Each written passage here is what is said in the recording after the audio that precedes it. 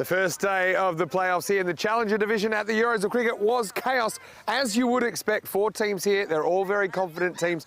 2 spots in the Premier Division are up for grabs and 1 Challenger trophy. Greece set a record ECC score last night, 2-9. We'll see them later, but first we'll have a battle between 2 teams that are a little bit shell-shocked after the first night's matches. I'm Mr. Maximo. This is the Dream11 European Cricket Championship, and it starts right now.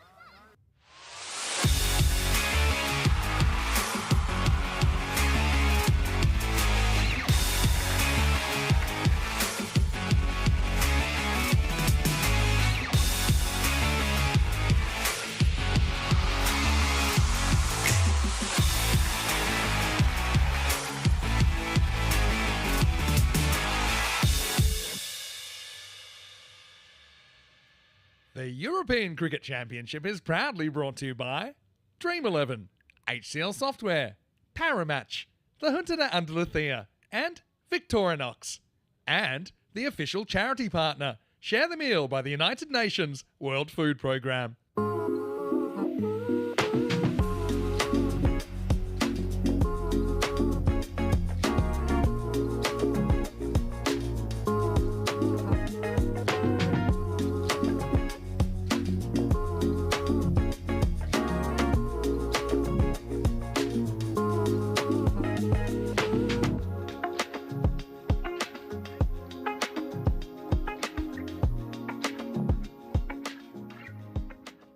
Buenos dias, good morning to you wherever you're watching from around the world, and welcome to another huge day in European cricket, day 2 of these playoffs. And well, hard to believe, tomorrow night we'll have our first ever Challenger Division champion. 4 teams are here in the playoffs. It's the top 2 teams from each of the 2 groups that we saw during week 1. And well, right now, really no closer to knowing what the kind of makeup will be tomorrow night when we do get to the finals. And of course, under lights tomorrow, we'll have our first ever grand final of a Challenger division. Starting with match 6 today, it's going to be Estonia versus Czechia. These 2 teams haven't met so far in the competition. They'll play twice today in 2 pretty important matches, considering both these teams went pointless last night against Greece. Let's go to the other end where Ian Ramage has the 2 captains and the coin toss. Okay, Czechia, you're the home team, you will toss the coin. Estonia, the away team, you will call. Dream11. It's been called Dream11. It's come down, Dream11, so you've won the toss. Ball first. Okay, toss won by Estonia, who will bowl first. Estonia win the toss and bowl. I think they just want to know how many they need to chase. Now, look, Estonia, it's a funny old one. You look at their lineup and it's pretty deep with the batting, but no one's really been firing. I know they want more out of Arslan Amjad at the top. I think Sahil Chauhan is a guy they could push up even the top 3, maybe even to open. Stefan Gooch really has been a bit of a lone hand. He's been very, very consistent for Estonia, but he can't do it on his own. Also, we saw Dave Robson with a few runs yesterday as well. Their bowling is a little bit of a concern. I think Estonia, they don't really have a genuine spin option and just don't really have the variety. They do have the left arm of Robson, I suppose, to call on. But yeah, I think it's going to be a really interesting game because Czechia, they also were chasing their tail last night. In fact, their target was 230 against Greece. It was absolutely insane. Having said that, if you take that game out, they've mostly been playing some pretty good cricket.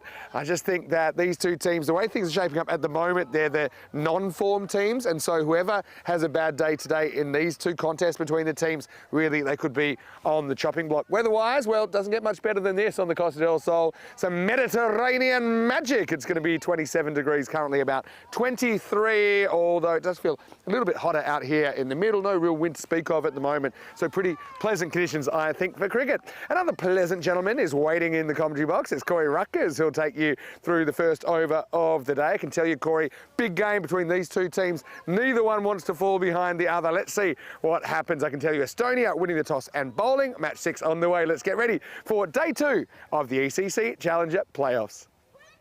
Hello everybody, good morning and a big warm welcome to Cardamar Oval. It's a place of amazing cricket action and it's been a very interesting start to the Challenger Leagues and the divisions. And well, highly enjoyable cricket, that's for sure, as we get into a new day on the ECN universe. Looking forward to it. Czechia taking on Estonia.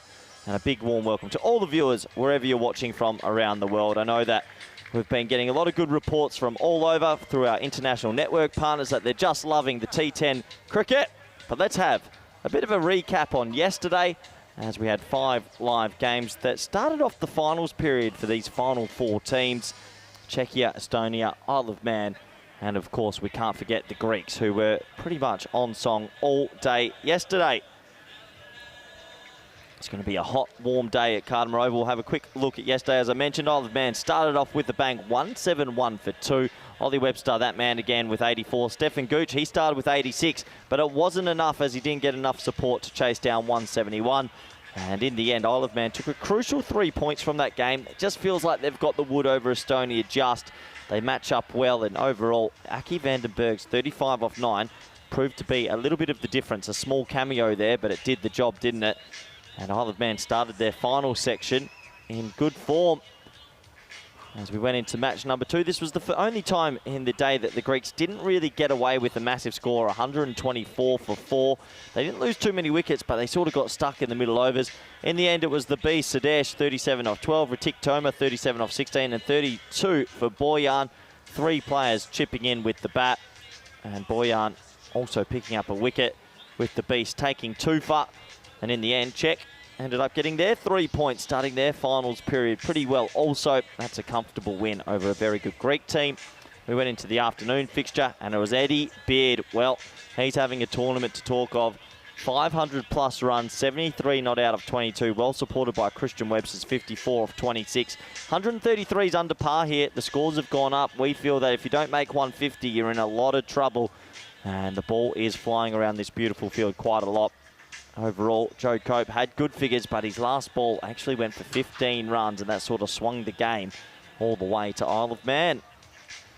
We got into the evening session, and it was the Greek show. They just went crazy, chasing 144 in 7 to get 4 points. Sanan Khan, 73 off 21.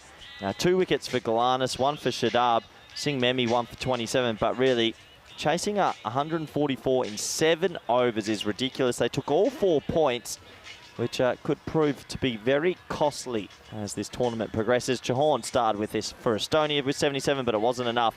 144 under par. You've got to be getting 150s plus. This took us into the evening session, and the man of the hour, Sajid Afridi. Pretty good game that, 131 off 32 and 2 for 13. Ridiculous. Well, maybe and arguably one of the best games we've had from an international cricketer on the network representing his country. Greece took another 4 points. They took 8 points in their final 2 games, but that innings of 131 off 32, including 6 sixes in the last over of the first innings, was amazing. And that wrapped up what was a very good finals day, and this is where we're at the table, looking like this, 9-8, 6-1. Estonia, this is a huge game for them. They've got a game in hand on Czechia and still have 4 matches to play, so they're not out of it yet. But this might be where the rubber meets the road. If they lose this, it's going to take a long way to come back. If they win it, they're right in it. So let's see. And look at Czechia's net run rate. They got decimated last night. It really did. So keep an eye on it as the players in the background start to make their way out to the middle. Plenty of noise around the ground. It's a scorching day again. It has been extremely hot in this part of the world, Andalusia region in Spain. And isn't that nice to see all the school kids come out to see their heroes one more time. Always a nice moment for the players and for the batters to walk through the school kids and get some support. We have a look at the lineups. Look, we've talked a lot about the Beast, but let's talk about some of those other players for the Czechia team. I think Hajar Alam has quietly gone about his business really well. Tiagi also, they've got a good team. Good to see Martin Wandel back in.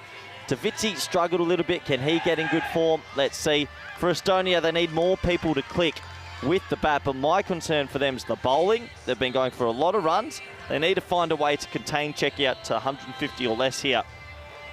The supercomputer says it's tight, 54 to 46. That's fair enough, I think, as well. These teams pretty evenly matched in all areas. Estonia chasing, I think, suits them because they know what they have to go about it. This should be a good game of cricket. If they can keep them to 150 or less, Estonia definitely got a good shot at this. As we start Tuesday morning madness. It's almost 11:45 local time. And we're almost set to go. Hope everyone's doing well in the chat. See plenty of messages already flying in. We'll get around to them as much as possible. Myself, Vinny Sandu, and Rico Full, who will be in a couple of hours for the afternoon session.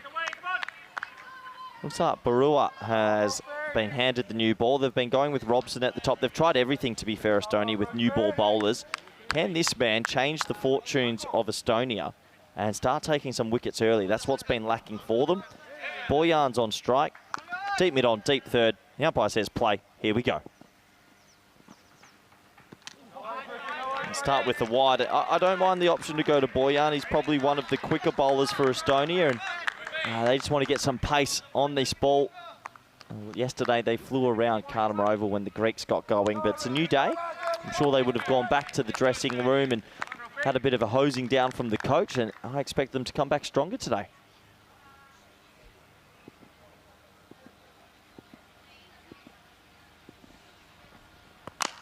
And stronger they won't. That is 7 runs off the first ball to start the day. And what a shot that is. And there's the sprinklers. Well, that ball's going to be nice and soggy, and you might see it skid on. But what a shot to start the day. A wide and a 6. And we're back to Cardamania. Not the worst ball you'll ever see. But what a shot. Flat bats it straight. Almost pops the giant European cricket ball. And we're ready to rumble.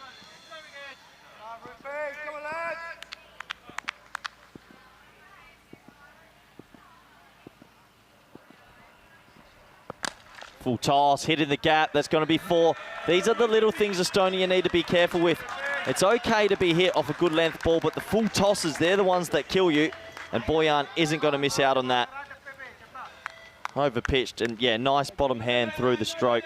Puts it away for 4. So that's 11 off the first 2. Feels like we're just picking up where we left off from last night.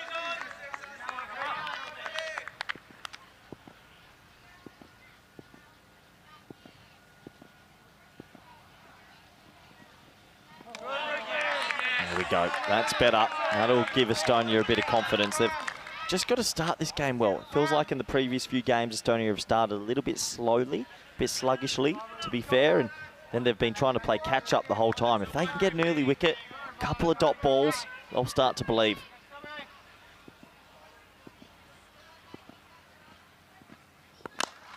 Bottom hand again, whipped out to Stefan Gooch, who will do the mopping up at mid-on, and that'll just be 1 more to the total. So 12 off the first 4. That does bring on a man that's been in an amazing form with bat and ball. He's in the top 5 run scorers and in the top 5 wicket takers. Sadesh, we nickname him the Beast. He's had that nickname for many years. Played for Sri Lanka A back in the day. Now living in Czechia and doing a good job this tournament for him, the old man. 42 years young.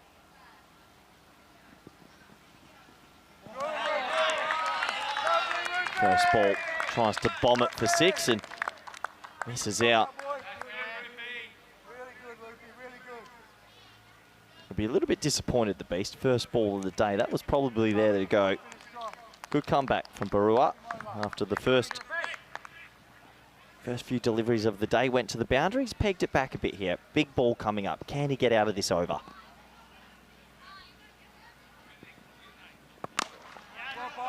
He can. That's a good start. That's a really good start. 12 off it is under par. So good comeback. That gives Estonia some confidence. The score at the end of 1 is 12 for none. And a good opportunity to welcome back good friend, co-commentator, and there he is on your screen, Vinny Sandu. Yeah, nice to be back, and good morning, everyone. Buenos dias, and great to have you with us. Day 2 of the playoffs, moving day. You know, kind of move up or move out, really. Hey, I'm going to do something I haven't done for a couple of days. I'm going to open my Instagram. I'm going to go to the inbox. So send us a message, and Corey, you can do the same.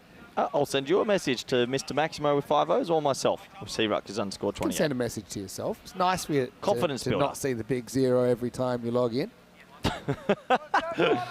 I'll have you know, Vinny, I get 1 message a day.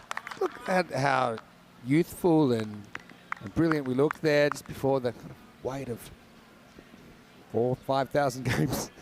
That's all right, though. We love it. Anyway, this isn't so good.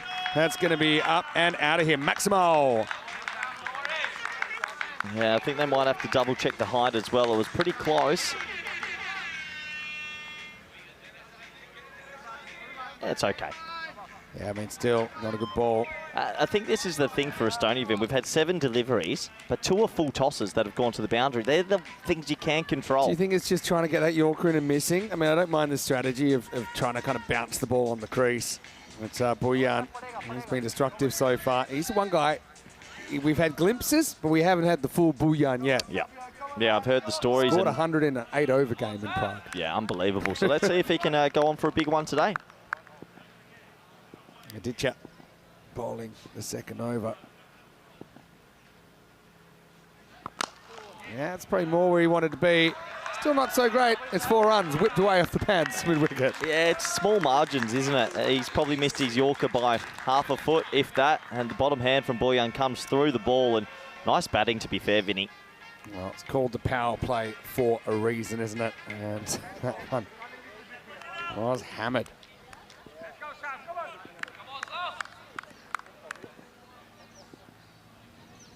Is that unlucky for Aditya, perhaps? Whipped away again. It's well knocked down. That's Vislapu, and then goes to Robson, who fires off the throw. It's a good stop. And the fielding matters. That's one thing that's been very, very clear. Yeah, well, he's at Vislapu stopped 3 there. Hit him more than him stopping the ball, but it doesn't matter. Look, this is another situation. Can Paul somehow bring this over back, get out the over without it going magical? These are the ones where if they get away from you early, you have to peg them back. Okay, Beast on strike. Edged 4. Well, it's a false shot. Sometimes you need Lady Luck on your side. Unfortunately for Paul, it wasn't. And the Beast off the mark. Yeah, I feel a little bit there for Paul. That one just left him a tad, and it's a big edge. It flies to that spot, though, Vin. Where's that go to? A fine third. Yeah. I just think if you're going to have third in the ring, have him fine as a catcher. I actually think even still a good boundary rider. First slip on the boundary, because especially new ball flying, it's an uncontrolled shot, and every batter's a candidate. Well, that's the old, it's happened, and now the captain moves him to that catching sort of position that we see that does come effective here at Cardimer Oval. It's called The Horse Has Bolted. Oh, a bit of a loose one from Sadesh. Yeah, the Beast hasn't really got going just yet. A couple plays of misses and an edge. He's only 4 off 4. And on another day, Vinny, this skims the back pad and it goes onto the stumps. A bit of a cross seamer there. Oh, jeez. That's a lot closer than I thought. Way to varnish. Sticking to the plan, though, and trying to get up in the block hole. Beast. Not a huge fan of mornings. 8 minutes to go in the morning here. 6. And he's back on. Maximo Seis Carreras. I think out of most players I've seen in this tournament, when he hits, he seems to just hit flat missiles. They're pretty scary, to be fair. 33 for none after 2. So it turns into a decent start for Czechia. What's par in this game, do you think? Oh, it's so hard to judge because the scores have been flying around. But if you ignore the Greek chaos last night, I still think par. Par means average, right? Yeah, par. For me, par means the score in which the game is 50-50. Even. 153. Okay. Yep. Point. 7. 9-8-6-1, you called it. Estonia, though. Game in hand. Yeah, game in hand. And with the win here, you're going to be pretty neck and neck. Yeah, and a better net run rate than Czechia as well. They're going to play them twice today. If they can go win-win, they'll leapfrog them. Yeah. And things can change very quickly. Even for Isle of Man and Greece, they're not necessarily kind of assured to pick up their points either. No easy games here in the playoffs. No easy games in the playoffs as Robson comes into the attack, left arm seamer. And he's been bowling over number 1 usually for Estonia. This time he's brought in for the 3rd and try and close this power play out. I think the angle across might work for him here. In the air, kind of sliced away, but no outfielder back there. And it's going to bounce just inside. 4 runs. Yeah, I think they'll double check it just to make sure, but I'm pretty sure our view, we had a good view of it, Vinny. Looked like 4, but let's have a look on the replay. Spliced away, and yeah, I think that's just inside. Or did it get a little bit of rope? Yeah, I think it's reasonably clear, but one more to triple check, and just inside. There you go. So, yeah, no outfielder down there. I think you just got to kind of keep your head here. Estonia, certainly been probably a bit too reliant on Gooch, I think, with the batting. This is chopped down the ground. Gooch, there he is. Yeah, good fielding from Gooch. Palms it off to Savio. One more run. Unselfish fielding. Yeah, good assist that. Little disposal getter. Yeah, nice. Hard ball get. Hard ball I mean, get. they're all hard balls here. These Hey, Grizzlies. The start of these games is so important, but you think of that edge and the one that missed the stumps could easily have gone the other way. Hammered down to Armchard, is in the circle, no run. I suppose also fielding teams probably adjusting, so even if you are getting hammered, you only need kind of 1 over, 1.5 good overs, and suddenly you potentially keeping it down to something chaseable. There's the rolling cutter from Robson. The glove of Wickramasacre for a single. That's well bowled from Robson, just changed his pace, that delivery, and it actually kicked up a little bit. So a glove down to third. Look, 40 for none. It sounds violent, but it's not the worst power play from Estonia. If they can finish these 2 balls, pick up a wicket, they're probably ahead. That's how high the scores have been recently. This is stopped in the circle as well. Very good over this from Robbo. Top over, really top over. Yeah, every team needs a Robbo. Oh, I think that it helps. No. Good name. Australians are very imaginative with their nicknames, aren't they?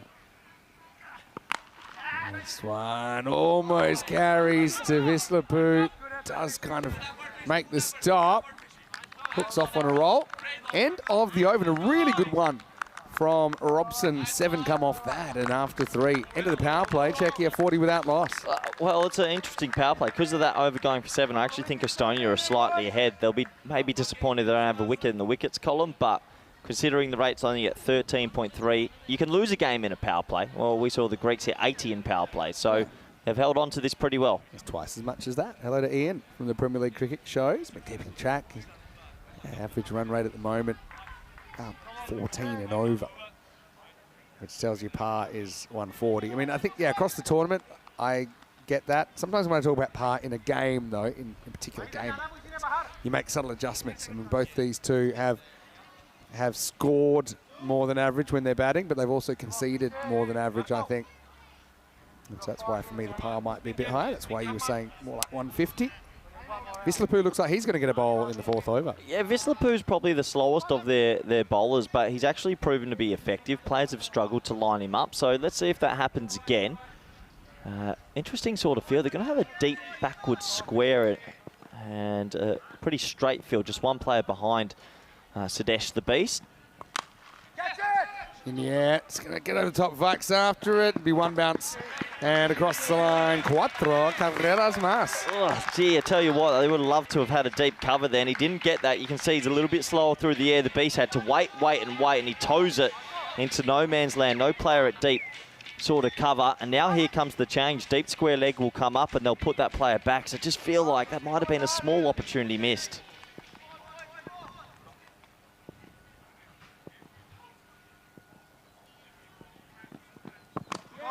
Good Yorker from Cullet. This is a better start from Estonia overall compared to yesterday. I think I heard a little bit about you and Rico saying they lacked maybe a little bit of energy or looked a little bit flat, but today they're up for it. There's plenty of noise through the effects mics. And yes, it says 44 for none off 3.2, but that's an okay start with the ball. It sounds crazy, but it is. 150 bang on what we think the par is in this game.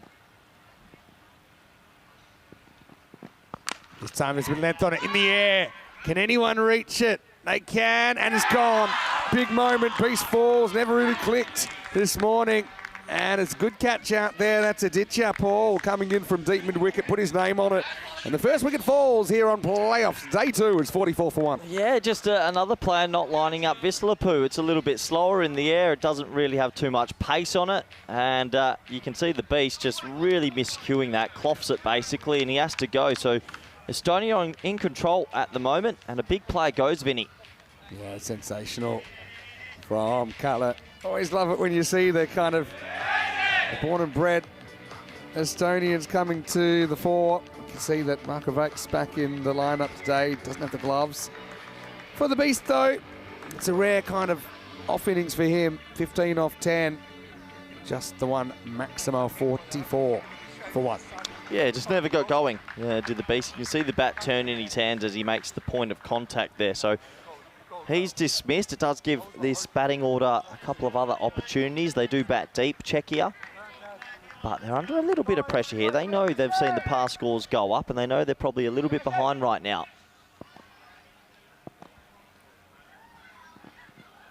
Nice slow ball. Clever bowling. It's brave bowling, really. New batter out there is the tank Ritik Tomar. I don't even know if it's a slower ball or if he's just genuinely a slow, medium bowler. Yeah. And it's accuracy. We say it all the time. Give me accuracy over pace any day, especially in this format. Estonia. Over ahead. Marginally. Tank. Can he fire? This is hard. Flat though, one bounce out to Aditya once again. Yeah, they haven't got the elevation that we're sort of accustomed to seeing. Tomar gets off the mark with a single, and this is a top over from Vislapu. Just try and get out of it now. Even if it goes for 4 or less, it's a very good over. It sure is. In the air. Oh, this I think's going to just get over the rope. It does. So Buyan flying the flag for the Czechs in this very even contest. Brings up the 50 into 4 overs. It's 51 for 1. Yeah, I don't think that was out the middle either, but just carried enough. There isn't too much breeze today. It's a very still day here at Cardamar Oval. 50's up after 4. The supercomputer says 50-50 as well. We got a good game on our hands, Vinny. Yeah, it's certainly a very good game. Very, very close. Vislapu great over him. 1 for 11. The wicket of the beast is massive. He's been probably, we think, if you stop the voting right now, the MVP of the tournament. I know you could make some cases for a couple of others as well. There's the run rate. Went kind of up, peaked at about 17 or so. Now back below 13.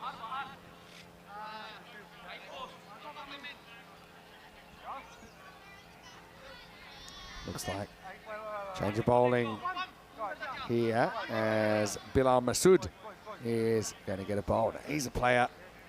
He's probably more effective with ball than bat really in this series, but he's a good example of one of the players I think that Estonia want to get going with the bat and just kind of have him hitting his straps, because as we said earlier, some of their batters, although they're talented, they're a little bit out of form in this tournament. Yeah, he's a handy all-round cricketer. Probably hasn't made the runs he would have liked in this tournament, but he'll get a chance here with the ballers.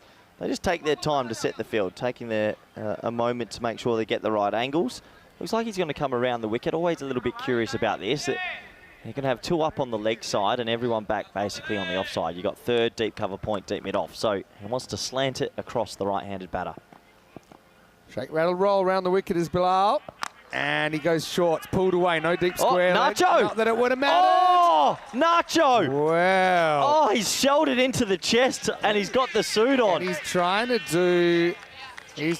do an interview. And I know what that feels like. Tell you Luckily, what, there's no damage. Nacho's, that's a sitter, Nacho. You got to catch that. Yeah, he's feeling the chest. Slow-mo, please. Ooh. Oh, he says, yeah. That was his moment. That was his moment. He's a good man. Want to get into the technique there? Well, there we go. Not easy to be doing an interview. I'm just happy he didn't go diving header. Imagine if he caught it. What a moment. Oh, it would have been great. Hey, he might get another chance. He's in a bit of a hot spot there. Looks good, though, doesn't he? Looks very good. Que guapo. You give a bit of background about Nacho? Yeah, Nacho is the proprietor of the facility here. And obviously, it looks in tip-top shape on his watch. You got to remember, people that don't have ever played cricket, you got to be brave to actually go for it. Sometimes, like, now it makes me realise, they say don't be scared of the ball.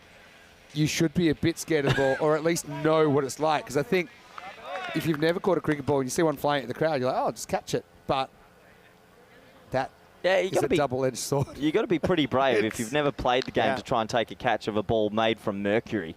Now he's back to the interview, no problem. That one.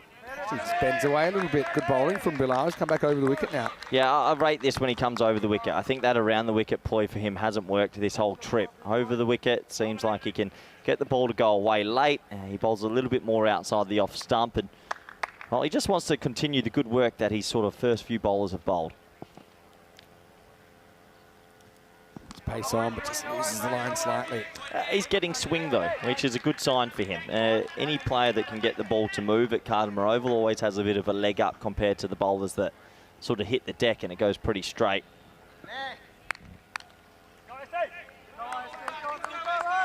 Bit out. Comes in. Slower ball, a ball, coming over swing. Slightly dodgy one, but they've got a single. This is still very good for Estonia. We've seen how good their batting can be. They'll back themselves to chase something in the 150 region. Even if it's 140, 130, they'll be very confident. We know they've got a destructive sort of top 5.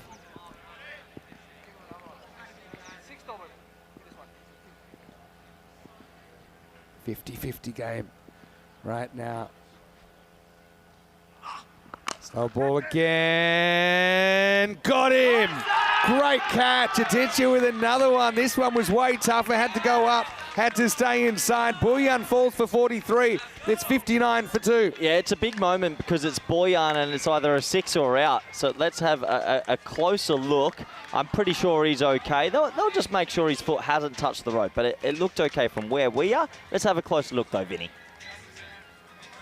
And he's up. He's up. Where's he land? Oh, he's got plenty of room.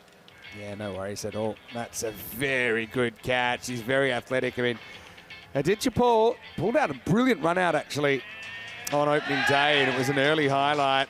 Boyan, you know what? I know a lot of people would like to live in the 30s forever, but he's one guy that seems to be stuck in there. He's not too thrilled about it. Still, gives his team a decent little boost, 33 off 13, but he's the second to fall. Both openers back in the shed for Czechia. It's 59 for 2. Yeah, we haven't seen the best of Boyan. We've seen little cameos over and over, but back to the shed now at 59 for 2. Czechia.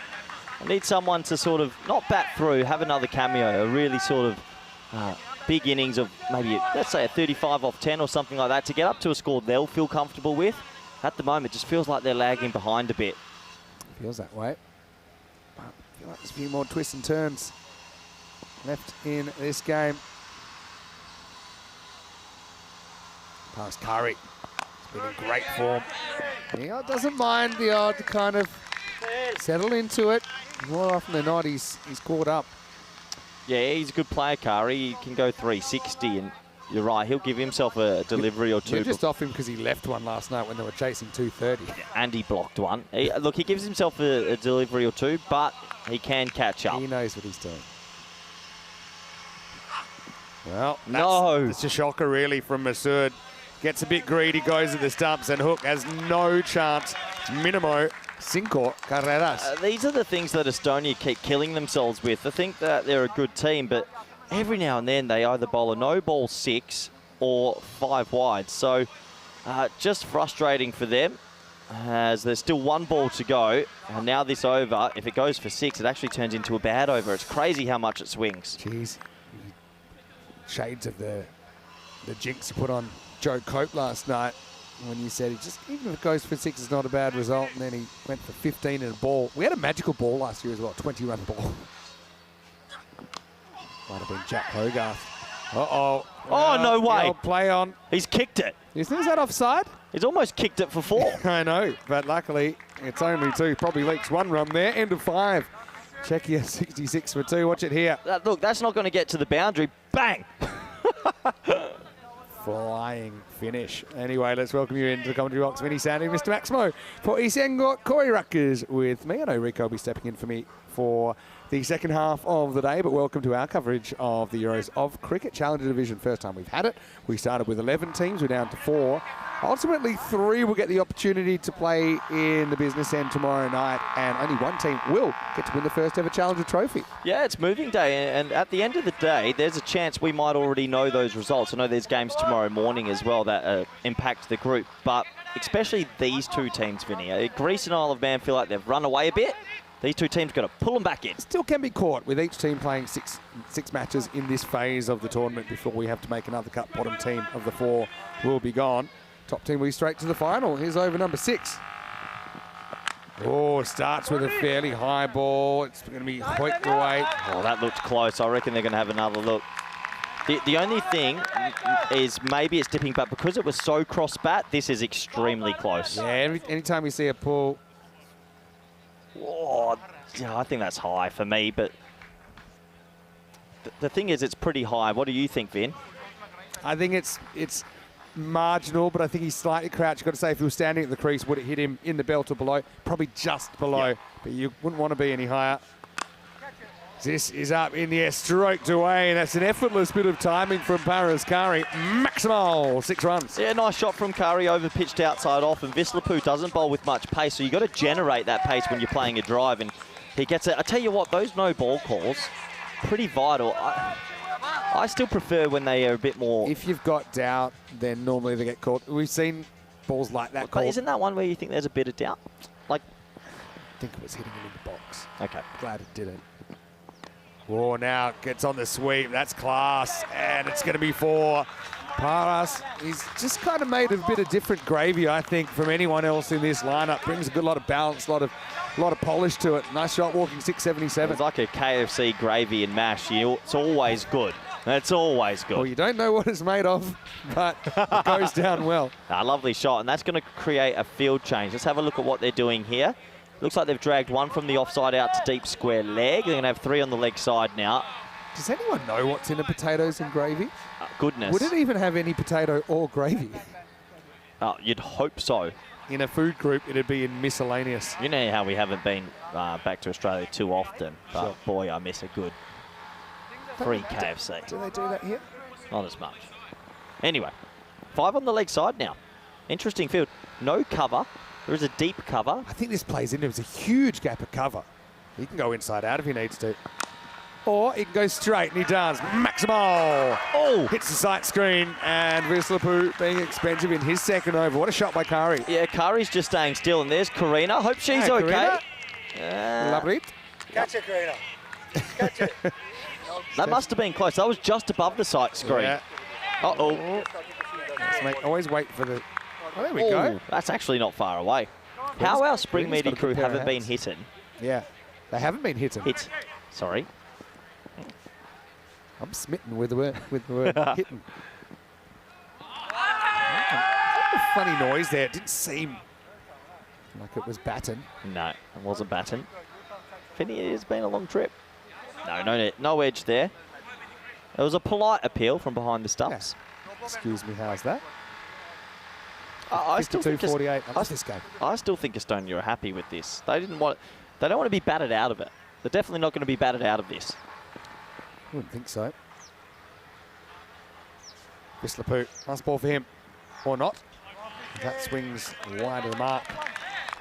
Let all of our viewers who are watching from Estonia, I know we were up there for our first ECS since 2020. We really loved our time up there. They're beautiful Talon cricket and rugby ground. And a lot of the community is tuning in. They're doing great things with women's cricket as well up there, and some great resources to develop everyone's game. Steps, hits, Maximos. Nice shot from Kari as Vislapu's over. It's a little bit out of hand in the end.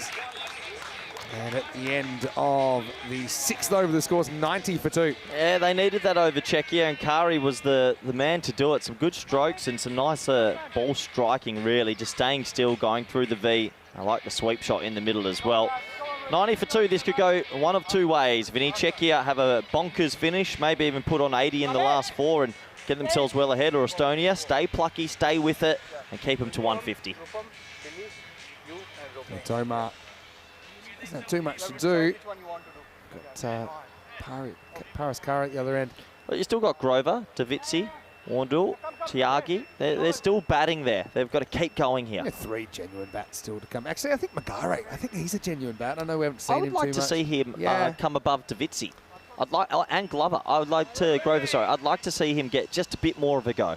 Glover's a cool nickname for Sahil. Danny Glover. Inside the off stump. No calls. That'll be a dot ball. Well, that was close. Didn't go his way. Let's have a closer look. Yeah. Good call. Over the line.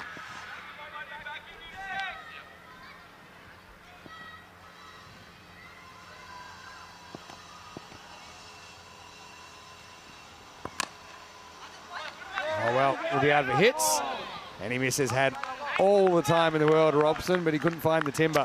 Yeah, he did have all the time. He probably only had one stump to aim at, though. He's pretty tight at cover, and He took a moment, composed himself. Unfortunately, couldn't hit the stumps. Good start to this over, though, from Barua. Only 1 run off the first 2.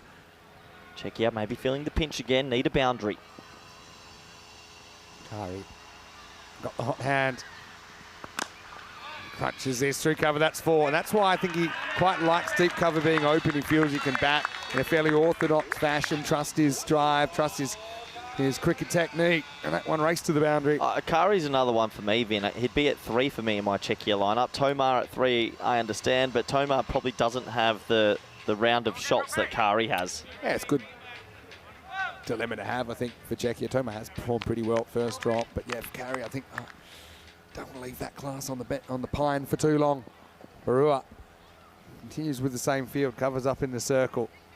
Big gap down the ground. This time turns on it, finds the fielder, doesn't get a run. Estonia have been able to have these overs where they haven't gone for too much. I think Robbo bowled one earlier, Vislapu also. This is a good over from Barua.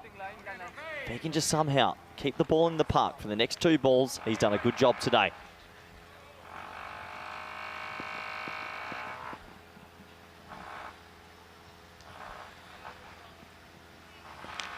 At this one down leg side, they don't know what to run, so yeah, Czechia 146, probably 147 expected after that. Yeah, another wide to the total. Can understand trying to nail that Yorker or tuck him up for a bit of room's never easy. We've got plenty of time on the clock. Teams have been racing through with the clock, Ben. Teams have been very good with their speed. That's good. I think it's to your benefit anyway. I think it's a fielding side to keep the batting team rushing. Bowled him. Well bowled. It was speared in towards the off stump, and Kari plays around it. That's another big fish to get for Estonia, who are battling. And Czechia, 96 for 3.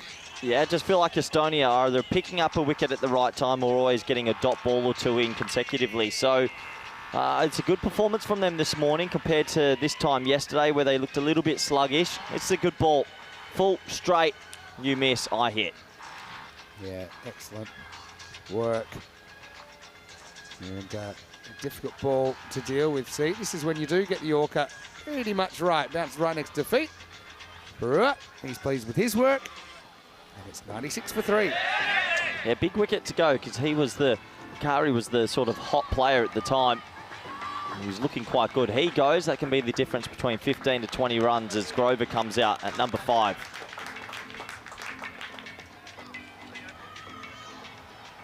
It hasn't helped Czechia, Davitsi being in such poor form, because this is where you'd love to send a lefty in just to mess up with the lines. True, but I actually think they got Verndl in there. If they wanted a lefty, they got him. At current form, you're batting Verndl ahead of Davitsi as well.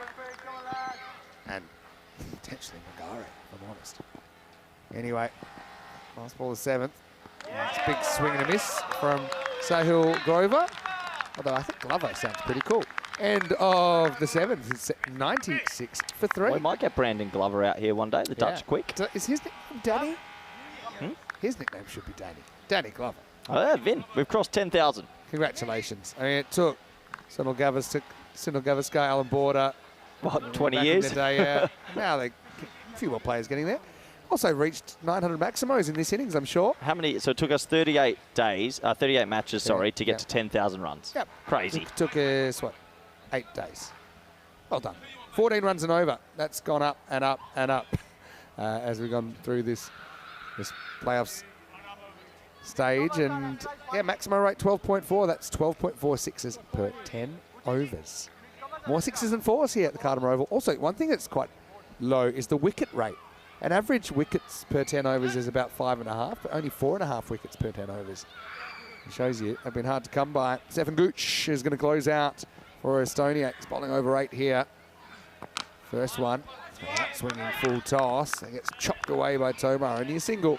You know when you just have those batting innings where it's not flowing for Czechia this morning. There's a lot of starts. The top 4 went 33, 15, 11 not out, and 28. No one's really got going. Everyone's just struggled to get timing. Even Grover's come out, played a miss too. And if they don't get it going, Vin, in the next 2.3, 2.4 overs, they're going to be severely under par. Yeah, it's 136 doesn't look like it holds up the way things are going at this series. All right, in the air, catch a ball. Oh, Amjad calls him off and takes the catch. There was potential for confusion there. Adichie has been red hot, but it was always slicing towards the offside, and Amjad comes from long off. Grover goes without scoring, and Czechia 97 for 4. Yeah, deep trouble now. Grover never looked good for those 3 deliveries. He goes for a duck off 3, chews a few deliveries, and Estonia, who are stuck on the bottom of the table, they'll truly believe they're going to be ahead and maybe pick up 4 points from this win. Imagine if they came into 120, you've got to go at the 4-pointer. Yeah, you've got to go. Definitely. Every point is valuable, and especially with a long batting order. Even if you do lose 1 or 2 wickets, kind of trying to get the 4, might be something you can get away with. Nice catch by Amjad. Well, not a golden, but felt like a golden. Well, golden duck's a bit harsh on Sahil. It felt like a golden. 0 off 3, you'd prefer a golden. Oh, whoa. Oh, and a diamond. Jeez. Yeah, Derek's been drinking the Drinking the Kool-Aid. drinking the pond, hasn't he? Anyway, it was just a 3-ball duck. It was a bronze duck, some people call that. Well, left-hander comes out, and you were calling for this, Vin. Yeah. Vandal gets hit. Yeah, to have 2 lefties in your team, but neither of them are in the top 4 is a bit confusing. And right now, the wheels are falling off this innings. They need to get some runs. Well, Vandal, we've seen him open the batting during the year at times. He's a fantastic homegrown product. Plays his cricket in England now. Oh, but he yorks himself first ball. So that shot there is not a shot of someone that's looking to hit a boundary, though. And Gooch has bowled an amazing over for just 1. They got to be careful about the 4 points. Estonia get 4 points here, and a game in hand on Czechia. Czechia in a lot of trouble. Don't call it too early is what I will say. In Estonia, they've had their issues at times as well. They've been very Gooch-centric.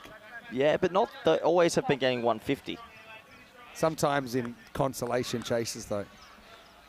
They've conceded even more in the first innings. Tomar needs to get going. Big swing and a miss. What a good over from Stefan Gooch. 2 runs conceded, picks up a wicket, and after 8, Czechia struggling, 98 for 4. Just put it in the right spot for 6 deliveries and let them make the mistakes. A top over from Gooch. Estonia have pulled away in this one. Czechia, they need a magical over. I say it all happens in the 9th. It's a lock that Steph Gooch will be coming back for over number 10. Yeah, definitely. He'll bowl the last. I think they're going to go to Robson, left armour, for this one. But right now, Estonia are in dreamland. Winning the toss, electing to bowl, and they've delivered. Looks like Robson, left armour, is going to bowl over number 9, so it'll be left-hander to left-hander. Vandal, it's funny for a native European cricketer, he's quite technical and something he's been quite I won't say obsessed, but wants to bat correctly. Has had to loosen up a bit in this format of the game. You can't get bat on this, or scramble through. Actually, a little bit of bat. We'll get the run. Yeah, a lot of the players have come out today and just fallen behind sort of the balls to runs ratio, haven't they? Grover went for a 3-ball duck. Werndl now is really struggling, 1 off 3. And in this format, and even Tomar's 11 off 10, it just hasn't gone. The Beast was slow to start as well. It just hasn't been their day with the bat. Remember I said I'd say hello to people that sent me messages, so I've got plenty of them. Hello to Adam Briggs, who's watching from Perth in Western Australia. Hello to Pete McGregor, to Ned Griffiths. Another one slides into the pads. They've absolutely hit the wall here, haven't they, Czechia? Completely hit the wall. Haven't scored a boundary now, 8 deliveries. And there's a lot of dot balls that have crept into the innings. This is panic stations for them. If I'm Estonia, you've got to try and chase this in 7. Rolling cutter. Not too much on it, but does sneak away off the edge. Only a run, though. Also, Adam wanted me to say shout out to the White Knights Baldivis Cricket Club. Beautiful part of the world, southwest of Australia. Yep, beautiful. Hope you're all enjoying the action. Are you much of a wine person? Yep. If you go a bit further than that, another hour or 2, probably get 2 hours, get down to Margaret River. Beautiful region. This is well stopped in the circle. They're backing themselves up in the field as well, aren't they, Estonia? Yeah, they're laughing right now. What we've been saying for the last sort of 24 hours is that the par's gone up to 150. They're well behind that right now. Czechia have just fallen into a hole and no one's hitting boundaries. That's more like it, but again, can't get it in the air. That will get through. Well, actually kind of put off the backup fielder as well there. Vissel, who came sliding in. It's bonus runs. A boundary for Verndl. Yeah, and Robson's not pleased at all. He's got the double teapot going on, and fair enough, because he's bowled an exceptional spell. That should have only been a single. Yeah, I mean, it was well placed. Forced the fielders to kind of converge. Swing and a miss. Verndl hasn't been on in this innings. He'll be at the non-strikers end to start the 10th over. Tomar will be in the hot seat, end of 9. It's 106 for 4. Yeah, same for Tomar as well, 12 off 12. Verndl 7 off 6. Just not the innings Czechia would have liked this morning. These two teams will come up against each other twice as well today, Vinny. So, yeah, just a little bit surprised from this batting display. Yeah, it's been a bit of a struggle. Anyway, 10th overtime, and no surprise, it'll be Stefan Gooch, conceded only 2 in the 8th. Likely to open the batting. Also, it's got a sneaky suspicion they're going to open with Chowan instead of Amjad, maybe just a straight swap of positions come the second half. At least I'd have him at 3, because then you do give that 4-point chance a go. So, anyway, 6 balls to go. Gooch has got them. He's pulled a fantastic first over. Anything 14 and under, they'll be happy.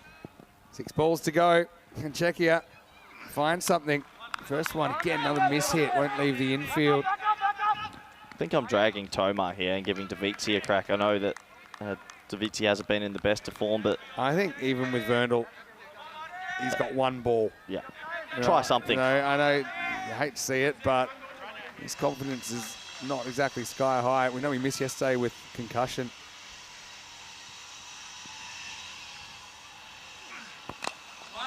Well bowled though. I mean, couldn't do too much with that anyway. Yeah, this is really, the skids have been pulled, haven't they? This is just not going their way at all. This is going to be severely under par. They're going to have to bowl out of their skin, but all credit must go to the Estonian bowling group.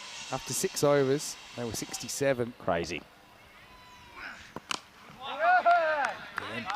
On the field, the only boundary we've seen lately was actually a misfield. Yeah, Vissel went for 24 in the 6th. And over 7, 8, 9 have gone for 6, 2, and 8. That dressing room as well, they know they're in trouble. They've seen the scores that have been flying around. Well, they chased 229 last night.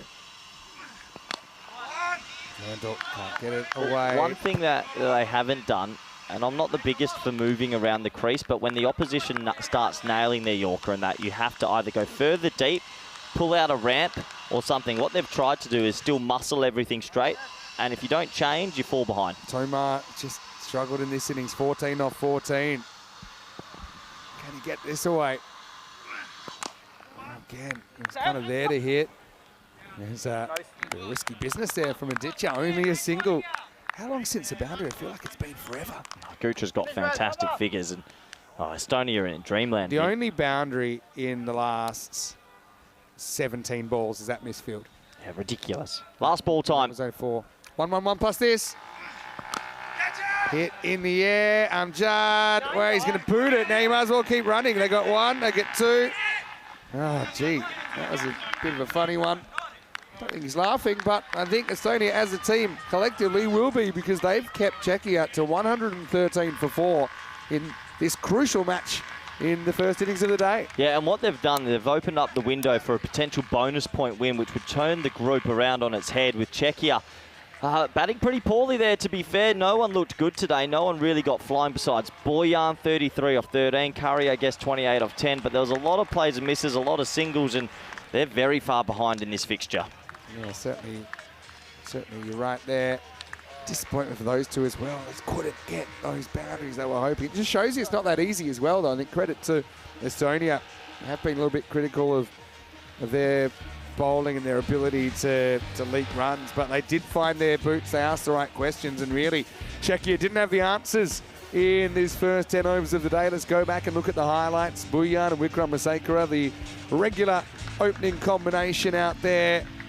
As well, let's start the day with a good highlight. Elza caught and bowled. Thanks for coming. But to be honest, it was a sign of what's to come because the batters didn't have too much luck in his 10 overs. No, it was a bit of a different sort of innings. Boyan got off to a quick fire. It was a 6 and a 4 to start, but then after that, they've only made 100 runs in the next 59 deliveries. So credit to Estonia. They changed their bowling patterns up a little bit today. The Beast wasn't as beast-like as we know, and in the end, he was dismissed to Vislapu, of all players, a slow sort of medium bowler that no one seems to be able to line up. Boyan was probably the shining light with Kari, but when he went, things just sort of fell away. Yeah, it did. Again, it's a case that they, on paper, have the batting, but they all seem to unclick together, didn't they? And I think also you got to give some credit to Estonia. They put the ball in the right places. They weren't too bad with the amount of wides they bowled. I mean, we saw 10, but that's including a minimo. That was a good ball and it was a big moment, wasn't it? This Yorker. That's kind of changing the face of this innings because Tomar at the other end couldn't get going. Barua with the big strike. And really, it was a massive speed hump for Czechia. We saw Grover get out down the ground.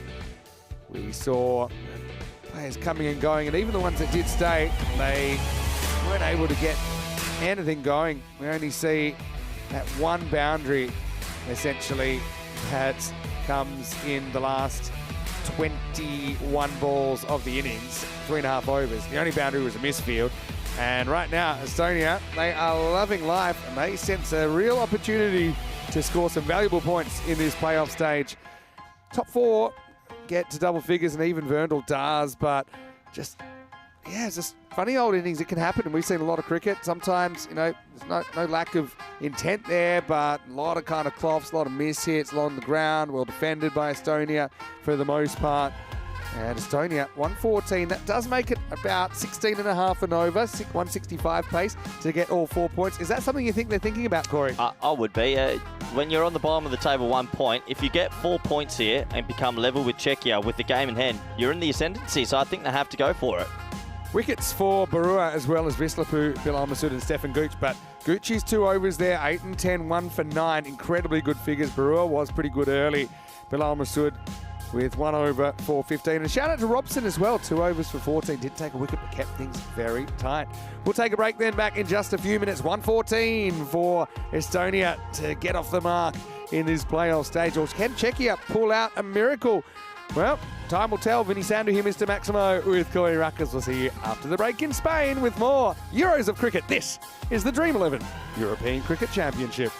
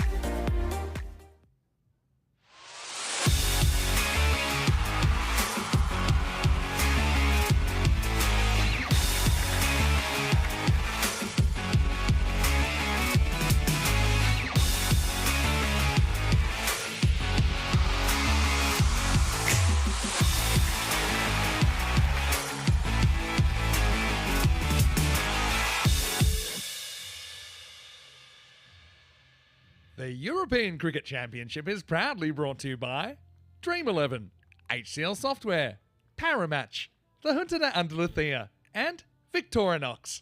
And the official charity partner, Share the Meal by the United Nations World Food Programme. Hello, cricket lovers, and welcome back to the Costa del Sol. Some Mediterranean magic on the cricket field. It's the Euros of cricket, 32 teams across 2 divisions and 4 weeks of action.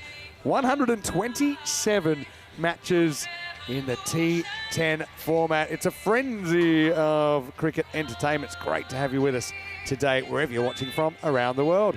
Well, in this one, it's match number 6 of the playoffs on a beautiful Tuesday in the Andaluthia region. Czechia have scored 113, a bit underwhelming to be honest, against an Estonia team that just seemed to be able to keep things quiet, mostly on the back of some pretty good defensive bowling, I thought, but also, you'd have to say Czechia didn't really hit their straps at any point during their first innings. You see that 79, essentially that's 70% of that first innings total. So if Czechia were to pull out a miracle and rock and roll Estonia for 79 or less, they would take all the points. But maybe the more likely thing, if you're looking at a bonus point victory, is that Estonia could chase 114 in 7 overs. It's about 16 and a half an over. It's a rate that we have seen during this tournament. We even saw a crazy 229 put on the board last night by Greece. They're coming up pretty soon. A man coming up right now is my commentary partner, Corey Ruckus. Vinny, we got the answer. Chahorn's out there opening. They're going for the 7.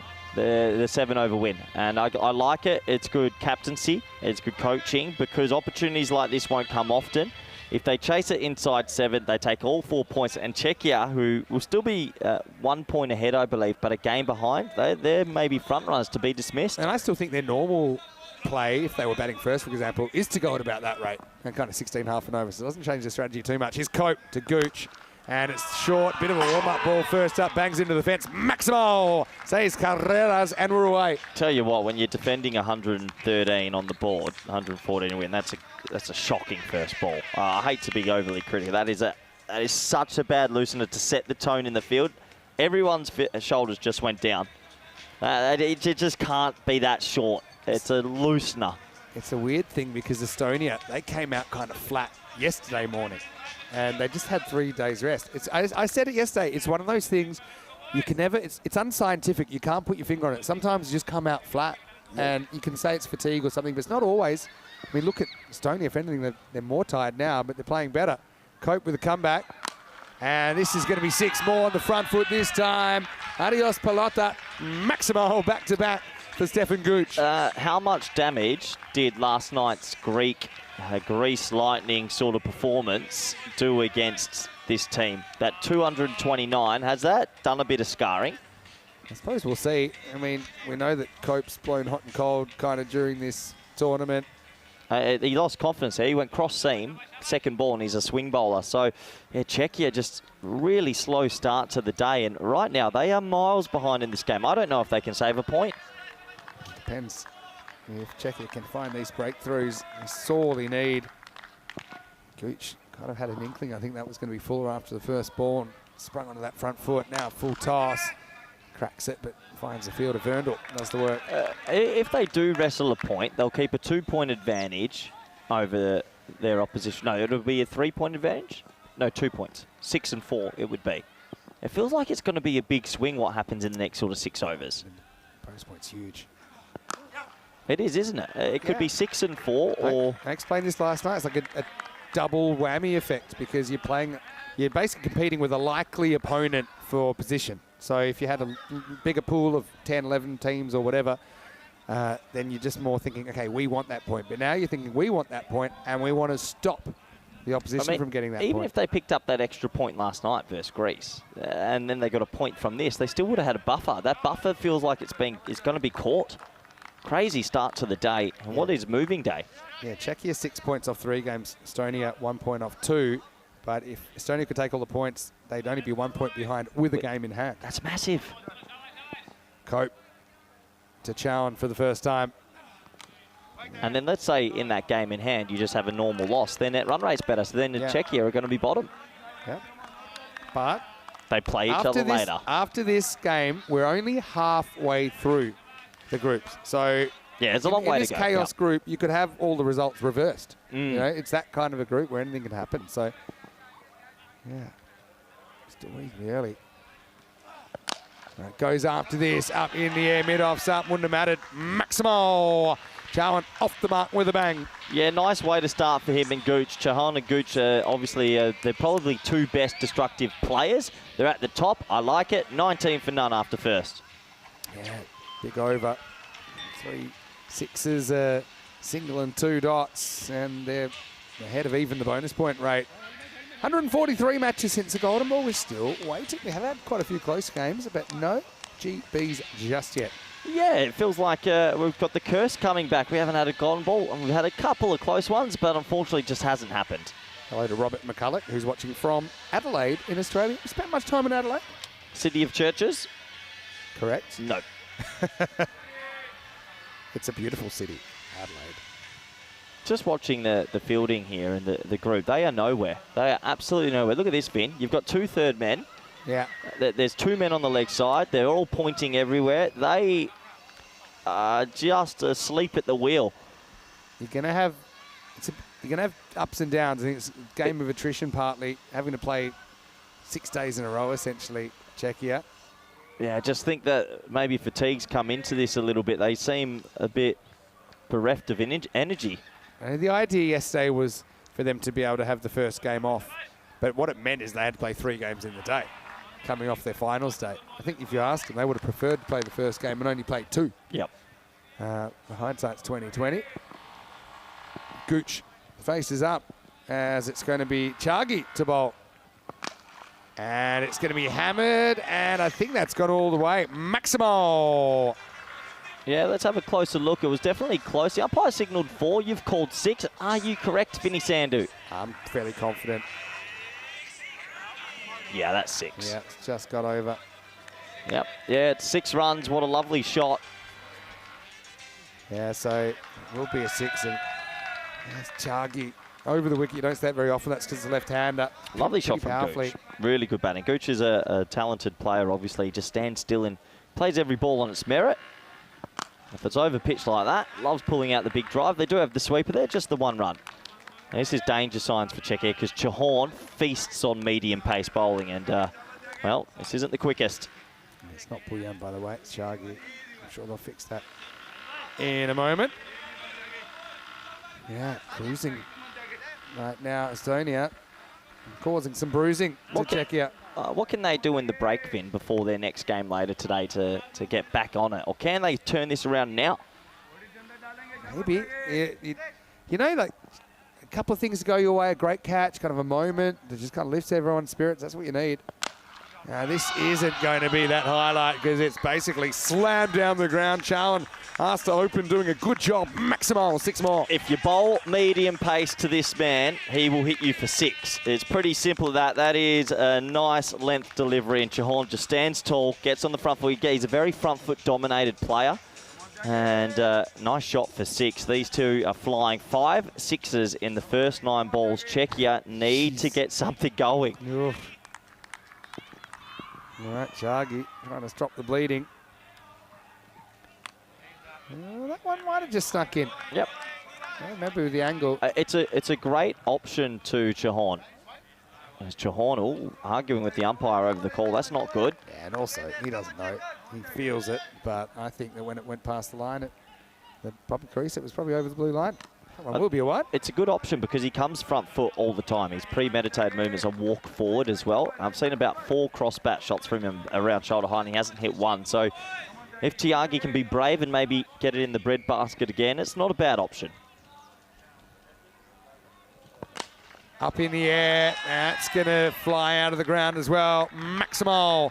Well, this guy, he holds the record, once held by the Beast, actually. Oh, the fastest T20I century. Chahan, he smashed that record during the year in Cyprus, and right now he's smashing the ball. His numbers at hitting full ball straight for 6 are ridiculous. If you go full and you don't have the pace, it's just, well, you're in trouble. He's 18 off 5, and if this is over pitch for me, it wouldn't surprise me if he hits another big 6. Sharky's gone magical. Last ball for him. It's a slower ball. It's picked. It's a little bit of a powder puff, really, and that's slammed over centre field. It's Maximal. 6 more. And at the end of 2 overs, Estonia off to a flyer. 45 without loss. What's happening to Czechia, Vin? While he's going on, they got walloped last night by what, 100-plus runs? They're on track here to lose this inside 7 against their biggest competitor in the group and put their tournament life at risk. You know, it's microcosm for life. Estonia, this time yesterday, they were the team that was flat. You know, they were really disappointing, I think, at the start of the day. And to be honest, their day didn't get a lot better. So let's look at the table. You see what we're talking about here. Estonia have a big day. They've got 3 matches. And by the end of the day, all of these teams will have played 4 matches. I think the match later between Estonia and Czechia, who come up against each other again, could determine it. Could be. If the trend continues, but I don't know. This tournament has a penchant for the unexpected. Here's the beast, Sidesh Wickramasinghe. Can he lift and provide something to Czechia? Flicked away, and this is going to run away for 4. So the carnage continues. Gooch just uses the pace. Yeah, nice shot. It's a little bit leg side-ish, and he gets his bottom hand through it to get it behind square. So Gooch is 24 of 7. Chahon's 24 of 6. Dream start for Estonia considering the circumstances. They've got another 4.5 overs to close this out and get all the points. This one a little bit straighter. He wants 2 here, Gooch. In the end, they say, look, no need to risk it. Well, what it will do is bring up the 50 and the 50 partnership. I'm disappointed they didn't start with Alarm. Yeah, a bit surprised. Yeah, he's been so good with the new ball. Yeah, Alarm's had a really good tournament. They kind of toggled either Chagi or Alarm opening up.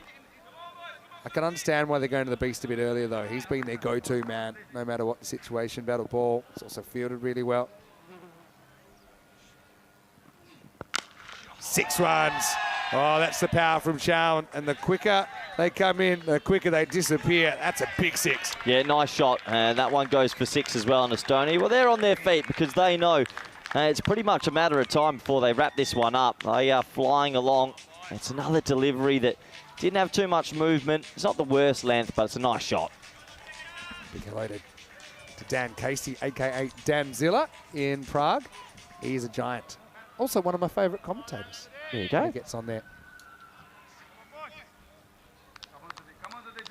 Chowan, 30 off 7. Amjad not clicking. I think this move should be a permanent one, to be honest. I think they will. I think they will. Semi-permanent. I think it's permanent. In the air, again leans on it. That's going to be 4. Well, this is an absolute belting at the moment, isn't it, by Estonia? It's a shellacking, and Czechia are looking at 2 shellackings in a row, which really hampers their tournament.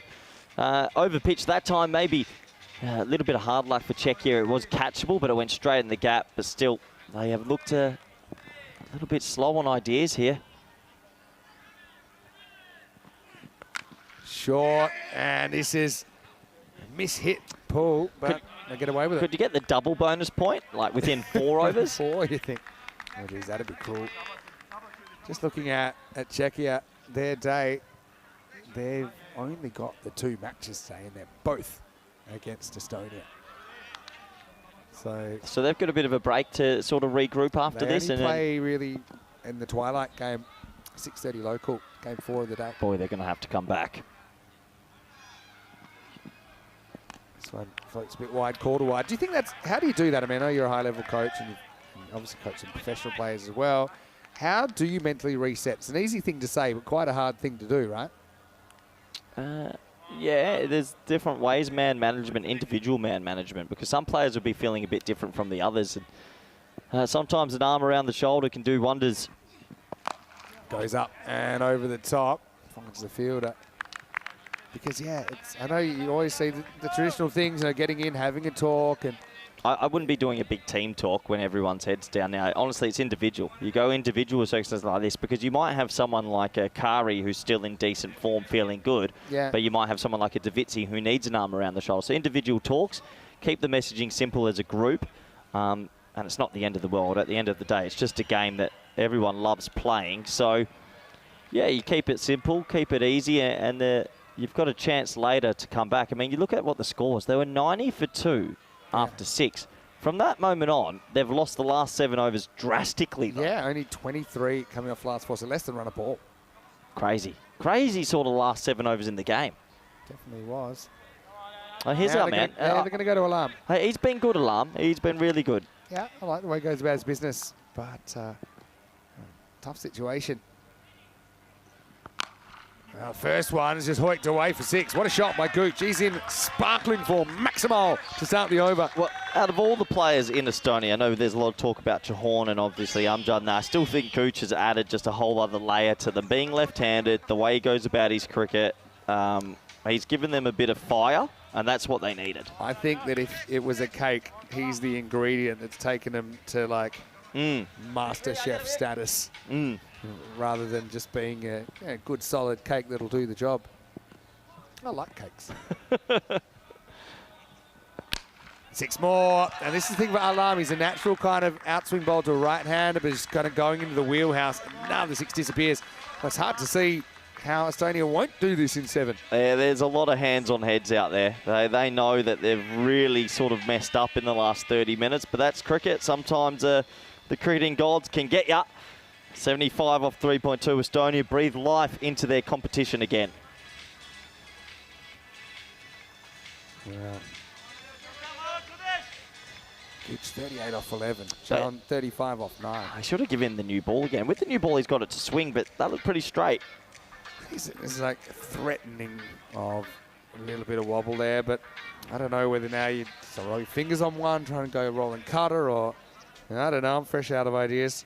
Tomar having his 2 cents. 39 of 22 for the bonus point. Edge and 4, and when it's not going your way, and it's not going your way, that's up the path. 4 carreras más. Yeah, it's definitely not going their way. A bit of a false stroke this time. Maybe tried to overhit it a little bit, but it's 4 to the total nonetheless. And yeah, you just feel like that bonus point's going to happen. And when you think about how hard the Czechs had to work for a boundary in that last 4 overs, you just really saw 1 in the last 3.5 overs at least, and that was a misfield.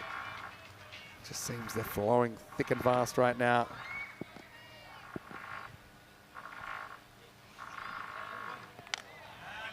Time to swing and a miss. Yeah, got the one to kiss a little bit and lift it up. Yeah, can they somehow wrestle a point back? It's going to take a lot of bottle, a lot of metal to do it. I'm trying to get out of this over. Smashed, and that's going to be over the top as well. Gooch to 48, Maximal, 6 more. Nice shot from Gooch. You overpitch to him at your own peril. He loves driving the ball. You have a look here on the replay. It's lovely shape he keeps, right under the eyes. And it's just a nice cricket stroke. He doesn't ever try overhit it too often. Times the ball. He's not the type of player that hits the 90-metre, 100-metre sixes. He just hits it consistently well. If he gets behind one. If he gets behind wicket, but he hits consistently flat balls well. That time he over hits, and yeah, bit of a hit and miss over. Literally, Alarm with a good finish. Rolling cutter there, I think, but Gooch has moved to 48, and after 4 overs, Estonia 85 without loss. 29 required off the next 3 overs. Yeah, 29 for that point. Yeah, 29 for the point in 3 overs, and you'd imagine, looking at the rate and the way these two are going about it, that they're going to do it. Yeah, they're flying above the clouds, aren't they, Estonia? I think last night's done a little bit of damage to Czech. That's the only thing I can think of. Their bowling group got taken beyond the sword.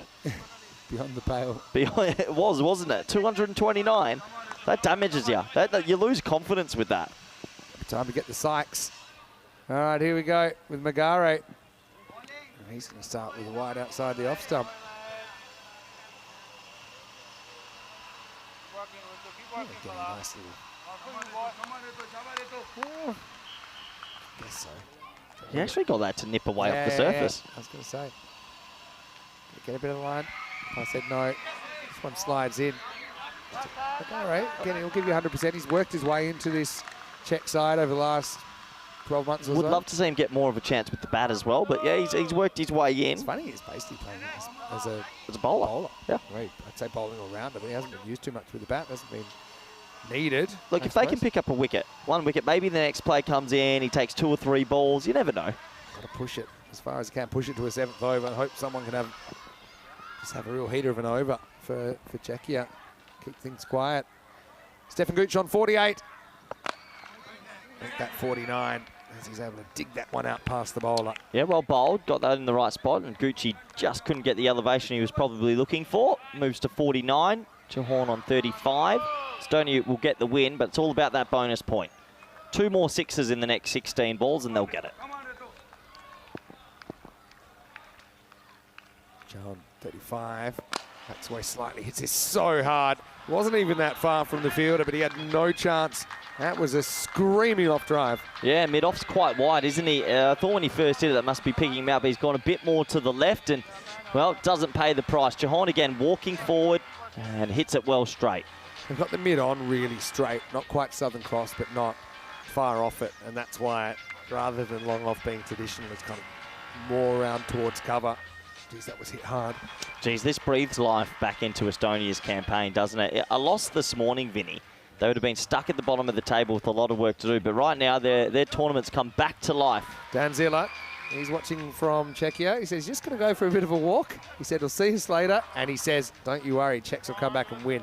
Well, you never know. Contest. T10 is an amazing format, and we've had days where we've had back-to-back games where... Czechia beat Greece yesterday. And then, in the night, Greece whacked them for 229. Yeah, they got Sajid Khan, basically. They did. Yeah, he batted incredibly well. The most dominant innings, I think, of this ECC so far. Magare battling. Yeah, not a bad ball, but it's just a bit of a half volley, not quite the block hole as Chowan makes his way into the 40s. It hasn't been the worst over from Magare, but it's still already gone for 10, and with 1 ball to go, danger signs. Chahorn goes into 40s. Gucci 49, Estonia complete control. I think you go Beast next over and try something. Got to try it. He's been your go-to. Would you throw a spinner in there just for something different? No, not to Chahorn. I think Chahorn's one of those players that feasts on anything that's a little bit slower. He hits a lot of sixes. Same with Gooch. Pretty good over, though. Yeah, look, Magara only goes for 11, so I suppose he keeps it in the realm of possibility. They could salvage a point, but not looking likely. After 5 overs, Estonia 97 without loss. Let's welcome you into the commentary box. Great to have you company. Vinny Sander here, Mr. Maximo. Got Corey Ruckers with me. You're up, you're down. It turns you around. This format is chaos, isn't it? It is chaos. You just got to hope that you don't implode. They've had a pretty tough sort of last 2 matches. Czechia really tough, 40 overs. The coaching staff and the captain need to really rally around the boys in the next few hours. Yeah, obviously great to see this contest for the first time. We have another new contest coming up in match number 7 because it will be Isle of Man versus Greece, and both of those teams will play twice before the end of the group stage. Let's go back to Beast then. You called it. That's the spot. Through. So, look, you might get hit for 1-6 from the short ball from Chahorn, but because he walks forward, he misses quite a lot of them, and I don't think many teams have figured that out just yet. He needs 1 more boundary, though. He'll get himself to another 50. Gucci needs 1 to get to 50, so it's been a bit of a race between these two. 17 required for the bonus point off 11. And again, that's the spot. I just think that in this group, there hasn't been many players that have sort of wanted to bowl that length. I think Isle of Man are doing it a little bit more, which is good. And Greece obviously have the quicks to do it, but you've got to have a lot of bravery to really dig it in against some of the good players. Try it again? This time, yes. You don't know. Beastie. Tries it again, but this is going to fly out of the ground. It'll be 50 for Chowan. Wins the race to 50. It's been a good move to get him to the top, and he brings up the half century off 17 balls. Yeah, top innings. He gets to 50 off 17, and that one was going to be dug in again, and he didn't get it fully, but he got enough, and it goes for 6. Yeah, it's a matter of time now, surely. 11 off 9 for the bonus point. Yeah, you'd imagine that. It's just one more good boundary and they'll get that bonus point, Vinny. Well bowled. Well bowled. They've found something here that I reckon it might do them some good for later. Bit of grunt. Well, it's just instead of bowling full all the time against some of these players who walk forward to you and are good against medium pace, you dig it in. Look, credit to Czechia, just in the last 5 minutes, they've fought back a little bit. Thick edge. Fielder has to watch it fly, and that's pace of the beast. Pace in, pace out, maximal. 109 means just 5 more required now. Yeah, and that's where you just feel as a bowler, boy, it's a tough game, isn't it? He does him again, but this edge flies for 6, and the beast can only have a little smile to himself because he's bowled a good over, but sometimes the luck just doesn't go your way. Well, Gooch, only problem here is he might get stuck on 49. Don't think he'll be too worried. Yeah, I don't think he'll be worried at all. It's all old news to him by now. Maybe if it was 99, he'd be a little bit upset. Maybe. Yeah, pretty lucky to get 100 off the 4 overthrows. Anyway, this is in the air and will be caught. It's a consolation wicket. Yeah, I suppose Gooch could break the 50 after all. Beast bowls that heavy ball again. Well, you got 6 balls there, right? Chahorn's been walking forward to them. He cloughed to 6, he top edged to 6, and then he got out. So I reckon Czechia might go back to the coach's manual for a bit later. But in the end, they let Chahorn get away, and he made 56 off 20 still, and he's still all the damage. They have to learn from this. Yeah, well, I'm sure they'll be taking note. Kramasakra with the consolation wicket. And good to see the sportsmanship that's as well. What it's all about as well. Here you go. Couple of autographs as you walk off. Yeah. That's it. Mind the paparazzi. I've got the kids from Aloha College here today. Aloha? Aloha. What's aloha mean? It means hello, it means goodbye, it means whatever you want it to mean. Chowan spanks him for 56 off 20. Short ball does him in the end, 109 for 1. Oh, they've been able to get it a little bit closer than we thought. Amjad's come out at 3. It's going to be pretty tough to defend this many runs, though. Magari bowling to Gooch. Gooch needs one for a very good 50.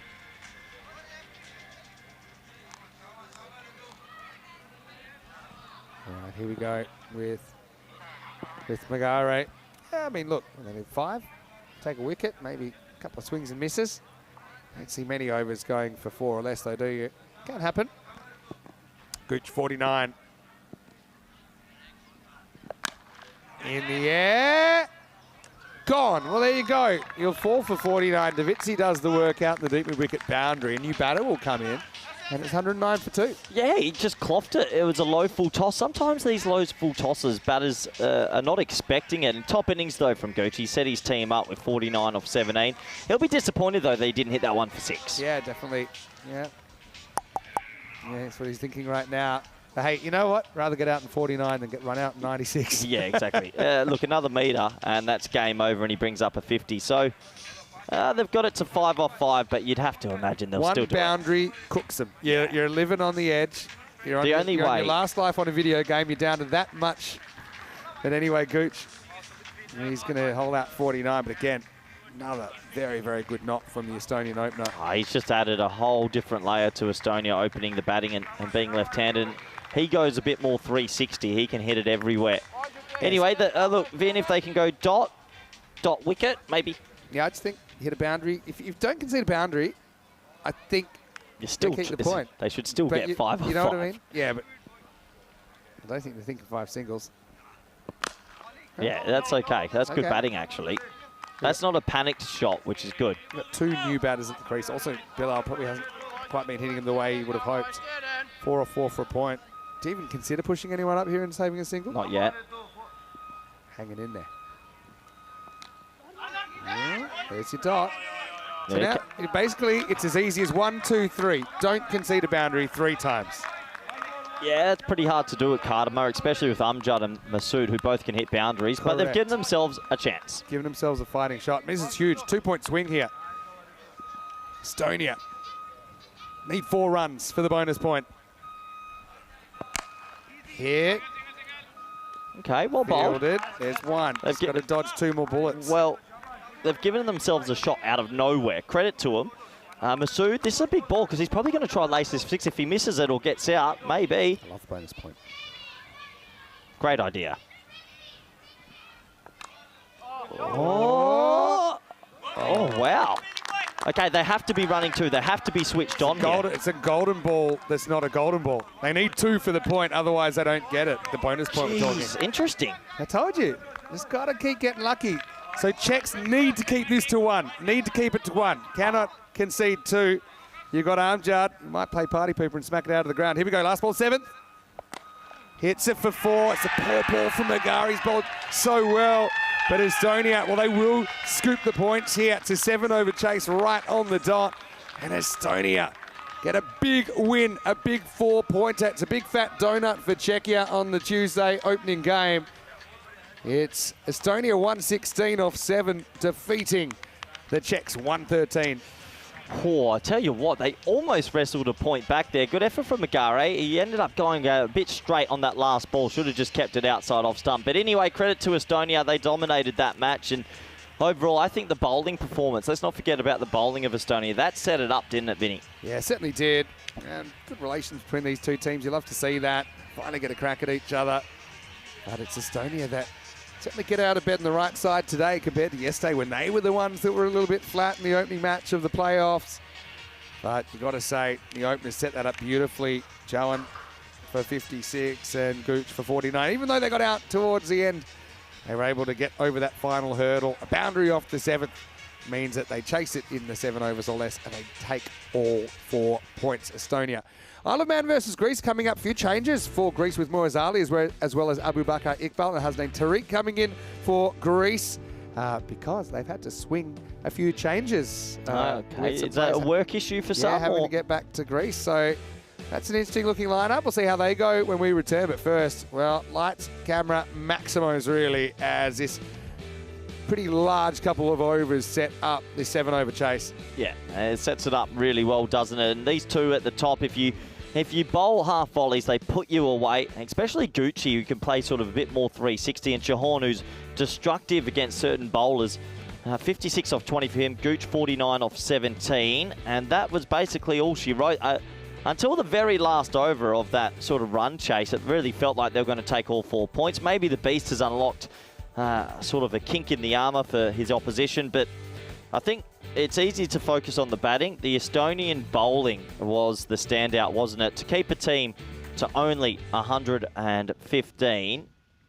Yeah, 113, sorry. Pretty special. It's easy to focus on the batting and what happened, but the bowling, to keep a team at 113 right now, awesome. It's pretty impressive, no doubt about that. And the Czechs, after they started with that win, don't forget they did start with a win against Greece yesterday, then they lost, only took 1 point out of the next game. They've gone donut, last 2 games, the reverse octopus.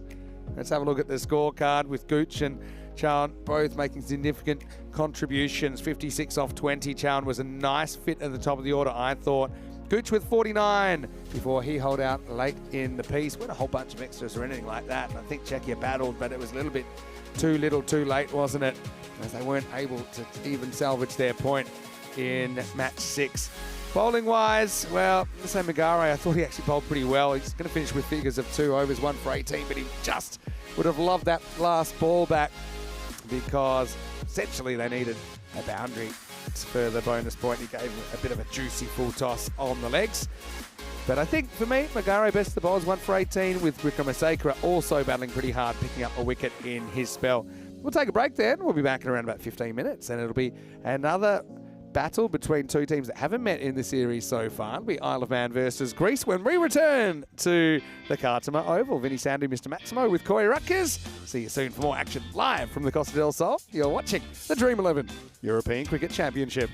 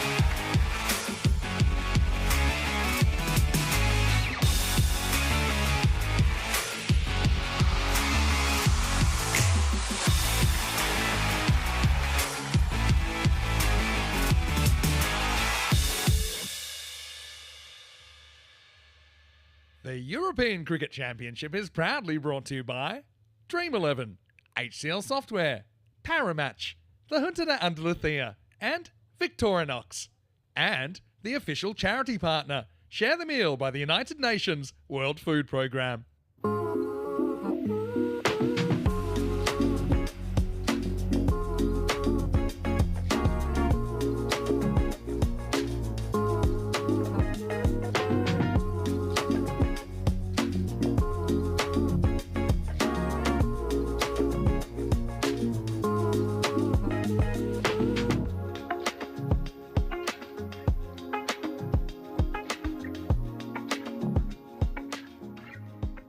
Hello and welcome back to the playoffs here at the Challenger Division of the Euros of Cricket. Vinny Sandu, Mr. Maximo with you. Great to have your company as we head into the second match of the day. It's match number 7. This one we'll see Isle of Man and Greece. Well, they're locking horns for the first time. This could be a really interesting game. Two teams in pretty good form. Let's get over to Ian Ramage now with the two captains for the Giant. Coin toss.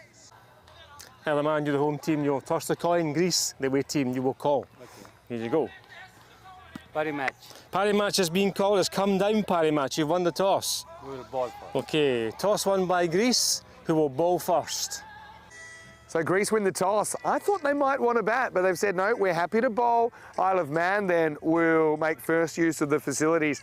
I think with Greece, they have just been such a dynamic team. They are kind of sometimes hot and can be lukewarm on other occasions, but when they've been hot, they've been really hot. In fact, last night we saw the highest ever score at this tournament, 229, led by an amazing century from Sajid Afridi, who'll open the batting, his first on ECN. Sinan Khan will be his opening partner, you'd imagine, but they're going to have to wait to the second half of this game. I think that's just all about Greece not really caring if they bat first or second. I think they just want to know exactly how many they need, and they won't feel there's any total they can't achieve, the form they're in at the moment. For Isle of Man, interesting, they have lost fewer wickets during this tournament than any other team, so still there's a bit of a sense that if you can get both Ollie Webster and Eddie Beard at the top, you might be able to open them up, but always just seems that one of those guys sticks around and puts them on the path to a very competitive score. Corey Rucker's standing by. I'll be up in a minute. Pretty hot out here, Corey, but I know you're nice and shaded up there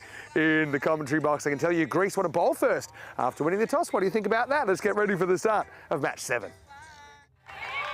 Hello everybody and welcome back to the ECN universe where more cricket action coming your way. It's playoff time in the Challenge Division. The best 4 teams fighting it out to win the first ever edition of the Challengers League.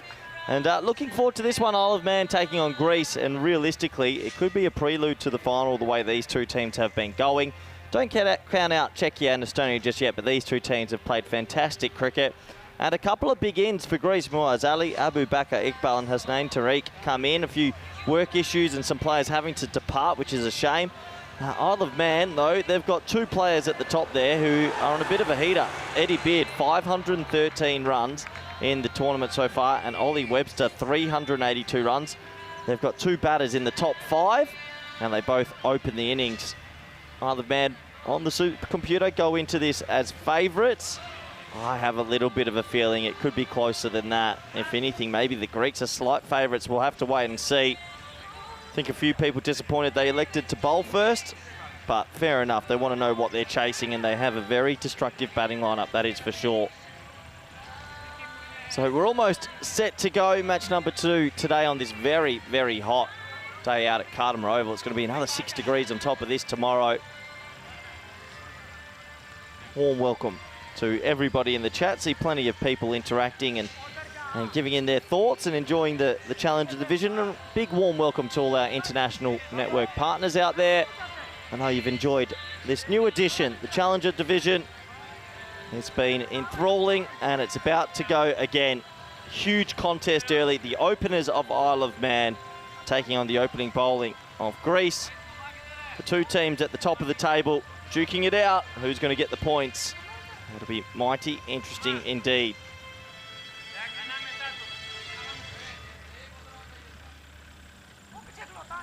So we're just waiting for the clock to tick over to 1:45 p.m. local time.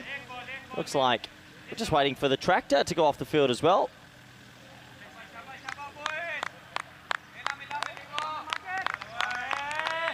Yeah, it just looks like the old... we might have had a light failure, which aren't on yet. It looks like the old tractor's taking the light off. There we go. Ah, a little bit of running repairs. It's almost like when the heavy roller comes on during the innings break. Just they need to open that gate up a little bit more. You've got to love this network. There's always something random going on. And here's a man that's more random than most, Vinny Sandhu. You are so right there. Yeah, well, not quite part in the Red Sea. What are some of the good random interruptions we've had? We had one notable one here a couple of years ago. Won't go into that. But he was very free with his body, that gentleman. Dog on the field in Barcelona, one of my favourites. Anyway, Webster faces up. The Webster-Beard combination never fails.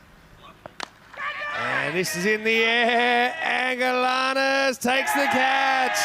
Well, it's a royal duck to get this one going. Well, my face is red. And Ollie Webster has to go. It's none for one. Well, there's one of the big two. We've been talking about this opening pair from Isle of Man. Webster wanted to lift the first ball over mid-on, sort of checks his shot, and he's gone for a royal duck. That's a genuine royal duck. Genuine. First ball of the game. Yeah, well, takes it on. That's the way he plays. But just shut up, heavy ball. And Galanis does the job. Perfect start for Greece. Yeah, these two have kind of had that natural advantage of winning the group and starting with 2 points. Greece actually started with a loss yesterday, came back and were able to bag an octopus. That's 8 points out of 8 in their last 2 games. Webster goes without scoring. 0 for 1. One Webster will replace another, I imagine, as this is Christian coming out in the number 3 spot. Yeah, Christian's got some work to do. He proved yesterday he could, made a really good 50. Isle of Man, if they, once again, I've touched on this before, if Beard goes early, then they're in deep strife. Fitty. I love that. Couple of big ins for Greece today, Vinny. Yeah, and particularly Muaz Ali, I think, was pretty good cover. Aslam Mohammed, by the way, is doing the keeping in this game. You know, he's hurt his shoulder. He's not bowling. So Amarpreet's hurt his finger. So he's gone from keeper to bowler due to an injury. And Aslam goes the other way. No Bogdanos in the lineup. Good tournament play, that. He's back in Krethia. Oh, down the leg side. This will be a wide. First up to Webster. Big question with Isle of Man. What happens when they lose Beard and Ollie Webster early? You mentioned it always seems that one of them fires. Obviously, Ollie's back in the shed already. Yeah, well, Ollie Webster has 3 50s and Beard has 6. So that's 9, and they've played 10 games. And I swear 9 out of 10 times it's happened. So a lot of pressure on Beard, but we'll have to see how this pans out. Good delivery from Shadow. Climbs past the outside edge. Dream start from Greece, isn't it? Last night they were a marvel to watch, and this is a good start. Really looking forward to the next day and a half of action. Tomorrow night's going to be huge. And both these two teams have ambitions of lifting that trophy under lights at the Cartermore Oval. On the ground, fairly orthodox shot. He runs straight over it. It's going to be 4. Well, that hurts. Hurts a lot. And Freedy, you know he's struggling with probably a visit from the General soreness. He jumps over that one. It's 4 runs. That'd be frustrating. Should have stopped it. He's nutmegged himself, so it just relieves a bit of pressure, and that's the first boundary in this contest. Get a visit from the General. Morning after. Well, not since I've retired, Vinny. It's a nice place to be, not having to don the pads. I'm sure you've had a couple of mornings where you're a little worse for wear. I know, always feeling pretty bright and ready to go. That's good. Pitched up in 6. Nice shot, Webster on. Christian Webster it is. It's going to be on the roof. Maximo says Carreras. Nice cricket stroke that. He sort of went deep in the crease and across to the off stump to create this. And then he just wrists it over mid-wicket. So a 4 and a 6, and after the big wicket, early of Ollie Webster, it's young Christian Webster. Nice batting.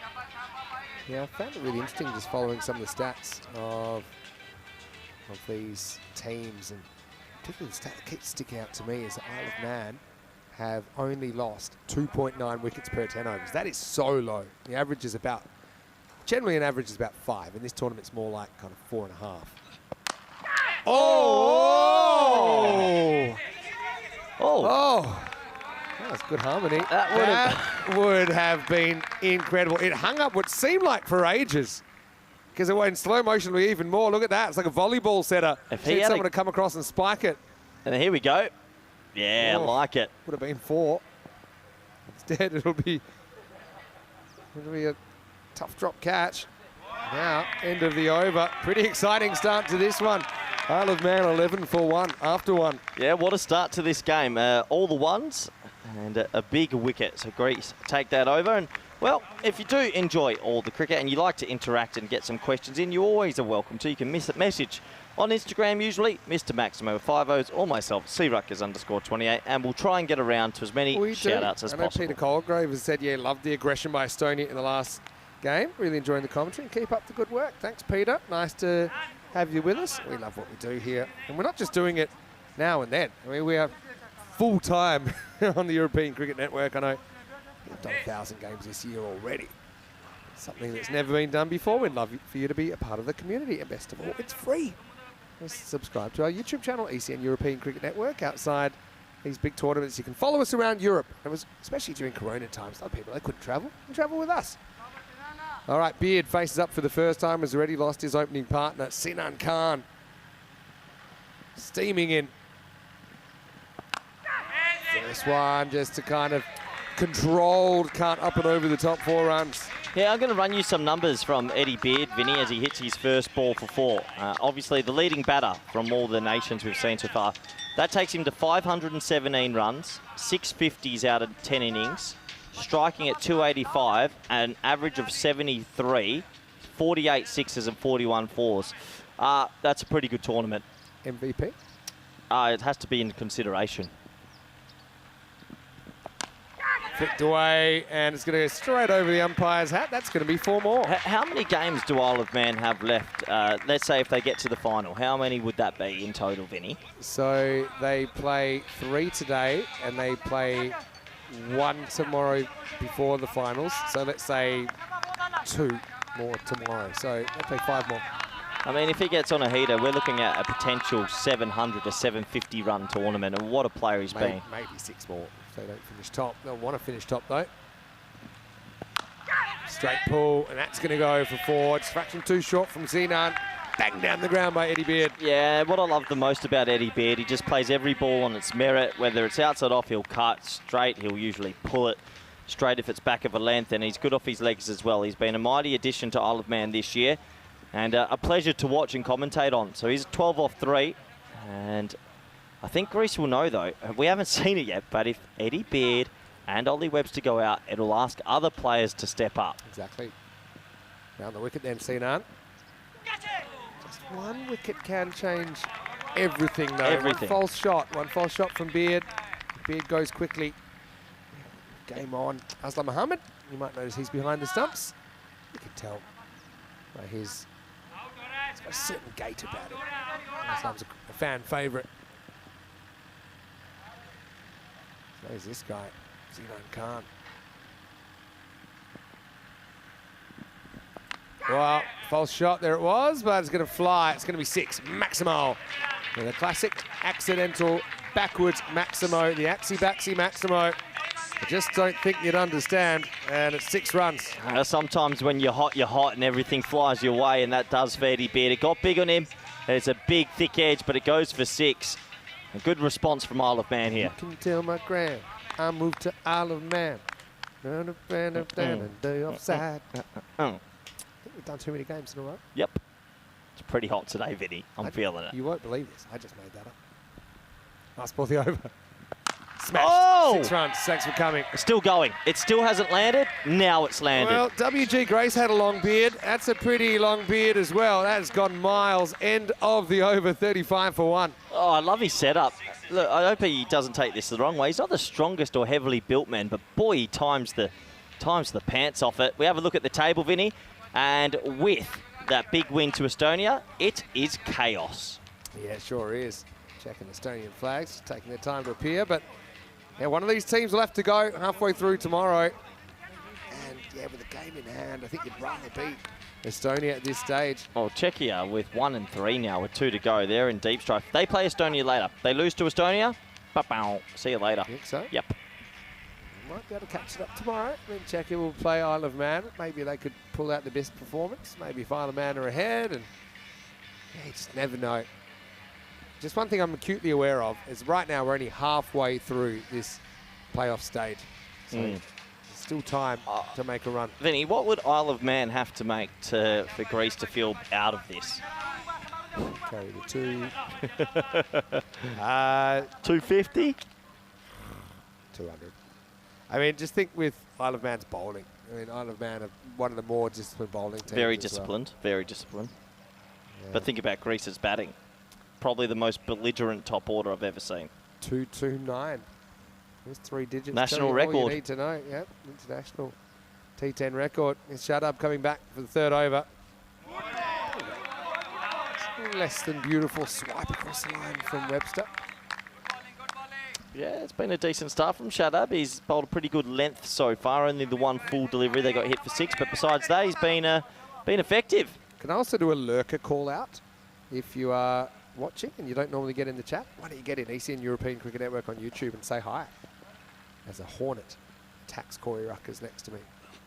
All right, well, there we go. In the air, but not for too long. It ends up racing away, and Webster gets 4. Well, we know they open with the Bash brothers, but here's the junior Bash brother, Christian Webster. He's actually batted pretty well in the last few games and showing that he can also offer quite a bit to this batting lineup. Do you think it's like when you go to a Broadway show to see Hugh Jackman and then they make the announcement just 2 minutes before? We've replaced Ollie with Christian Webster. Yeah, 2 or 3 people leave, but if you stick it out, you'll actually notice it was a pretty good show. Or is it in the air, hanging and just inside? Oh, he's had a big air swing at that. That's Cavadias, who can't quite find the Grizzly, and it's going to be 4 runs. Yeah, it got big on him, but no one was down there at deep backward square leg, so he gets a little bit of luck. 1 bounce, doesn't get tapped back, 2 bounce, 4.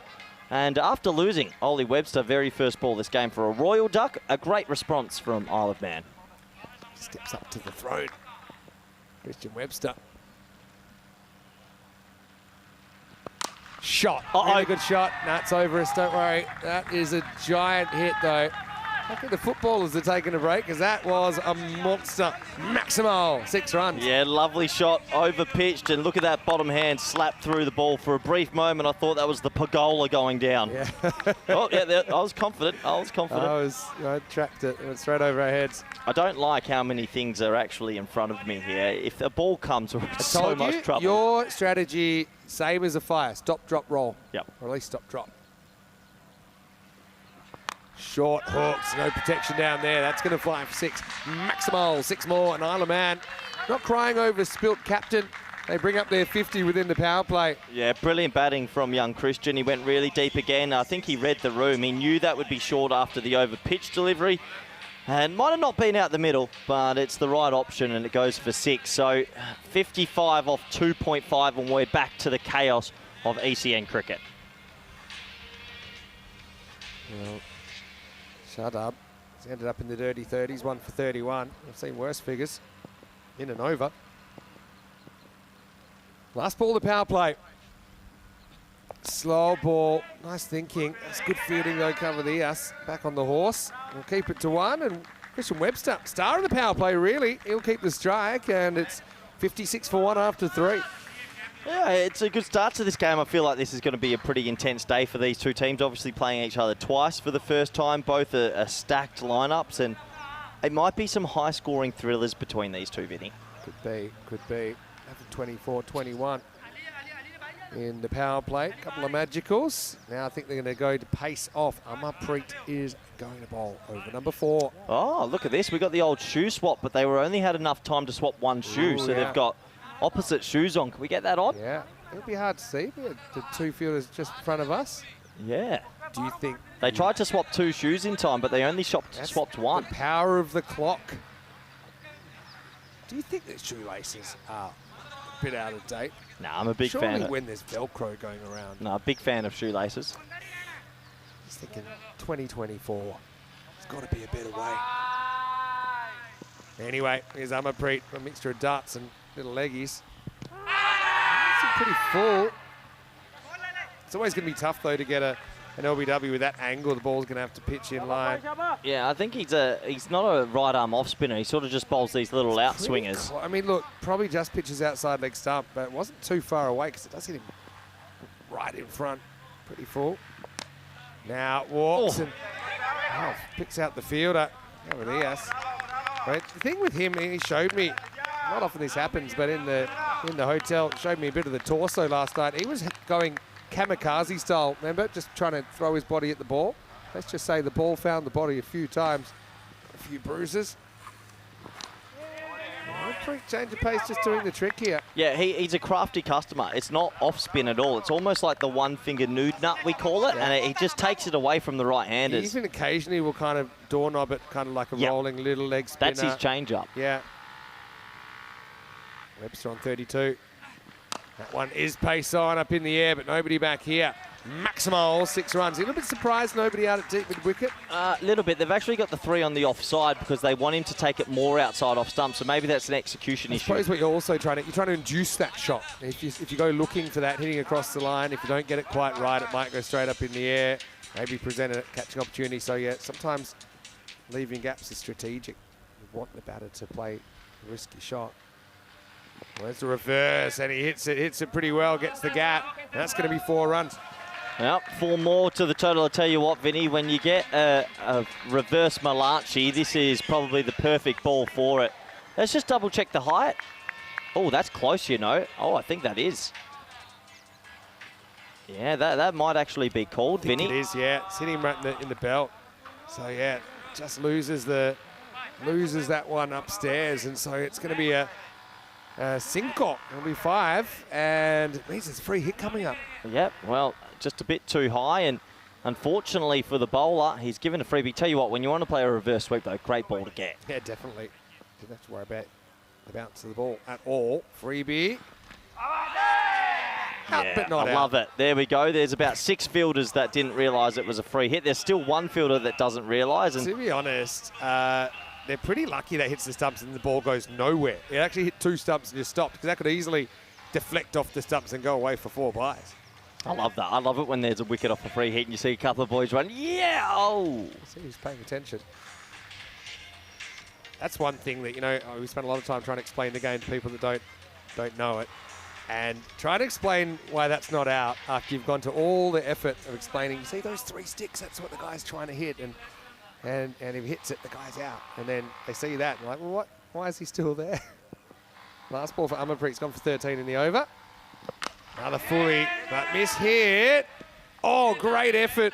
I think he does actually get a bit of the finger under it. It'll roll away for 4, but Galanis tries to get the wicket there, tries to take the catch, but Webster survives, moves to 46. Yeah, tough effort from Galanis. He made good ground, and look, I still think he makes the right choice. yeah, I like to see players go for it. First half of the innings, you know, the expected runs comes down a lot. I think if you can hold that more than the 3 extras that it gives away into the 4th over, 73 for 1. Yeah, so 73 for 1, and looks like we're going to get another bowling change here, Vinny.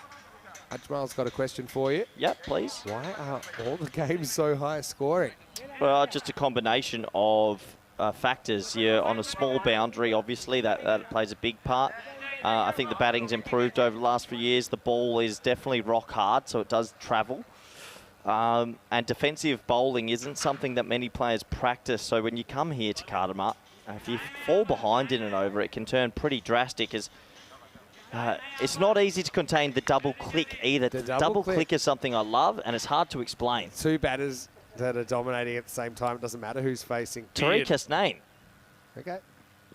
Mustang Tariq comes in. He's into the squad, and he's going to go to the boundary first ball. Bit of a false shot from Beard. And a bit of luck. I mean, on another day, backward points back, and that's out. It's just you've got to have the fielders in the right spot, right time, a bit of luck, and Beard, he's raced to 29 off 8. Yeah, the other thing is we still get the occasional throwback game. Like I love the Turkey versus Croatia game where it was 67 that they were trying to defend. I know, slightly different makeup of those 2 teams, but that was a thriller for a different reason. That one's hit straight, and it's going to get over the top just of Amarpreet Singh Mami. Maximal 6 runs. And just like that, these 2 have put on 83, which is remarkable. And, well, it's a decent length delivery, but it's a good shot. It's a modern shot, isn't it? It is a modern shot. Gets on the front foot, and it's no half volley. He's able to go up with the bounce of the ball. It's just an amazing amount of factors that seem to maybe push it towards talented batters. And if you don't have pace or can spin the ball, it's a pretty hard format as a bowler. Well bowled. Well, chance. Oh. Missed it. And they'll give away an overthrow. It certainly was worth having a pop to run out Christian Webster. Yeah, that is a really good ball and 100% worth the shot because you never know. Ooh, unlucky. Yeah, probably even had slightly more time to take an extra step and balance, but you never really know there. Tariq into the side along with Muazzali. Also, Tariq Hasnain is into the side as well.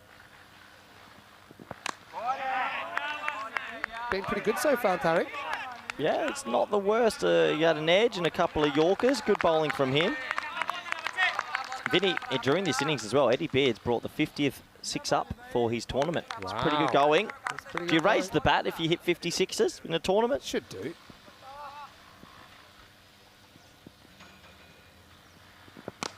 Tell you what, that's another brilliant shot. Tariq, that is not bad bowling. I hope he doesn't lose his confidence from that. He chars into Yorker, but it gets jarred out for 4. Yeah, it's a tough game. This is why, you know, when bowlers do have success, you've got to take your hat off to them. And the good ones generally find a way, they stand out. Yeah, that's an amazing shot from Beardy's. 40 off 11. Once again, one of these openers always going. Even Webster, young Christian Webster's really offered a lot at number 3 of late.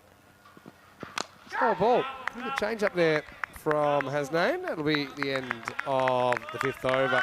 And Isle of Man off to a flyer, despite that wicket first ball, 90 for 1 after 5. Let's welcome you into the commentary box. Vinny Sandu here, Mr. Maximo, Corey Rutgers with me, and 2 teams that will be gunning for those top 2 positions and ultimately potentially lifting the trophy tomorrow night. So it's a big day on the calendar, big night on the calendar. First time we've ever had a Challenger division. You can just tell there's a bit of tension in the air. No one really knows what's going to happen. I think that it's a mixture of tension, pressure, but also the fatigue factor is going to come into it, where it's 27, 28 degrees today. Tomorrow we're expecting 33 on Championship Day. What team will handle the heat in the middle and from the atmosphere? Which commentator will handle the heat the Not worst? Well, no surprises. How was your day off at the beach, Al? You've got a healthy glow about you. I have to admit, I'm starting to feel a bit toasty up here. I really am. No, we love what we're doing here. And great to see these teams. Some of them didn't have too much success. Or pretty much that's why they're here last year when it was all one division. I got one for you. Out of the 4 teams remaining, you're very good. Who was the most successful out of these 4 teams at ECC last year? I know that it was Duff, but did anyone register a win? Actually, yeah. These 2, actually. These 2, I think, had slightly different. I'll have to go back and read it. Give us a... Greece won their eliminator. They were 3rd in the group. Oh, wow. But because I think of their performances before that, they just, the algorithm marked them down a bit. And Isle of Man, but yeah, they made it to the top 4 as well. Remember, they were in your group with Spain. Yep. Yeah, good on them. And yeah, good to see they're enjoying this Challenger division so much. It's got really good reports from the players and people tuning in. There's a little bit of a bat change for Christian Webster. Now, Isle of Man actually started with a win over Czechia and a win over Greece. And actually, it was Greece, that's right. It was Greece that knocked Isle of Man out in that eliminator. Oh, so wow. these 2 played in the eliminator group. Yeah, funny. So there's history. Yeah, actually, when I look at it, now that we see it, I'll come back to that in a moment. Here's Amarpreet. The full toss. But I think this is just below the waist. So Yeah. There's been no ball. I think that one's okay. They'll double check it to make sure. Yeah, that's okay. Just okay. But Group A last year, Spain, France, Isle of Man, Czechia, Greece. We got 3 of these teams that were in the same group last year. Estonia, I know, they had a bit of a battle as well in their group. This nice little paddle shot round the corner. That's going to be 4. The runs keep on flowing for Isle of Man. Yeah, brilliant shot. He skips across to the offside, and I believe that's his 50. It is his 50. 51 off 19. Well batted again, Christian Webster. Yeah, well, needs to step up, and obviously they've lost Hartman number 3, so Webster comes up, and he's done a really good job. Effectively, he's an opener here. I swear yesterday, Ollie Webster got a golden duck, royal duck in one of the other games, and he went and made 50. So it just shows that the youngster can come in under pressure and do it. 100%. Amarpreet the comeback ball. This is a full toss again, and there's nobody out deep cover. That's going to be 4 more. Brilliant batting. They just moved 45 back to the boundary and brought cover up. So he gave himself room, got the full toss, and hits it for 4 again. Loving this Isle of Man team. They are pretty complete, and the top order really is clicking. I was going to say, Estonia, obviously the 4th team that are here. Yep. They played in Group C last year, and they did make the 4, but they only had the 1 win along the way. Who did they beat? That was against Serbia, Okay.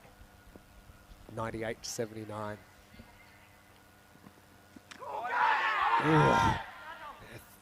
It's like a fake charge, isn't it? That's the change-up. That's the sucker ball where he flicks it out from the front of his hand. Webster kind of goes to charge, but does he keep his foot down? I think he's back just in time. I don't even think they called for it. Yeah. Good umpiring from Sully. Keeping from Aslan because he had to jump there with the extra bounce, but He's the most agile 53-year-old I've ever seen. I feel like he'd even towel you up in a game of Twister. Still, Amapreet has another go. This time premeditates the charge and absolutely slams that one straight back over the umpire's hat. Maximal, 6 runs. Yeah, another 6 to the total, and he uses his feet. So he's pulled out the sweep shot, the one over cover, and now this. That's probably my favourite. Brilliant batting, Vinny, and a good score on the cards here. Is it a slight worry, Vin, that we haven't seen Sajid Khan with the ball? Is he okay? Maybe. I'm surprised. I mean, he is kind of a ready-made death option. And he's not picked up something from last night. We know how exhausted he was. Yeah, true. I still think we'll see him. It's a big game. Got a question in from Reegs from Melbourne. Why don't the bowlers change ends? Good Well, question. waste of time. 40 minutes, 36 minutes is a waste of time. Got to get 10 overs in, 36 minutes, get on with it. Let's go. Yeah, let's make it a bit more detailed if you like.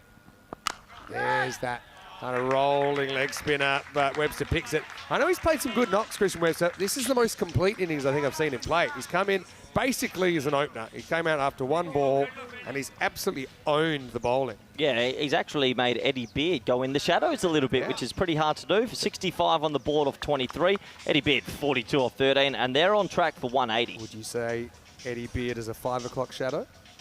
Maybe. Very clever. Yeah, just with the changing ends or not changing ends, in this format of the game, ECN T10 cricket, where you shoot one end, also allows us to give you better coverage. Just so we can cover all the angles a bit better at one end. And we will change though after this phase of the tournament is over. We'll switch. So we do switch generally every 6 days or so. This is well fielded in the circle. Just a single. Oh, here he is. Yeah, here's a freebie coming on to bowl over number 7. He's the man that sort of lit it up last night with a marvellous 102 for 13. So he comes in to bowl late, and they'd love a wicket. The partnership's already 110.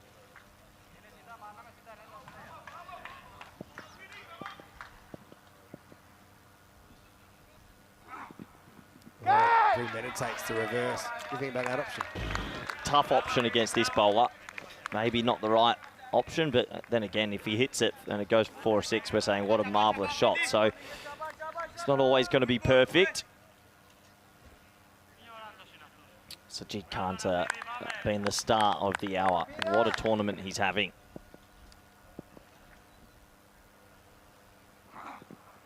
There's the slower ball. I actually think Webster might have made a guess it was going to be that kind of leg cutting or the leg spinning slower ball, and that's why he's gone the reverse to try and hit with the spin, but he guessed wrong. His slower ball for me is up there with Khalid Ahmadi's. Yeah. Definitely. It is an unreal slower ball. Yeah, and it's the accuracy that he bowls it with. He drops his arm, and then it's ridiculous. And the thing is, then he sometimes, like you say, shapes to it, then he zings it in.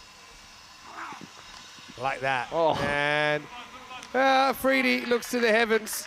He was thanking him last night.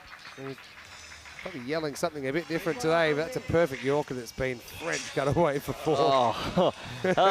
When you're hot, you're hot. That's such an unfortunate inside edge for a Freedy. Perfect Yorker, but Eddie Beard doesn't care. He's on 47 now. Talk about a Freedy's match last night as an individual match. We said it's probably the best individual performance all round we've seen in any ECC match. Beard on 47. This is in the air. Oh, he's got it. It hit basically no hand on the way through, and it cracked him in the neck. He's somehow recovered it and taken it. Well, Beard almost got lucky but didn't. It's going to be a catch down there by Hasnain. And the score 115 for 2. Look at this for a catch. Well, it burst through his hand. It hits him in the jugular, and then he holds on to it. I hope he's okay. That has to have hurt. Yeah, but he's acting cool. And he gets a good result. Beard misses out on the 50, but still a good knock from Eddie. But, yeah, Hasnain Tariq somehow has pulled that off. Well, that wicket can be the swing of 20, 30 runs here, but it does bring my man crush for this event so far, Aki Vandenberg. What a good little addition he's been this year to Isle of Man with bat and with ball. Freedy does it again. Aki Vandenberg, your favourite. Just said it. Yeah, I know. I love him. Well, said it back, because I know you love hearing his name. Hey, he's a good man. We've spent a bit of time, he's chewing the fat, so to speak. Not much fat on Aki. He's a bit of an Adonis. This will be a test for him, though. A Freedy. Last ball of the over. Slow ball first up. Aki cuts it away. Has to hustle. They do hustle. And it'll be the end of the 7th over. Great over from Afridi. 7 off it and a wicket. It's 116 for 2. I think he's making a bit of a dash for that MVP sort of status as we have a look at... Well, let's talk a little bit about what's around the corner, because it's only here on Thursday. Thursday's no time at all. Thursday's in 2 days. Wow. It's in less than 2 days. Honestly, that Group A, good luck choosing a winner. I haven't seen the squads yet, though. I'd like to see a few squad lists. No? Do you want me to read you some squads? Yeah, go Do you on. want me to I've seen throw some Portugal. names in? I've seen Portugal, but I'd love to see sure. Ireland, Scotland, France and Guernsey. Okay. I can do Especially Ireland and Scotland. Who's it. available Of and course, who's not? they're also on our website, ECN European Cricket Network. Don't count out France in that group. Galanis into the attack. Oh, just over the top. Aki gets the distance. Maximal first ball of the 8th. Sometimes you feel like Aki just chips sixes for fun. I don't reckon that's out the middle, but it went a long way. Clipped nicely. 6 runs. Ireland 11, looking at their squad. Talk to we me. have seen 7 of them before. Seamus Lynch. So it's kind of half and half. I'll run through some names and you tell me. I'll just give you yes or no. Seamus Lynch in? Yes. Oh, yeah. The machine will be here. Tector? No Tector. Ooh, really? No Tector. What about Carson? Carson? No. Really? Okay, couple of changes. Do you want me to tell you the 7 that are here? It's probably quicker. Yeah, go on. Adam Kennedy, pace bowler. Yep, good pace bowler. Cam Melly, also pretty handy. Yep. I'll keep going then. Jared Wilson's back. Oh, good to see Jared again. Jason Vandermeer's back. Oh, no, I forgot about Jason. Is that the first call-up? No, that's the first call-up for the Irish 11. Yeah. Oh, good on actually him. it is. Yeah. Oh, that's good to hear, because yeah, so Jason he's been picked on his ECL. So it's Vandermeer and Lynch. Yeah. Oh, It's going to be good, actually. Under this one, Webster moves to 67. so Vandermeer and Lynch are the opening pair for Ireland 11. One more I haven't mentioned. A couple more. Matt Weldon and Scott McBeth. Scott McBeth had a pretty good series last time we saw him as well. What an opening pair. Ooh. Lucky it's the other end. Anyway, just a bit of work to do. Ireland 11 have just guaranteed there that if one of them click in a game, that's a 350 strike. That might be one of the greatest opening pairs I've ever heard. Vandermeer, well done to him to get picked on his ECL form. I'm really happy. I just noticed that myself. That's I'm great. Pretty preoccupied here with the challenger. A shot. Really good footwork. Gets the pitch of it. Webster swings his way into the 70s with a maximal. Top shot from Webster. He comes down the ground. It was a good over from Galanis, but he turns it into a half volley and he gets it for 6. Some players from Scotland haven't we seen before. Chris McBride, Jack Hogarth. Yep. The Bison's back. Hoagie. Kesterjard, Lewis O'Donnell. Louis O'Donnell, yep. Yeah, Mohammed Majid, Taimur Ahmed, and Tom Knight, youngster.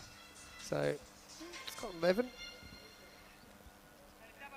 We'll certainly have the hands full in that group, as will all the teams. Portugal, you mentioned, we've run through them before, but a mixture of new faces and some established players there. Paul, give me a bit of France, because I think France are definitely a dark horse in Group A. As 8 overs are complete. Isle of Man, 132 for 2. France are the side that I probably would expect. Just looking Hamza at Niaz? them. No Hamza Niaz, but you got Mr. Universe, the leggy. You got Yep. Sajjad Stanikzai, who's a teenage sensation leggy. You got the 2 Mungals in there. You got Noman Amjad, Mustafa Romero, who actually has played a bit of cricket. in Ramatullah Greece as Mangal. well. Yeah, both the Mungals are in. Good bowling attack. Zain Ahmed had a really good series. He's a left-handed potential opening batter and a handy spinner as well. And Cameron Ahmedzai, actually, of Dreux, who's just hit sixes for fun and a pretty handy bowler as well. Mukhtar Gulami, the beast, the other beast, is in there as well. I like this one, but not super convinced. Ninth overtime. Top bowling from Afridi again. This man is just playing a different game to everyone else. Usman Khan as well from Dreux with the slower balls. They got a good bowling attack, France. We're gonna have one more look. We can go Guernsey. And Guernsey kind of the team I would imagine as well. Afridi, 7 conceded of just 7 balls. Pace on. Do you think they've just brought it back a touch here? Oh, they have. Freddie has. You know why? Oh, he's holding his what's that muscle there? Intercostal. That's the one. Yeah, he looks like he's in a bit of muscle. He looks like he's in a bit of pain. I hope he's okay, because the difference with the Freddie to every bowler here, he's probably got the best slower ball in the comp, and he changes it up a lot. So everyone's trying to guess what he's going to bowl. Exactly. Intercontinental muscle. This is going to be the slower ball. Comes with breakfast. There it is. There it is. And it's up. It in the air, and it is out of the ground. Maximo Aki Vandenberg hits another 6 for Isle of Man. Just quickly, I'm going to say Guernsey. They've got a pretty good bowling attack, I think, with Dave Hooper in there, Kieran Lagale. Got some good batting there with Josh Butler. You got the Nightingales in there. Josh as Butler, well. he really whacks it. Yeah, Josh Butler trio. Yeah, he's really good. I'm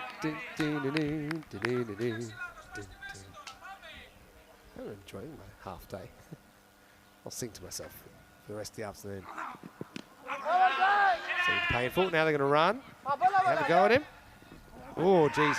Well, the thing is, he runs that line. No, I think that's okay. We'll have a closer look, but I'm pretty sure he kept his line. Yeah, that's the thing. I mean, he chooses a line that he knows is going to be a problem, but he doesn't change. So he's going straight. It's a funny one. He actually knows he's about to get a bullet in the back as well, doesn't he? It's always a bit scary when someone's loading up a throw and your back showing, but yeah, that's okay. Just a leg by. It's actually kind of smart. I know a lot of people say he's running straight down the pitch, and you know, if it was a turf pitch, it's more of an issue. But he chooses a line that he knows, because he has plenty of time to think about it before he takes off. He goes, well, I will run, and you have to throw through me. Anyway, experience there from Aki. Do you think he would feel pain? No. Noted. Freddie's really putting in the big ones here. Watching this, bit of a war of attrition. 6-day-in-a-row program for these Group 2 sides. This man's a bit of a freak. He's getting that through a good pace. He's in a bit of pain. He's going to open the batting soon. Amazing figures. Look at the score. 140 off 8.5. He has 1 for 14 off 11 deliveries. Yeah, he's the reason they're not chasing 170 plus, I think. The fine for the clock. Again, well done. We actually took 4 minutes off the clock during the year as well to encourage teams to hurry up, and obviously these international teams are doing it very well. Last ball for Afridi. Crutch. Well, they just brought that man up, and he spotted it. Webster, he moves to 79. Maybe a bit of a smoky for a ton. End of 9. 144 for 2. Yeah, pretty good shot. He turned it into, well, he gave himself a bit of width, first of all, and Afridi missed his Yorker just. It was a half volley. He finishes with great figures, economy of 9. Everyone else has caught a little bit of tap today. But still, Isle of Man, they're going to have a score that's defendable. Yeah, for sure. Such a good shot. I mean, okay, it's a half volley. It's not quite the Yorker, but not many people are backing away to Afridi, getting the pace on at the stumps and hitting it like that. Did you say half a day, Vin? Sure you wouldn't mind one more? You're going to cover me. I've got a date with my favourite foods. This is in the block hole. Oh, well, Aki gets 1, and we'll hand over to the Webster show. Could he pull out 4 or 5 boundaries that might bring him to 100? There's no reason why not. It's been a top innings from the young man, 79 off 32. Once again, Isle of Man don't lose many wickets, do they? Nope. 2.9's ridiculously low, considering how quick they're scoring too. Cracked, and that's going to go. I think it's got all the way it has. Maximo Webster, 85. He's got a shot. What a top innings this has been. once again, he's really good at giving himself room and accessing the offside. So 150 up. They'd love to get to 160. They'll need every single run against this Greek batting unit. 15 off 4. Oh, he's definitely got a shot, especially if this goes to be for honest, 6. he deserves it. Oh, it's been great You know, he innings. came in toughest circumstances after only 1 ball. In the air, curving away, and it's going to get 4. So he moves to 89 now. Well, this one just kept fading, a bit like a slice off the tee. And in the end, Amarpreet couldn't get there. Another boundary. Yeah, it definitely deserves it, doesn't he? You're right. It just kept fading away from deep mid-off, further and further and further, and it goes for 4. Got a shot now. All right. Webster batting incredibly well. Now he's Shot. going to get into the gap somehow. Well, that's maybe a little bit of luck, but also very skillful to dig that one out. And he moves into the 90s. Oh, I'll give him credit. I think that's more class than luck. He gave himself room. He got jarred with the Yorker, but his bottom hand's really good. His wrists are really nice at snapping late. 93, a 6 and a single. I think we could get there. Could have freed him. 115 centuries in the year. It's quite amazing. I think we had 13 centuries 2 years ago in the whole year. 93 for Webster. Slow ball, make that 99. What a shot from Christian. He's batted the distance, and these balls are going the distance. Brilliant batting from the youngster, and I'm sure his teammates would be absolutely wrapped if he can get 1 run. All right. No, Put yourself in Webster's shoes. He's 99. You're trying to hit it for 6. Simple. Yeah? Yep. Yeah? How often do you get 99? Just T10 cricket, and you're trying to hit it for 6. You're not working a 1. You can't sell that to me. This is where we need... I'm just asking. He knows he's 99. Oh, he's trying to hit it for 6. I hope he gets it. Look. Yeah. Yeah, well, he deserves it. Like I say, this is where we need the players mic'd up. Christian, 1 or 6? Here we go. 99 for Webster, last ball. And he's going to crack it. And he'll get through the field. It's 100 for Christian Webster. What a breakout innings that is. Came out after losing his captain very first ball. It's an historic moment. He did crack it. He was aggressive. He was unselfish, like you said, Corey Rutgers. It's his 12th 4. That brings up his century. Also, 8 sixes in there, 103 of 37 balls. And he set up a very sizable total for Isle of Man, 169 off their innings. Well, the third Bash brother has arrived. Top innings, young man. Really good innings. Comes in after 1 ball and leaves with 103 not out. I love the way he accessed the full ground here at Cardimer Oval. Offside, leg side, sweeps, coming down the wicket, you name it. Obviously, the boys got a lot of skill. And Isle of Man, they only lose 2 wickets again. They've got a very good score. Yeah, loving that innings from Christian Webster. He seemed to have a good sense of when to take calculated risks and shot selections. Well, you mentioned the Bash Bros out there. The Manxmen were in early trouble, weren't they? Because Ollie Webster went off the very first ball. A bit like a dodgy law firm, Webster and Webster. Well, they still occupy 2 of the top 3 positions in this lineup. Christian came out and belted a century. Eddie Beard also pretty handy, 47 off his bat, setting up this total of 169. Yeah, it's a brilliant innings from Isle of Man in the end. They hit 18 fours and in total 13 sixes, so they were able to get 31 deliveries to the boundary overall. That was a half a chance down at deep long on. I'm glad the Kalanas went for it because you never know. If you take the catch, you could change the whole innings. But in the end, it was the Christian Webster show. He timed his run perfectly. He struck at 278. And besides Afridi, who bowled 2 very good overs in the middle, it was pretty much Isle of Man's innings.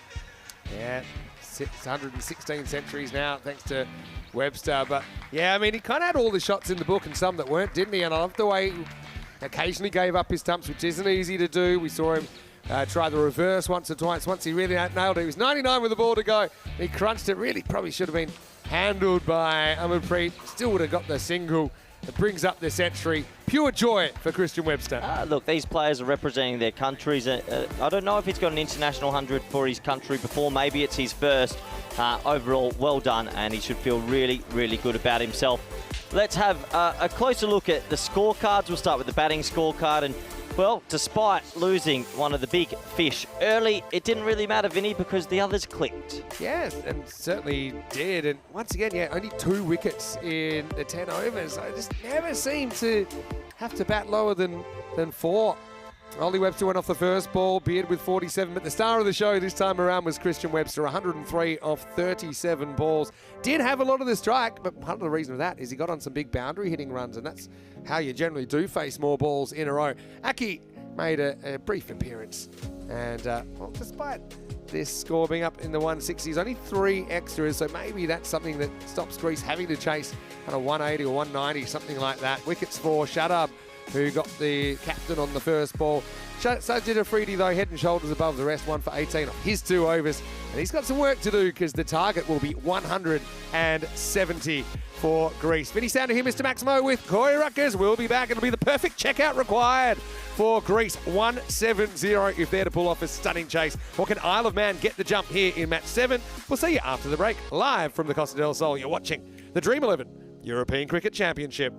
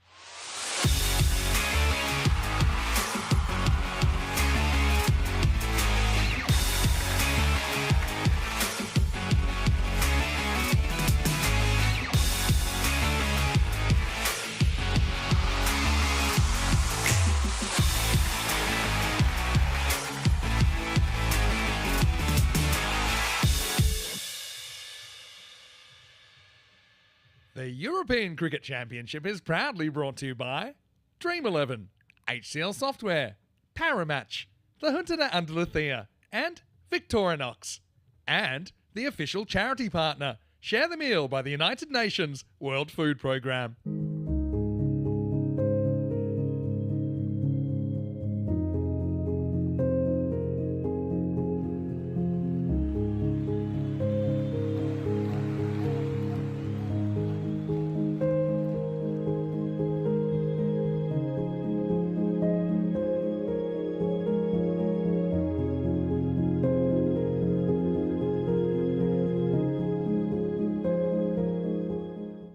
Hello everybody and welcome back to Cardamar Oval on this very stifling hot day for more T10 action. It's game number 2 on the day, Isle of Man taking on Greece, and we're at the halfway stage where Isle of Man have piled on 169 for 2. These are the bonus point permutations. Surely Greece aren't chasing this in 7, but can Isle of Man keep them to 118 or less? You never know, a couple of top order wickets and there could be a big collapse. Either way, it feels like this is going to be a good game of cricket. We're down to our final 4 teams in this Challenger division. Czechia and Estonia will be watching on. As one of these 2 teams, you win this, you're pretty much a lock, I think, for at least the top 3. We know one team will miss out on the finals day tomorrow afternoon, so there's plenty to play for. But we'll have to wait and see how it pans out. It looks like it's going to be the familiar opening pair of Khan and Afridi, and out of all the opening pairs, there's some very good opening pairs. We saw Chauhan and Gooch earlier. You've seen the Beast and Boyan. We see Webster and Beard, but these 2, it's just a little bit different. I don't know how to describe it. Probably the best word I can use is chaos. They could hit 36 off this first over. You just never know, and that's the beauty of T10. It's always a little bit different. I like this. Ollie Webster's going to start with spin against them. I do think they enjoy the pace a little bit more. Starting with a slow bowler, it could pay off. Let's see, 170 to win. Welcome back, viewers from all over the world, and welcome back, everyone in the chat. So we're set to go. Ball number 1, big run chase this, 170. Can Greece do it again? Umpire says play, and we're all set to go.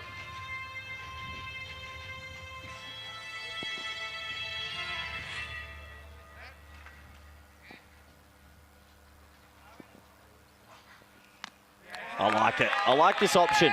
It's clever from Isle of Man. We know these 2 enjoy pace on the ball.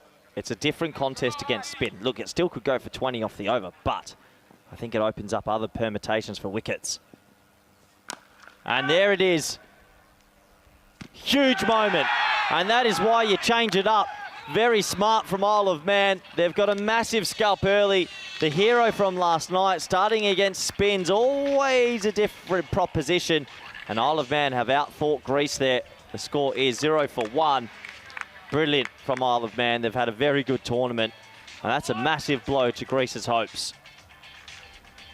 Thing is, against spin, it's just a different lineup. It's a different matchup to your swing arc and your bat plane. And it's a big wicket in the context of this game. Ollie Webster, he got out first ball of the first innings, and he's come back with the ball and picked up an early wicket here. I think if I'm Czechia and if I'm Estonia, take note of that as well. If either team has a little bit of a spinner or a slower bowler, don't be afraid to use them early. So, new man coming to the crease. Singh Memi out at number 3. Laces his first delivery straight. Eddie Beard will do the mopping up, just a single. So the first run on the board, that will bring the other man on strike I was describing for, Sinan Khan. Now, there is 2 openers to every team, and he's another player that he's got an extremely high strike rate. And he'll start with the 4, slightly down the leg side. He gets the sweep out, and he'll get the first boundary. I think Webster will be slightly disappointed. It's pretty much in front of the hand delivery. It's not going to spin, but it's just the line was slightly straight. And 4 runs to Khan.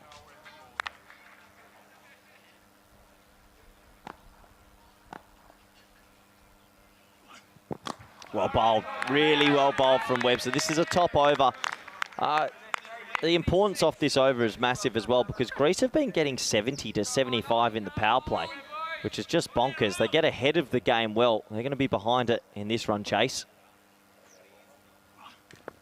High and pretty far actually, sort of undercuts the ball. That's going to be 6. When he first hit it, I thought it was high up, maybe a chance, but it flies for 6. That's Sinan Khan for you, and that's the first over for you. 11 for 1 after 1. 144 games since the golden ball. I hope we get one in the Challenger division, and here's a man that loves a golden ball also, Vinny Sandhu. Sure do, but breaking news, Afridi gone. G-O-R-N-E. 11 for 1 after 1, but I suppose doesn't waste too much time. Amrit Singh Memi's probably due. He's had a bit of an off couple of days, but hey, you're allowed to have that. Well, their depth will be tested here. Look, it's not easy to chase 170. They've done it already in the competition versus Luxembourg. This is a different proposition versus Isle of Man, who have a pretty well-rounded bowling attack.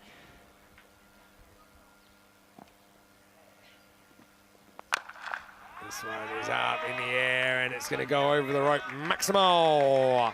Vinny, I got a question for you. We got 4 teams to go. We're almost at the halfway stage of this. Who are you calling for the W? Who's winning it? I want to call it halfway before we learn more.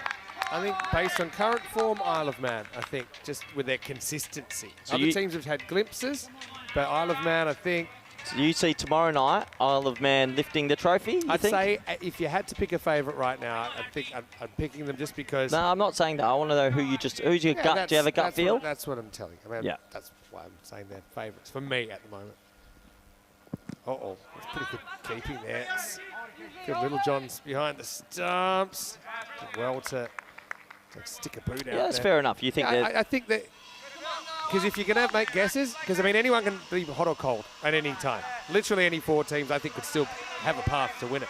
But, for example, when things are going wrong, Isle of Man is still finding a way to win. And today, they lost Ollie Webster first ball, and that's going to be 4. Quite fast hands from Sinan Khan. Don't count Greece out yet in this chase. They chased 175 the other day against Luxembourg. Luxembourg now watching this from their living rooms. Yep, very true. No, that's fair enough. So Isle of Man most consistent. You know who? I think the team to win this trophy, Estonia. Really? I reckon they're going to time their run, and I just reckon they're going to problem solve They're this. picking a team that started the day with 1 point. Yeah, I like going that sort of way. Yeah, I okay. just reckon they're going to get into the final 3 and go bang, bang, bang. With Yorker. So as usual, I've made a reasoned kind of rational. You could get 2 here if they didn't realise. I have a feeling Estonia might just figure it all Says a lot out. about us. I've made a reasonable, like a reasoned judgment based on all these, and you just said, I got a feeling. It's It's a gut feel. yeah, that's great. That's what sport's all about. We'll know tomorrow night. Lift it up, and that's going to disappear out of the ground. Maximo. In fact, it's banging into the Dakota Law tent. Vinny, we see how good this Greek team is against pace, right? We saw the first over from Webster. Even if you've got another spinner that's part-time, would you just be bowling a part-time spinner over number 2 and just trying again to buy a wicket? Yeah, maybe. Why not? Backy, this is his bag, isn't it? Loves to bowl this over.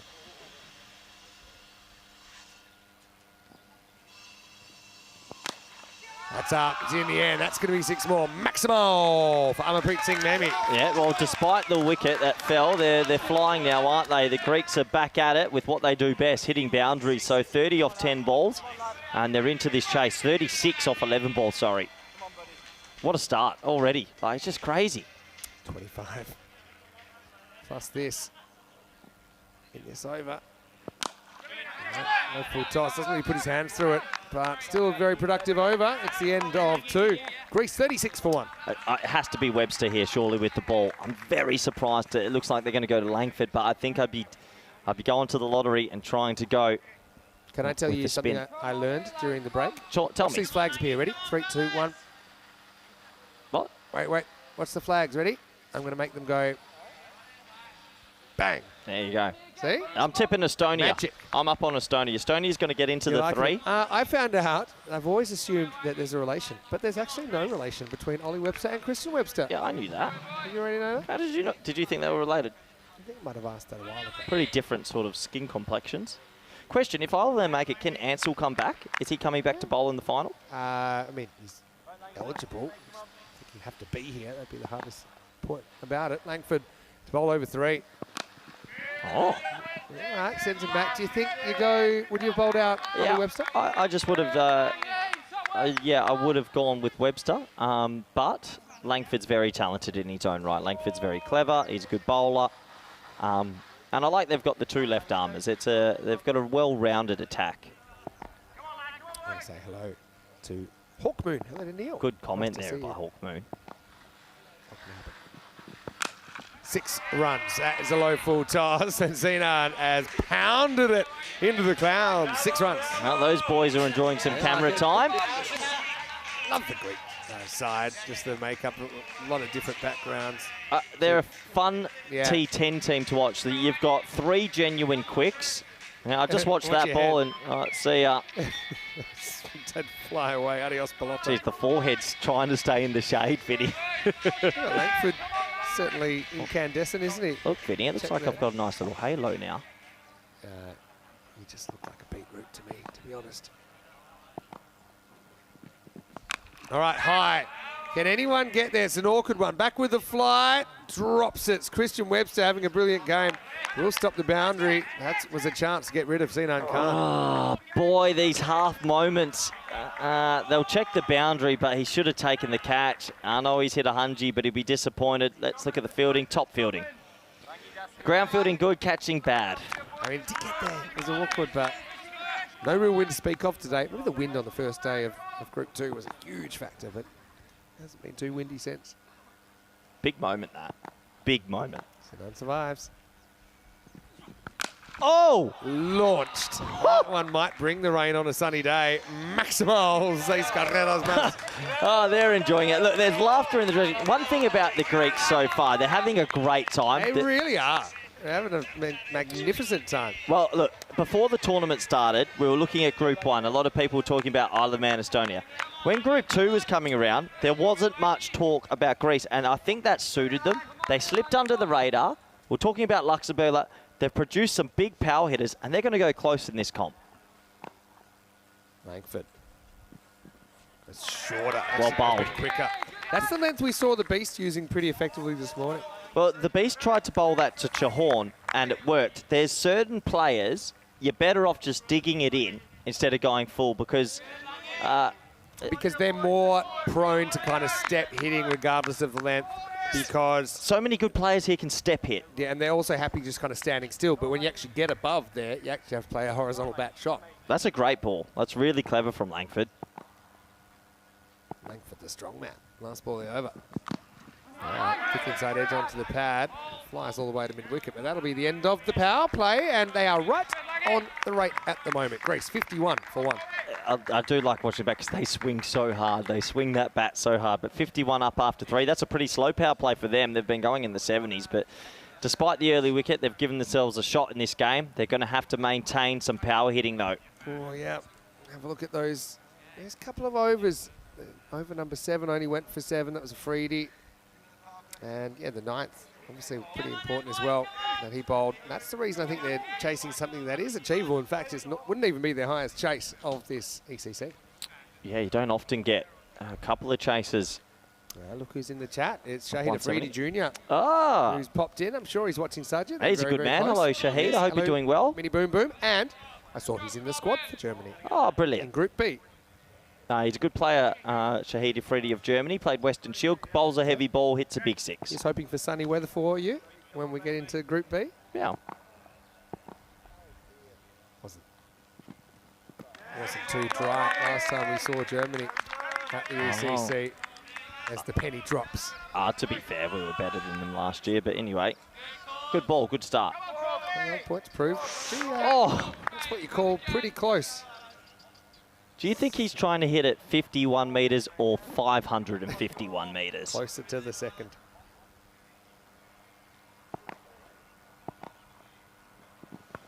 Right, up in the air and 6. Well, thanks for coming.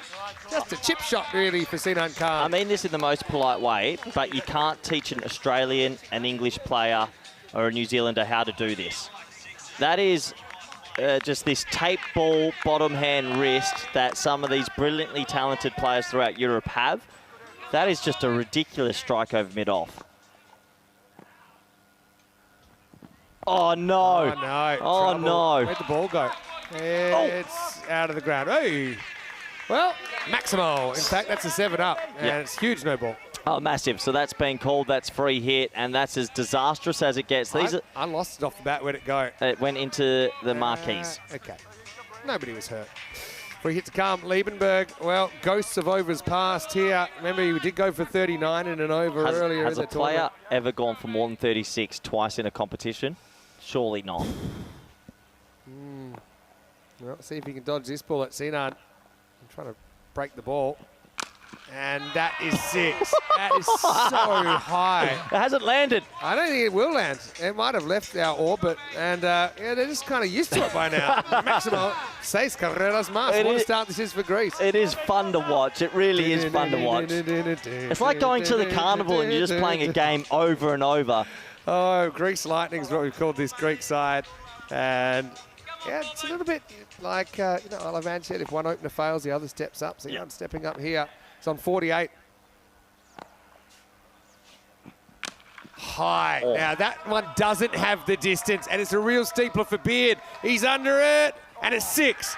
It's about as hard as you can get. It was going to land about a metre over the boundary, but he could never get set, and it's going to be 6 runs. Yeah, I can't believe how long that was in the air. Eddie Beard had about 25 seconds to think about. That had beyond hang time. I don't know how he's hitting it so high. Yeah. Well, you know what? That's the wind or lack thereof. If this was at Etihad Stadium, it hit the roof. Yeah. Might have gone through the roof. 50, by the way, for Sinan Khan. Brings up off 16 balls. Oh, what an eye as well. How do you hit a ball so high? I don't know.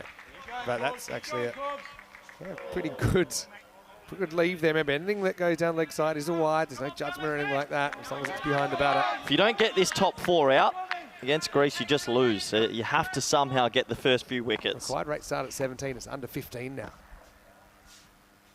Oh, no. Another hanging full toss. Adios, Pelota. I think it's going to be called as well. This over could be 33 or 4, Vinny. Oh, no. Oh, boy, oh, boy. Liebenberg's having a nightmare. This is a marginal call, I think. No, that looked high to me. Is it hit higher? That's no ball territory. Oh, yeah, that's high, Vinny. I think it's high. Surely that's going to be... It's a tough one. Do you think it's dipping?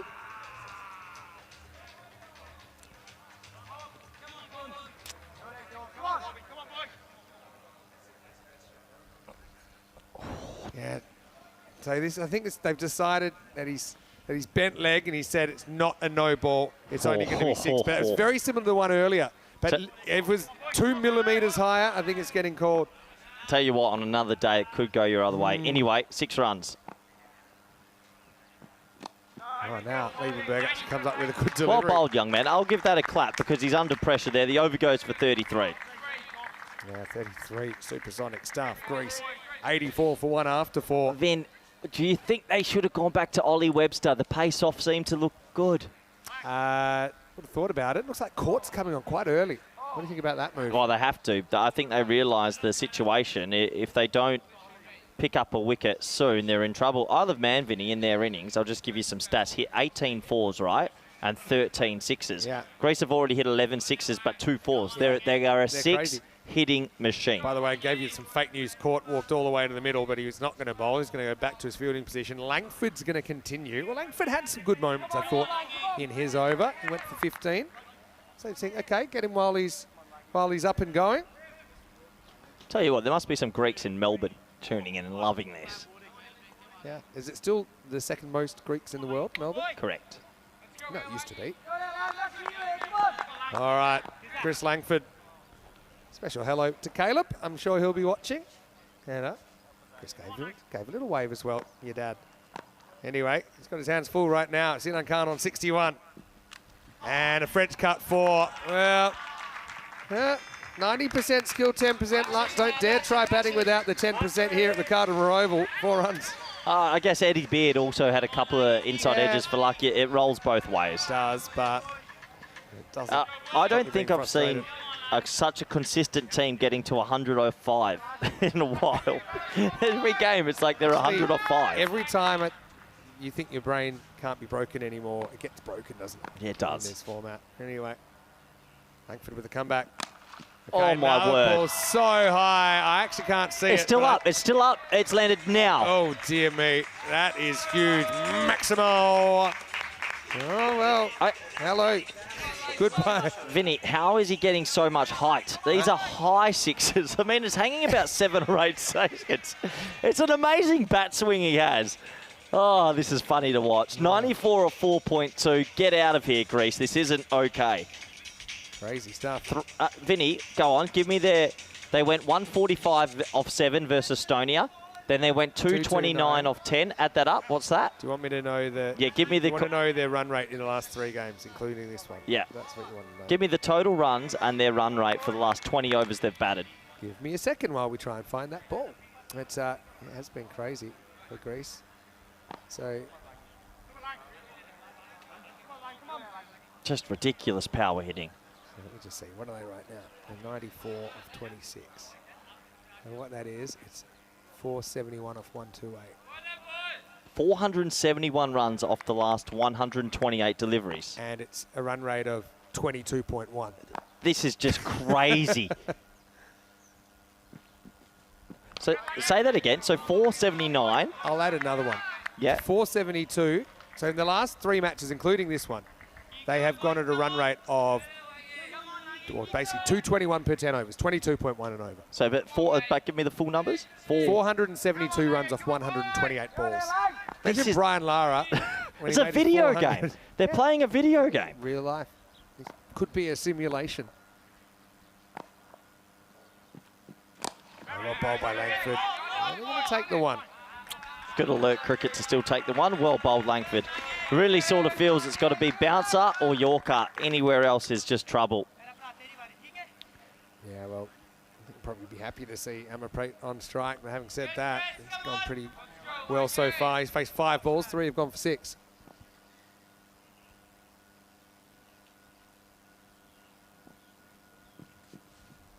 Down leg side, quarter wide. You know, there's this happens at Cardamore Oval sometimes. There's certain players and certain teams where there's a hush as the bowler walks in because everyone's excited to see what happens, and I think this Greek team's creating it themselves. They're just power-packed, and it's a joy to watch, really is. They're going to crack 100 here inside 5 overs again.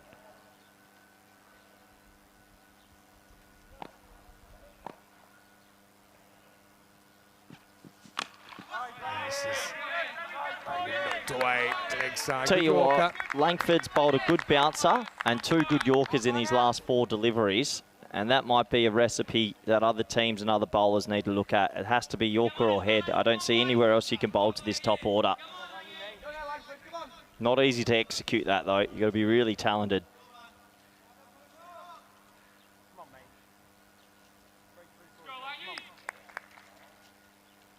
All right. Langford bowled better than his figures suggest, really. Another good Yorker. 1-2 here, but very good fielding out there. They're going to take it. Well, that could have been trouble for Sinan Khan. There's never 2 there. That should be run out. In the end, that does bring up the 100. JJ Griffin out there and a better throw. If it bounced over the top of the stumps, I think Sinan would have been gone. You don't want to risk your playmaker for one slightly dodgy run. There's never 2 there. A good throw and the bowler behind the stumps, and that's out. Simple. Slightly out of position there. He's miles out. All right. 100's up. Last ball of the 5th. Well bowled. Yeah, good in the end. Amarpreet will retain the strike, and this is game alive. 68 required off the last 5. It's 102 for 1. Let's welcome you into the commentary box.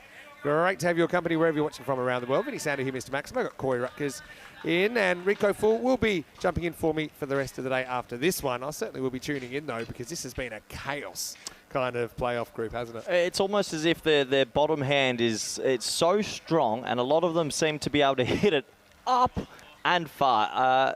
Say those numbers again. What are the Greek? Yeah, well, what we said was that Greece in their last 3 innings, including this one, it's in progress. They've been going at about 20 22 runs and over, or 21 runs and over. Is this the longest extended period we've seen a team going over 20s? Pretty good. Yeah, actually, yeah, it's good call. Probably the longest period we've seen a team kind of have that kind of production. But look, Isle of Man, I said earlier, you know, if they scored 180, I thought that Greece would struggle just because Isle of Man, typically they've had the answers with the ball. They have a bit of polish to their attack. I think that some other teams struggle to compete with. So looks like we might get back to Ollie Webster here with the spin. So change of pace. But let's see, because this Greece Lightning team, they're the real deal. Yeah, Johnny Travolta might be coming down to the ground if they get to the final tomorrow night.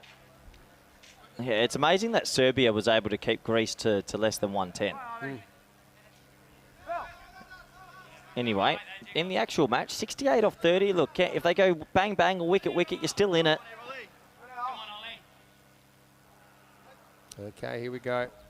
Over number 6.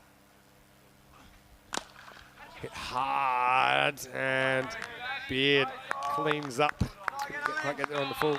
Just it's a different matchup trying to line up against spin. Webster doesn't give it that much of a rip, but he gets a bit of bounce. Does he swing harder, or? Oh, he's going to swing so hard at this. All right. Down leg side. Keeping by Phil Littlejohns. He's a very experienced player, Phil. Like him a lot. I think he's done a good job behind the stumps since he's been thrust into action the last couple of days. Oh, throws out the leg spinner there. Oh, rate it. Oh, you got to be confident to do that. You've got to be skillful to do that as well. Smacked it into the ground. Into the ground, wasn't a catching chance. Try it again. And there goes pace on. Bit of a dart, but it's a half track, and that's going to go maximal for Sinan Khan. Oh, moved no. to 79. I think our DJ's been taken out. I think that's collected the DJ. Oh, well. Uh-oh, you got to watch the game. Well, you know what they say. You can't stop the music. Nobody can stop the music, maybe, except for Sinan Khan. I might play the Zorba next. That was right into the DJ box. No one was paying attention. You got to pay attention. All right, that's Leon over there. Oh boy, that's dangerous. Jay might lose his job as security guard down there as well. 6 runs, and this one won't hit anyone, we don't think, but it's going to be another 6. Sinan Khan does have an ECN century, scored it in ECI cricket against Turkey in Bulgaria. That was in 2023. But this would be the best innings of his career if he could get to the 3 You figures. know what Cardimer Oval reminds me of? The Wanderers in Joburg. Yeah. It's the ground where the ball flies. It's a flat surface. It's a quick outfield. Oh, and there you go. Oh, we had a bit of spillage, Vinny. Yeah. That's out, well done. Straight to 2020 there, actually. He's on 85. Another leg spinner, but he picks it and he hits it and he gets it out of the ground. Into the 90s for Sinan Khan, but not looking too nervous there. He's a couple of blows away from a memorable century. I tell you what, he might be going bonkers if he gets this ton as well. Just brutal hitting. It's the other opener. Afridi got a duck, but Khan is still there. And oh boy, just incredible ball striking. They're back above 20 and over. Webster tried the leg spinner again. To be honest, he gets it pretty much right. The last 3 balls have disappeared though.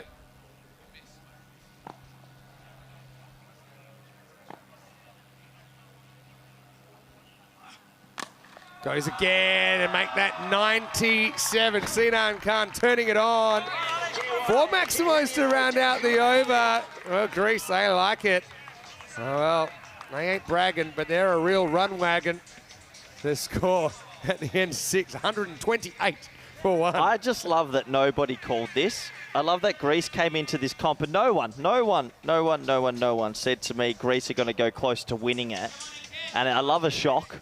And this is a shock. They are playing some great T10 cricket. We look at the centuries list and, well, we could have 2 in the game. Poor Christian Webster could hit a ton in a losing cause here. Yeah, we have seen a ton.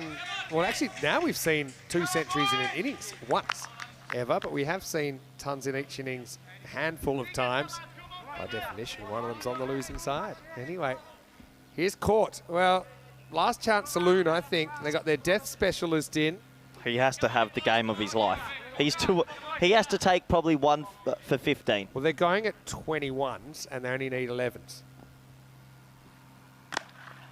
First one, though, down the ground. As we saw earlier on, you know, Just needs a little run of what we call quote-unquote normality, or the old normality, and you can work your way back into this game. Well, I'll tell you, the only thing that's going through Khan's head is, can I hit 128 balls? And you wouldn't put it past him. Here we go. Yeah. Sinan Khan, 97. He's been so aggressive, so skillful, so dominant in this innings. Striking at 360.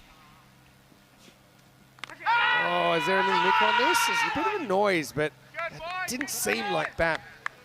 The only area he's looked and struggled is because of the front foot forward, coming forward to shorter deliveries. If you've got any pace, get it high. It's a great option.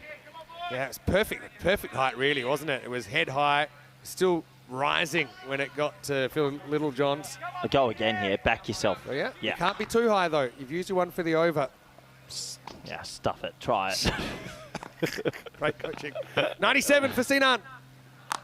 In the air, gets lucky, gets real lucky. That could have gone anywhere. There were 4 fielders in the offside waiting for something like that. Well, it just shows he's another player that wants to come forward at everything. So if you can get it high, it's a great option. Well bowled from Court. He's been very good this whole tournament. And it's what you called it. It's the short ball, but not too short that it went over the shoulders. What did I say? I stuff it. Just get in there. Expert comments from national coach Corey Ruckus. Back to Amarpreet. Walks it. Really good shot, but they won't even get a run here. Drills it straight at Ollie Webster. He's been a bit of a bystander. He's been watching the last few hours. Top over this so far, though. 40 off 20.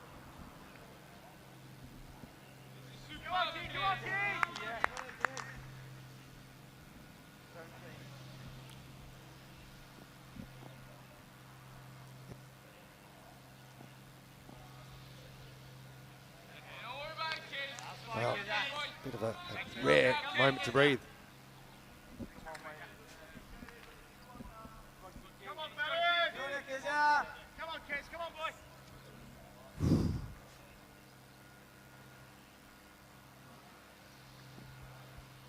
Mammy faces up.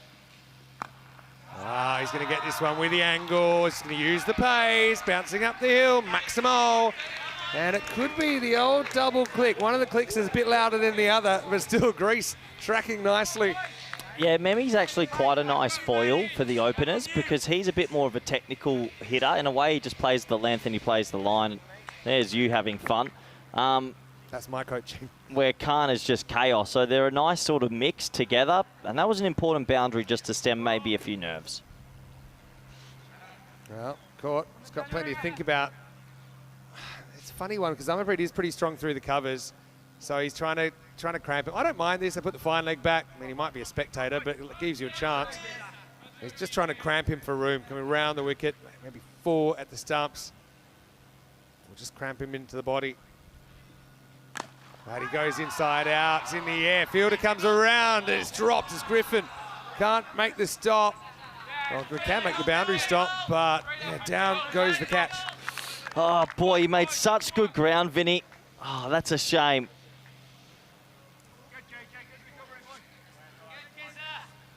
Yeah, good effort from JJ. Big good moment. recovery. Because even though it wasn't Sinan who's on 98, still was another player that's been very good. It'll be 2 runs. And that will actually be over. Oh, well, interesting. Hello. That's going to be an interesting game on Thursday. Join us live at 2:30 p.m. for that game Thursday between Portugal and Guernsey. To just tell you that the next game is actually going to be Estonia versus Isle of Man. Oh. Hey, so Isle of Man got to back this up, do they? Yeah, Isle of Man go back to back. Tell you what, they'd be pretty tired, I think. Anyway. Oh, well, they're going to bring young JJ Griffin into the attack. And, boy, he's got some pressure on him. This is not going to be easy against Khan on 98. There's the right thing. There we go. Estonia versus Isle of Man coming up. 98, Vinny. 98 for him. And that's his 100. What a great innings from Sinan Khan. Well, he's fiery, we know that, but it's a brilliant innings. It's a 30-ball 100. He's second on ECM, but his first ever at the Khartoum Oval. And really, He's propelling his side to what looks like a memorable chase against Isle of Man. Yeah, that helmet comes off, but a bit more conventionally this time. Well batted, a top 100 from him off 30 balls. And, well, the man with a lot of energy and a big smile. He hits 14 big sixes. Yeah, again, he's played this shot so well. That's a brilliant innings. So a century in each innings. Oh, yeah, and it means a lot to him. He's a player that plays with passion. He's exactly the kind of player we love to watch on the network. Now we're talking 25 off 17. JJ Griffin trying to stop the bleeding. Well, look, they're on that 145 off 7. That's what they did to Estonia. Then they hit Czechia for 229, and now they're dominating Isle of Man. So all three teams have sort of felt the Greece lightning, basically. It's going to be a problem solving for the coaches, but there will be a way. Oh! Wow. It's still up. It's still up. Oh, yeah. I mean, that is huge.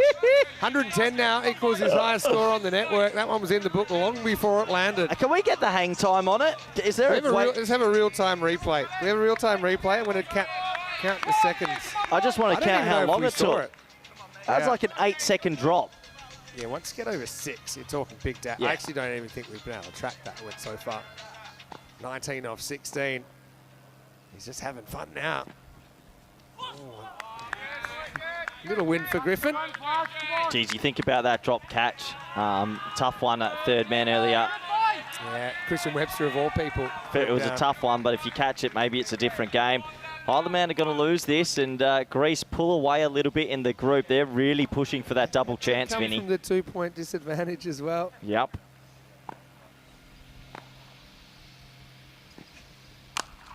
Steps, hits, out. Well, is there a twist here? Sinan's going to go for 110. He equals his top score on the network. Didn't quite get the elevation on that one. Eddie Beard does the rest. Griffin removes the key man, but is it too late? Greece, 151 for 2. Well, maybe it just opens the door again. Well, bowl Griffin. It was maybe a rolling leg cutter into the middle of the deck. Good catch from Eddie Beard. And look, the last runs are usually the hardest to get. So you never know, Isle of Man might be in it, but a huge round of applause for Sinan Khan. 110 off 33, 15 towering sixes and 3 fours. Unbelievable hitting, really. To do it with this consistency is a great team. There's something else. But yeah, he'll certainly have a different vibe about him as he's welcomed back into the tent tonight. He's loving life. And well done. He's done all the heavy lifting. He now needs one of his teammates just to close it off. And yeah, I mean, pretty well documented that he's obviously had a bit of a temper incident the other night, but he's a human being and he's come back and let his bat do the talking. He's Aslam. Pretty good guy to come out in this situation at number 4. Gets off the mark with a single. Probably one of the most agile 53-year-olds you'll ever see, batting at 4. Sigmemi, you imagine, becomes the key in this chase just to close it out for Greece, but you never know. Another wicket, if he can go, brings a new man to the crease. Greece are very top order heavy, like most. Just loses this one wide of the mark. 17 off 13 now. Surely with 2 recognised batters and informed batters at the crease. Greece couldn't mess this up, but you know what? Just takes a little mini run of no boundaries for things to get interesting. You've got to somehow limit it to 1 6 in the next 13 balls, but with this Greek team, seems pretty difficult. You need wickets, to be fair. It's the only way.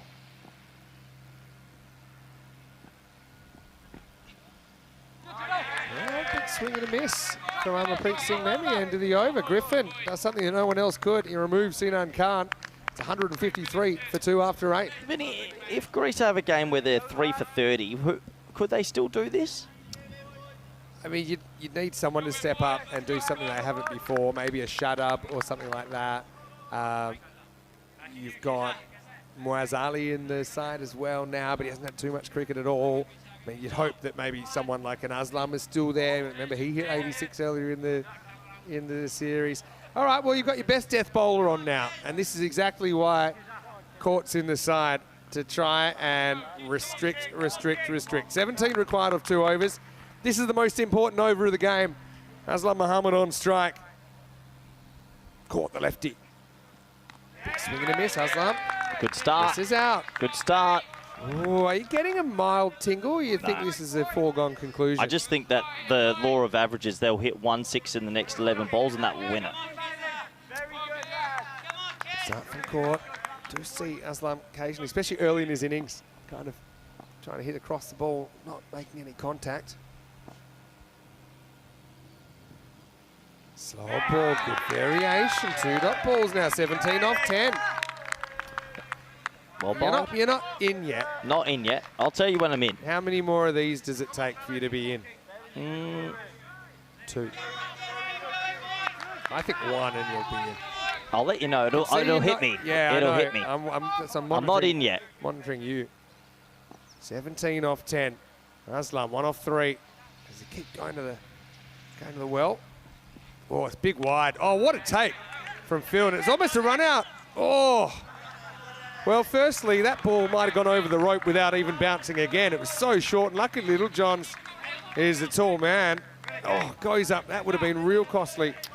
Yeah, that is massively costly. 2 free runs. It's almost as if it's a single and a single off the first ball. And he's used his bouncer, Vinny. So that's probably the worst result. 15 off 10. Amarpreet back on strike. And it goes short, and it's put away. Maximal.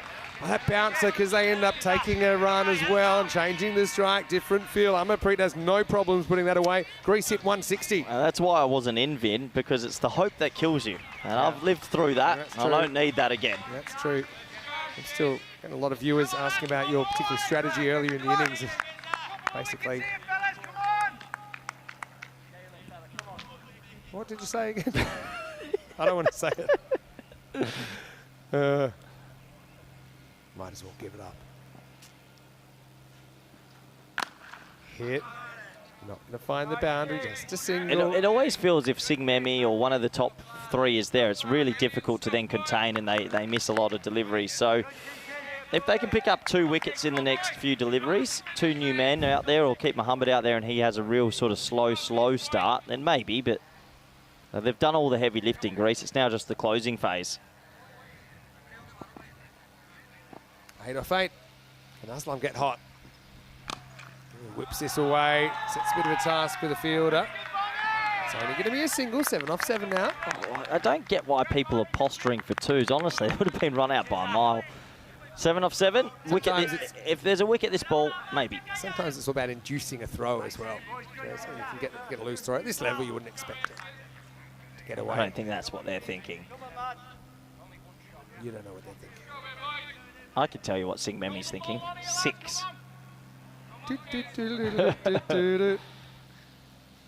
6 will tie the game. Last ball of the 9th. In the air, Beard. Oh, he's dropped it, but it's not 6. Oh, but I think he was pretty much set there. I think it's back of his mind. He was so conscious about the boundary. Ah, boy, that's a big drop. Yeah. He should have caught this. Back of his mind, he was so worried about the boundary. I think he forgets the fundamentals, takes his eye off the ball, I think. And 164 for 2, it means also that Amarpreet is on strike to start the last over. It looks like Liebenberg's going to bowl the last over, Vin. So pretty tough on the young fella who went for 33 in his first. And if he defends 6 here, this would be one of the great bowling spell comebacks, don't you think? Absolutely. Absolutely. All right. If that was caught, It would have Aslam Muhammad on strike, who's 2 off 4. And a new batter at the crease. Maybe someone like a Muaz that hasn't even batted yet in the whole tournament. Oh, well. It's all up to Corbin. Can he pull out a miracle? You basically need a boundaryless over. So can you win the battle 6 times? 6 to win. In the air, and game over. Only lasts 1 ball. The ball never bounces on the field again. Greece chased 170 with 5 balls to spare. And, well, unbelievable hitting once again. The Greece Lightning is playing loud and clear. yeah, they're playing some scintillating cricket, Vinny. They're going to take this win, chasing 170 with, well, remarkable ease. It was another 100 to an opener. That man, Khan, fantastic. 110 off 33. 15 sixes, 22 sixes in the run chase, and overall, Greece have just done it again. Just crazy, crazy stuff. And we started almost get used to it, but I still don't think we're fully used to it. It's sensational chase. I mean, Greece, they won the toss. They wanted to bowl. They took a wicket first ball of Ollie Webster, real key player. Christian Webster comes out, hits 100. But Greece, I think it all comes down to the fact they batted second because they didn't feel there was a score that they couldn't chase down. And to be honest, they get proved right in the end. Yeah, they do. They do. They've once again shown us their batting prowess. This is what's coming up next. Interesting game this. Isle of Man have to back up. Estonia have some winning form. And, well, this could really open up the group. If Estonia win, all of a sudden that double chance is back on. Yeah, definitely. So that becomes pretty big in Estonia. Then we'll play their return bout with Czechia in match number 9. Next game is in just over an hour's time. So you have a little bit of time to do something else. Make sure you come back. But before you go, maybe check out some of these highlights because Greece, well, I know they don't always fire, but when they do, it is brutal to watch. Yeah, it's actually good fun to watch. They did lose the early wicket of Sajid Afridi, but Sinan Khan was still there and he had able support with Memi, and those two would go on to pile the runs. They hit it to all parts. They hit some towering sixes. They actually put on 151 in 7.3 overs. Sit back, enjoy, because it's pretty special, and that's me waving goodbye to the ball. And it wasn't the only time either. But yeah, umpires, they might need to rub down for sore arms. He just talked about their ability to hit sixes, and it's a simple game. If you can hit more sixes than the other team, you normally win. And, well, Greece, yeah, certainly kind of relaxed, cool vibe. This was a funny one, wasn't it? We almost saw Sinan run himself out for no good reason, but he survived that, and he would go on to post the 3 figures. Yeah, he would, and well, that was the DJ and some of our staff members getting a little bit lucky with the ball just missing them. In the end, it was the Khan show. He towered his way to 100. He was getting some very, very monstrous sixes. That's Vinny Sandhu enjoying the power hitting. Yeah. And you just got to sit back and admire it. Yeah, ridiculous. Yeah, just a chaos division, chaos playoffs, and Sinan, that was the moment, put up his 100. And he made it to 110 before Beard was able to catch him, so equaled his highest score on the network. Also scored 110 not out versus Turkey back in 2023. Puts him third in the comp for runs as well.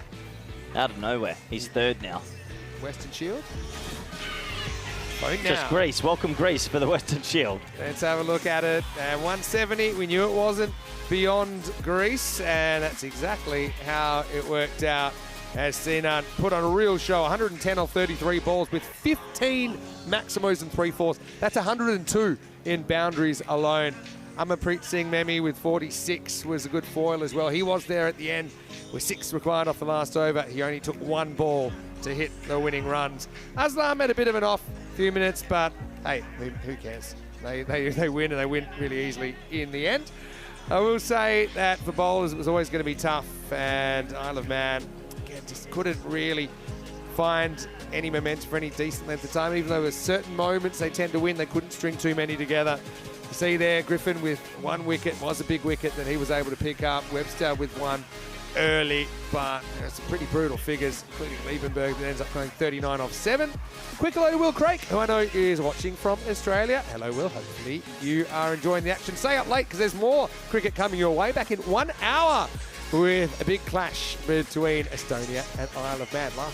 Last time they will meet, unless they meet in the finals. Vinny Sandhu here, Mr. Maximo. I'm off for the rest of the day, but I will be tuning in from the Sunset Beach Club. I'll leave you with Corey Ruckers and Rico Full in for me when we return to the Khartoum Oval for more Dream11 European Cricket Championship.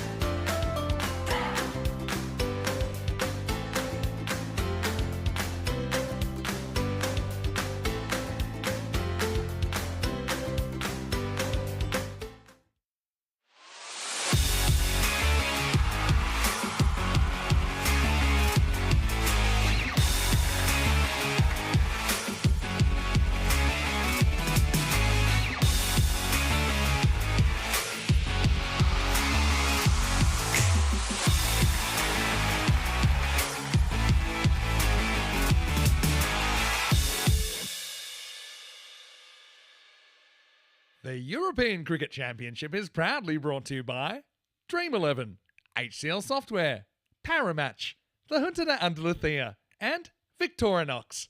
And the official charity partner, Share the Meal by the United Nations World Food Programme.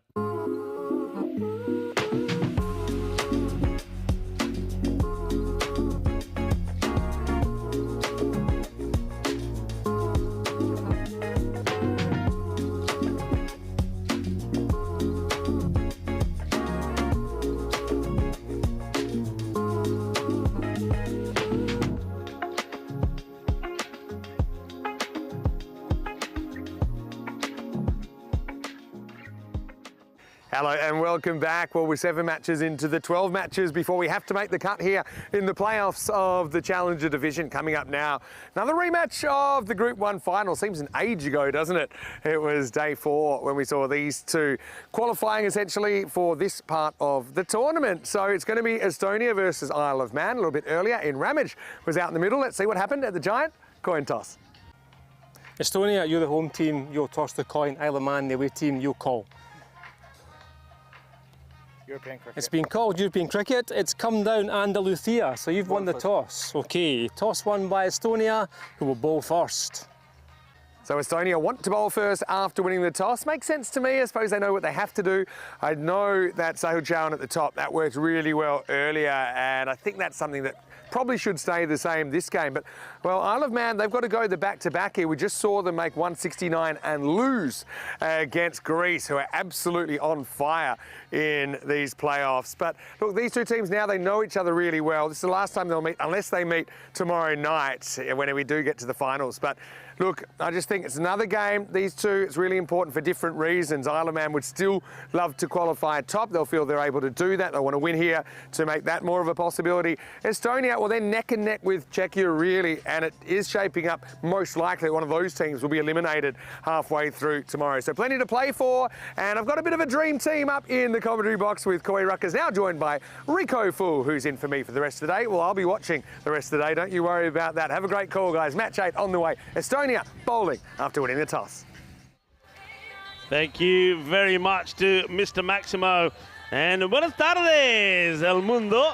And welcome to the Cardamom Oval. Well, the field of dreams, or is it the field of fantasy cricket? Because some of the cricket that we've seen here, the last few matches, has been extraordinary. Of course, I watched that match, or the matches last night, when Greece just turned it on, didn't they? And if anybody thought it was a bit of a blip when we saw them score the highest score on the ECC, when they got that win against Czechia, scoring 2-9. Well, they continued here today as well. But first, as Vinny said, this is going to be a repeat of the Group 1 final. Of course, these two teams, they have met since. They did meet in the playoffs, and it was the Isle of Man who got the win by 18 runs, but they needed to score 171 to get there, because Estonia got to 153. So once again, Isle of Man, they have been put into bat by Estonia. Interesting, I think Estonia may have had the opportunity there just to change it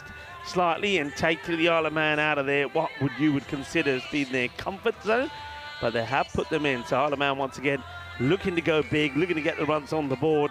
And of course, they're coming into this match having a defeat in the last match. So back-to-back matches from them, having scored 169. Greece did it again.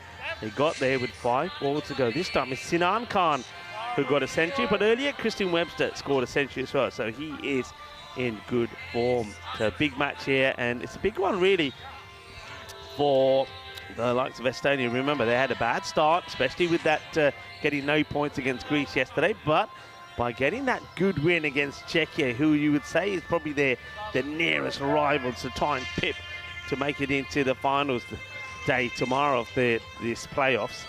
They've got a chance, haven't they, by getting those 4 points. Get a point here, they'll be on the same points as Czechia. And those two teams then will go head-to-head in, well, what a very crucial match. So here we are, ready to go. It's going to be Rupen to start with the ball. Bit of a change. Down the leg side, clipped away quite handsomely by Ollie Webster. Just strays ever so slightly. So Webster, after, well, he wasn't the Webster getting the runs last time round. Maybe he will be this time. Just nicely clipped 4 runs to start with. Hello to everybody and welcome back to everyone on the chat. Muy buenas tardes, Monica, ¿cómo estás? And welcome to Dave as well. Ardash Yadav is there as well. Nice to have you all with us. Hello, Paul. Hello, James Stewart. Signed very wide, and Michael Vake has to leap in the air to stop that one. And John Heasham in the chat as well. So plenty of people enjoying what promises to be another fine contest. Match number 8 then of the playoffs. Alapan having a bat again. I think they'll be happy with that as well, bearing in mind that we just saw them in the field being run ragged. And gets back onto this. Good running there from Eddie Baird, who continues to be the highest run scorer in this Challenger division so far. And of course, Vinny Sandhu having a well-earned afternoon off. That means it's the Rico and Corey show here today. And Corey joins me now in the commentary box. Yeah, good to be back, Rico. It's been a pretty interesting morning so far with the results, but really excited for this one. These two teams have played a couple of times, and it always feels like it goes down to the final few balls. Hooper. Beard goes outside, the offside. It'll be one bounce, 4 runs. Nice shot, just helps it over. Doesn't have to cream it too hard.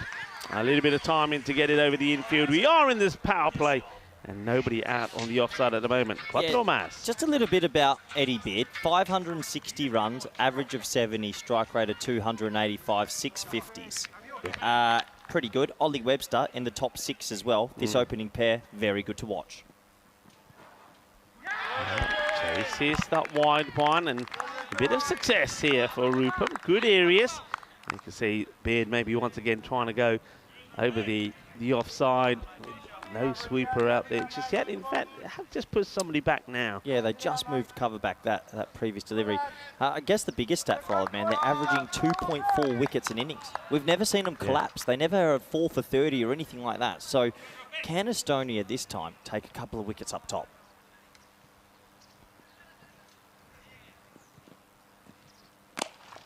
That's just been timed once again. It'll be 1 bounce, 4 runs. Again, doesn't try and hit this too hard now. There is a mid-off inside the 30-yard circle, but you can see Beard, he's got so much confidence. He's very happy just to say, you know what, I've got this, I've got enough of it. That's all I need to do. Time it well, get it over that fielder, I'll get 4 runs. I think Kookaburra's pretty happy with that one. You could just see the stickers in the full face of the bat there. Beautiful shot, 14 off the over. He's such a nice player to watch, Rico. He just times it. He's not too aggressive. Deep mid-off goes back, deep cover and spot it. What a nice player just to watch bat. He's lovely to watch. He really is. Showed his talent, showed his class.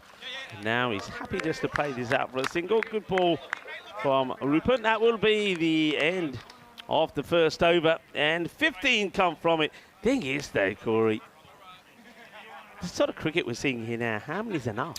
Yeah, that's probably the biggest question around the ground. Well, when it's Greece, you need about 250. Look, Estonia this morning chased a pretty low score. I think they'll be happy if they're chasing around 150. Let's have a look at the ECCW. Look, we're talking a lot about the men's in this event. Rico, I know you got to cover the women's last year. How good was the ECCW? Yeah, it was fantastic. It was fantastic. And with all the teams and all the players that were there, will tell you that it was really a carnival of cricket. And everybody got on so well. And we saw some very good women's cricket as well. This year, bigger and better. Always bigger and better. 10 teams coming to this year's edition as Paul looks like he's going to bowl over number 2. And he can be a tricky customer. He just needs to put away the full toss. Unfortunately, every now and then we'll bowl the loose delivery. But I think Estonia, if they keep him to 150, they'll back themselves. Picked up, and that's going to go over the leg side, and there's going to be 6 runs. Manos Riva there from the Italian stallion, the umpire, Suleiman Saeed. 6 runs, beautiful pickup. And this is why he's so hard to bowl to, because he goes through the offside, they change the field, and then he goes, well, I'm going to go to the leg side. He's a definite 360 player. Big test here early for Estonia. Short again, and this time has been crunched, and watch out in the fan zone. Watch out, watch out. There's a grizzly about. Well, I think that might have been Team Czechia that had to dodge that bullet. Oh, he's crunched this right out the middle of the bat. I tell you what, you've got to pay attention. A little halfway, look, playing a game of cards. It looks like having a bit of fun. Good to see the teams socialising together, but you've got to keep your eyes on the action. Oh, that was Team Greece and Czechia. Well, Greece certainly wouldn't want some of their key players injured at the moment. A bit of a discussion here about the plan. Stefan Gooch and Arslan Amjad, captain and vice-captain, getting involved. I don't see this enough. I like this. Captain comes in, vice-captain comes in. Look, the teams have been miles ahead on the clock. They're 2 or 3 minutes ahead. If you need 20 seconds to take your time and think of a plan, do it, because I think sometimes bowlers just keep running in, keep getting hit, and they don't really think too much. Yeah, and I think it also plays in the mind of the batter. The batter's seeing this, he's having a wait, and the batter's now thinking, okay, I wonder what they're going to do, what's the plan? Well, it's been dragged, and that's a little bit unlucky because it's a better delivery. It does go outside the off. It's almost like a false shot this time from Beard. And if that was a little bit straighter, Arslan Amjad would have had a play on it. Yeah, it's another situation where they changed the field early, and now he's exploiting the opposite gap. So good batting from Beard. And, well, this opening pair has been known to put on good partnerships. At the moment, they're looking good again.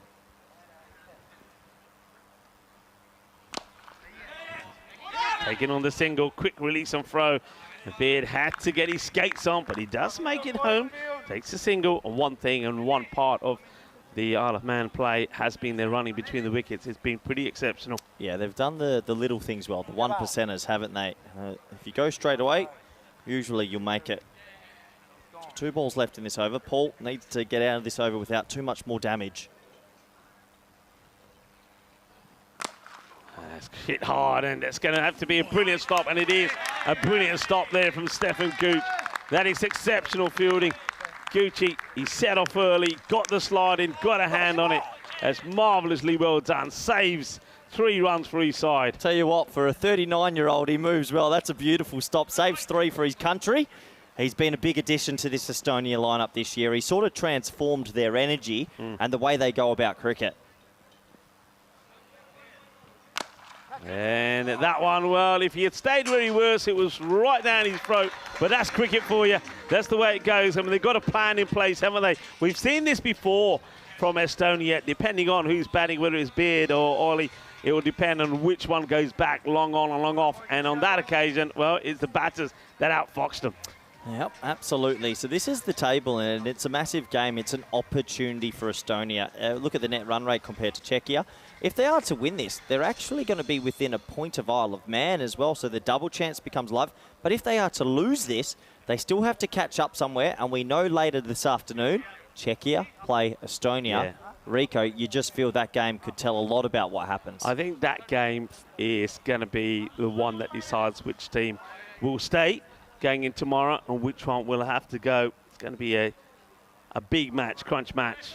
Estonia, though, they will feel that whatever happens, though, in this kind, if you get a win, great, but still that next match is important. But if you're going to lose, that point becomes valuable, big time valuable. If they do lose this game, they really need to make sure they just get that point to make sure. Robbo into the attack, and there's an edge for 4. It's a tough old game to be a bowler, especially when that happens. Yeah, I mean, there's no way you can set a field to that. And 4 runs from it, and now keeping that third back. Field being moved around and changed around a lot here. So third will go back. They also have the mid-wicket bat. So the 2 men straight staying in their circle. And good delivery. Yeah, that's well bowled. I think that's the off-cutter from Robbo. A lot of pace off, and I think Webster was hoping for a wide, but that's inside the tram line. Nice to see that Estonia, very dissimilar to yesterday. They seem to be up for this. They're talkative, making some noise. That's going to go probably all the way. Yeah, it will. It's going to be 6 more. Bolle, bolle, bolle. 6 runs for Ollie Webster, this time outside the off. So not just playing and hitting boundaries, but hitting them to all areas of the ground. They're a difficult team to stop, especially the top 3, because probably out of all the teams, no disrespect to Greece, Czechia, they go over the offside the most. So you think, okay, I'm going to bowl outside off stump, you get hit over cover for 6. Then you go a bit straighter, you get hit over mid-on for 6. So Isle of Man, just once again, are a tricky top order, and they don't lose wickets. It's crazy. They never seem to lose more than 2 wickets. I think also maybe a lot of that is maybe they don't have quite the same depth lower down in the order as some of the other teams, and they know that, and they have to bat with that in mind. Good delivery, Yorker length. There's nothing wrong with that. It's nice to see that one right on the pegs. Yeah, they might not bat as deep as some other teams, but it doesn't really put them in their shell, you know. They don't shy away. They still go at a seriously good rate. Goes to play this a bit later that he was hoping to, but it still goes a bit square. He wanted to get it in that gap, so he waits a little, but doesn't get the contact that he wanted, does Ollie. But he hands the strike over to Beard, and that's also been the beauty for the Isle of Man when they've got these partnerships going. They're sort of sharing sort of 50% of the strike, aren't they? They're making sure they share the strike. The field has to change accordingly. So this time you see mid-wicket comes up and Gucci goes back, and that's cut away, and well, didn't know too much about it. Picked it up and gets the throw in as well. So it ends up being a good stop. I think that might have been Chauhan in that area. Probably hit him rather than he stopped it. But he does save a boundary. They'll take a single, and it's not a bad over at all. No, it's not a bad over. Good fielding from Chauhan, who sort of wears one, then almost affects a run out. Direct hit would have been out. That's a small moment, but if it did hit, it would have been a big moment. The score at the end of the power play, Rico, is 49 for none. 49, and I suppose compared to some of the things that we've seen, that's okay. It's not gone off the rails, and now, of course, the opportunity is to try and plug some of those gaps. I want to say today is National China Day, so celebrations there in China, and also Cyprus Independence Day. So enjoy your celebrations if you are in China or in Cyprus, or if you are of those nationalities. Yeah, we've had Cyprus play on the network. Maybe China one day plays on the ECN. Oh, maybe. You never know. That'd be good. We've had some pretty USA have played. When you think about that, and Canada have played on the ECN. Yeah. Masood, over number 4. Short, crunched, to be one bounce, stopped by Gucci. Just a single. Well, that's the 50 partnership as Estonia start to just slowly try peg things back. It sounds crazy. It's 50 off 3.1, but we've seen some of these scores get absolutely bonkers of late. Pretty traditional T20 field here. Have you had your lunch? Yeah, good little lunch. Little Caesar salad today. Thanks, Rico. Caesar, you're all right. You're all right. I was tell you why after this ball. Slower delivery, gets put away, and it's going to get in between the gap between mid-wicket and square. It will go all the way, hit flat and hard. There's going to be 6 more.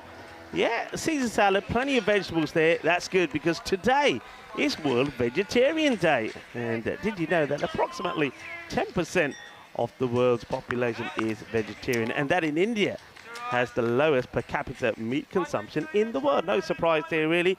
So it's a day to get out some carrot sticks, tofu, cheese pizza, veggie burgers, and all the other meat-free items. Well, that's in the air. Can anybody get there? They're coming in from all over the place, and it's going to get through the fielder. And that's a big opportunity.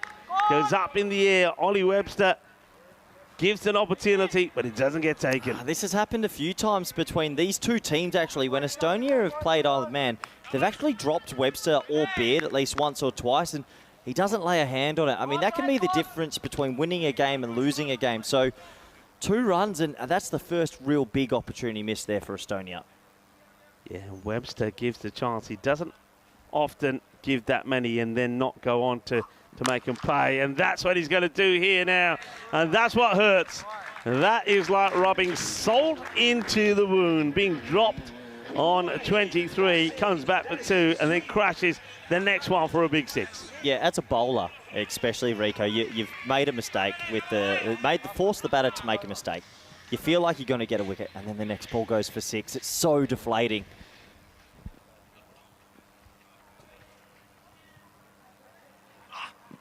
Yeah, it's well bowled.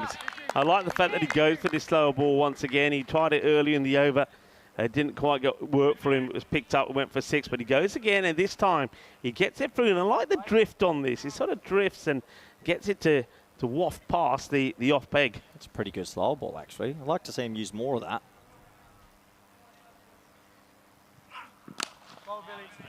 Well bowled, well played. Hassan Amjad will do the fielding. It's just going to be a single. 16 come off the over, but of course, the big talking point is the chance that Tony Webster gives. Doesn't get taken. He survives. The partnership continues. And they're going down very well here in the moment. 65 without loss after 4.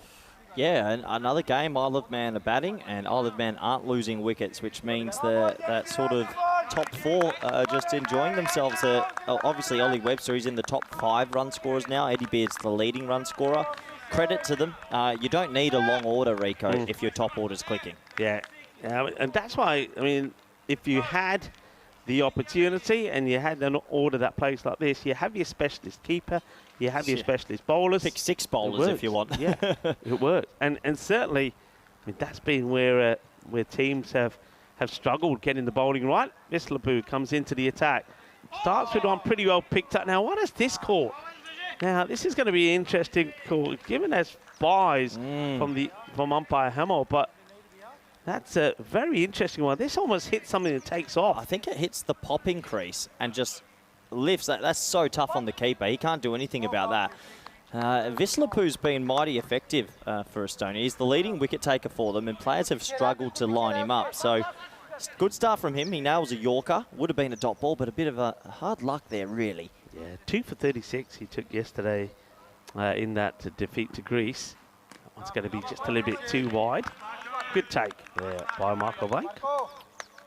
Yeah, he's a different character compared to every sort of other bowler in the Estonian lineup. He's a bit slower, but sometimes the speed off actually works for you. It's almost like he's a spinner from the long run. Yeah, he always does well there in Estonia, playing for the Italian Hippos. Always picks up a number of wickets. It's being played away, hit hard, but to the fielder. And Robbo makes the stop. Hit a bit full, but I think what it is the ball comes through to the batter a lot slower than they think it is. So he gets batters playing sometimes a little bit too early. Yeah, that's a big full in. He got away with it. Sometimes just the different pace that you have to adjust as a batter. Yeah.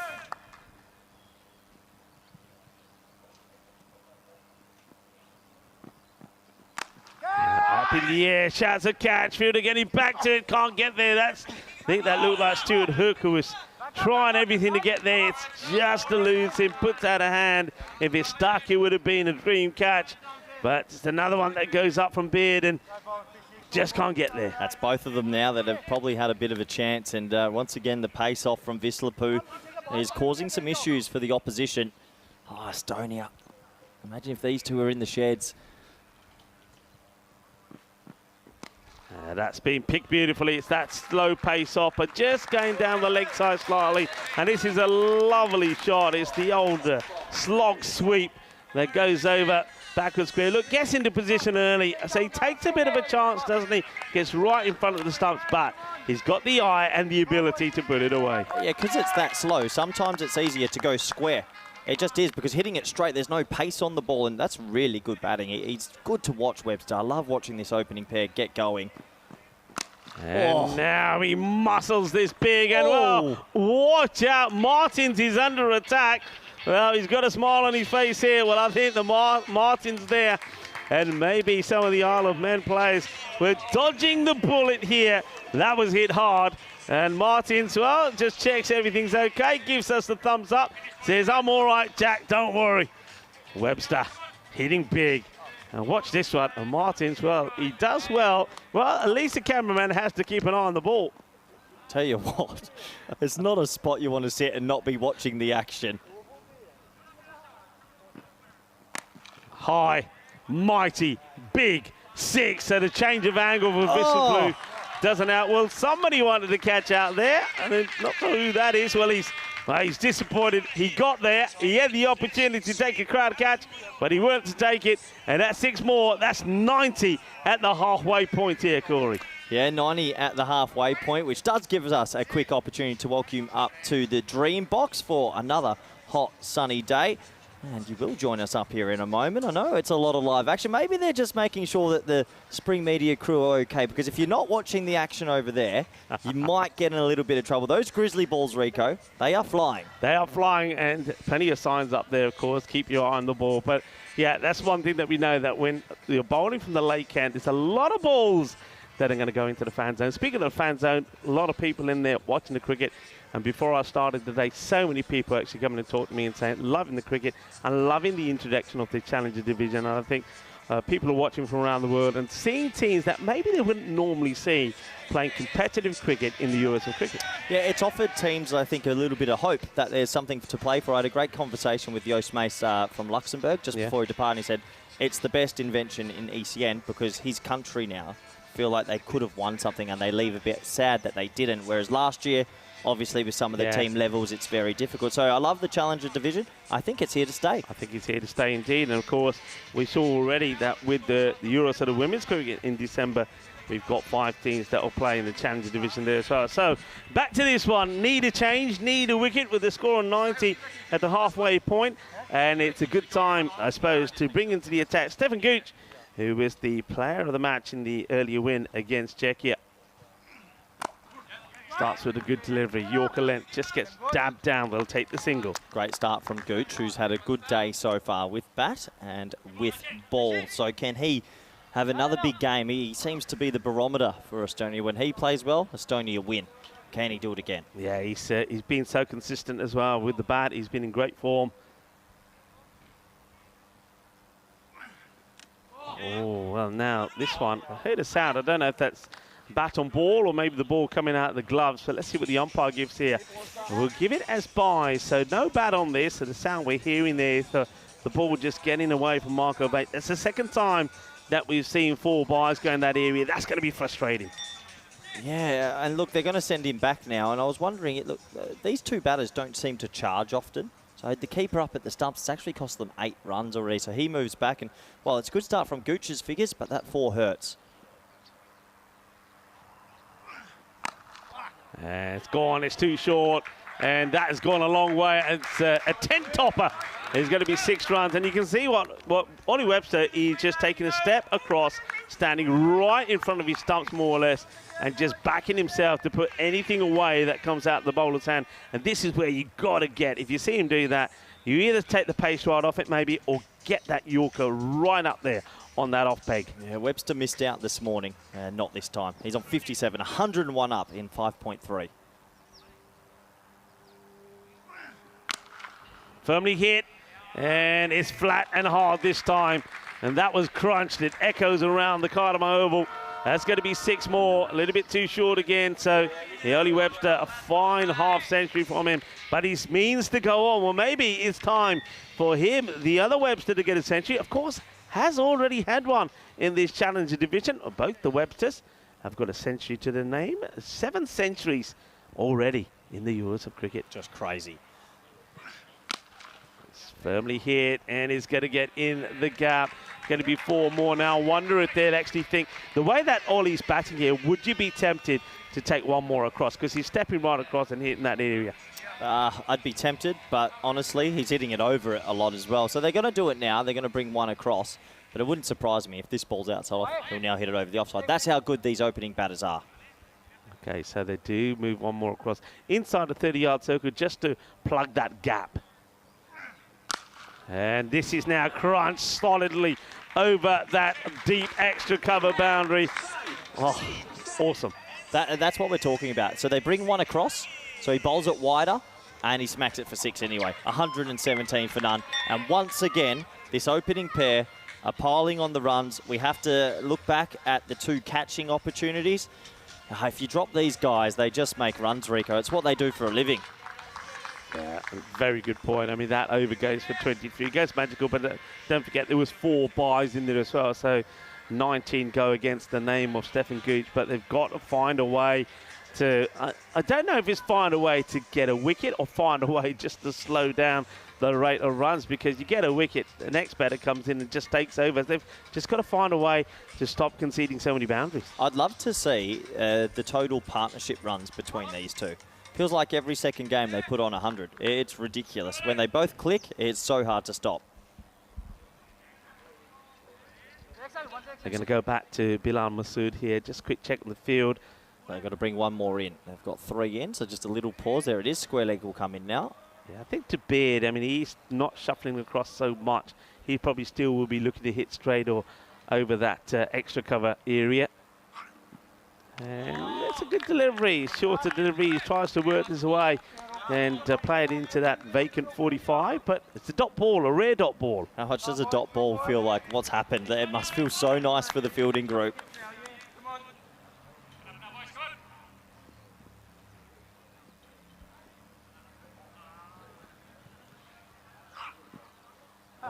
Well bowled, pace off.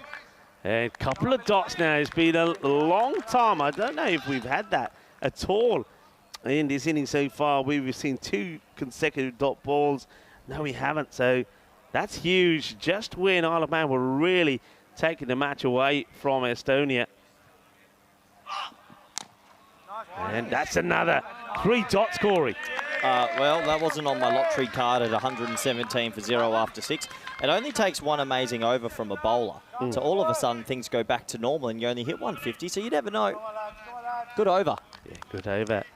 Eddie Baird is on 34 or 16. Well, you know he's going for this one no matter what. He's got to. Well, you can't hit that. I think some adjustments being made to the field as well from Arslan. He's just getting one of the sweepers to move a little bit finer.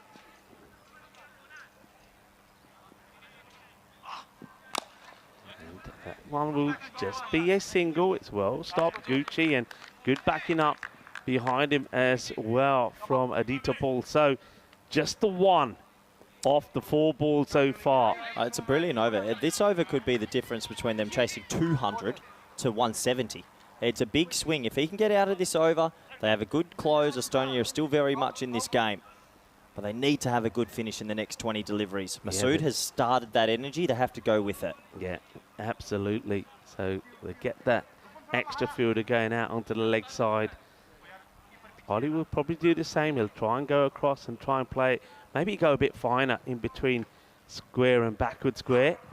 All right, high up in the air.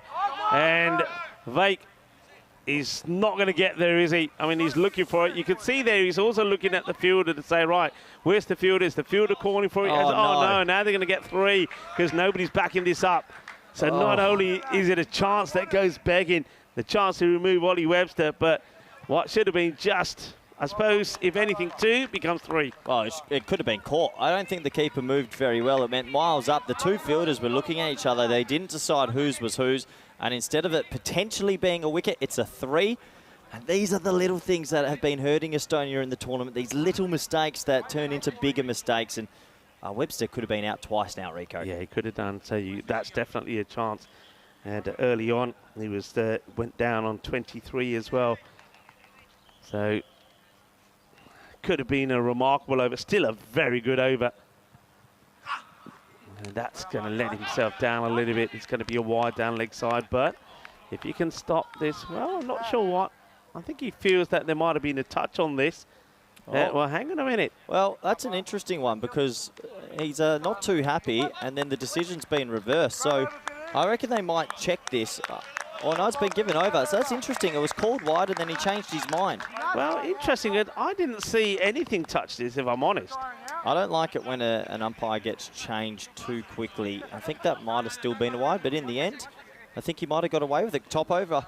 Yeah, I mean, he looks at the square. I don't think the square leg really is probably the one to check with if there was a touch on this. But you can see that Estonia certainly applauding the umpires, but the batter's not too happy. But it's a sensational over. Only 4 come from it. So, wow. Well, maybe this game changes. This is what's coming up next on the ECN network. We go to Malta, the Italian finals, Spain encore at the end of the year, and then we're back here for the ECCW to wrap up what has been a mega 2024. Yeah, it certainly has been a great year. Plenty of cricket, plenty of excitement, plenty of records have gone down. Maybe a few more will go in the Euros of cricket here as well. Hit hard, hit powerfully. That will go for 1 bounce, 4 runs. And Ollie Webster just feels at the moment that maybe he is the man who's got to stand strike. Eddie Beard won't like the fact that he had those 3 dot balls to his name. Yeah, good batting once again from Webster. They've got 4 on the offside and only 2 people back on the offside. Deep mid off and sort of deep point. So that went behind point. Anything outside off stump and there might be danger here. Oh, this one Yeah, it's called a wide. I mean, he does go fuller. He sees that movement from Webster. Webster's done this a lot in this innings, but just needed to get it a bit straighter. If that was a bit straighter, it would have been a huge appeal. But down the leg side, has to bowl it again. Yeah, on another day, it's a tad straighter, isn't it? Maybe it's out, or maybe he clips it for 6. Who knows? Well, chases the wide one and will go. So that one probably would have been wide. Goes for it, but finds the hands of Johan. And maybe things just changing around. Remember, at one point, sort of a 180 was the expected score. With that last over, has gone down a tad. And with that wicket falling down, and it's a wicket of Ollie Webster. So things could really take a big change here. So that definitely is going to be a wide delivery, but he chases it and finds the hands this time of the fielder. They get the breakthrough, they get the wicket they wanted. The in-form and hard-hitting Ollie Webster falls 20 short of a century. He'll go for 80 of 26 balls, 9 sixes and 4 fours. Yeah, top innings from Webster, 80 of 26 is a seriously good knock, and he's doing it pretty consistently. Almost every day it feels like he's going to hit a big score. It does bring the man to the crease that did hit a big score. His first 100 for his country in the previous game. Christian Webster, no relation to Ollie Webster. He's his own man, and well done before he hit 100, but can he make a little cameo now? Yeah, it's, they had options here, but I suppose you do need to go with the informed batter, Christian Webster. They could have gone with someone like Vandenberg, who's a hard hitter and goes big from the word set. But I suppose there is still plenty of balls to go in this innings. Oh, that's no. high. Yeah, I reckon that's going to be pretty close to being called. It has been called. He just gets it completely wrong. And, well, Christian Webster, I don't think was ready for that first ball. No, I think this one comes all wrong. And Oh, yeah. It's already been called on field. Tell you what, that could have been a 7-up.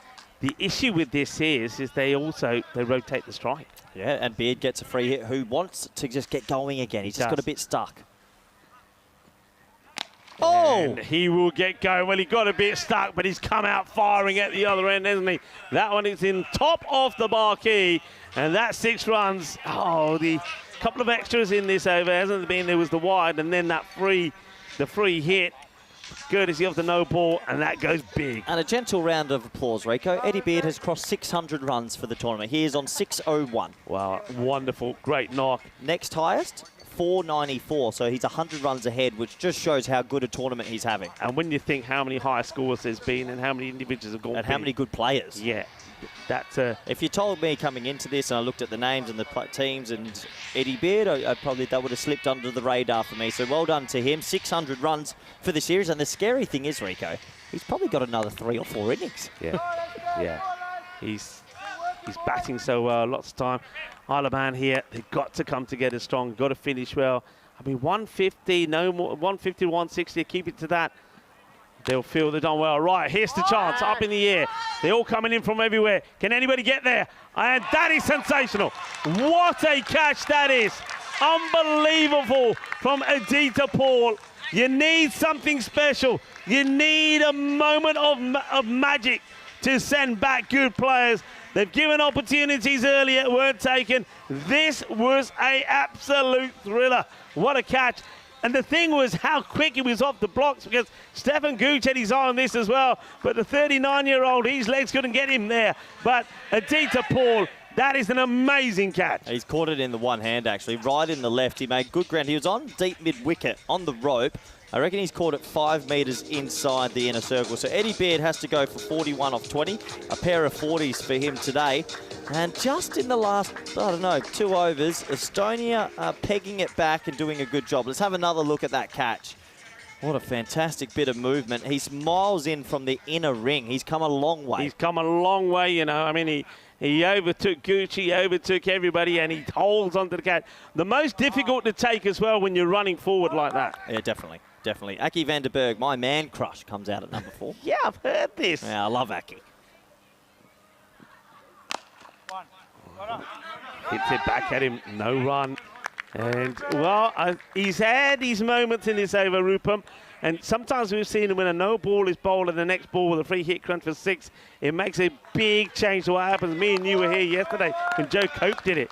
But here, he's come back well as Rupam. Yeah, good over from him. He got the big fish. And Isle of Man just stuttering a bit in the last couple. Played out, and it's going to be another stop. Aditya Paul has done it again. First he takes a great catch, and then he comes back and saves this one. That is tremendous. What a fielder. Yeah, brilliant fielding. He saves 3 extra runs. He's been a bit of a live wire at deep mid-wicket. You can see there running across. Gucci almost catches the hat. But that is another good over for Estonia, who are bringing it back to a bit more normal, 135 for 2. We got a message in the chat from Tom Cordier saying, watching from Taiwan. A love from Taiwan cricket. Whoa. That's a bit different. That is very different. Yeah, well, welcome. And, well, it's great to have some viewers from Taiwan. Yeah, I've not been out to those parts. I'm sure that it's a beautiful country to get around. 135 for 2.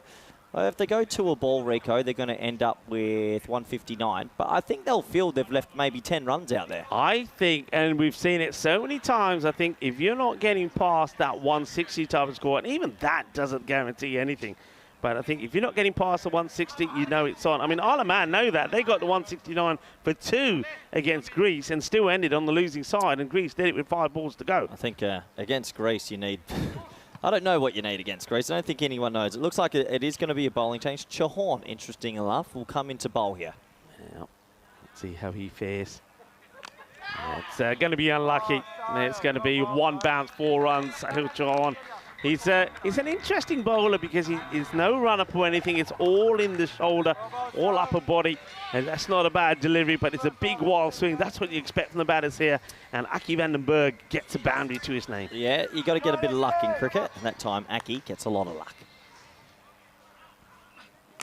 And this one is high, and not even Aditya Paul, unless he climbs up the floodlight pole. He's got no chance to catch this one. That is big. That is 6. And that's why he's my man crush, Rico. What a good man, Aki van den Berg. Spent a bit of time talking to him during this trip, and he's just a good fellow. He bowls well, and good to see him sort of cashing in here at the back end.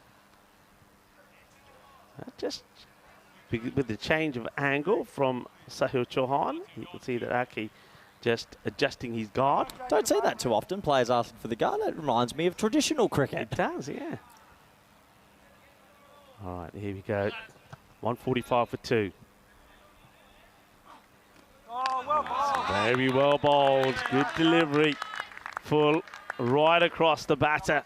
Yeah, Chauhan's got to get out of this over without too much more damage. If he's bowling this, would you have a 3rd back? In the air.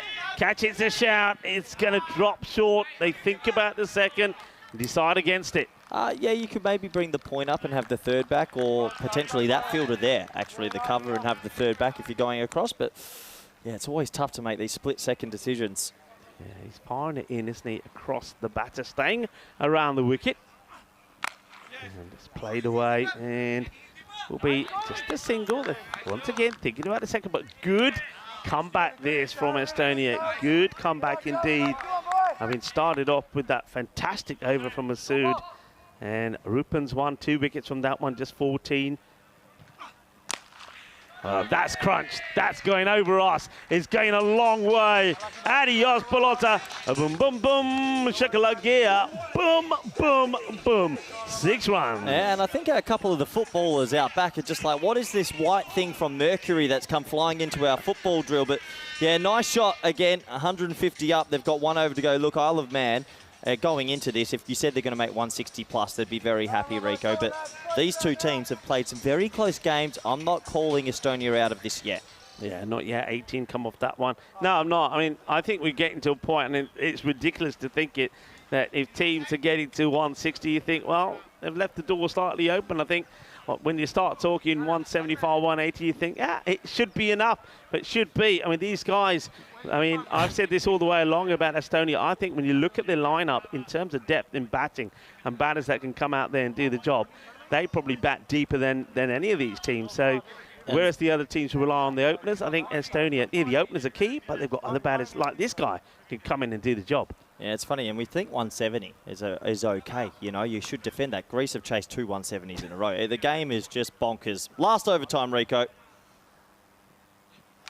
And that's going to get away. Chase is on. He'll think about the second. I mean, it's wondering if it's one you worth taking on, but that's very good cricket there from Robson as well. He knows that the keeper's going after it, so he takes the stumps. Yeah, 154 up. There's Meta Gooch, who's a manager on this trip for the Estonian men's team. I'm sure that dugout's feeling a little bit nervous. It is going to be a big chase, but they're still in it. Oh, my word. That is a rocket shot. It really is. That is clobbered.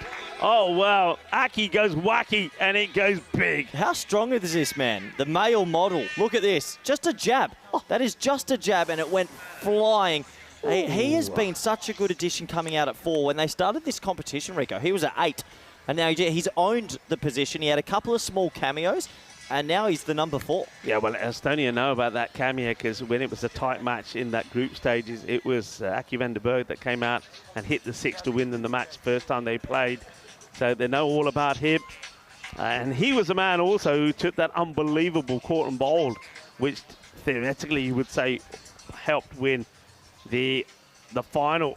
Yeah, that was in the group against the Isle of Man as well. That was just a piece of brilliance, yeah. And that probably changed the final because it was the big wicket of Gooch. Yeah. Okay, Robson takes his time. Right, up in the air, should be taken, and it won't be. Gets away, the game for the 2. He could be out here, and I think he will be out. You can see why he tries to go back, so they will get his wicket. He'll be run out, will be Aki. I think it's right that he tries to get back on strike, because it is the last over, but he'll go for 25 off 9. There was a chance to take the catch. Stuart Hook once again couldn't get there, but the fielder backed up well, got the throw in, and they do get the wicket of Aki van der Berg. Yeah, I can understand going for the 2 in this occasion. It might have been on, but it was actually a bullet throw, so it's going to be 1 run out. The cameo of Mr. van der Berg is complete. And Estonia, they still keep their heads up high. They know they're in this contest. Yeah, very much so. I mean, that 160 is up. Can they keep it into that 160? New batter will have to come out and will be on strike as well. So, yeah, well batted once again there from Aki. Does his job, 25 of just 9 deliveries. Okay, so Sam Barnett is going to come out at number 5.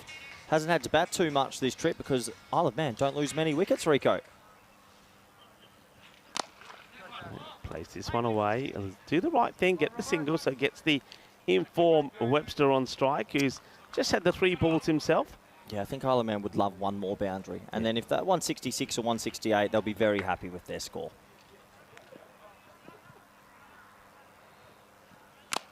It doesn't quite get it, sort of scuffs the shot. Edita gets the ball in quickly, no chance of a second, so 163 with a ball to go. Yeah, a boundary here, and it will be sort of kind of similar to what they got against Greece, 169. That's guided straight to the fielder. Doesn't really hit at this, which was a bit of a surprise. I think it surprises him, and it was a reaction kind of shot in the end. So it'll be 164, which means that it's going to be a chase of 165. And for those of you that think that maybe they batted Estonia out of the game, well, think again. Greece chased 170 earlier here today, and yesterday we saw chases of this sort of score fairly regularly. So this game is still wide open. Yeah, and Estonia this morning chased that 110 in 7 overs. So that would have, if they do that again, they'll need 50 off about 3 overs, which is a game on. So this game is alive. I think Estonia fought back really well in the last 3 overs or so. But once again, Rico, it's this amazing opening partnership that set it all up. Yeah, that partnership is fantastic. And they had opportunities to break it, of course. They're talking about Ollie Webster and Eddie Baird. Ollie was the first to give a chance, which couldn't be snapped up. And then Baird also gave Hook a chance on 31. That wasn't taken either, but they were just in full flow, hitting the ball well. And, well, not just us, but Estonia for a while were just seeing red, the red of those 2 that were going very well indeed. Ollie Webster, I love the way that he moved around in his crease. He almost took out the cameraman. Martins was giving it the thumbs up. But, yeah, it just shuffles across. You see that on the great slow-mo from the camera. But he was hitting the ball over the place. And this was when, I think, when he played a shot similar to this earlier where he went a bit finer and it went to the boundary, but this time around he found the safe hands of Sahil, and Sahil held on to the catch, and that was a big wicket. And then soon after that, Eddie Baird, after marking 600 runs in the tournament, he would go to a sensational catch from Aditya Paul. That was a brilliant catch, and that's when Czechia, beg your pardon, that's when Estonia got back into this match. I mean, that was a great stop there again from Aditya Paul, and saving 3 runs. How important those were. But then what about that for a strike? Aki Venderberg went out there and he was crunching it. And well, Sahil, he was liking that hit, but Venderberg would then get out trying to go for 2. He had to do it really in the last over. And then the Isle of Man were unable to hit a boundary of the last. Good last over there from Robson. Only gained just for the 11. He'll take that. And it was actually behind the 4 that Masood gave away. It was the second quietest over that we saw. So a very good finish from Robson. 164 for 380 from Ollie Webster. Eddie Baird, 41 from him. Christian Webster didn't really have too many balls to face this time, the Centurion of the last match. Aki Venderberg, well, he made his point and made his mark as well with that fine 25. And Sam Barnett at the end, and him and Webster just were looking for that another boundary. Wasn't able to get it. That would have taken it closer to that 170 mark. So big match here. I think Estonia, the big thing for them, and I think myself and Corey said this before the start of this, as we have a look at the bowling figures, Rupan Maru, 2 for 29. He had his issues with wides and with a no ball, but he always came back well. So well bowled from him. And I also think that Robson bowled very well.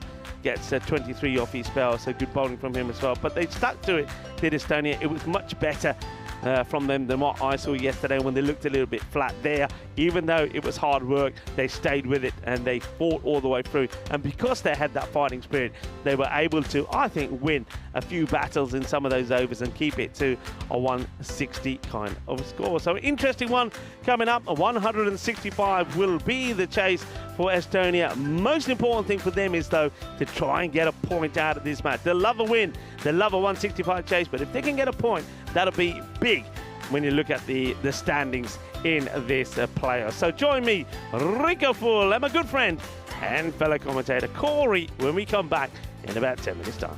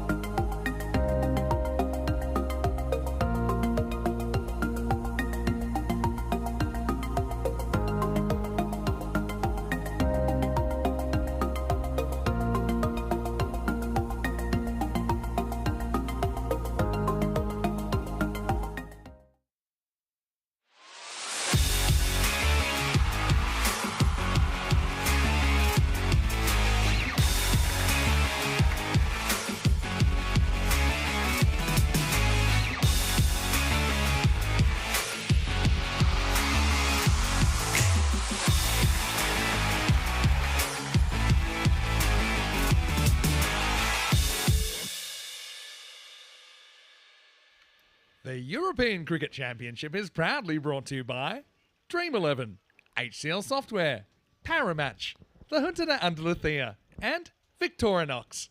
And the official charity partner, Share the Meal by the United Nations World Food Programme. Welcome back, viewers. Well, I hope you've had your coffee because you're going to need it on International Coffee Day.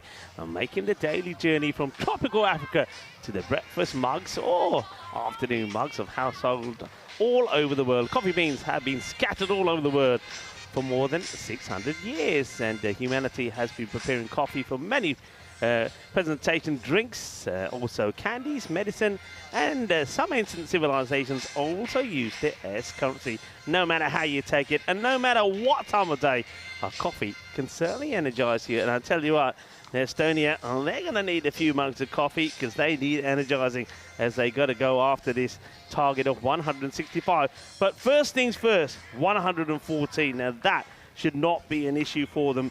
And I think that is the most important thing that they've got to focus on, getting to that mark and taking a point from this match. But Isle of Man, look, they've not been known for their brutal bowling, but they can bowl really well, take all their chances and maybe get a little luck their way and restrict the Estonian side to that 114. They will pick up 4 points here. That would be huge, especially the way the group is looking at the moment and after that defeat that they had to agree. So it's going to be another exciting one. Are we going to see another spectacular run chase out there in the middle? And the Kardama Oval can tell you right now the heat is definitely on as well. It's coming up to 5:30 in the afternoon, but it is a scorcher. Temperatures have been up in the 30s here today, and the heat has been on. Isle of Man getting into a little huddle before they take the field of play. You can see that the openers are making their way out, and it looks like they're sticking with, well, definitely Stefan Gooch, but that doesn't look like Arsenal to me. I think that might be Sahil Chauhan, who was in sensational form in the last match. Of course, these two got the win. Not only did they get the win against Czechia, but they got it in the before the end of the 7th over, so they picked up all the points. Sahil Chauhan, 58 of 20, and Stefan Gooch, 49 of 17. So these are the key batters, and I think with that change, there's a message being sent out there, and that is that we're not just looking for the point, we're looking to get a win here because we believe we can do it. It will be, looks like Ollie Webster will start with the ball. Ollie just looking to get that ball wicket to wicket, but we know the way that Sahil Chauhan plays. This guy is the type of player who goes big after every ball. It's the way he plays, and that's why he does and hold the record for the fastest century in T20 internationals. So here we go, ready to go. The battle of bat versus ball commences again. It's Sahil Chauhan on strike, and Stefan Gooch is the non-striker. Webster with the ball. We've got long on and also mid-wicket on the boundary. So here we go.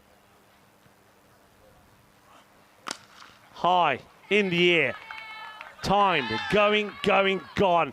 It's just pure timing from Sahil Chauhan, and the danger here really for Isle of Man is he doesn't even really hit it. It's just pure timing, and that is a 6, and it's effortless. 6 to start. Chauhan off and running. Ay, ay, ay. That is a monster strike. That is as big as they've been. That has gone a long, long way. 6 runs, 6 carreras. Que guay, que genial, que grande. Eso es una máximo. That's gone a long way. All right. Oh, man. I'm probably thinking, oh no, not again. Well, Ollie Webster for the moment sees maybe the funny side of things. All right, here we go again. Next ball. High, gone, 6. So that is 3 on the spin. And Corey, well, before he comes up here, he's just saying, watch our heads, because there are some footballers behind us here going through some some training drills, but I tell you what, they don't see these Grizzlies coming their way. 3 balls, 3 sixes. Just remember that we did from Sajid Afridi yesterday see 6 sixes in an over when he made that incredible 131. That over went for 39. 3 balls were wides. All the others were sixes. But that's 3 on the spin.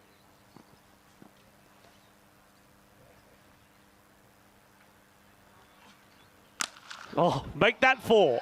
That is a mammoth shot. That really is. That has cleared everything. It goes into the jungle where all the snakes are. And that's 6 more. And, well, Robbo still looks a bit nervous, but not some of the other teammates. Here he is. This is the man we've been talking about. Sahil Chauhan, who has to his name the fastest T20 international century. He has just hit 24 of 4 balls, 4 sixes. Make that 5. Are we seeing history here? History in the making once again at the Cardamom Oval. 5 balls, 5 sixes. Sahil Chauhan is taking the bowler to the sword. Kidda, dosto, swad aa gaya ki nahi? Idda assi cricket khelde a Europe de vich. Assi shakke marde a. Tiki taka nahi karde. Aloo paraunthe aake kha ke aide a. Dal de naal rotiyan. Mahan di dal de naal. Saag de naal paraunthe. Chauhan goes for it, and it'll go for 4, and he's disappointed. Can you believe it? He just hit 30 off the over. He gets 4 runs, and Sahil Chauhan is disappointed that he doesn't hit it for 6. 30 off the first. Sahil Chauhan, what a start. And yeah, just have a look at this. Quite unbelievable. Unbelievable. And Corey joins me back. Yeah, 34. He got it 5 sixes and then yeah. the 4. Yeah, you go. You got caught up in the moment. I got Rico. caught up in the moment. 34. Yeah, of course it was.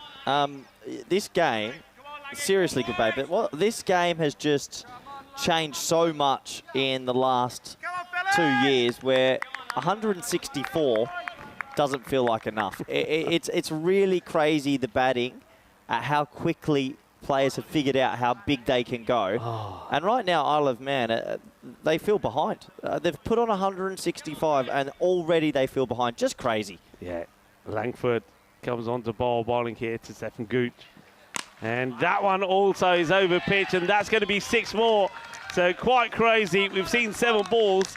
6 of them have gone for 6. 1 has gone for 4. Just over pitch is a Gucci, the sort of forms he's in at the moment. He's not going to miss out on that.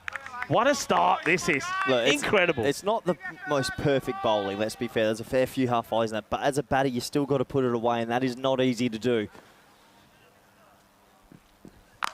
Short, and this also will get hooked away. 6 more. It goes upstairs. There's Chris Langford. And Stefan Gooch says, well, I'll send it upstairs even further. There's another 6. Well, if he hits this ball for a boundary, it's a 50 partnership in 9 balls. It can't get better. You can't get a quicker partnership. You can't, you're right. So they're on for a perfect 9. It's amazing. Jeez. It is just absolutely Can he do it? Amazing. Oh, Gucci. Oh, that was a shot of history. 50 off the first 9 balls of a game. I don't think I've ever seen that before. Right. All right. Chauhan, he puts his gloves back on. And, after being disappointed, he didn't hit that last ball from Ollie Webster for 6. Getting 34 off the over. He's ready to go again. But what a start. And this is exactly what we're talking about. You just don't know how many runs is enough. And all right, a couple of wickets could fall and Isle of Man get back into this. Still not a run to score, but wow. He plays that away. There's going to be 4 more. 4 carreras. Chauhan has hit every ball to the boundary so far. He has faced 8 deliveries, 6. And, oh, wow, just sensational. Well, 4 more. That's the 50 partnership in 10 balls. Yeah. Records are just flying around. He could go bang, bang. A 50 in 9 balls would tie our personal record we've had on the network. But it just goes to show batters these days have no fear about going after it from ball one.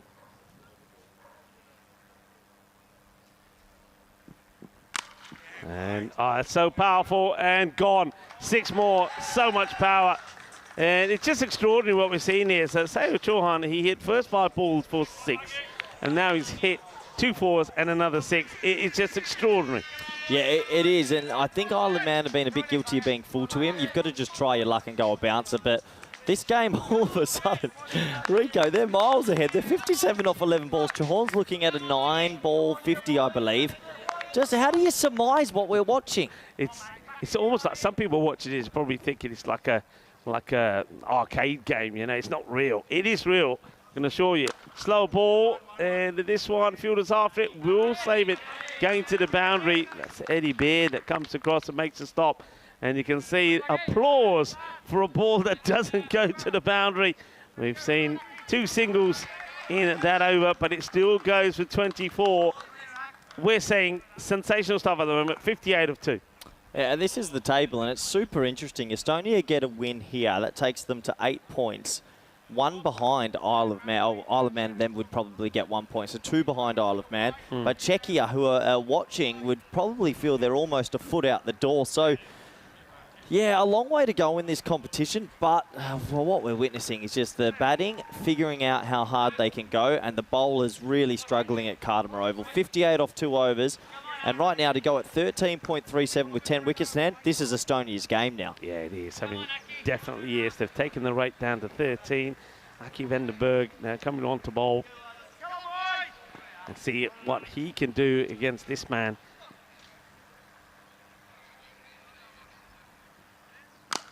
Beautiful shot. Cracking shot. That is just fantastic. And that is the 50 for Sahil Chauhan. 50 of 10 balls, Corey. What a knock. Well, he's on pace exactly for the 20-ball 100, which is our record. I believe it's our top innings. I'd love to see if he could just go 9. Imagine if we break the record, Rico. I know what he's thinking. You know what he's thinking. You know what he's thinking when he didn't hit that... the 6th ball he faced for 6 and he went for 4. He was gutted, literally gutted. He reacted like he was out. So you know what he's thinking. He's thinking he wants to hit every ball for 6.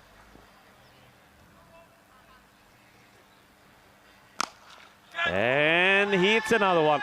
It's just, I can't believe what I'm seeing. I really can't believe what I'm seeing. And we've seen so much cricket over this year and the last 4 years on the European Cricket Network, but what we're starting to see from some batters is just extraordinary. The game has changed to, it's similar to Hong Kong sixes now, where the sixes just rain galore. They've got to peg the length back, got to go heavy length and hope he skies it. Slower delivery, but just going down the leg side. Also that, more variations, more bounces, just you got to try. If you're a bowler just running in, it's so difficult if you go length and full. So, funny old game. I like the way, I think I heard Stephen Gooch just say, don't worry, next one, mate. And here is the next one. And he does get it away. What a shot. What a shot. Oh, my word. Well, is that the Perry-Match shot of the day? This is extraordinary. They want to see it because they can't quite believe it. Oh, look at the expressions on their faces. It's a sweep like you've never seen before for 6. It's an amazing shot because he doesn't get it outside off like he wants, and he just uses his wrist to sweep it. That's right, sweep it. He's 63 off 13, and you just feel like it's not going to stop. This one is well stopped in the early call of no. So I suppose kind of winning the battle with a ball or 2. That's going to be another dot, but it's all the hefty hitting. 18 of the over so far, plus whatever comes off this ball. Well bowled. Yeah, gets it through and keeps his foot down as well. So it's going to be a dot to finish. End of the over, only 18 from it, 76. And the thing is with this as well, I mean, it's 4 overs. Do you think they could get this 89 in 4? I think they could. Well, they definitely could. I don't expect it. It's hard to tell. I mean, if they do lose 1 wicket, and if it is Chauhan, or they lose 2 in Gooch, maybe it's game back on. But right now, it's just it's just the batters have, from every team, I mean, what Greece are doing, what we're seeing here, even Isle of Man in the first innings, Eddie Beard and Ollie Webster, the batters have found a way in T10 cricket and the bowlers aren't keeping up. And when you think about it as well, I mean, historically, so over the last few years, this Lake End has always offered bowlers a little bit more. Not this time. This time they're scoring more of this end than they did from the Tesla. Yeah, the first few days it did a little bit, but it seems like it's flattened out. There isn't much for the bowlers. It's a mini Wanderers almost in South Africa, and the ball is flying around Cardimer Oval non-stop. They go to court early, and that has to be a good decision. It's in the air, but it eludes the infielder, and we get away for 4.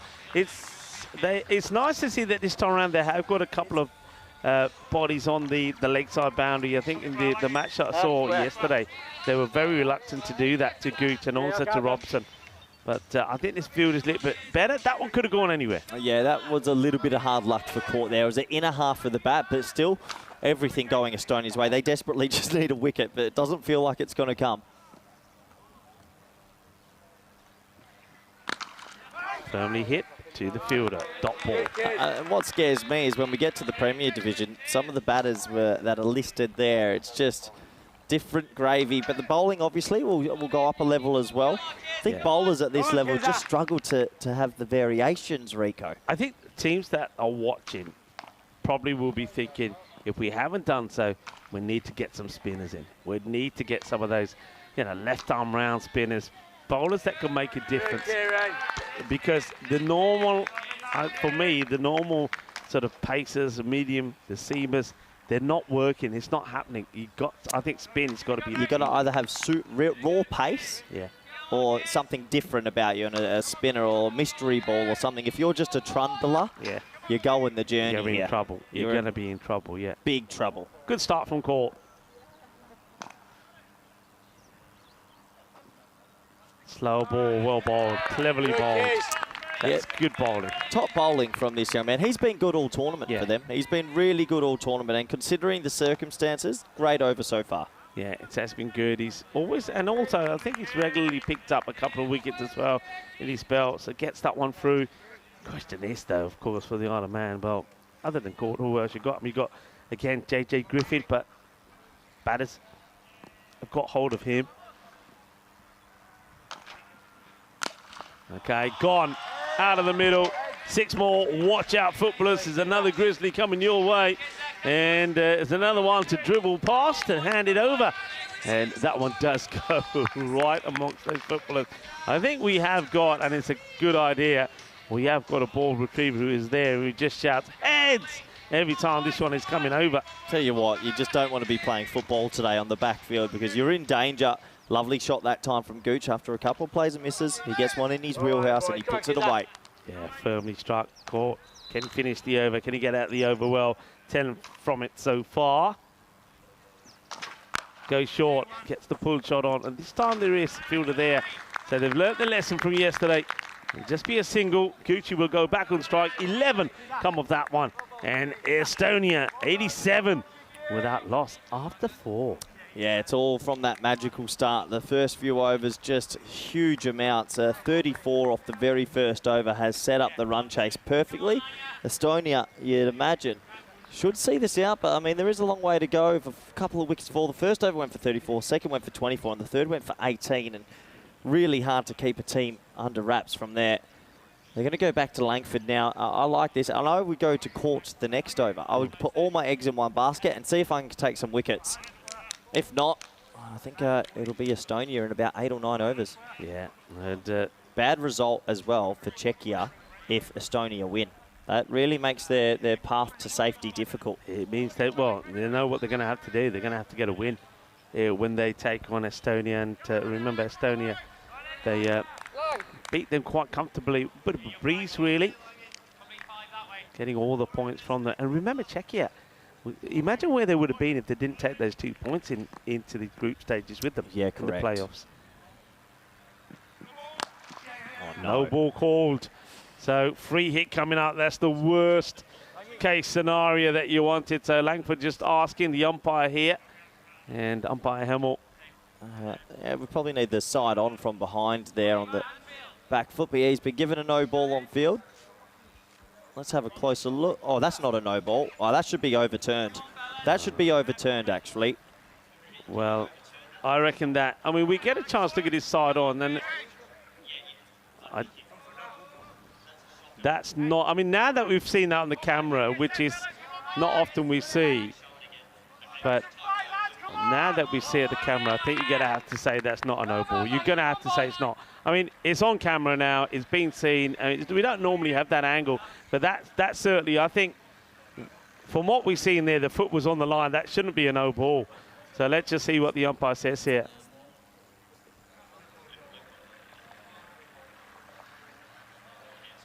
Yeah, I think it's going to be overturned. Yeah, I think that what they've seen is that it was just a bit of a wrong call, so it's not a no ball. So definitely not a no ball. Yeah. And that's why technology is good. Like just that. a little bit of an error, but technology has come in. Now the batter's going to have to change here. The batter's going to have to go back to the way they were. Wasn't it Gucci? Wasn't it Gucci on strike? Yeah, Gucci hit the Oh, one. yeah. It's just not a no ball. Still a single. Correct. I'm getting. Yeah, just a single was taken, so it's not a free. It's not a free hit. Yeah, the run count. So, yeah, it's just the run will count. Is the no ball that won't count. So batter stay where they are. So I think they'll Stefan Gooch explain just that. asked for Just clarification. a little bit of clarification. So it's not a no ball, and they got a single. So Gucci's not on strike because Gucci hit it. Yeah. So Chahorn's on strike. Yeah.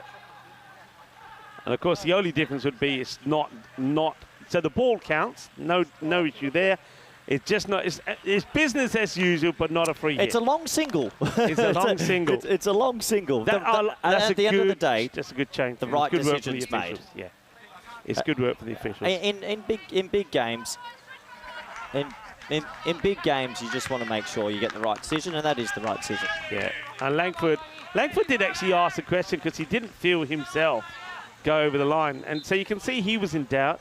And then when we see it on the camera there. So I think that's good work from the officials. I don't think anybody would argue with that. So Langford now bowling to Chauhan. So normal delivery. The first ball was just a single.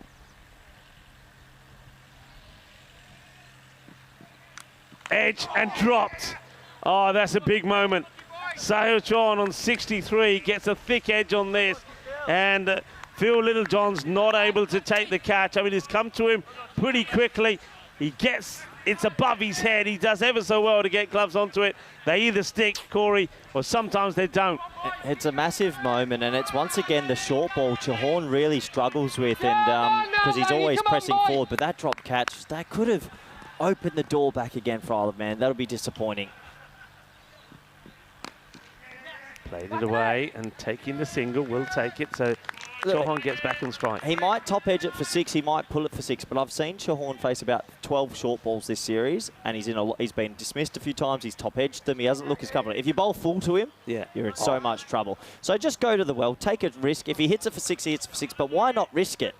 Why not take that chance? But would you change the field here and put the third back just in case? I'd bring mid off up if I'm going to do it, but let's see.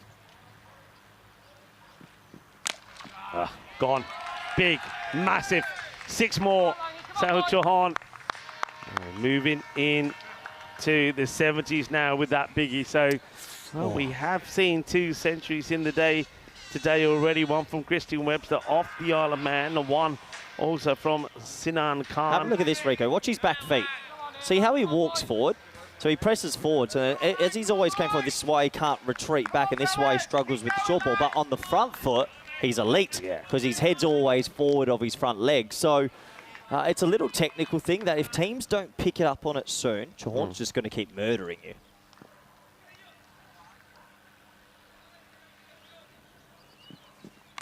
There you go. Yeah. So you eat it. You could have third back, but he can't really get it out the middle when he has to go forward. That's the 100 partnership, but maybe Isle of Man are starting to find a way, but hey, look, the damage is already done. Yeah, I mean, that's why I was saying to you, would you push the third back? Because if that is a tactic, because you can see that there is a weakness there. But, of course, if it does go with the keeper, you need someone in the catching position. So I think this is probably exactly now what Langford is saying. Probably saying, right, okay, let's have somebody back there. So it looks like he wants to keep the backward point inside the circle and have the third back. Well, now even that they're changing. Yeah, here. maybe the ghost has run as well. Anyway, Rico, 100 up at 4.5. Unless they get him out now, I think this one's almost over. They're going at 20 and over. Last ball of the 5th. What a partnership. Okay, hit hard, and it will be 6 more. So, yeah, the partnership keeps on going, it keeps on climbing. We saw 3 singles to start off with. Then we've had 3 sixes, a 6-4 and a 6, beg your pardon. And as over is once again going all in the way of Estonia. They move to 106 at the halfway point.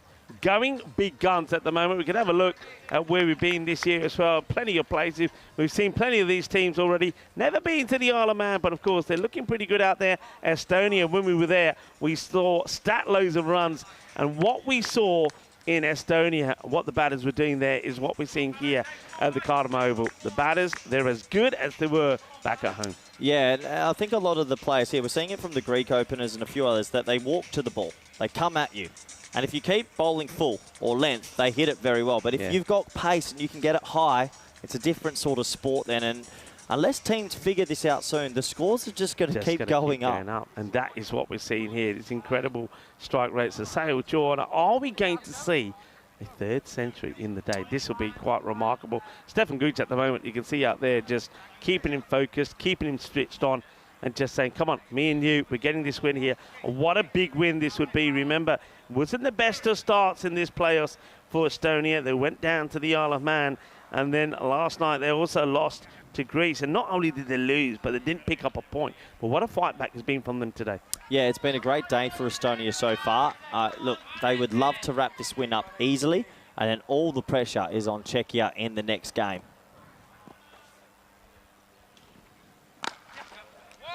Good delivery there from Court. Just get that feeling. I mean, if this could be another over that goes into that sort of 25, another magical over, they certainly will definitely have a go at trying to get the finish in the 7 overs. And then if they pick up, of course, 4 points from this, then, well, Czechia, well, they're as good as gone, aren't they? Yeah, I think if Czechia lose the next game to Estonia coming up, assuming Estonia still get these 58 runs, I think we know who our 3 finalists are. Yeah. But we'll have to wait and see. Is there a twist? We haven't really seen big twists yet. When teams are dominating, they dominate. Is there a twist in this game, Rico? Well, I don't see it. Also, with the batting to come from Estonia, I don't see it. Crunch. Just absolutely crunched. Big 6. Well, there it goes. It's another one. They know what's coming their way now back there. And Sahil Chauhan, well, he just keeps crunching. Big ball after big ball. Big hit after big hits. 86 now for Sahil. And 86 off. That was ball number 20. Well, he's on for a 23 ball ton, and I reckon that would put him in the sort of upper echelon. I know we've had a couple of, we had a 20, which I don't think we'll be being for a long time. But 23, that would be right up there.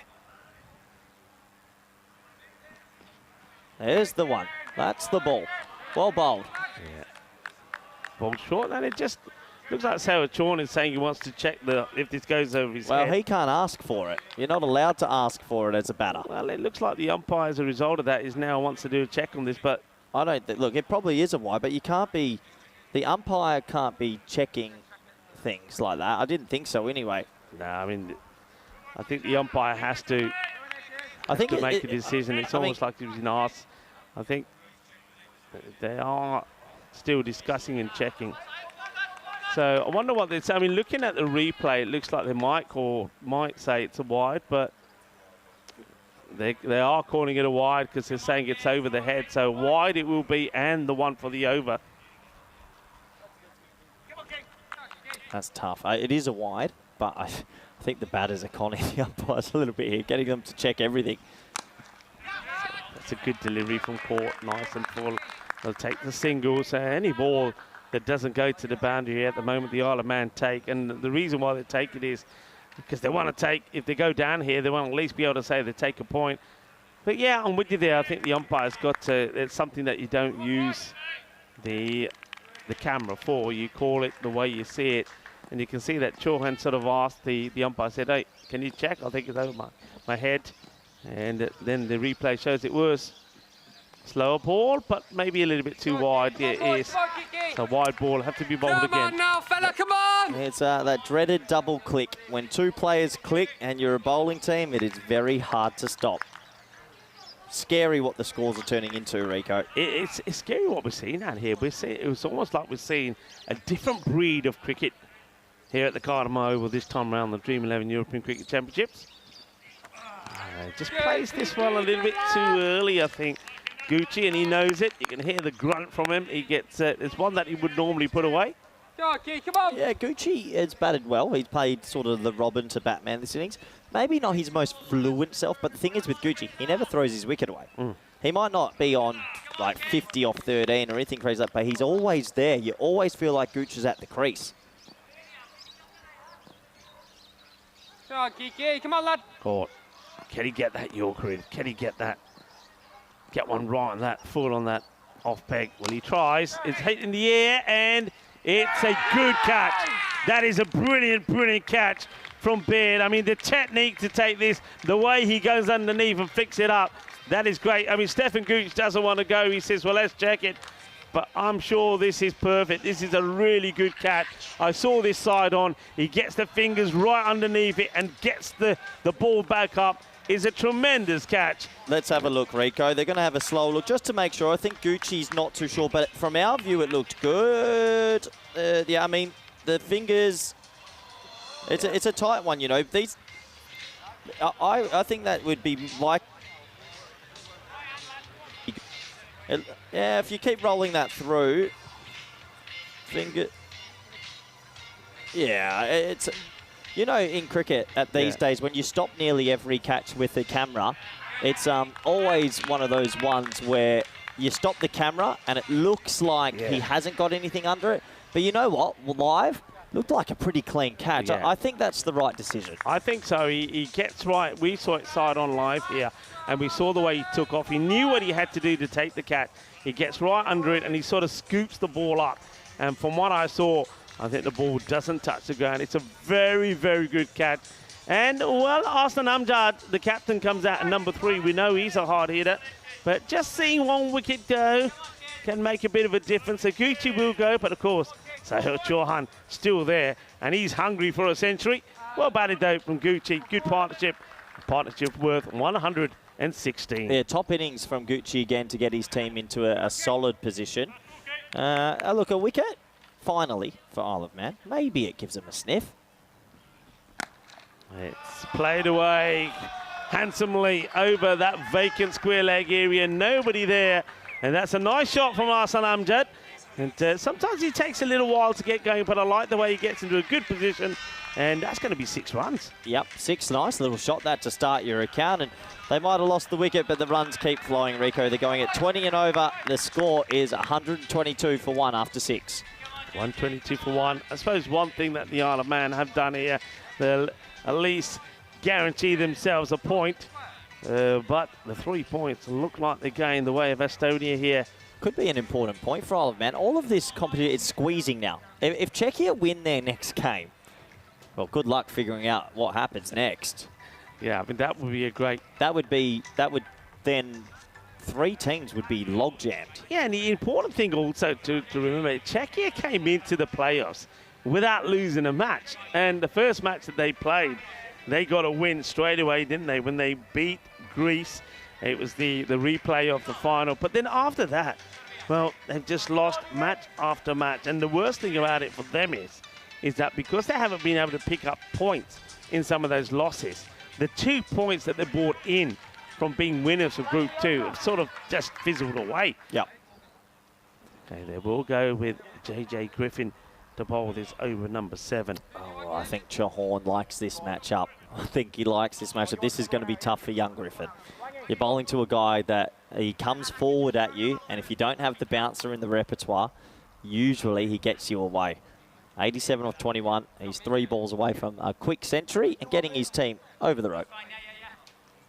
Just making a change to the field. I mean, the field is probably in the right areas. The problem is they need to be about another 30 metres back. Oh, inside edge. Well, that one is going to get away from 4. And nothing really that Phil Littlejohns could do about it. A bit of an inside edge. Oh. And, well, sometimes it's just not your day. And Isle of Man will be feeling that because that one was right on the pegs. Well, Isle of Man have gone 169 and a 164, and it's going to be chased down. And how do you come back from that? That's actually quite tough, isn't it? They're missing the left arm spin of Ansel. Big time, big time. I was just about to say, Matt Ansel not in the side. They've missed him. We're going to miss, so just skidding them through, isn't he, Griffin, which makes him slightly different to maybe some of the other seamers. So gets a dot ball in. Well, yeah, look, it's a pretty tough time to come in and bowl, considering who you're bowling to and what's going on. So good start from him. He could have bowled him first ball. That inside edge just missed the stumps.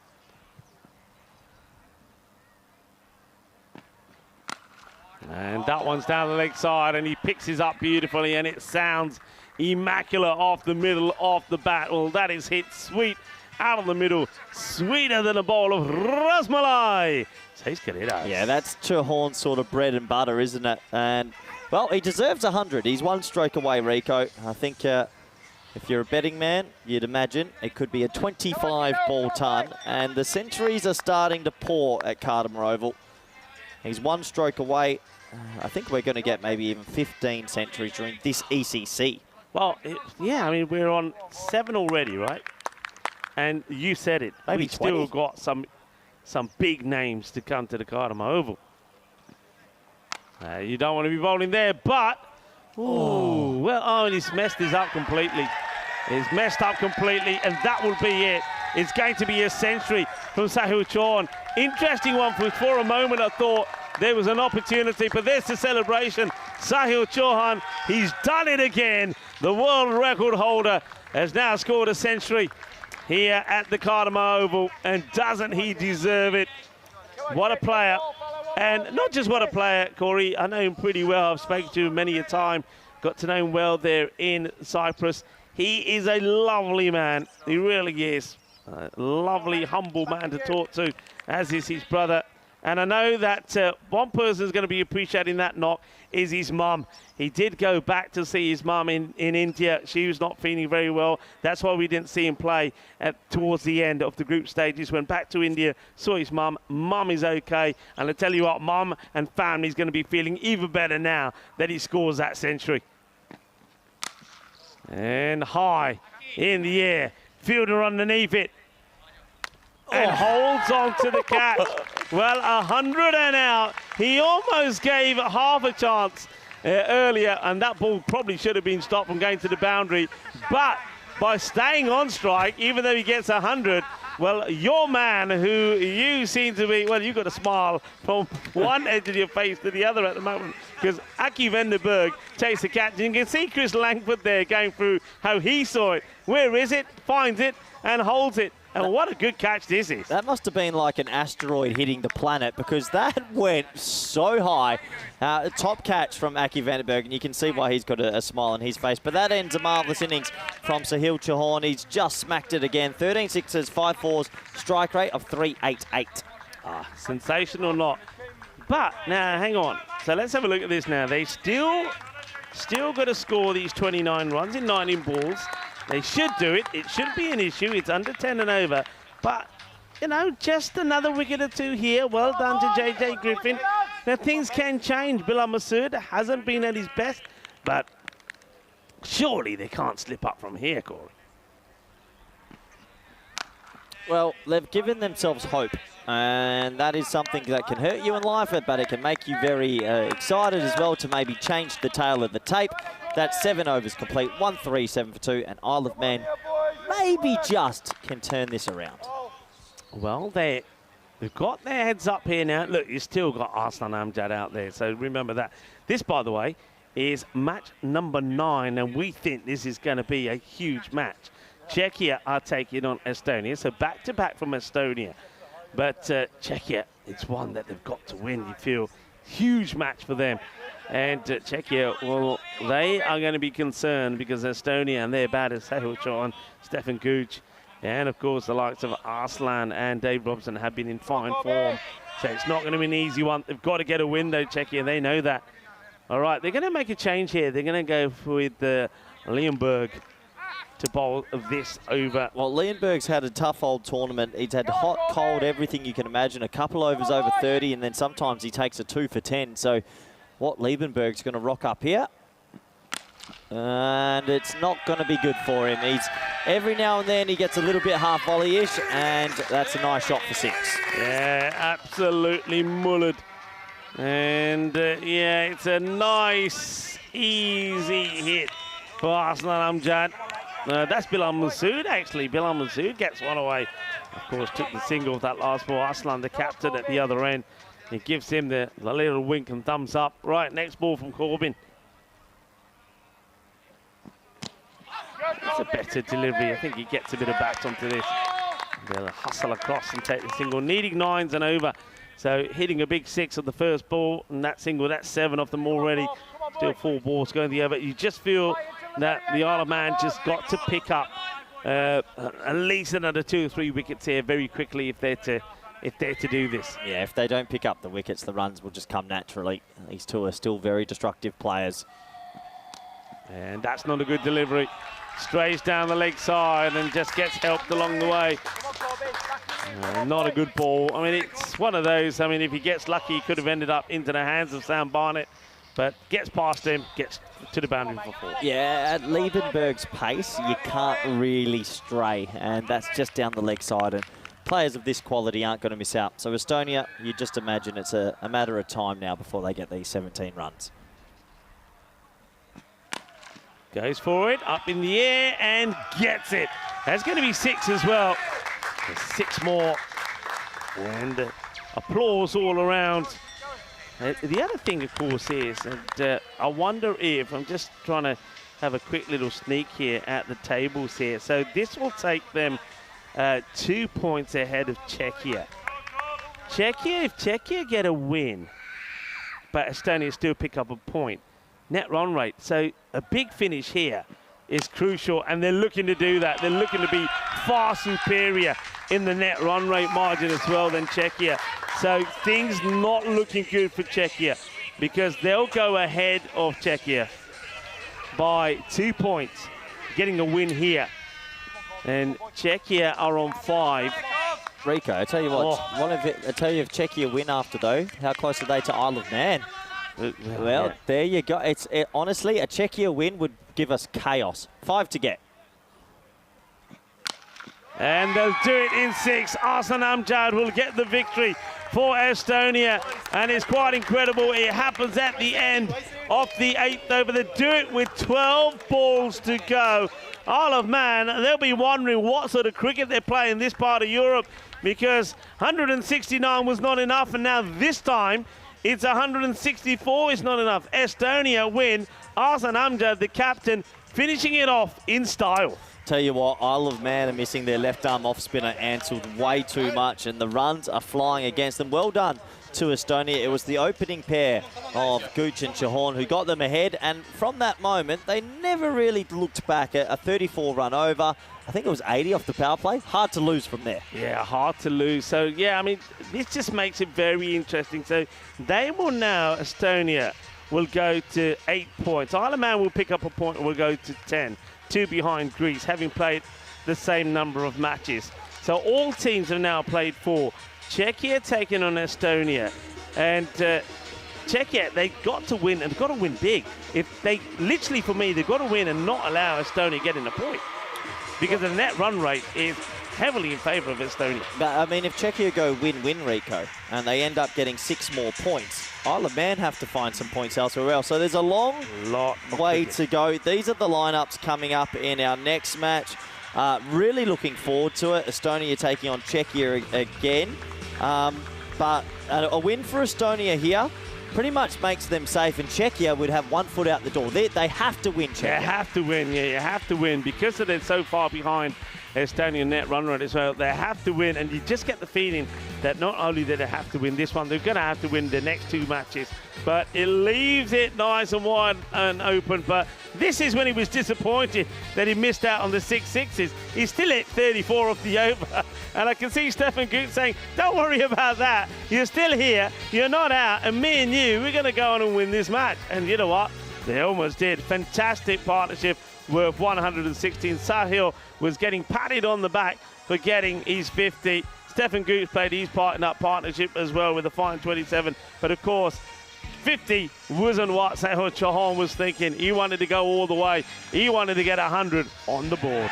Yeah, and the ball was just flying, and that's what's happening. I mean, look at the camera footage. It's just up in the air, up in the air, up in the air, 6, 6, 6, 6, 6. And yeah, I just think bowlers right now are finding the game tough. This was an amazing catch from Eddie Beard. Top work from him to get there in the end and take his an important wicket for the country.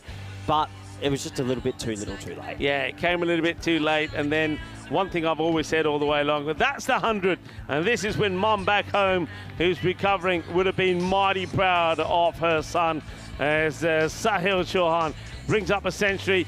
But he got the century, then he offered a chance to Aki Vandenberg, who did remarkably well to hold on to that one. We thought maybe that could make a little bit of a change in the proceedings, but not really. The Centurion went back, but the other Centurion, the man who scored a century, remember way back in match number 1 of the Challenger division, he was still out there, Arsan Amjad, and he made sure that his team was going to get the win as he crunched 28 of just 5 balls, 4 sixes and 1 4. There are a massive batting unit, still Stuart Hook and Dave Robson to come in that side.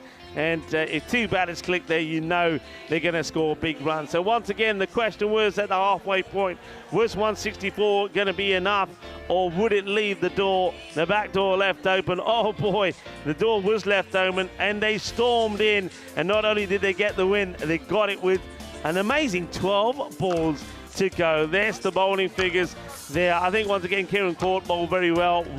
And he's always going to be the pick of the bowlers, isn't he?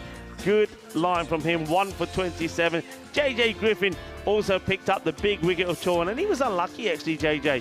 He could have had Chauhan before he even got to that century, and he picked up 1 for 15. But a win it will be for Estonia, and that means that they, when they take the field again against Czechia, have the opportunity to leapfrog them as well. Czechia, they're going to have to start to come good. They're going to have to start to find the kind of form that they were showing in the group stages of their Group 2, where they were unbeaten. They've got to find that form, and they've got to come back pretty quick. The other teams around them are scoring big runs. Czechia have to start scoring big runs again soon. That match coming up in just under 19 minutes time. So join me when I come back with Corey Ruckers to speak and talk you through that one. It's going to be another exciting one, that's for sure. I think there's something in the air around the Cardamom Oval today, and it's coming up with big runs highlighted. So we're going to have an extraordinary finish to this match day 9 of the here in the Players. So join me, we'll be back. And, well, it is, as I said already, International Coffee Day. So maybe it is time to get myself a coffee and prepare myself for the next match, because I think we're going to need it. Hasta pronto, mi familia.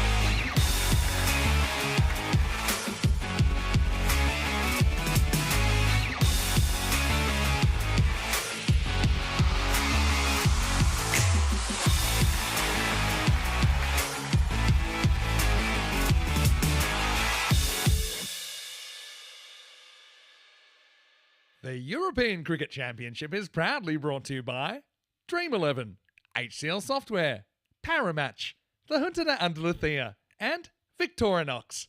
And the official charity partner, Share the Meal by the United Nations World Food Programme.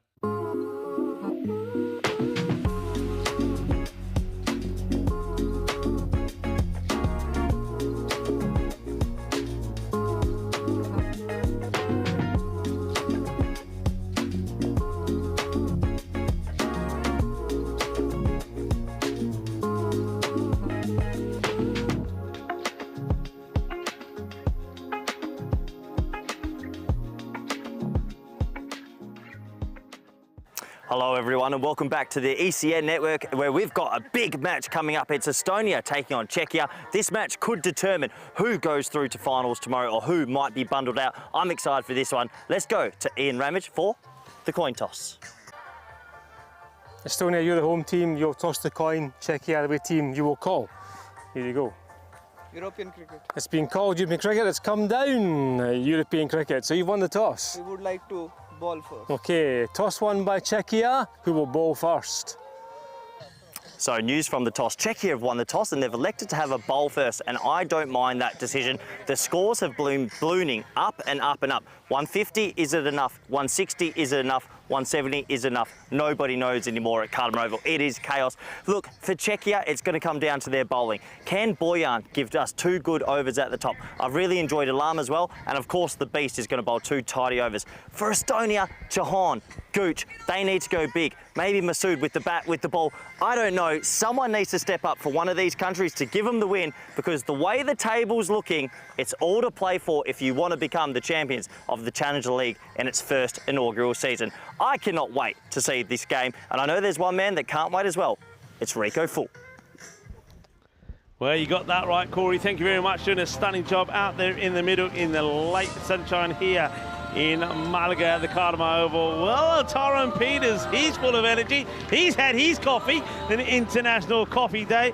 Kamal is the man who's going to go out there with him. Big match coming up. It's a back-to-back for Estonia. I don't think they're going to mind the fact that they're going to be having another knock. I wonder if they do change it up. Czechia, well, they know this is a huge match for them. They've got to perform.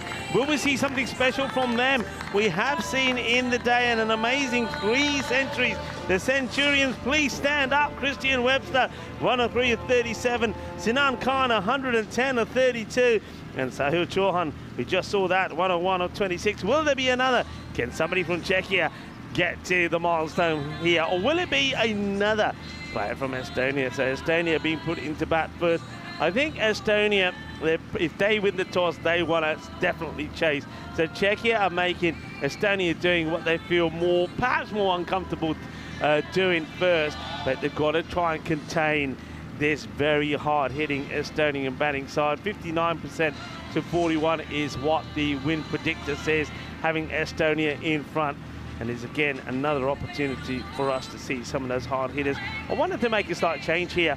I wonder if they go back to the normal opening duo of Stefan Gooch and Arslan Amjad, or whether they stick to the same. They have got the opportunities to make a change.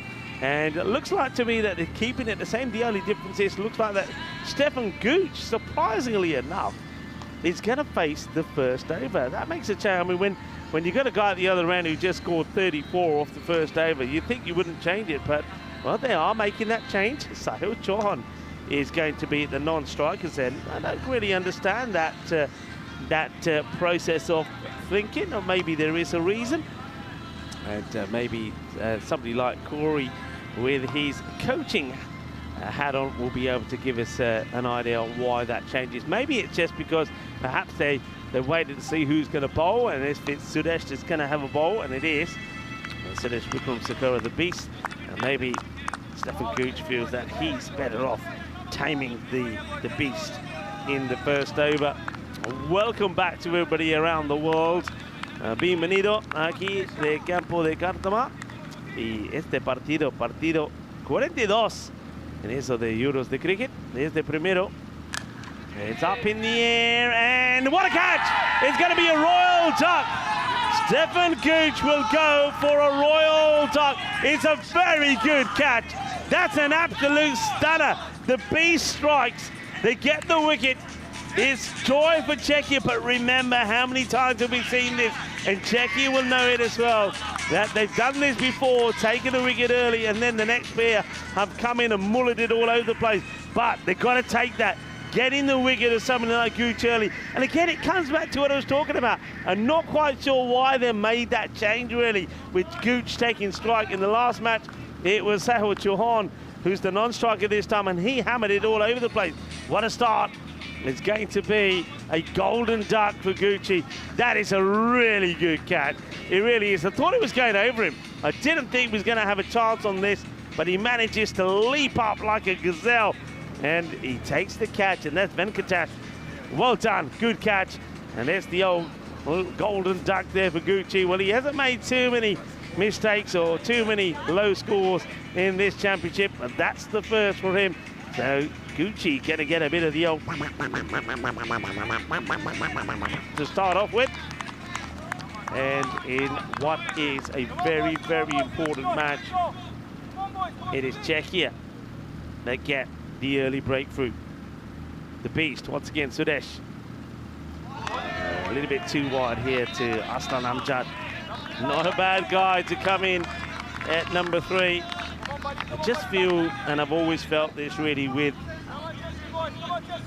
this Estonian side, that once you've got them maybe 4 or 5 down, that's when you can think, okay, we might be able to be into them now. Until then, somebody can always come out there and do a job. Amjad swinging hard. Good to see that they have got the third back as well in case there is a big edge that flies through that way. Good start this from Sudesh Wickramasinghe.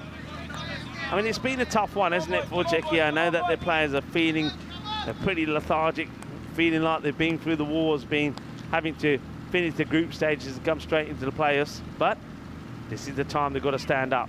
It's another wide from Sudesh. It's still swinging hard at it, is Arslan. You can see what they're trying to do. They're trying to, a little bit like what Corey was saying before, not getting that ball pitched up, not giving them the opportunity to hit straight down the ground. Ramos is flying the Czechia flag. She'll be happy. She would have been jumping up and down, maybe falling off a chair with that wicket. Well, that one's been played out onto the onside. That, I think, will go all the way. We're just doing the check here on the boundary. So swings hard. Gets a fair bit of it. It's a false shot. But let's see where this goes. I think that's going to go for 6. Yeah, clears the rope. 6 runs it will be. So it's going to be Manos arriba. The old horns from Tyrone Peters. 6 runs to start. Sudesh wipes his brow, gets ready to come back in again. I've got to say, a lot of noise out there from Czechia. They're pumping, they're buzzed for this match. They have to be. It's almost like they're playing a final here. Here comes Sudesh one more time. And that's played away. Third will get in position and make the stop. Will take a single.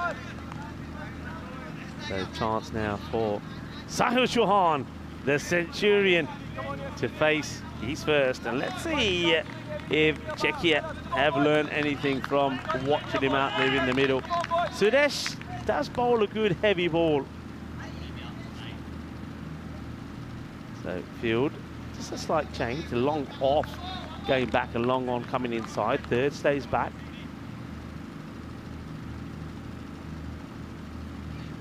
All right, up in the air, and this one is going to drop. And, well, oh, we're going to have a good shot. I think this is 4, yeah. You can see Saba, he's calling it straight away because he tries to slap it back in field once, misses it, and then he steps over. And because he steps over, watch it, he fails, and there, by that time, he's already stepped over. So, but once again, if they kept the field as it was, ooh. If they kept the field as it was, anything could have happened. It could have gone to hand, could have been another. 13 off the over with the ball to go. Has got the wicket of Stefan Gooch. Now looking to get the one of Sahil Chauhan, who starts with 4. It's Sliced away and going to go for 4. So is that short of delivery? They're not pitching it up, but at the moment it's got to be said that maybe a little bit of luck, a little bit of suerte, y mucho de suerte for Johan. Well, maybe the bit of luck he's already side at the moment, because that's 2 false shots and both of them have gone to the boundary. And it's a fine time to bring back into a very excited commentary box here today, because a lot of things happening, a lot of big matches, and that is the start of the first. 17 off the first there, Corey. Yeah, 17 off the first with the wicket. Chaos start, and well, with the way the table is, Rico, if Czechia lose this, let's say they pick up 1 point, go to 7, Estonia will be on 11, Isle of Man at 10. Czechia are pretty much almost eliminated. They would have to win and get all 4 points because their net run rate's so bad. Yeah. And I don't think they'll do that versus Isle of Man. This is their final. If they do win this game, chaos. It is chaos everywhere with what happens in the group. Yeah, I agree with you. This is the final for them. Called it already. They've got to make this count. That's the good delivery. Nicely bowled from Ajat Alam, who really has stood up in this tournament for Czechia. Yeah, he has. He really has. He's been a nice addition to the team, and he does get the ball to talk a little bit from right to left off the surface. But yeah, all teams have played 4. They all have 2 left, and yeah, it all comes down to this. Taking it on, and I won't get too excited with the singles. I think Czechia, I think you don't mind singles. You're up against a team that can clobber the ball to all parts of the ground. So the big answer is, how do they get Chahorn out? Now, 2 edges, an edge and a mistimed 4. If you go full to him though, Chahorn hits 6s. Yeah, well, here he is. Let's see if Alam will be able to hold it back. Oh, he stopped and stopped, and maybe he's just had a thought process and thought, hang on a minute, is this guy, I know what to do. A lot of noise here from Czechia. I'm liking it. I'm liking the buzz about them. I'm liking the noise they're making. Hit hard, out on the offside, gets it in the gap between the 2 fielders. Ricky Toma, the captain, sees this whiz past him. Johan, he's on song here today. There's that big walk forward, then press forward. If you bowl in his half, it goes.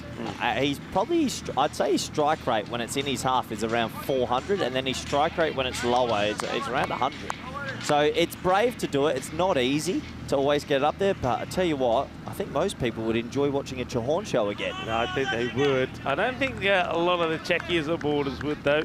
They want to see the back of this guy, and also the man who's with him, Aslan Amjad.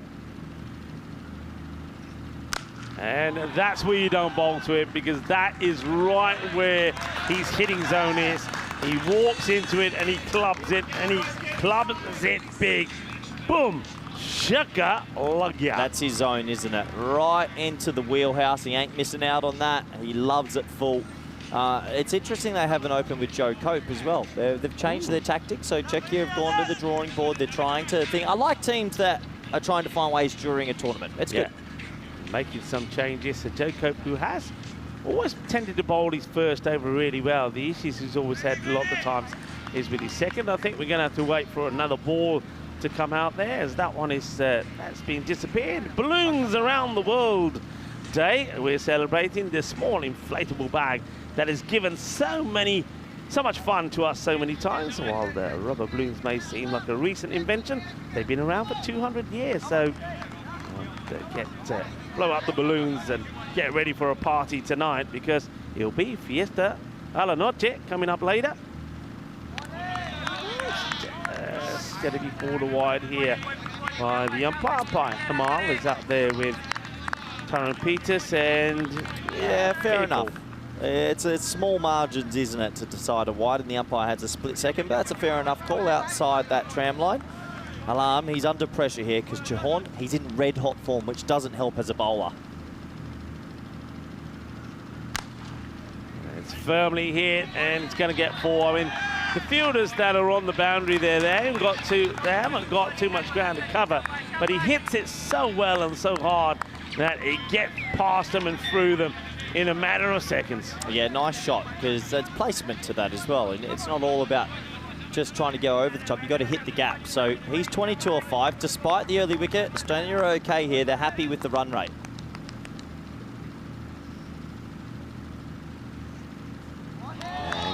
better area, better length, and that's the length you're talking about. Slightly shorter, different areas that the bowler's gone for. An immediate success, gets a dot ball. Now let's have a look at this table. It will be interesting. Now, Czechia, let's pretend they win, Rico, and they get 3 points. Estonia, you get 1. That means you've got 2 teams on 9 points, and Estonia have to play Greece last. Czechia play Isle of Man. So this game has everything on the line. Czechia lose, it becomes extremely tough to stay in the competition. Yeah, I think they know that. They know that this is their match that they've got to win. They've got to go well in this, and of course, to do that, I think they will know probably, you know, they probably are one team that haven't always scored as big as some of the other teams. So I think they, again, will be looking to contain this to around about that 140, no more than that. I think that is what they're looking at in their limitations. And of course, they've got a couple of players that haven't quite found their form there as well. So, yeah, big match for them. Yeah, I like this. They've gone back to the beast. This is good from Czechia. They don't want to retreat. They think this is the big contest early. They're going to their main bowler early. Here we go. Oh. And that is big. That's a big hit from Hassan Amjad, where we saw how well he hit the ball at the end of that last match when he smashed 28 or just 5 deliveries. You know, there's a lot of talk about, of course, Sahil Chauhan, but don't forget this guy, Hassan Amjad.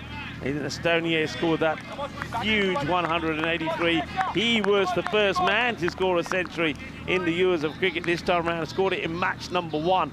I mean, he's something special. Well, they've got 3 century makers, Estonia, which is an amazing thing to have in T10.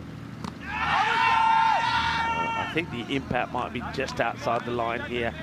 And giving us leg bias, but there was that movement across here. So he's standing right outside the line. Does it come back enough? No, missing. Yeah, the beast didn't even go up. He knew straight away. He's too experienced. But you know what? I actually think it's a good leg by for Czechia, because Chauhan is the man that the beast has to get out. If he doesn't, I think the beast might take this team apart again. High in the air. Shouts to catch it, but that's gone over the rope. It bangs into the boundary fence. That's going to be 6 more. So field is set. They know what they're trying to do, but at the moment, Chauhan is just getting enough on it. Yeah, that's tough on the bowler. He hasn't got that out the meat. That's the old 52-metre 6, Rico, but it feels like in the last day and a half, people are hitting 6s for fun again. It's quite breathtaking what we've seen, and people that are tuning in, I know that we always get, you know, loads and loads of new people tuning in for the first time because of word of mouth. People are telling their friends, telling their family, people tune on, and they just don't believe what they're seeing, because this is a type of cricket that is unknown for a lot of people. Touch him up here, no is the call. Yeah, a lot of people are not expecting to see batters go out there and just blast, you know, 20s and 30s of an over. It's not norm. It might happen once in a blue moon and people talk about it for ages. Here on the European Cricket Network, it's happening daily. It's happening match after match.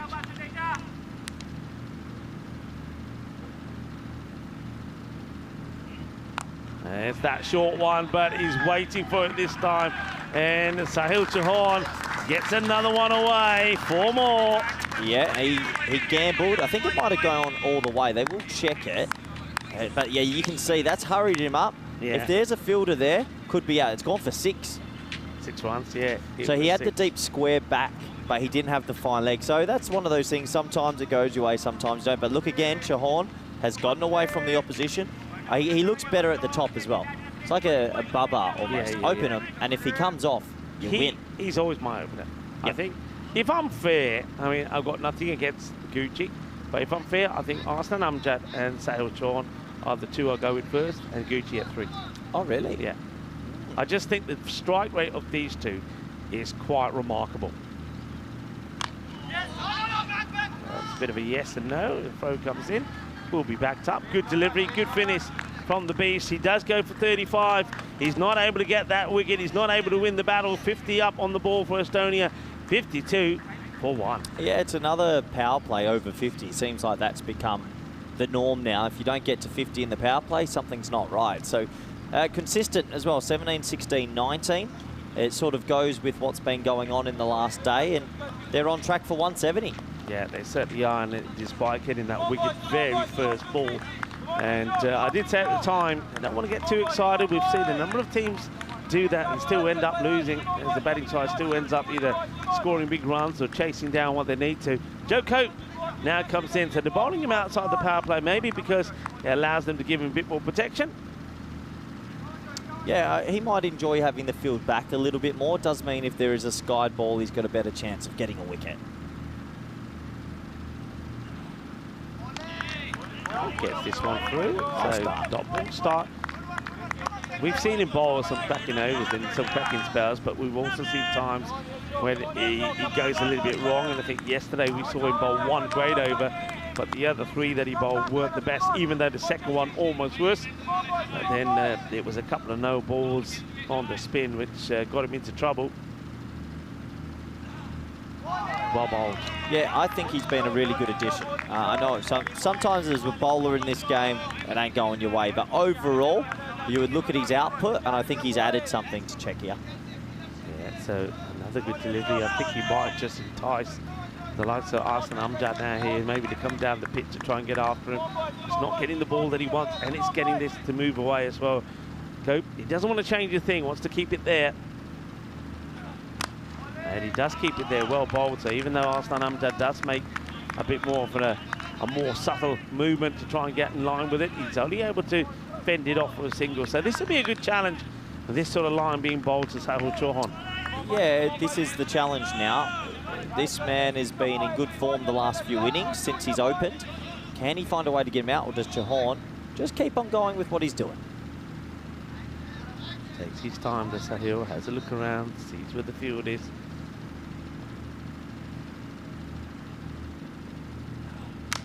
And that's been a little bit over pitch. It'll go for 6, you know, 6 over point. And he's just got power. And the thing about Sahil Chauhan is, and a lot of people that have seen him bat will know that you can't describe him as a slogger.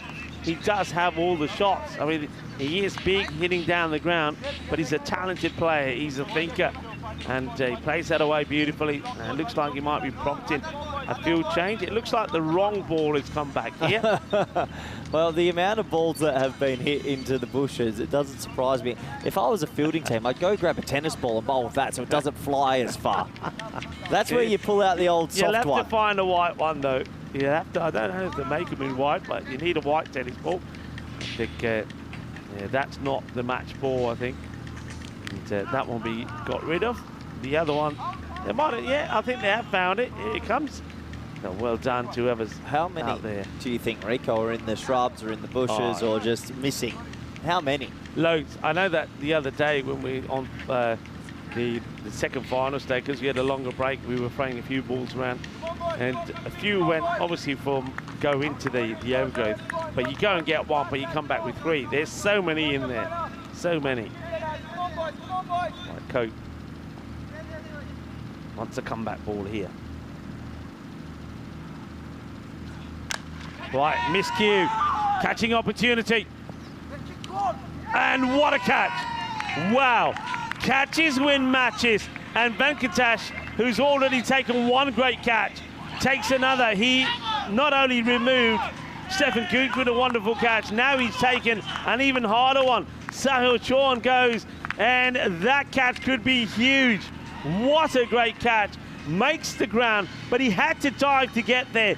Dives, holds on to the catch.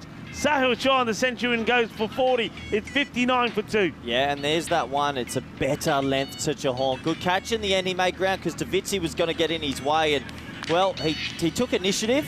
He took the catch. And that can be the difference between chasing 170 to 150. Top work from that man on your screen. That is such a good catch. And you're right. I mean, look where Davitsi was. I don't really know what Davitsi was doing there. I mean, he didn't look like he wanted to take the catch himself. He just stood there. He was like a bystander. And Venkatesh came through, called it, dives, takes the catch. Great catch. Removes the dangerous Chauhan. Now Bilal Masood comes out at number 4. Well, they're still batting to come for Estonia, but if they can take another wicket, Czechia, maybe get into Hook and Robson, it's just a different style of hitting. But Masood and Amjad, they're definitely capable of still going big. And oh dear, it's what's happened with the field here? I mean, why would you change it? It's a good delivery, it's a good ball to bowl. He gets enough of it to get over the keeper. You can't blame Paraskari here, but where's that third man, Corey? Yeah, well, it's a tough one, isn't it? You can't have everyone everywhere, but if he wants to bowl that ball, you've probably got to have the third. That's another over complete. The run rate, 15.7. 2 big wickets have gone of the opener, 63 for 2 after 4. Yeah, good over there from Cope. He's he's a little unlucky with a couple of balls there, including that last one.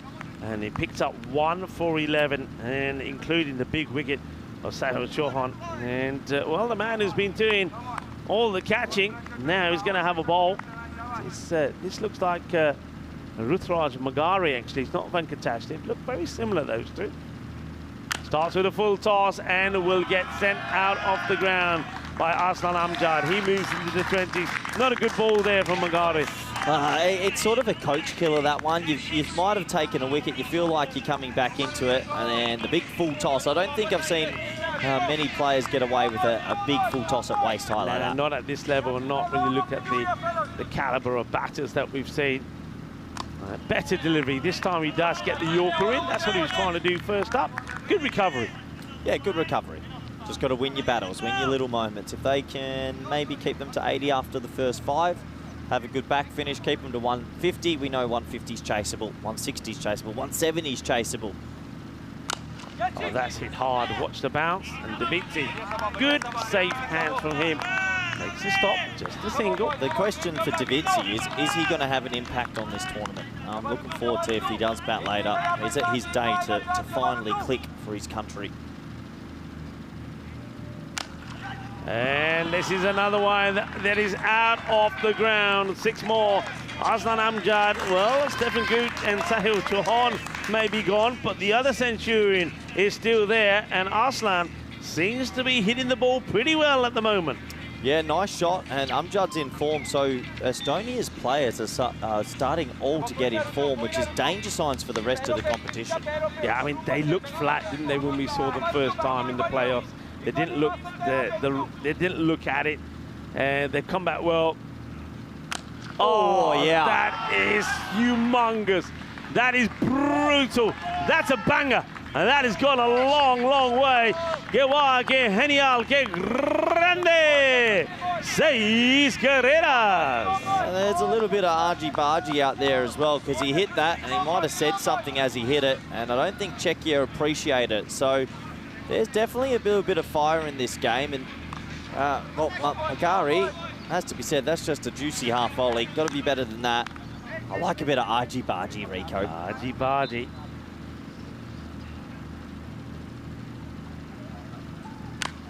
Shot. Really great shot. And old school 70s and 80s disco. Disco.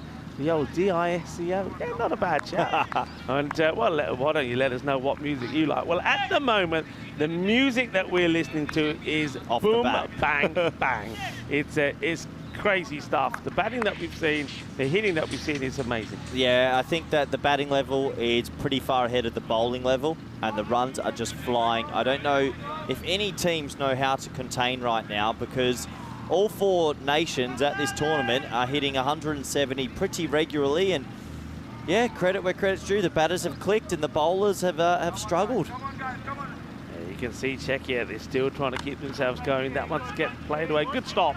He needed to make that stop, otherwise that could have gone to the boundary. So gets down, gets sturdy, makes a stop.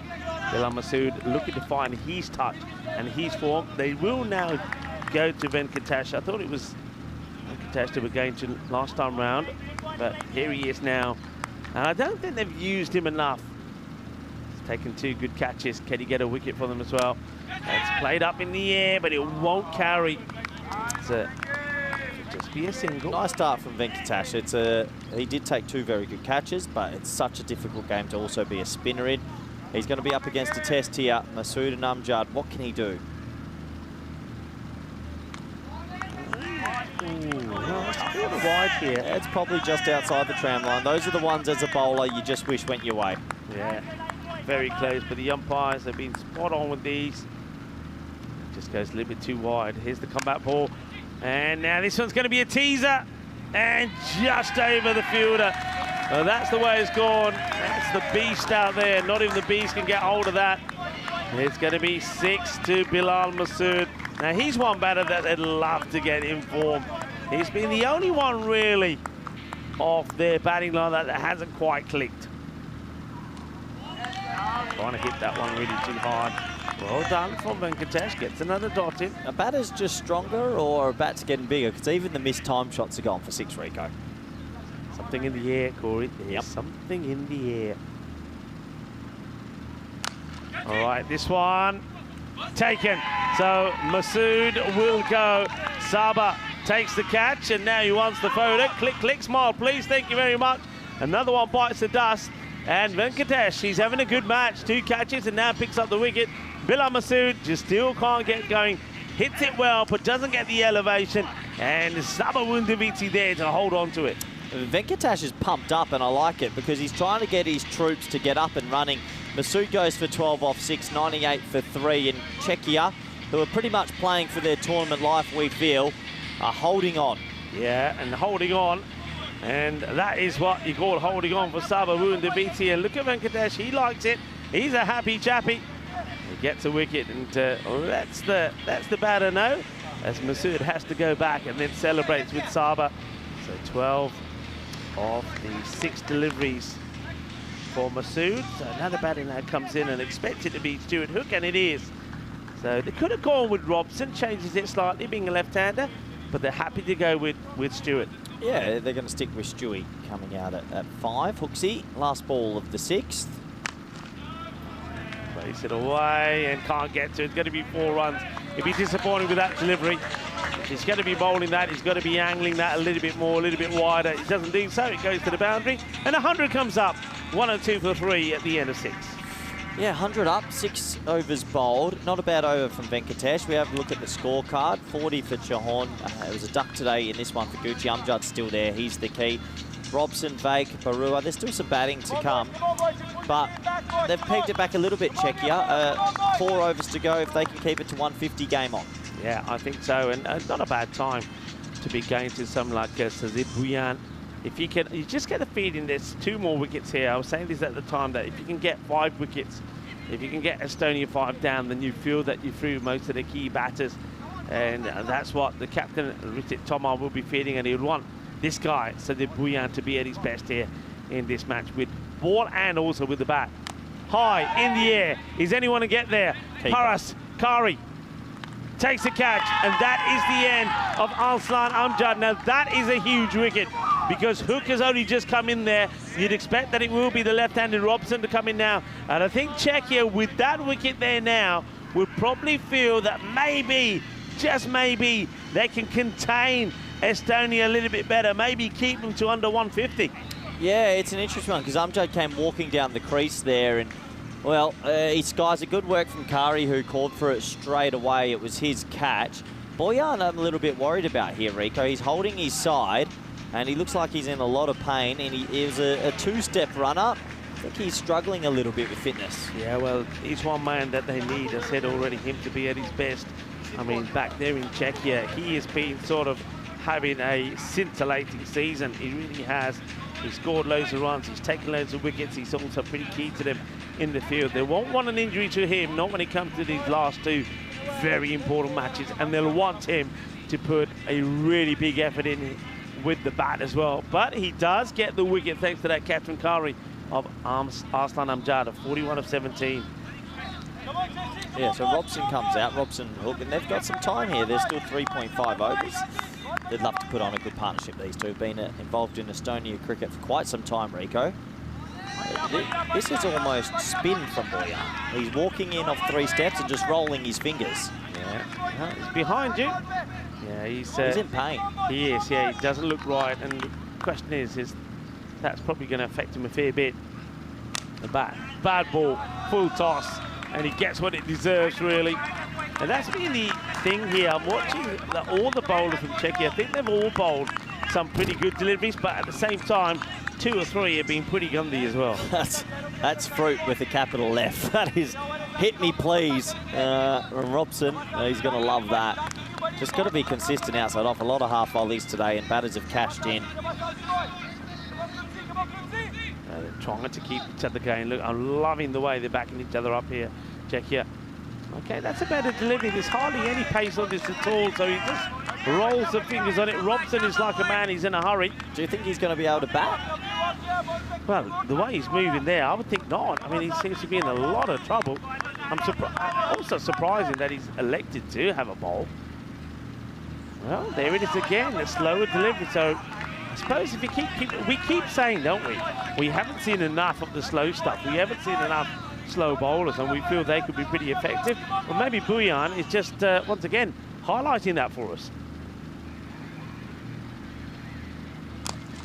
Firmly hit, and that's a good strike. Good, solid hit this time. Venkatesh can't get there. I think if it was anywhere near him, he certainly would have had a go. 6 runs to finish, and there's 2 bad balls in that over, you could say. Both of them have been put to the boundary, and not the worst of overs. 12 from it. Takes the wicket, a big wicket of Arslan, and Estonia 114 for 4 after 7. Yeah, so this is basically our second last day of the Challenger division. Then we move on to the Premier division, the Premier teams in Europe for T10 cricket. So we move into Group A, obviously Ireland, Scotland, and you look at those nations there. It's going to be such an interesting Group A, even all the way down to Group D. You've got Netherlands, Jersey.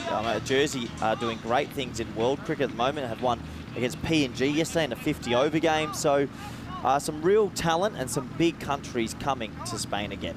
Yeah. Can't wait. See this one? That's nicely played. That's Stuart Hook at his best. That's his shot. He plays his shot really well. And he's good cutting the ball. He's good at playing the uppercut and the late cut. And if they don't set a field to him pretty quickly, he's going to score a lot of runs in that area. Yeah, nice shot. I like that. There's always room for a little bit of touch. Surprising they go back to Magara here. He went for 26 in his first. And that's going to be another boundary. That's a really unusual call. I mean, why wouldn't you go back to Cope here just to try and get another wicket? Because you think you must be feeling you get another wicket, you're in. They don't go back to Cope.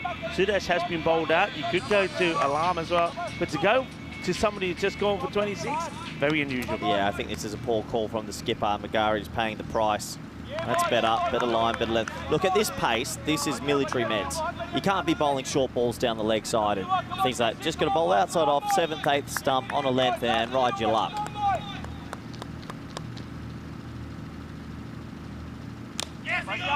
Taking it on, good pick up from Folk, could have him in trouble. It needed to be a direct hit, but that's good running from Stuart Hook. He caught it early and he went. Handing the strike back to Robson, and now the bowler's got to get it right to the lefty. And they'll have to change the field as well. Robson's not really, I think, going to be playing that late cut. He'll be looking to go straight down the ground, but he did have those few swing and misses before he was able to get one away in the last ball of the over. Smashed. Oh, that is huge. What a hit. Que grande, que guay, que genial. Eso es estupendo. 6 más. That is huge from Robson. Lovely shot from Robbo. Well, he played and missed 3 and he's hit the other 3 for 6. So pretty good output. 18 off 6, and Magari, he might bring up 50 here if he's not careful. Rico. And that will be 6 more. 6 más. And yeah, it's a very, I've got to say, you said it, a poor call from the captain, Ritik Toma. I believe so. So Toma could have, if he was looking for another bowler, he could have gone maybe straight back to even himself. But why he's gone back to Magari, I don't know. I don't understand this at all. Well, these decisions can determine your tournament. And right now, Czechia, they're going to have to bat pretty well if they want to stay in it, Rico. They're going to have to bat very well. So Magari's gone for 41 of the 10 balls he's bowled so far. Robson liking this matchup. He goes a little bit fuller this time, so gets the dot ball in. And I think there might be still one to come, I think. I'm not too sure that the previous delivery got added up yet. I think the 4 or 6 needed to be added to the total. Okay, fair enough. Yeah, that I think would it's make it the end of the over. Yep, it is. The umpires now will change over. Over is called. And the score, I think, should be 135 at the end of the 8 overs. Yeah, so that over gets away from Czechia. They took a gamble that didn't pay off. Yeah, it's either 135 or 133. I didn't see if it was 4 or 6 2 balls ago, so we'll have to wait and see. Yeah, let's wait and see what comes up here. I think we're just waiting for the scorers to get back to us. I know it was called 6 by the umpire who was at square. Tyrone Peters called it a 6 run. So I think they're just checking and got to get these things right. And I think that just waiting to get all the information right here. So we are waiting for the umpires. Well, while we're waiting, I can once again say hello to all the people around the world. You do join us on International Coffee Day and also International Music Day. So that's a nice little twist for you. You can have your coffee, listen to your music, and also blow up a few balloons as well, because it is Balloons Around the World Day as well. And make sure that the meal that you have is a vegetarian meal, because it is a vegetarian day as well. So just a few suggestions. We're still waiting, and well, you can always let us what you think about the action that you've seen so far at well, either myself or Corey. And we'd love to hear from you. We've heard from so many of you so far. It's been great to have all of your comments, and it's great to know that you're all loving it. But we always say, look, tell your friends, tell your family, get more people involved, part of our family. And we, Corey, and we use this as our platform to say thank you. Yeah, if you do want to interact or send any questions in, you're more than welcome. What I want to know, Rico, is where's that white jacket gone? You look good in that white jacket. The white jacket? It comes out now and again. It comes out now. In fact, I had it on the other day, the white jacket. The thing about the white jacket is it has to spend a fair bit of time in the dry cleaners as well. Yeah, absolutely. Here we go again. Just talking about the Premier Division while we have a little bit of a delay. And well, let's skip on. We'll go straight to the Hall of Fame centuries. As you can see, Chahon's on there now. So that is a race. There's 1, 2, 3, 4, 5, 6, 7, 8 centuries so far in the ECC 2024. We've had 3 today. Yeah, we had 3 today. That's quite remarkable. And who's to say that we're not going to have another one, because there's still plenty of action to come. So we're just waiting here. Looks like while we're waiting that some of the players will have some water. Stuart Hook will certainly will do. So I think we're just waiting for clarification, really, on whether what's happened here. I think what it could be, I mean, one thing I think it could be is they're just checking if that last one was registered as 6. I think we might be okay now. It looks like it's come up as 6, which is what I thought. So 135 for 4, that sounds about right. We're ready to go. This is the ECC. This will be happening. So if you like the Euros, the men's Euros, that will be the women's Euros happening in December. Remember, starting on the 9th of December, we're already excited about that. Yeah, very excited to bring you the 2nd edition of ECCW. Let's get back to the action, though, after a little bit of a pause and a delay. I'm glad that everything's sorted out, as it looks like Venkatesh is going to come back for some right arm off spin around the wicket. All happens in the 9th, we say on the network. This is the 9th, and that will be a horrendous misfield, which will go for 4. Czechia just have let themselves down a little bit here. I mean, that is pretty poor from the fielder. Oh. I mean, you don't get to field on a better outfield than this. And Ajar Alam, well, that's terrible. And Venkatesh, he'll be fuming about that one. Yep.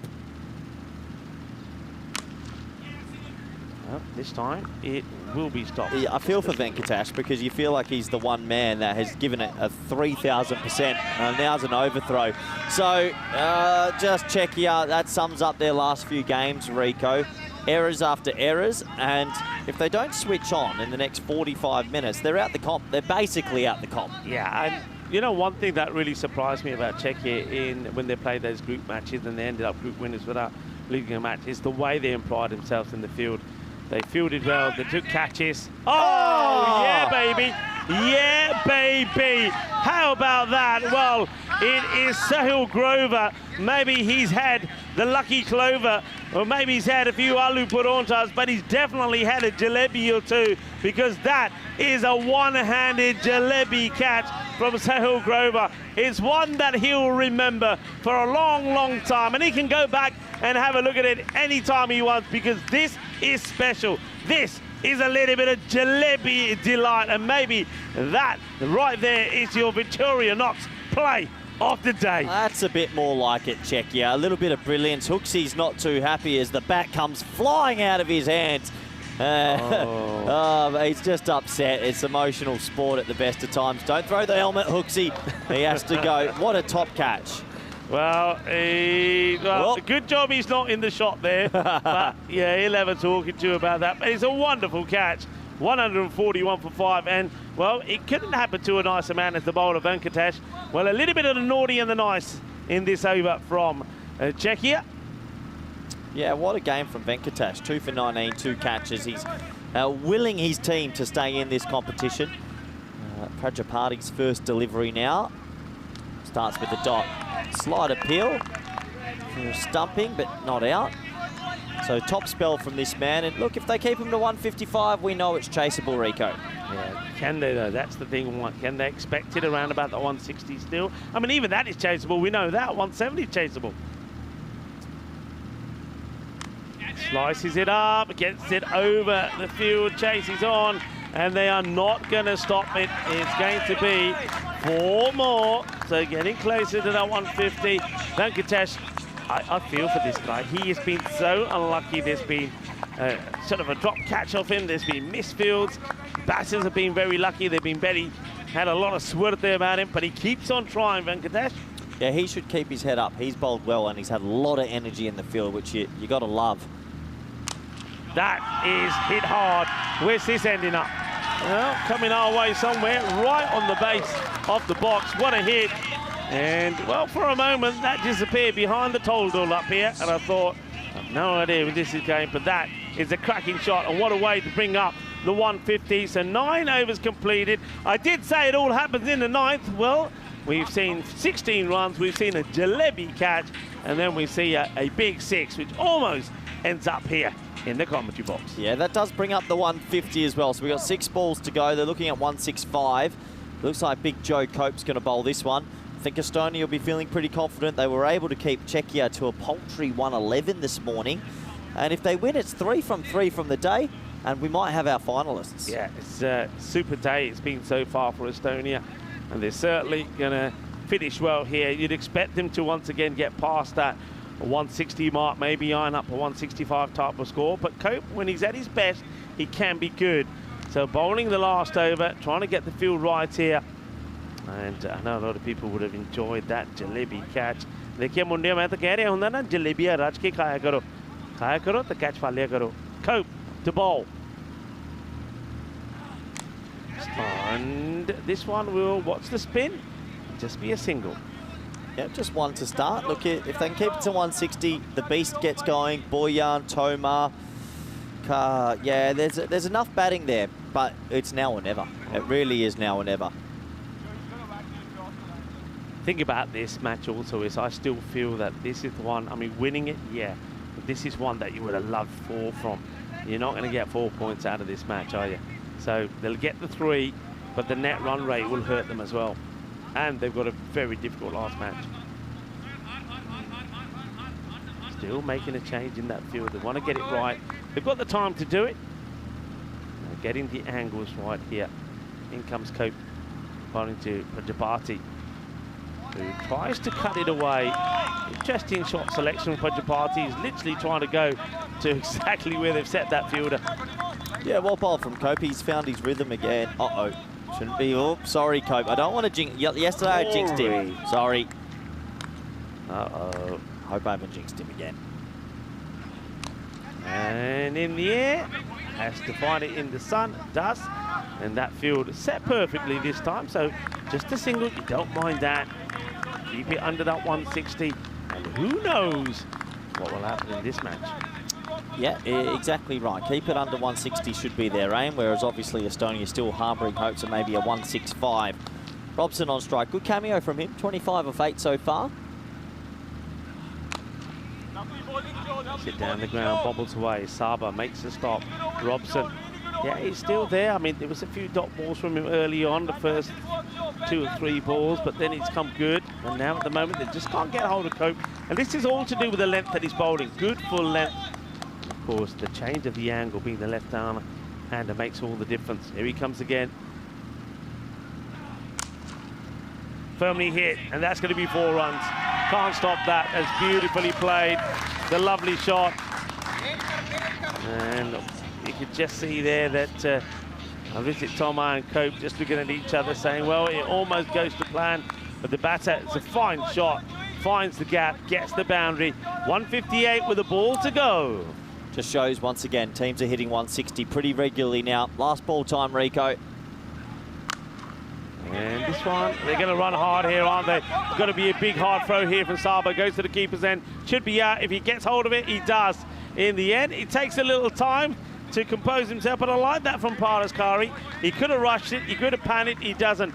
He gets control of the ball, then takes the stumps off. They'll finish 159. And that means it's going to be a 160 chase for Czechia, and really they're fighting for their lives in this innings. 160 or bust, you feel. If they don't pull it off, they're going to be out of this competition. It's not going to be easy for Czechia, but they do have a good top order.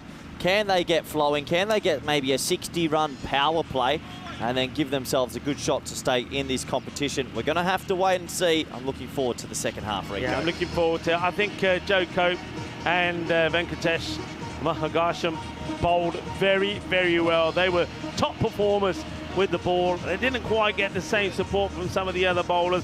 I think there was a big error in going with Ruthwaj Magari to bowl his second after he went for 26 in the 5th over. I think that's one decision that Czechia get badly wrong. And just think about it, that you know, that could have kept this score to around about 140, would have been much more manageable.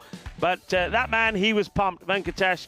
He took the catch to move Gucci, very first ball. So he started with a Royal Duck. Saba couldn't keep that in play. But of course, we know that Estonia, they're not just about one man, they're about several. And Chauhan and Arslan Amjad, the captain, certainly did show that when they got going, hit the ball well, hit the ball big. There was always that little bit of element of luck there as well sometimes, and I think Czechia will be hoping that they get a bit of it coming their way as well. What a good catch that was, by the way, from Venkatesh again. This time he took the catch to remove Chauhan. Cope got the wicket there. He, once again, as I say, bowled really well. But as you know, a wicket may fall, but another batter comes in. Bilal Masood came out and he hit this one. He drilled it pretty hard, but he finds the hands off of the fielder. Saba takes the catch. Masood will have to go, but as we know, one goes, another comes. Stuart Hook looked good. Started with a nice shot. Really plays that late cut really well. That was a good catch there taken by the wicket keeper, and that was another one that bites the dust. Another big wicket, and then it looked like that these two were going pretty well until this Jalebi Delight from Sehul Grover. And well, he'll have a word said to him about that, will the batter Stuart Hook. And they had to hook him off literally, didn't they? But no messing around from Grover. That's a highlight that he'll cherish for a very, very long time. A bit of magic at the Cardamom Oval. Then here right at the end, you see Paraskari had to take his time to get that ball under control, but dealt with it well, got the run out. They don't get the 2, only get the 1. So Estonia, 159 it will be for 6. So 160 is what Czechia will have to chase down. They would have liked to have kept it to about that 140 mark. I'm pretty sure that would have been what their ideal chase would have been. They've got to go a little bit more than that. That means somebody's got to go a little bit bigger. Talking about bigger batters, plenty made starts after that. Royal Duck or Stefan Gooch, Chauhan, Amjad, and Hook and Robson all got going. But nobody went really that big this time. But the good thing about that for most of the time was the strike rate was good. Not too many balls chewed up. On the bowling front, I think Sudesh Wickramasinghe, I think it's a good option to open him up. They needed wickets early on. They got the 1 early, but after that, he was just a little bit expensive. Very expensive with Magari. But 2 wickets there from Venkatesh. I think he was superb in the field. Bowled well, took those 2 great catches as well. And Cope bowled very well as well. 1 for 19. So we are going to have another climatic run chase. I do believe 160 is required. Are Czechia going to be able to do it? And if they do, they keep their hopes alive of making it through into the final part of the playoffs and getting a chance to get their hands on that trophy. Or are they going to go down here? And if they go down, I think you might as well say adios to them, as Estonia will make their way up to the top of the standings here of the playoffs. And then it'll be really a real good contest between them And I think somebody like the Isle of Man and Greece, well, you can't count Greece out at the moment playing some outstanding cricket. So join me, Rico Full and Corey Rutgers, when we come back in around about 10 minutes time for the conclusion of this playoff match number 9.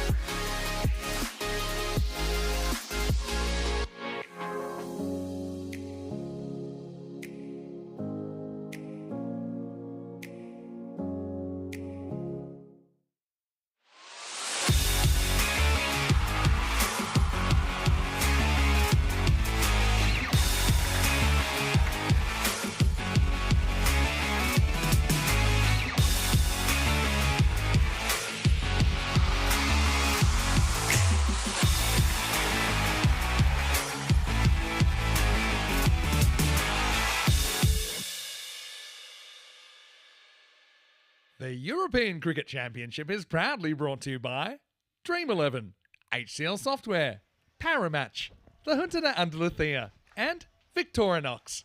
And the official charity partner, Share the Meal by the United Nations World Food Programme.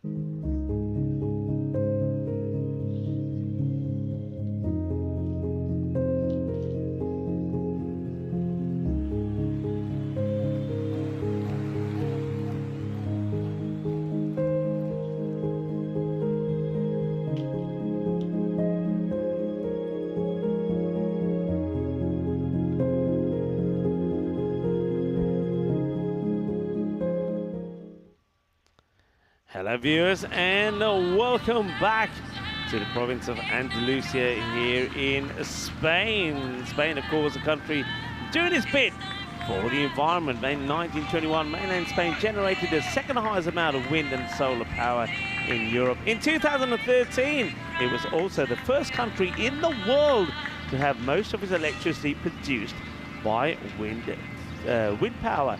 So when you look out your window and you're traveling across the country, of course, you will see huge wind turbines and also find many cities in Spain trying to create a more walkable and bike-friendly streets. Another fact about Spain is that Sevilla, not far from here, of course, has 180 kilometers of bike lanes. So well done to Spain doing this bit for the environment. 111, the Nelson. That's a score we need to remember. So 111 restrict Czechia to under that, and then it will be all the points for Estonia. They were able to do it earlier, weren't they, when they got all the points against them? But that time around, it was because of their batting. They chased down the 114 they needed, and off just 7 overs, so picked up all the points.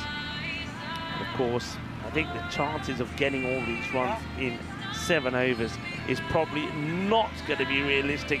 That's what Czechia would have to do if they wanted all the points here. I mean, they would love all the points, and I think for me personally, that not just a win, but a win with all the points is what they needed to do here. Otherwise, the way things could pan out could be out of their hands. So here we go, ready to go. It will be, I saw that Sudesh Wickrem Segura coming out there. And Sazib Bhuyan, now he did look injured to us. He didn't look like he was bowling very freely, but beware of the injured. And that is what Bhuyan, I think Bhuyan, they're just saying, right, we need something from you. We might as well just put you up there, give us whatever you can. It's going to be Bilal Masood to bowl the first. Huge match this, as the natural light does slowly start to fade. Here's the first. And Bhuyan just leaves this one alone. It will be a wide. Yeah, it's started to see some magnificent views around the ground here now. The floodlights are on. They, of course, will be in full swing, ready for the last match of the day, which, of course, will be the Isle of Man taking on Greece. Little push at this from Buyan. It's going to be a dot from Masood.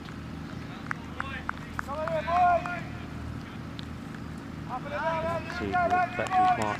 That's one thing that Estonia have done. Not only have they made little subtle rotations to the batting lineup, but also to who bowls and bowls when. So Bilal Masood opening up this time. They've got plenty of bowlers as well. And to play down on the off, and no running here at all from Sudesh. It's an interesting one. I mean, first of all, it's pretty short. I'm surprised he's not jumping across and hitting this onto the leg side. So real surprise shot selection there from Buyan. And that could be the difference here, you know, when you see that sort of half a hit-me ball, you've got to go for it. It's too wide. Just trying to sneak that in. I think there's a big effort being made here to keep Buyan out on the offside. They feel that that's a big weakness for him, but misses his spot by a fair way there. It's another extra, but no runs on the bat so far. Buyan, question is just how bad is that injury? Reaches at this, and Sudesh just not running. He is not keen on running at all. I'm not sure about that one because Robbo's on that pretty quickly, but certainly the one before. And this is even with those couple of wides, this is turning out to be a top over for Estonia. Czechia could be putting themselves behind big time after just the first over. Wide again, so it's going to be another one. Bilal, 3 wides, but hey, look, they haven't been able to get anything away. But are those extra balls now going to hurt? Because now this over, if it weren't for the wides, it would have been done. Let's see if he gets away from it with it. Aslan Amjad, the captain, just having a chat there with Bilal.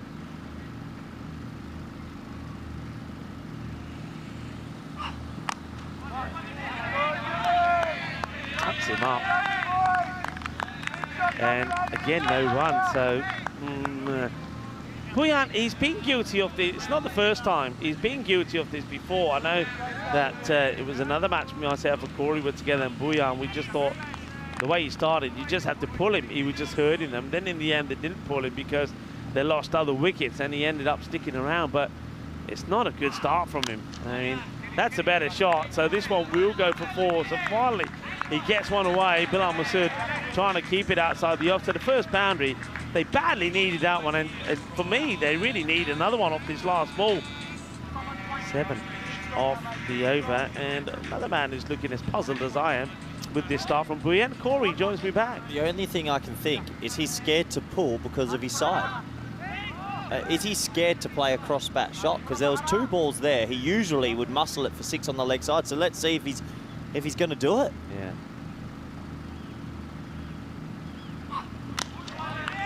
This one gets dug out, and Sudesh, who didn't look very keen to take a single, now it does. So they will get just 8 off the first over, needing to go, of course, around about that 16 mark. So they are going to fall well behind straight away. 146 matches since the golden ball. We've seen 8 centuries. We've seen 1 hat-trick. Are we going to see a golden ball? That's the question. Yeah, we might. I hope so. Yeah, a little bit puzzled from that start from Buyan. I think there was 2 deliveries at least. He traditionally would have pulled it for 6, but if he's sore and injured and he can't play a cross-bat shot, why is he opening batting? Look, I'll give him benefit of the doubt and assume that he can bat, but I need to see a bit more intent this over. Yeah, that's the word. The intent just wasn't there. So, and you can see the field they're setting here. They're pushing everybody pretty deep right on the edge because they're probably thinking, well, look, they don't look like they want to take the singles either, so let's keep it nice and tight. Not a good delivery, and, well, he shows no pain here. He gets that one away. Now, it might be worth just having a look at the height on this as well. He's been given a 6 on the field of play. How high is this? Close-ish, but I'm pretty sure it's just okay. Yeah, it's close-ish, but okay. Yeah, well, that's been put away, and that's more like it. So it wasn't a good ball, and if that one wasn't put away, then surely they would have been thinking of pulling him off straight away. Well, it's a good sign to see that he can sort of play an up and under shot. He's going to need to keep going here, though. Obviously, a 160 ain't going to make itself. Got to be very brave at the top and hope the cards fall your way. Yeah, not a good start there from Rupert Bruhar, who actually has bowled very well here today at Rupam. He was good in the earlier match. He's found a way of getting wickets as he took 2 for 29 in that win against the Isle of Man. All right, back to the drawing board for Rupam, just checks his field. So they made that subtle change again. So Gucci's stayed long off now, and Arslan Amjad is, that one definitely is too high. That is a Gundy ball. This one definitely, it's been called on the field of play. It's a 7 up. Well, Alistair Priddle, it's a little misfield from him, but that is a Gundy ball. So I don't know what Rupam is trying to do there. I think it might be more than a misfield from Alistair Priddle. I reckon he might have shelled it. Let's have a look. It's in the air, Rico. Alistair. Oh, no. Puts it down. Show us your muscles now, Alistair. Show us your muscles now. By that much, he said. I missed it by that much. Well, he missed it by more than that, did the bowler. Free hit. Firmly hit, and that's going to be 4 more. So Buyan, after a very peculiar start in the first over, certainly doesn't seem to be showing any concerns or issues of that side strain when he's hitting the ball. Oh, that's a good comeback. Look, 17 off 2. It sort of picks up that first over that they let themselves down, Rico. So they're going to have to keep going at a serious rate for a long period of time. It's never easy to chase 160s, but it can be done. Keep moving that field around, don't they? They went with the long off back, and now they've gone back to long on. They chase the ball a little bit. Sometimes you just got to eat it and stay still. Oh, no. That's another, I think this is another. They decide not to run. Oh, this is close. I think that's very close. This is another. I think this is another without doubt. That's too high. That's his second. Yep. I think it's definitely going to be called. They're just checking it. Yeah, it has been called. So just losing his head. Hey, that could have easily been another 7 up. Yeah. Oh, dear. Rupam, not sure what's happening here. Right, Buyan needs to go in. Now, that's the second. If he bowls another, he'll be off. I mean, here on the European Cricket Network, you get 3. And a lot of other places, he'd be done already. He gets away with this. Sudesh wants it, but now it's Buyan who doesn't want to take the run. Very interesting. From the communication I'm seeing from these two, Corey, I think the run out is very probable. Yeah, you never know, especially with the beast. Look, the beast doesn't really back up, does he? Edge gone. That's the wicket, and an over which looked like it was going to be a bit of a nightmare. Well, first of all, he gets away from the free hit. It's only a dot. Maybe they should have run, they didn't. And the Buyan chases a wide one, gets a snick. Stuart Hook behind the stumps this time, takes the catch, and Rupam will pick up a wicket. And Czechia 26 for 1 after, well, just 10 balls. That's a dirty slog. That is a filthy slog from Buyan. That's not good enough from him. The last 2 deliveries, all of a sudden, he just started running down the wicket trying to play the Hollywood shot, and it's cost his wicket. I'm watching him walk off, shaking his head. I don't know why he's done that. 21 off 12. He just had to stay still and hit it over the offside, but a wicket falls, and it does mean that Tomar will come out at number 3. He gets an opportunity. Yeah, I suppose it's an interesting one. I mean, there was no intent hardly in the first over, and then now in this one, it was just over intent. And, well, Hook says, well, that's what he did. He got bat onto it, and I took the catch. Vijay Tomar plays this away, just doesn't really get it clean out in the middle, sort of scuffs at it. Look, if they're going to get to 160, Rico, the man who now is on strike is going to have to hit 50 plus for me. I don't think Czechia get there with the rest of the order in the sort of touch they're in. But this man has had a good tournament. He'd love to get to the finals. He's bowled well, he's batted well. But can he do it one more time for his country? And he gets beaten by a good ball. So an over that we thought was going to go magical, surprisingly enough, does not. Only goes for 19, and it is 27 for 1 after 2 overs. I guess the question is in that dressing room, Rico, do they believe they can stay in it? Because let's say they lose this. Estonia will go to 11, assuming Czechia save 1 point. Czechia are then on 7, and with Isle of Man and Greece still having 2 games, you'd imagine they would pick up the required probably 1 point, because Czechia then would have to win with all 4 points and change their net rate by some, and I just don't think mathematically it's likely. Now, looking at the net run rate, I mean, they've got a huge deficit compared to some of the other teams. I really can't see them doing that, and they're not going to, you know, whether they, even if they win this match, I don't think they're going to make too much of a change in that run rate. Right, well, it just pulls away here pretty late. I'm not sure why. I think he's probably trying to say, oh, I didn't know he was coming left arm or something, but very late pull out here. Actually, a pretty decent ball. That looks funny, doesn't it? The old leave over leg stump. You can see Robbo found the funny side of it, which is important. You got to laugh sometimes in this game. Robson might just pull out now before he bowls this one. Who knows? It's up in the air, and Aditya Paul almost. Oh no, he's so unlucky. He is so unlucky, Aditya Paul.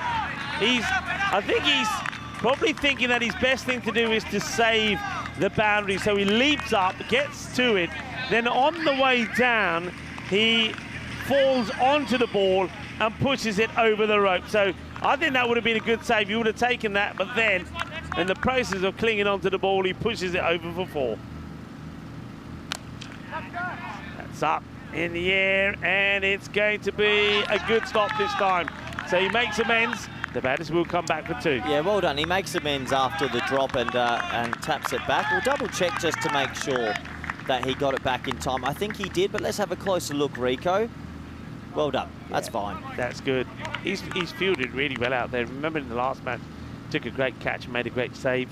That's a great length from Robson. Really, really good length. It's a sort of in-between length, and yeah, he's saying, hit that, hit me. Yeah, Robson, he likes this, Robbo. And he likes to go up to the batter and say, what about that one then? Missed out on that, didn't you? He's worked hard on his fitness as well, you know, as Dave Robson, from the time we saw him in Estonia to here. I think he's been one of their better bowlers. He just offers a little bit different, and even this over only 7 off, it could have had a wicket. He's had a good tournament. Yeah, even that time there, you can see he's trying to get into the batter's head, turns around to the batter and says, yeah, well done, well hit. Just trying to get inside that head of Tom. All right, Vikram Sakara.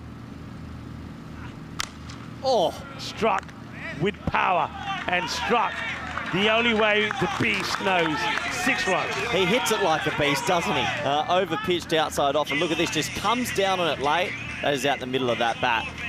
Do you think I'm right in saying that, Rico? If they are to stay alive, he probably needs 50 tonight? Well, I think he needs more than 50. Yeah, okay. I think he needs more than 50. I think that Suresh is probably, once again, he's done it a few times, got into the 70s and the 80s. That's what he needs to do here, and he needs support from others around him. But yeah, I mean, look, they'll want to do it for him as well, hasn't he? He's had a sensational time into the side, making a good decision there from Robson, making runs and also taking wickets. That's well bowled, and Robbo will have another word this time with Suresh. That's the end of the over. Tyrone Peters sees the funny side of things. It's the power play done. They're falling a little behind here. It's 40 for 1 after 3.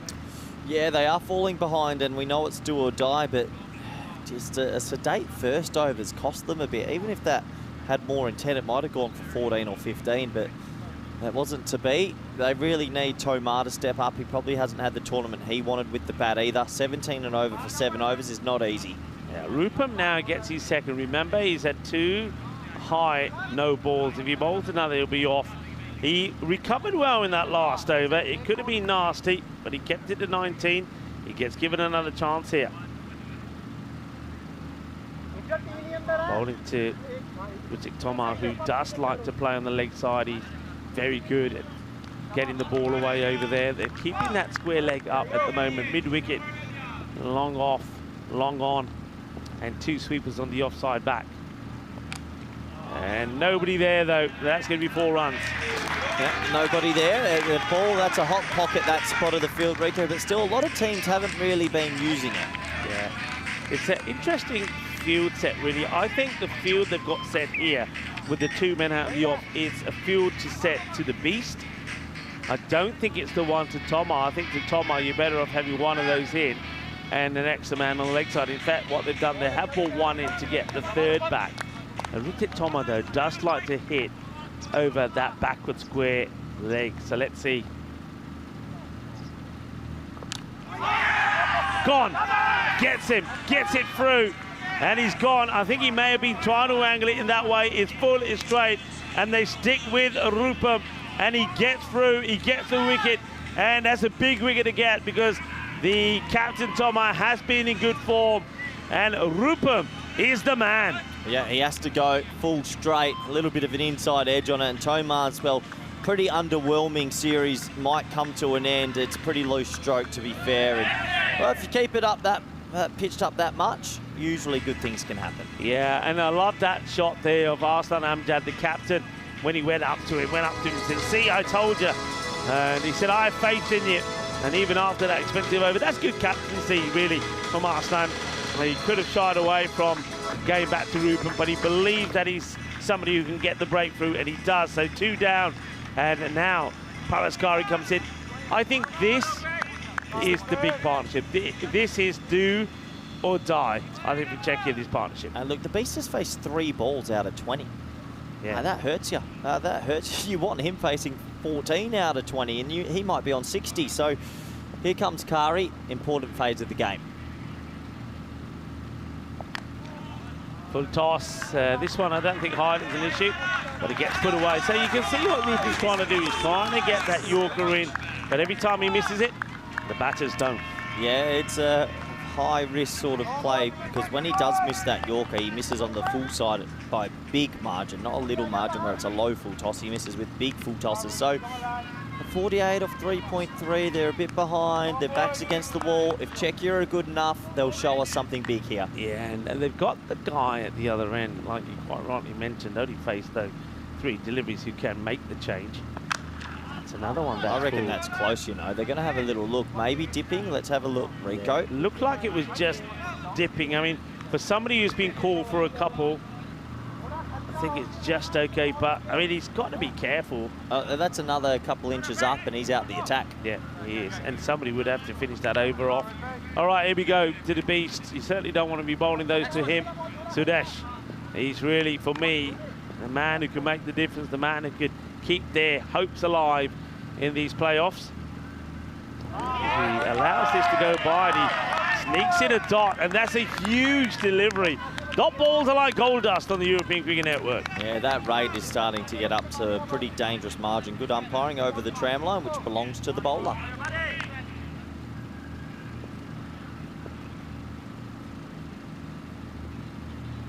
Well bowled, Yorker length, the Beast is forced to take the single. Gets to the other end, not able to get anything away here. What a great spell this is.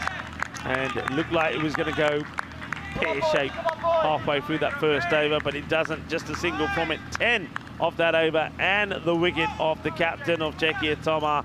And Czechia are 50 for 2 after 4. Yep, it's getting to that period now that another bad over somewhere in the next 1 or 2, you'd have to imagine it's going to be too much. It looks like Gooch is going to come into the attack, and if they don't get a magical over, Rico, I might be saying that's the first goodbye in this final system. They really need something right now. Yeah, big time. And I think Gooch coming in just an over earlier than he did in that last match. I think they feel that if he gets a good over in here before the halfway stage, that they could be onto something. They want him to get the wicket here of Siddish, Wikram Sakara. So can he do it? Can Gooch tame the Beast?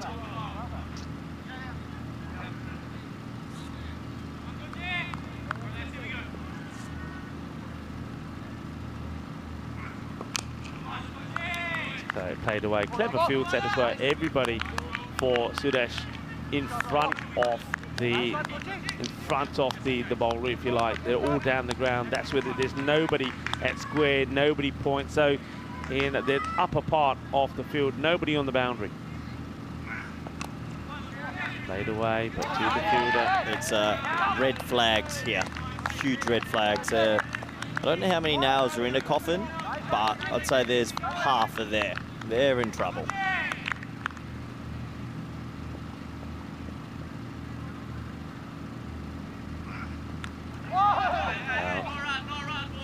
No run again. It's well bowled. Takes the pace off this one.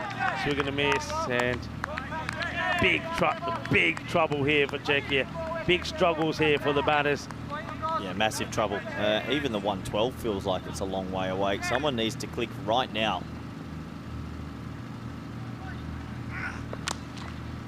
Played well. This one is going to get in the gap in between the long on and long off. It's played nice and straight. Could be 4 runs, but they need more than just the one. They need a flurry of boundaries. Yeah, dead straight. Nice shot. Goes for 4. Good over, though, from Gooch so far. Just putting it in awkward spots for the batting unit. 105 off 32 is going to take something special, Rico. Yeah, you just get the feeling that sometimes you need the right momentum to start. And getting 8 of the first over wasn't what they needed, and they just haven't been able to get started. Played away, but straight to the fielder. I mean, they're the balls you've got to put away, and it just ends up being another dot. Yeah, and Gooch is going to bowl a good over no matter what here. So last ball of this over, and well, Czechia, who are playing for their tournament life pretty much, unless a crazy run of results go their way. Yeah, it's not going their way at the moment. Just can't find the boundary. Going up for this, but there's a fielder out there. One of them's got to take it, and they will. And it's Sahil Chauhan who takes the catch. He's pumped, and he'll have to pick up his shades and then continue the celebrations. Gucci takes the catch. Sahil Chauhan does the business. Paraskari will go for just 9. And Czechia, they are in all sorts of trouble. And the way things are going here, well, they are really going to struggle to make it through these playoff stages. Nice catch from Chauhan. He had to watch out for his teammate Masood, and he holds on to a big wicket. Yeah, he does. And look at what it means to him as well, Sahil Chauhan. So it's time for us to welcome you in to the commentary box for, well, it looks like this one is going the way of Estonia. What a fight back from Estonia. Remember yesterday they lost both their matches. They didn't really look like the team dynamics were working, but whatever was said overnight, it's worked, because they come out firing here today. It's amazing what we talk about, how timing your run is so important. Czechia had that crazy big loss to Greece, and I feel like the shoulders have shrugged, whereas Estonia regrouped. They're going that way, Czechia going that way. Rico, they've got 5 overs to turn it on. Yeah, and I reckon that they need to go magical from here on in. And the man who takes the catch, Sahil Chauhan, is going to bowl the next over. There he is. He doesn't need his shades for this one. So Chauhan bowling to Sudesh, and Sudesh, well, he's got to go big straight away, hasn't he? Firmly hit, but to the fielder, just a single. It ain't happening. Sahil Grover is the partner that joins Sudesh out there now. Oh dear, oh dear. Czechia. Grover swings and misses. It's another dot ball. Czechia started so well for them. Remember, Czechia, a team who last year did not win a single match. Another dot. Good bowling, good areas, smiles, and big smiles on the faces of Estonia. Everything they do is working a treat at the moment. Yeah, they know they're miles ahead, and now they're trying to push for the 4 points, Rico. They could still get a double chance in the group. That's well hit. Well, he gets this one out in the middle. That's Sahil Grover. That will go all the way. A boom, boom, boom. Shakalagea. And they need a few more of those, though. Well, they need a lot of those. They need some supersonic overs. And look at the dressing room. I think they know the writing's on the wall. They don't seem too positive or too excited there. That their hearts are probably racing. They know that they're a long way away. 4% chance. Crazier things have happened, though. Oh, that's a good shot. Uh-oh. Boom. Boom. Right below us. I had it, you know. I had it covered. It would have been amazing, because we've got Judith up here for the first time. If we had a ball come up here straight away, that would have been so unlucky. Well, this one, I was ready for it. Mind you, this is the thing. Do you have time to protect yourself, or do you have time to protect the equipment? Well, that one probably would have come right through my monitor, actually. Rico, protect Judith. That's a big wide. Keeper does well there. He just gets a hand on this. Stuart Hook stops it going past him. Yeah, Hooksy does well there. Gets a hand down on it. It's a good over so far for Czechia. 14, but they need the 6 now. One more 6. They need another boundary. And they'll get it. That is clean. And that is hit crisply by Sahil Grover. And, well, Alistair Priddle this time decides he is not going to try and catch it. He dropped something. Well, what did he drop there? Well, something on the ground. The old walkie-talkie goes down. Look, Alistair was a pretty high-level rugby player, but I tell you what, he's going to break a finger or a nail soon. He's got to be careful. Nice finish turnover for Czechia. They get to 75. 4 overs to go. It's going to take something pretty magnificent from here to stay in the competition. Yeah, but I suppose now, really, these two probably should be saying, look, we've just got to keep going. We need magical over after magical, but the other thing what is a must is getting to that 112. They've got to get to the 112, otherwise it's definitely curtains. Yeah, I think they need a supersonic somewhere. One of the great overs. Once again, Sudesh just can't get going. I mean, on another day, he's hitting these to the boundaries. Of course, Stefan Gooch don't mind. Gucci would know all about the firepower of the beast, but Gooch, great first over, just the 5 runs and 1 wicket. Now he's got to try and tame Grover. I think it hurt the beast only facing 3 balls in the first 3 overs. He's never found rhythm. Gone, full straight, on the money. So Grover dancing down the track, misses it, is on the stumps. Grover's little cameo is over. He'll go for 18 off 7. And Stefan Gooch picks up another 2 for 6. Yeah, it's a loose shot. I'm not too sure why he charged that ball. The previous shots he hit for 6, he stayed deep in the crease. I don't like it when players go for the Hollywood shot. Not many players can do it. Maybe Virat Kohli. But this is a dirty slog. That's shocking. And it sums up Czechia's last sort of 24 hours, Rico.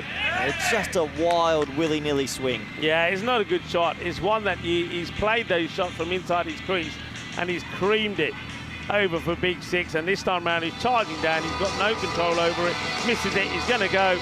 So Grover makes his way back. And it's going to be a sad and unfortunate walk up the famous cardamom steps for him. But Saba Wundavitsi comes out. Now, Saba, it's fair to say that he just hasn't shown any of his form in this tournament so far. A man who scored 3,000 runs plus on the European Cricket Network.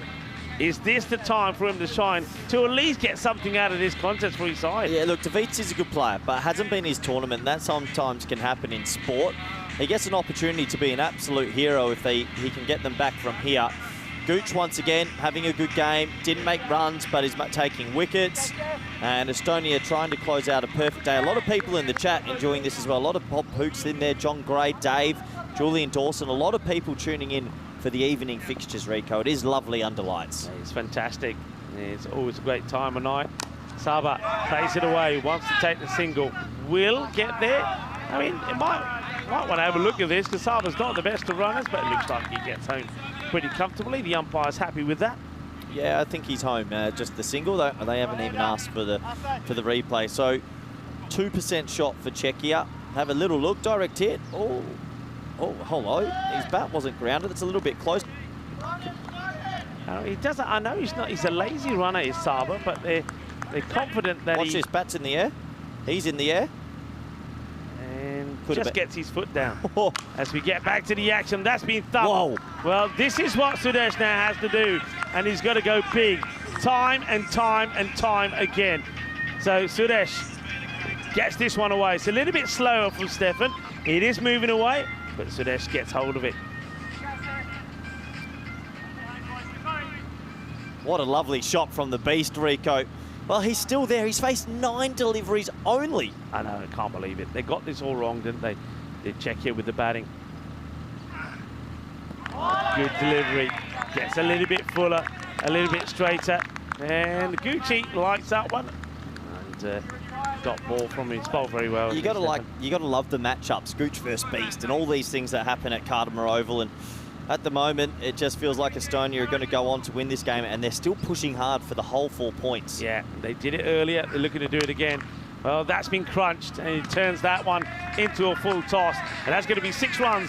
Manos arriba. Eso es 6 carreras. Yeah, that one over-pitched, and the Beast ain't missing out. So Davizzi and the Beast at the crease, 89 for 4.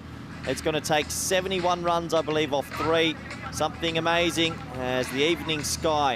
You can see beautiful pictures, isn't it, Rico? Loving that. And you know what's surprising is that Spain is the 2nd most mountainous country in Europe behind Switzerland. Beautiful Spanish mountain ranges include the Pyrenees and the Sierra Nevada. Yeah, and this is a little bit of look at the teams tonight. Can Greece Lightning continue I think Johnny Travolta's all over Greece at the moment. Isle of Man, hey, they're still playing good cricket, Isle of Man. They just need to figure out a few combinations with the ball. And don't count them out in this tournament. As we move into the next over, Vislapu's been handed the ball now. And Good option. Yeah, good option. He takes the pace off. He's a bit of a different character. Let's see if Davitsi can get going.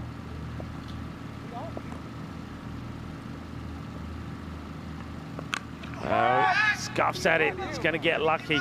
Doesn't go to any one of those three fielders who were waiting there for the shot. Vislapu, I've said this before about him. One thing he's good at is deceptive. And all right, these guys have had a look at him now. They know what he is bowling. But if you're facing him for the first time, you always feel that ball is coming into you a little bit quicker. But it's not, and that's what causes the missed shot. So this is going to be interesting. Sudesh, we know, likes the pace on the ball. Vislapu is not going to give it to him. No, and Sudesh just needs to face 5 balls in a row. He just needs the strike for an extended period.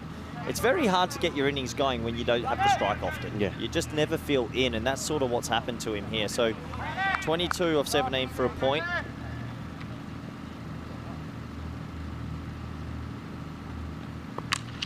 Hit hard. Fielder is there, though.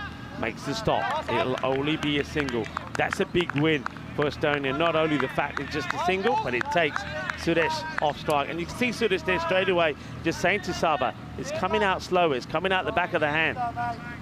So, Vislapu. Clay Vislapu. Bowling again to Saba. Saba knows what he's got to do. One thing he's got to do is probably stay there. You feel that if batters can stay there. Oh, that's a great shot. That is a beautiful shot. Cuatro carreras. Well, that is mouth-wateringly good from Saba. And if anything could get you going, a shot like this would. Beautifully played. 4 runs straight down the ground. Well, Saba needed something to get his confidence flowing. That could be the shot just there. Nice shot. Vislapu back to his mark. 95 for 4. Wanting to get to that 112 for at least a point. Steps across, and that's a great shot. Absolutely sensational. That's gone a long way. Boom, shaka, bolle, hinna sona, shaka lagya, and that was sweet. Sweeter than a bowl of glove jumbo. Lovely shot. Hops across, sends it big. 6 runs. The 100 comes up. 101 for 4.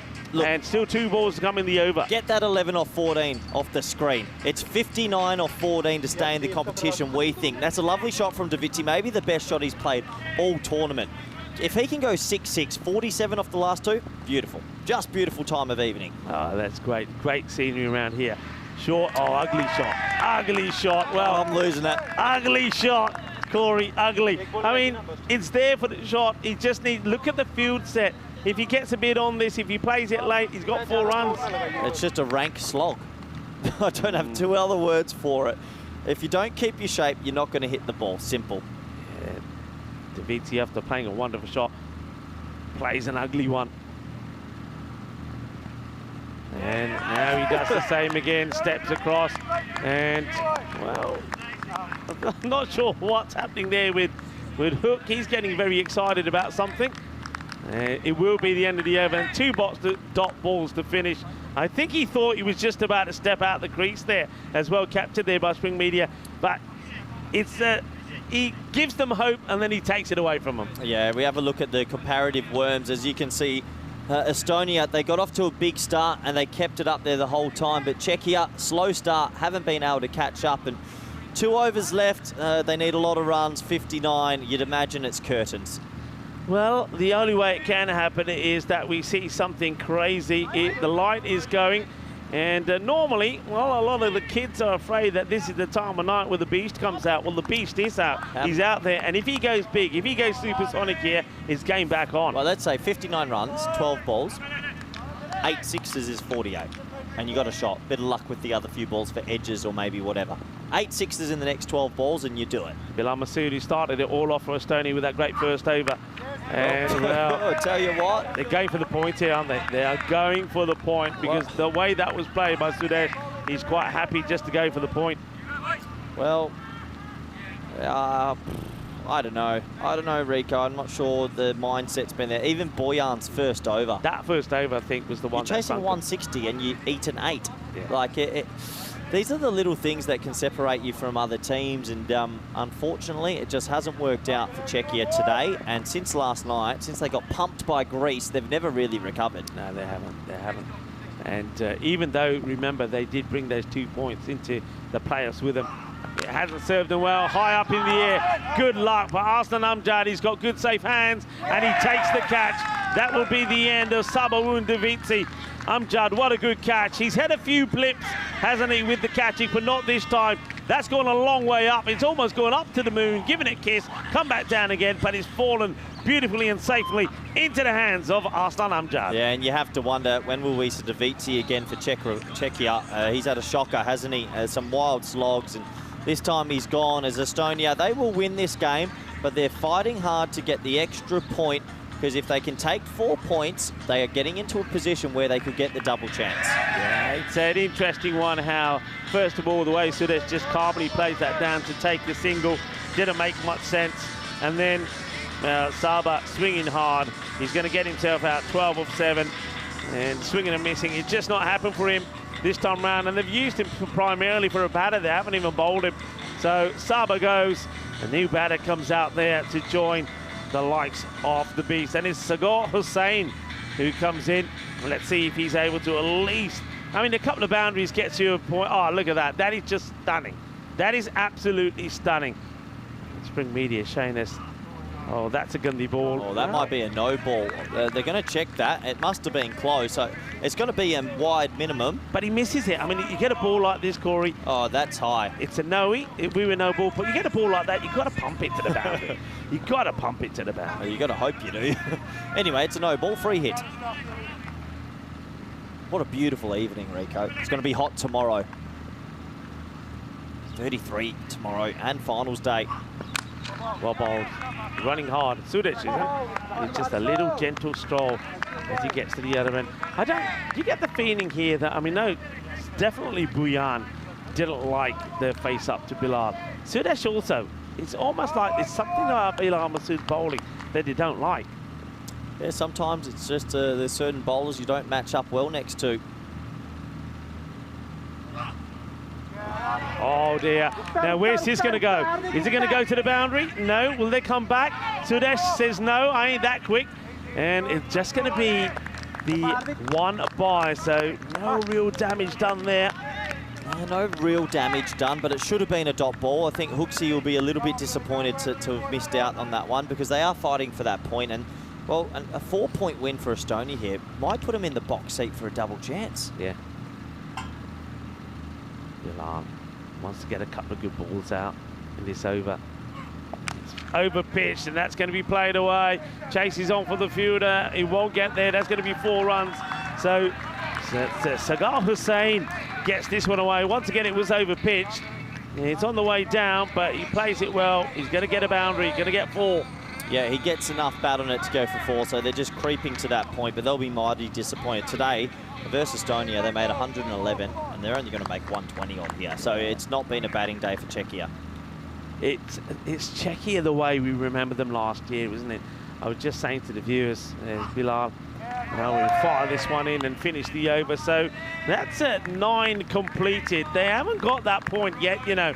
And Czechia, they're going to fight hard to defend this. They need to keep Czechia or stop Czechia scoring 3. If they can, they take all the points away. 109 for 5. Very well bowled there from Bilal Masood. I think he bowled brilliantly well.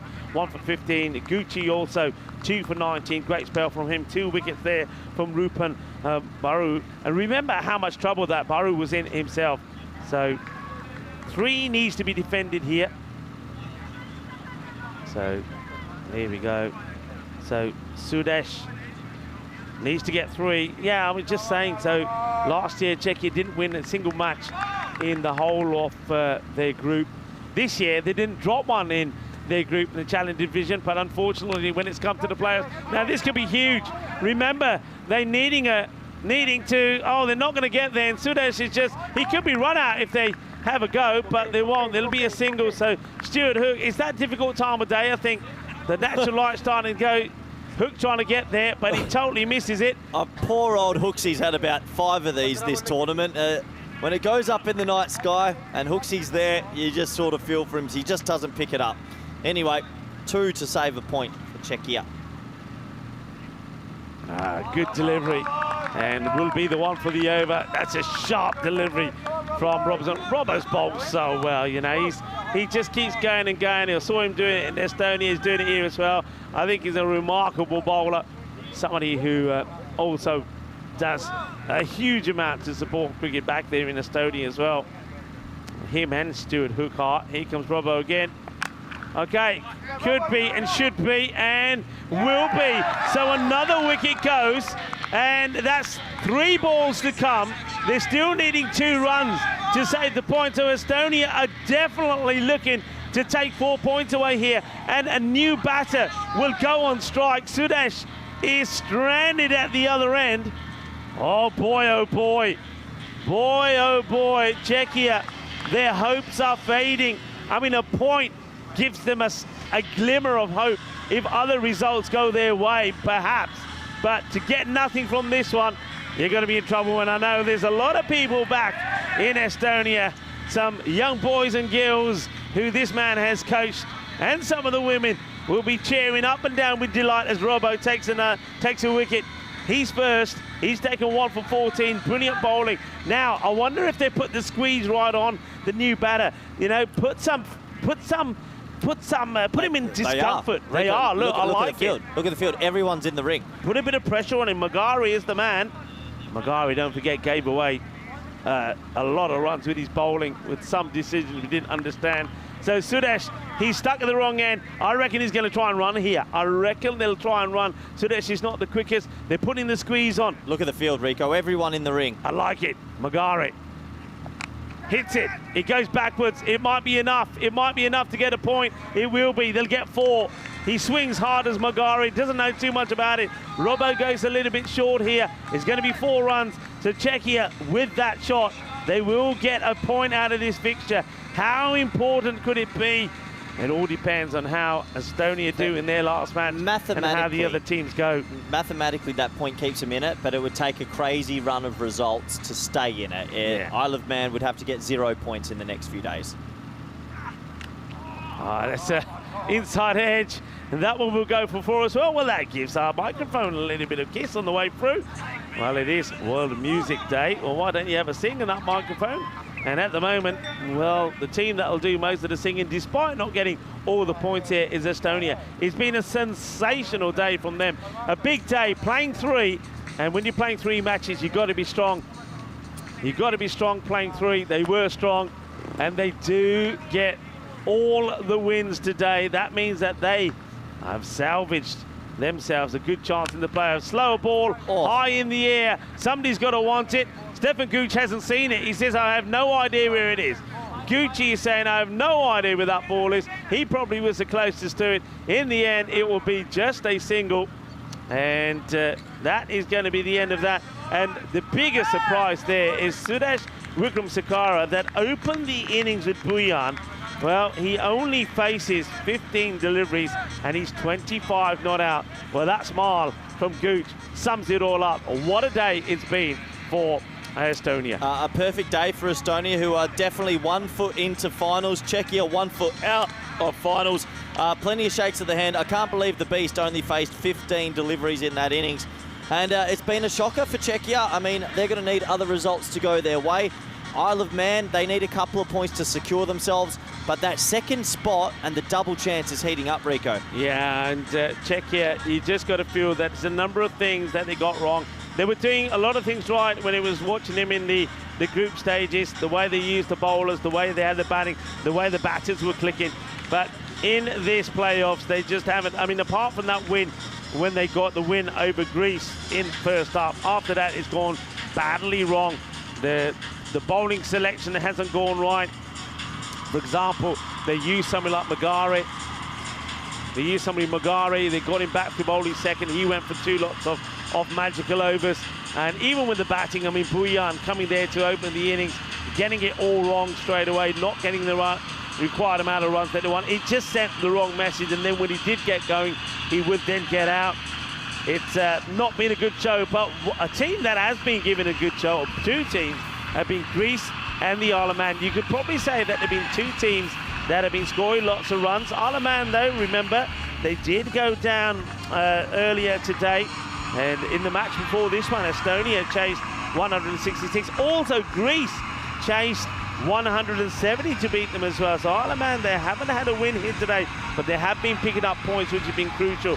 So that match coming up next is going to be a repeat of match number 7 when the Isle of Man scored 169 and Greece got there with 5 balls to go. We have a look at the highlights here, and it just didn't go well. That was Ritit Toma falling after Buyan went early as well. Nothing really going well. Every time we thought something was going to happen, didn't. I mean, Grover came out and he played some nice shots, and we thought, okay, maybe Sahil Grover will get going. No, he couldn't. This was a catch there from Chauhan coming in, taking the catch to remove Paris Kari. So Kari wouldn't go. Grover, like I said, came out there, played some nice shots, but then he also came charging down the wicket and got it all wrong as well. Don't really understand why he would do this. There was no need to the stage where he was. Stefan Kuch goes full and straight, and Grover, well, he has to walk full and straight up those steps, the famous Cardamom steps, in his way to the dugout. He would go Saba, well, Saba Wundavitsi, he's been here, but he hasn't. A man who's got a great record on the network, just didn't click here, and that was just another poor result from him. Another fine catch, though, from Estonia. Their fielding most of the time has been pretty good, but there will always be a comical moment. Well, that was a nice one from Robbo, and we did see one that Stuart Hook who was trying to catch hold of one, and he couldn't get anywhere near it. And then right at the end, a couple of edges, really, from the batter Magare. Bilal Masood being picked up there by Stefan Gooch because he knows the importance of that. And Metaguch, the team manager, running onto the field as well, giving high fives. A happy bunch today are Estonia, and why shouldn't they be? They got the win over Czechia and got all the points in match number 6.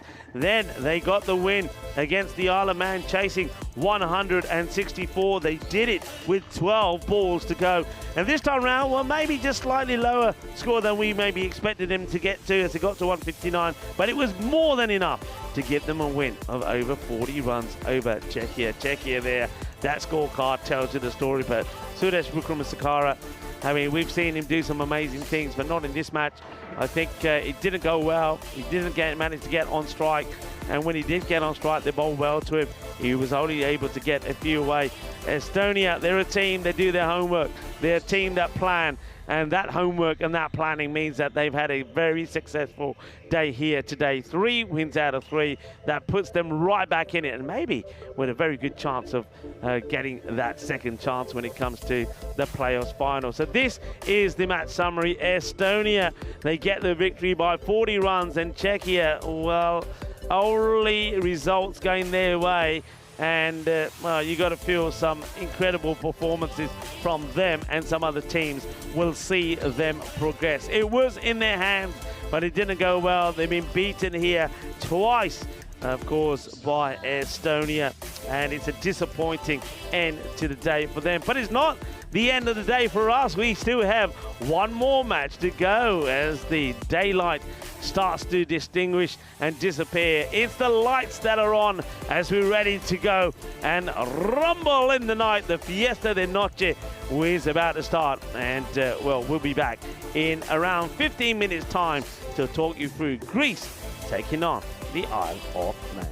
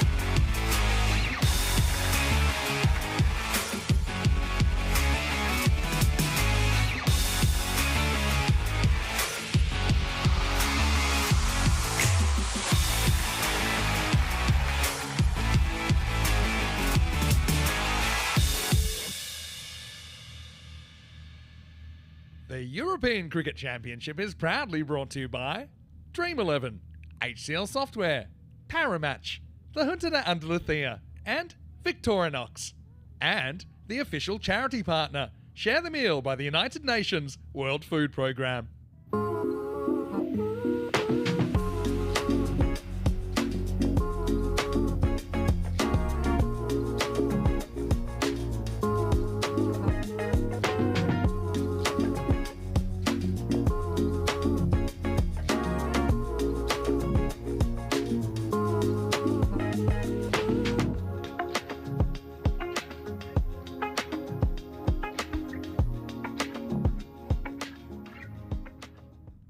Hello everyone and welcome back to the European Cricket Network. It's our final game and it's under lights. I love the match under lights. It's going to be Isle of Man taking on Greece. We're all set for the coin toss with our match referee, Ian Ramage. Greece, the home team, you will toss the coin. Isle of Man, away team, you will call. Dream11. It's been called Dream11. It's come down European cricket, so you've won the toss. We will bowl first. Thank you. So toss won by Greece, who will bowl first. News from the toss is Greece have won the toss. They've elected to have a bowl first, and that doesn't surprise me because they've been making so many runs and scoring at 20 to 22 and over. All these other three teams, they don't know what they need to set. Do Isle of Man need 160, 170, 180, 190? Maybe, but it's going to be up to Ollie Webster and obviously Beard and even Christian Webster, who made his first international 100 today, to get that score as high as possible. For the Greeks, Sajid Khan has been fantastic. That back of the hand slower ball, look out for that, and also look out for the pace of Afridi. They're a very, very good team, Greece, and a lot of people are tipping them to go the whole way. With the permutations in the group, it's a big match. The winner of this might book themselves that double chance tomorrow, and that's very, very important. Look, it's under lights. Crazy things happen under lights. I love it, and there's one man that loves it as well. Rico Full, let's go to him now. Bring it on. I definitely do love it. It's the Fiesta del Noche. Well, these two teams have already pulled off an absolute blockbuster for us in match number 7 earlier in the day. Isle of Man made 169 for 2 when Christian Webster scored a century, but there was a century also in the same match from Sinan Khan, helping Greece get to the score with 5 balls to go. Well, it's going to be a thriller out there in the middle in Kardama, and on this day, of course, in 1975, in what was regarded by many as the greatest prize fight of them all, in the thriller in Manila, Muhammad Ali defeated Joe Frazier after the latter corner called a halt to the bout after 14 brutal rounds. Well, we know that strange things happen in the night here as well, and I think this really is going to be a thriller. These two teams have just been absolutely exceptional, and there's the fantasy dashboard. Sajid Afridi, Sinan Khan, which one of them will get going this time? Quite amazing, Sinan Khan is just listed as a bowler. He's more than that. Can you imagine if they both get going? Isle of Man still favourites, even though they went down in that earlier match, 53% to 47, but it is very close. But yeah, I mean, this could go either way, I think. I mean, you've got some very good, very big and very brutal hitters there on one side. And with Isle of Man, well, Isle of Man, they're just like that. They're like one of those, they just pick up and go, do it, and then hope that maybe at one point getting to that 160, 170 will be enough. Will it be this time? Well, they are batting again first here. And I know a lot of people tuning in expecting this to be another great night. So, Greece. So there is Samara Shadab does his usual warm-up on the field, ready to bowl the first. Ollie Webster on strike, and no surprise, his batting partner, Eddie Beard, is at the other end. Here comes the first. Nice. Ready to give us the thumbs up. Suleiman Saheed is out there. Shadab. In he comes, bowling to Ollie Webster. Oh, well, just pulls away there. Now, one thing certainly, I mentioned this before, that as time keeps ticking by and the nights get a lot cooler, that we will always have some dew. Now I wonder if that just didn't feel right there running in. The dew will start to play a factor. Played away nicely, wants a single, won't get it. Very well fielded there by Georgios Galanis. So hasn't he grown and developed into a sensational player as well? It's a dot ball to start. Welcome to everybody that's tuning in. Shut down once again. Oh, that's a little bit high. I wonder if we can have a look at the height on this as well. So we'll see this here. So it's a bit high, he drops back. Let's have a look. And yeah, I think he's okay. He is just leaning down a little bit playing the shot. I think that stays around about just below the waist, so we're okay with it. Gets away with it as well. Just a single to Webster. Eddie Beard facing his first. It's clipped away. Chase is on the Iwa. Can't get there. There's going to be 4 runs. Nice use of the wrist there for Beard, and nice applause from his teammates as he gets that one away. Yeah, nice use of the wrist. It wasn't actually that far down the leg side. It was straighter than I thought, but played away nicely. And once again, I know a lot of people tuning in. Uppish, won't carry, no run, fault shot, good heavy delivery from Shadab to Beard. I want to say namaste, assalamu alaikum, sasri kalai bhagwan vanakkam to everyone tuning in, watching via fan code, and a big hello to our chatters as well, who are keeping the debates lively and entertaining on our chat. High in the air, how far? Too far. That's going to be 6 runs, and well, there he is again, and it's another. You got to class that as another misfield from Alistair. He is so keen to put behind in the drop catch and the misfields that he's had here today. Look, he gets there, and out of his grasp is that one. At least this time he keeps stops the walkie-talkie from falling over. Good shot. Suleiman Saeed having a good look at the ball, making sure that it's okay.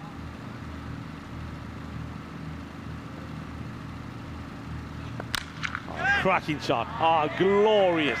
What a wonderful stroke that is. That's 6 runs.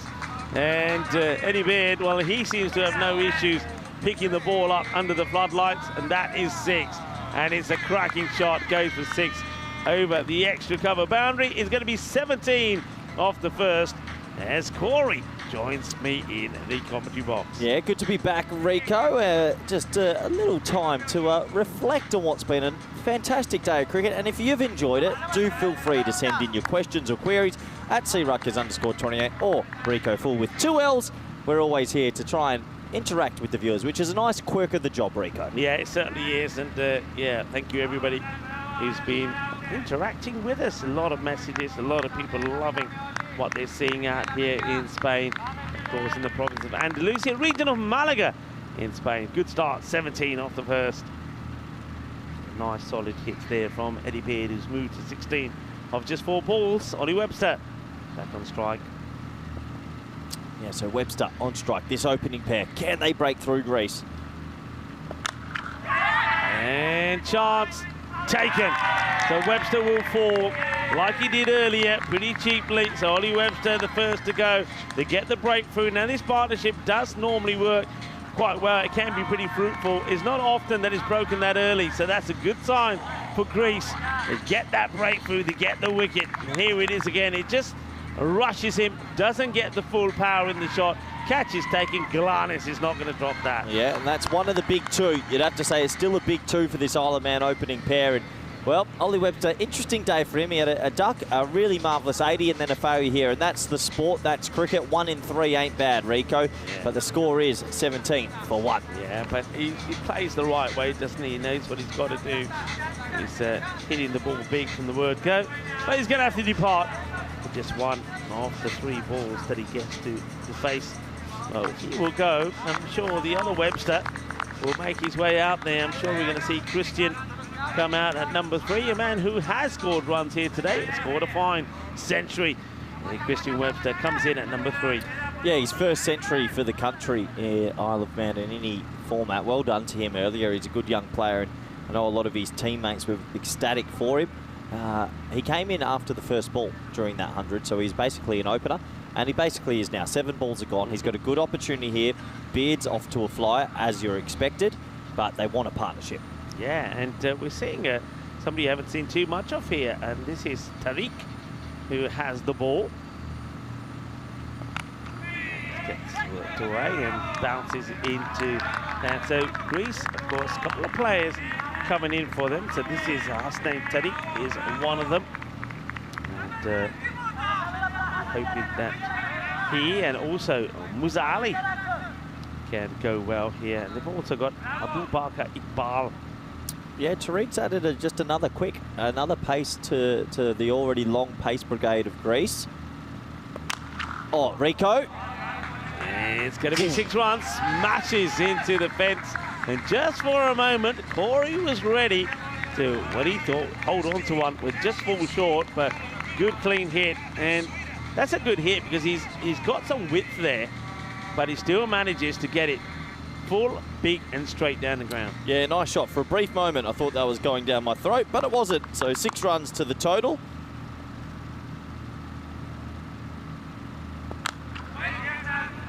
Respects it and almost thinks he's getting past the bowler here, Tariq. All right, I had a question for you, Renko. Go on.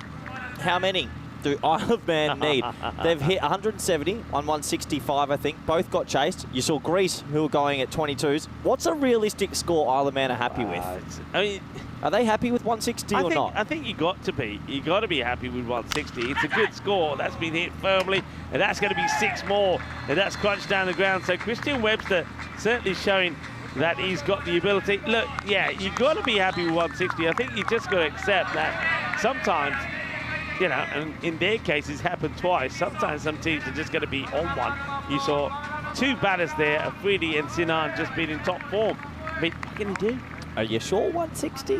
Oh, I got a weird feeling Isle of Man right now thinking, I need 180. Well, maybe the game has changed that much.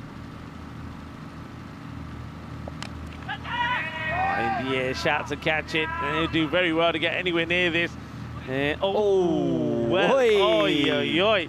I think we're going to have a good look at the boundary check here. I mean, does he touch this at any point? We'll have to have a good look here. So have a look at this foot here. Just when he's okay. It looks okay. Well, maybe. It's a good job. Good job he didn't fall over before he threw it. There he goes. Liking that. Down goes the guy. End of the over. Going along pretty nicely.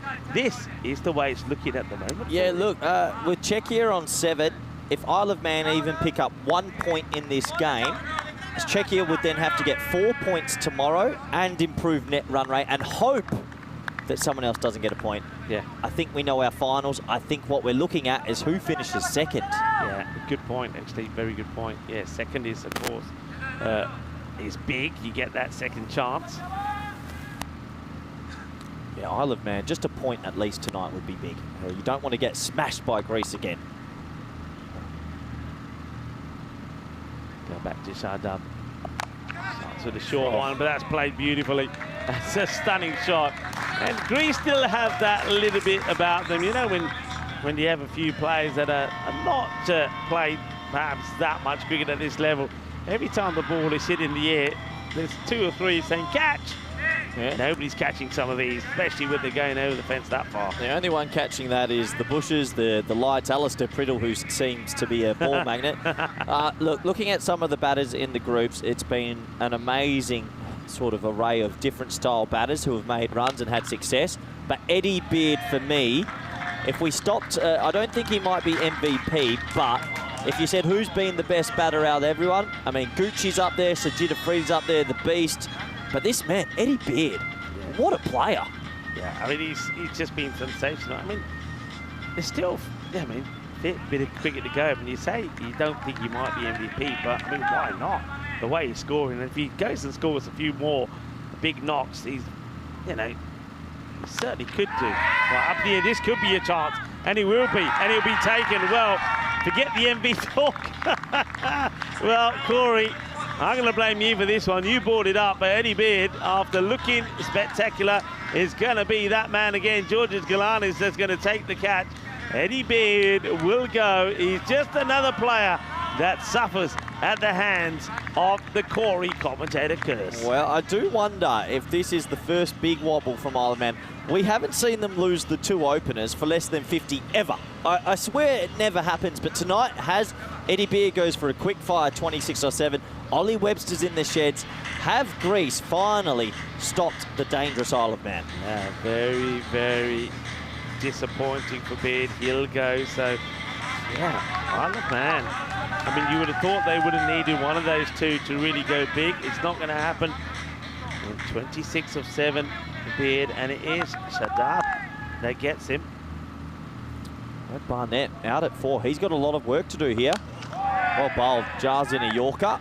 1 run. Yeah, Barnett coming in here still. I mean, they'll be thinking plenty of time to get yourself in. Of course, the question will be now, I mean, with the likes of the Webster, Ollie Webster, and also Beard gone, is that 160 even realistic now? Well, we're going to find a lot of answers in the next few minutes about how much depth this Isle of Man team have when the openers are gone.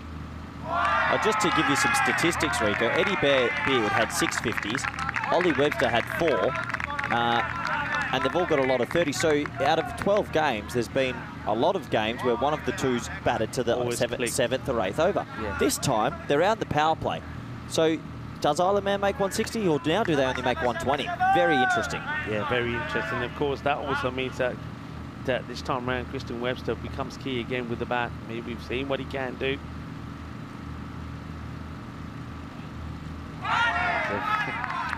Slower delivery, and he might have got a bit of something on this, but it has been called a wide now. So I think if we look at this, there was a weird sort of noise, and I think the umpire just had a good think about it, and wide was given. yeah, you can see that the batter's saying, hang on a minute, it's got to be a wide. It has been called a wide.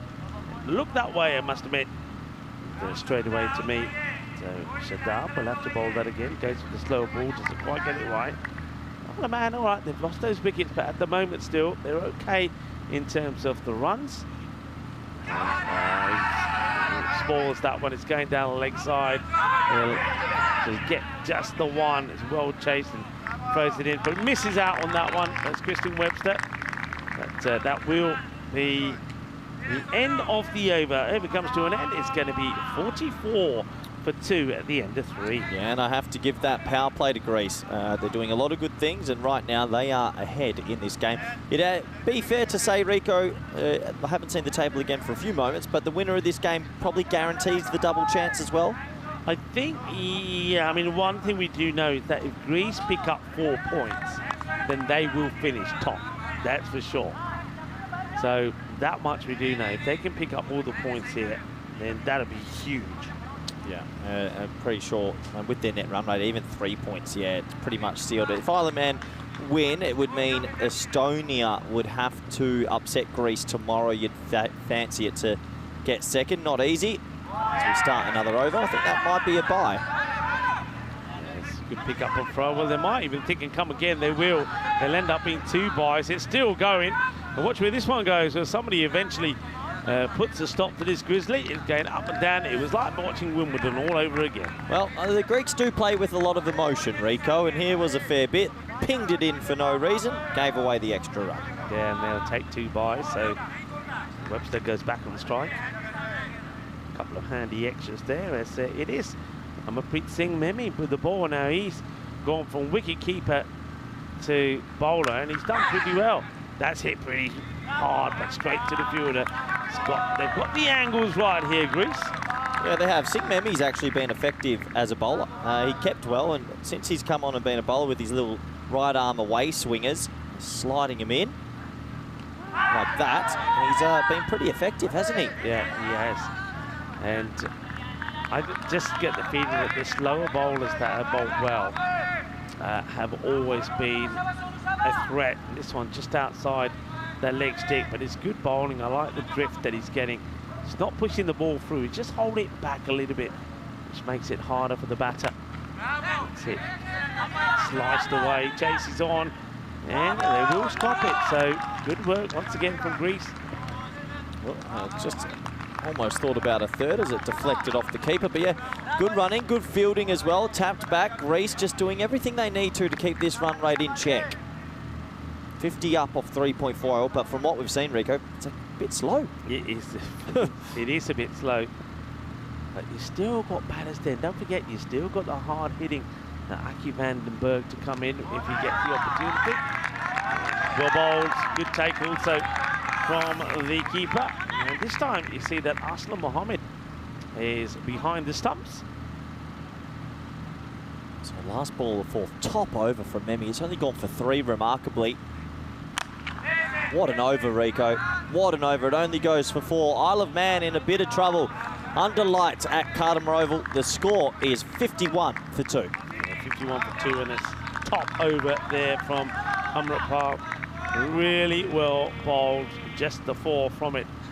So let's have a look at this worm here. So starting to go in the wrong direction, really. 17 did come off the first, but then after that, it's going the wrong way. 14, 13, and 4. Well, in comes a man who I am very excited about potentially next year for the Western Shield. Sajid Afridi's my MVP at the moment. He's 2nd in the runs and he's 4th in the bowling. He had 130 last night, but this slower ball that he's got and his speed is lovely to watch. Oh, there it is. Right on cue. There he is, Mr. Afridi, Rico. He's got Yorkers, he's got slow balls, he pumps 6s. There's something about this guy. What a player. Well, right on cue. Well, we've talked a little bit about the commentator's curse, but this is a commentator's kiss. Mwah! Because that is just exceptional. Pure class from Afridi. The slower ball, it's an absolute gem. And you know what? It's clever as well, because who's expecting it? Probably not the batter. I think it's going to be another one that's going to be quick. Christian Webster, he's been done by a good one there. He'll go for 18 of 13, and the slower ball from Afridi does the trick. Yeah, I'm just glad I didn't curse someone, Rico. It's the commentator's kiss, thankfully. And yeah, Sajid Afridi, if they stopped the voting right now, I'd have to say he's probably the MVP. He's taken 9 wickets. He's 5th in the wicket tally, and he's 2nd in the batting tally. He's probably passed the desk for me. I know you got Eddie Beard, Stefan Gooch, but to do both, he's been a mighty player. He's exceptional. And also, I know when I spoke to him about a day and a half ago, he was struggling with a knee, all sorts of injuries, but he's come good again. That's played away, so big Aki van den Berg comes out there now. Him and Barnett really have to put a good knock together here, because now we get to a point, I mean, you touched on this so many times, that with Isle of Man, one of the openers always did something. And because of that the rest of the batters, we haven't really seen much of. We're going to see it now. Yeah, but we're going to see a lot of that sort of middle to lower order. What can they do?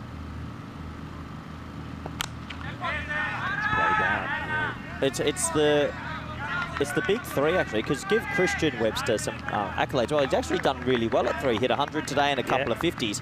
Aki van den Berg's also done well with some cameos, but he's only ever faced 6-7 deliveries. This game right now, we're going to see a lot of that middle order. Yeah, and let's see how he adjusts to it. Let's see how he adjusts his mindset to have to bat a lot deeper. It's going to be another very good delivery.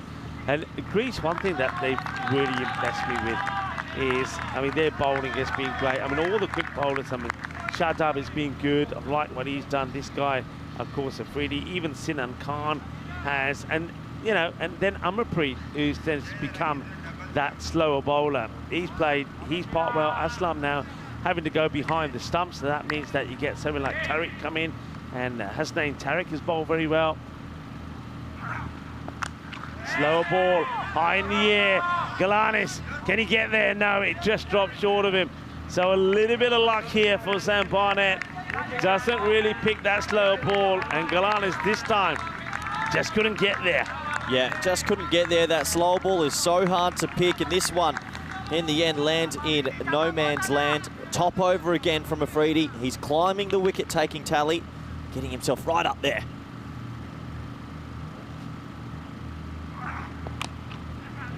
quicker one, but gets dragged out onto the leg side. Greece will make the save, and at the halfway point, it's a real struggle, this, for the Isle of Man. They've only just got to the 50. 56 it will be, and Corey, Greece has definitely been the word.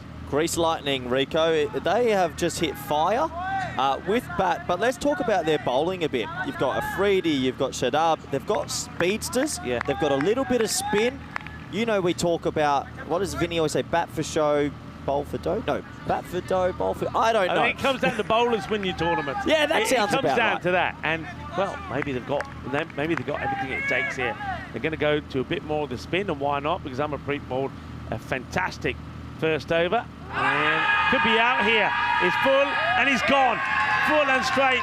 And Tyrone Peters puts the finger up. Amarpreet will get another one, and the big Aki van der Berg will go. It looks like he's going across the line, trying to whip this away on the leg side. It's pretty full, it's pretty straight. Another one bites the dust, and Greece are all over the Isle of Man at the moment. Hard to get a wicket from around the wicket, LBW, but that one is plumb. That one, he stepped across, it's the perfect Yorker. And it doesn't often happen, you get LBWs from around the wicket, but I think on that occasion it was definitely getting some stumps. And Big van der Berg has to go, and for the very first time, I think in the whole tournament, we're seeing Isle of Man under the pump with the bat. They've lost 4 wickets, and the score is 56 for 4. Yeah, it is definitely happening, isn't it? I mean, when you're coming around the wicket, it's got to be full and right up there. The bat has got to be all the way back. He does shuffle a long way across. The question is, where's the ball going to go past that off peg? I don't think so. I think he's catching some of it, and it's got to be given. So Chris Langford finds himself coming in at number 6 with the score at 56 for 4. Tell you what, Singh Memi's getting this ball to swing. Little his arm skitters, little one finger on the seam. He's proving pretty tricky to handle. Langford now. Well bowled. Oh, that's a tight one. Thought he got that right on the line. So look at this. The line's to the bowler, right? That's a good ball. It's a good ball. That's a very tight ball. A very interesting one there from Tyrone Peters. Yeah, look, I think the LBW was right, but that one probably just inside the tram line. But the tram line now belongs to the bowlers. Yeah, it does. Obviously, must be a little bit harder also for the umpires adjusting to the line as well. But I think Tyser he'll be the first to put his hand up and say he probably got that one a little bit wrong. Take the single, bit of tiki-taka happening here. And they look like a different side, don't they, when you haven't got the likes of Eddie Baird or Ollie Webster out there still hitting the ball around to all parts of the park. Yeah, geez, Singh Memi, what a brilliant spell from him. 1.3 overs, 1 for 6. Greece Lightning, Rico, they can't do no wrong. And that is a good hit, powerful. So Sam Barnett gets one away. There's a few cheers from the Isle of Man boys, but they need a few more of those. Few concerns in that camp at the moment. Hey, that's a good shot. That's a good sign. We need to see a bit more from this middle to lower order, and they haven't had much of a chance, so there's no saying they can't do it. We just want to see it.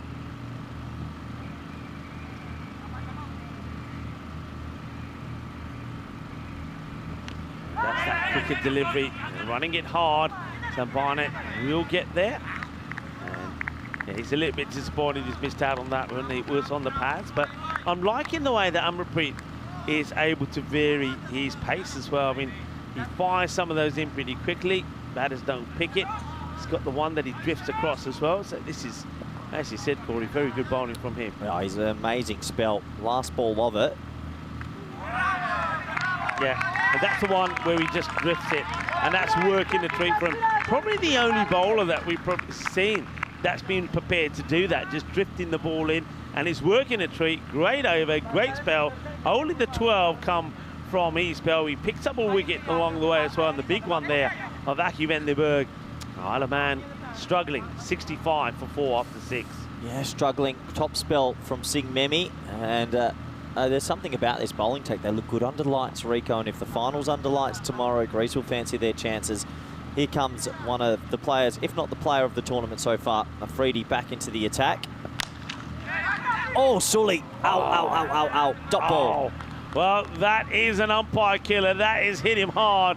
And Suleiman Sahid, the Italian stallion, gets clocked by one. Oh, magic spray, please. Let's get the magic spray out there. Oh, Sully, that's got to hurt. And that's going to leave a bruise. He's giving the thumbs up. He's smiling, but inside that's hurting. Well, they're strong in Italy. Sully wears one, but I think he also saves 4 runs. Edge gone. Well, isn't it a funny old game? Suleiman Sahi gets clocked with a ball that was probably going to go for 4, and the next one is edged, and Sajid Afridi gets another one. Good catch from Aslam Mohammed behind the stump, and Sam Barnett will go. Probably feeling he's probably one of the unluckiest batters to be around. Should have had a boundary the ball before, and this time he gets the edge. He's going to go 9 for 8. It's another one for Afridi. Oh, this Afridi is so talented. He reminds me of Khalid Ahmadi from Belgium. A very similar whippy action with a good slower ball, can nail a Yorker. And another wicket will go down. We're seeing a bit of a soft underbelly tonight. And Greece are just on absolute fire. Yeah, they certainly are. Well, Greece is the word. And, well, a few people probably singing Hopelessly Devoted to You, to this guy, Sajid Afridi. He's second now. Yeah, I know as far as you're concerned, he's the one that you want. He's the one that you want. Ooh, ooh, ooh. Get him in the Western Shield. He's a gun. You do want him. I know you want him. And that one, well, we maybe just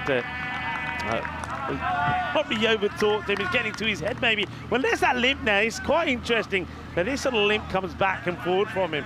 It sort of comes and goes. I know he has got that knee bandaged up. But yeah, well, Afridi, if you're listening, Corey wants you. He wants you.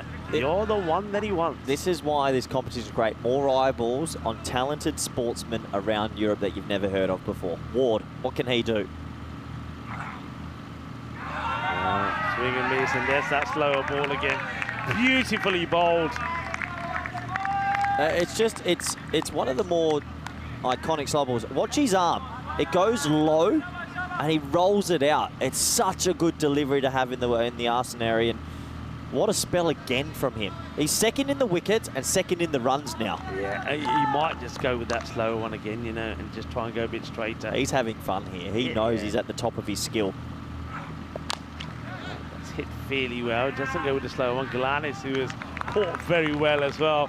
And he's another one. Let's talk about Georgie Galanis for a bit. I remember when he first came into the scenes, when we saw him in Corfu, somebody who picked up the game in Greece. Hasn't he come a long way? Yeah, he's come such a long way. I wouldn't be surprised if he maybe bowls the next over. So they've got the leg spinner as well in this lineup. Langford or Ward, can they get going?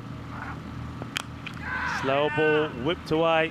It's just going to be a single, and that's that straighter slower ball. And does well to pick it and play it. Does Langford. It's just going to be a single. One more to the total. So Afridi's going to finish with a beautiful spell once again. Look out for him opening the batting. Isle of Man are going to struggle to not get a point in this, or to get a point. Just noticed that Matt Ansell is in our chat. Hello to you, Matt. I bet he wishes he was here. As that one gets played way down the ground, it's going to be another single. What a spell. We were talking about the spell from Amarpreet, which was quite fantastic, but this one here from Afridi, sensational. Amarpreet, he only gave away 12, picked up 1 wicket, whereas Sajid Afridi, he's only given away 9 runs, and he's picked up 2 wickets. Incredible bowling. Yeah, incredible bowling. This is what's coming up tomorrow. Look, we have a couple more group games coming. Isle of Man, Czechia, Estonia, Greece. We think we know the finalists, but we just don't know the order. Isle of Man, that's a big game in the morning because they'll want 4 points to try and get the double chance, and Estonia will know if they beat Greece, they'll get a double chance. Yeah, big moment. Of course, one team, of course, third, misses out, so you can see how that plays when it comes to that final. So second and third play, the winner of that plays the team that finishes first. To finish first, you win the final. Yeah, sorry, my apologies. So I shouldn't say double chance, actually. You get, straight away you're in the final. So you actually get the break. It's not a double chance. You get an extended break. It's a 33-degree day. Yeah. I tell you what, you don't want to be playing 3 games tomorrow. It is going to be so hot. Yeah, you take it, don't you? And yeah, hello to Anto, who's just saying that Woody's mum makes some lovely cakes.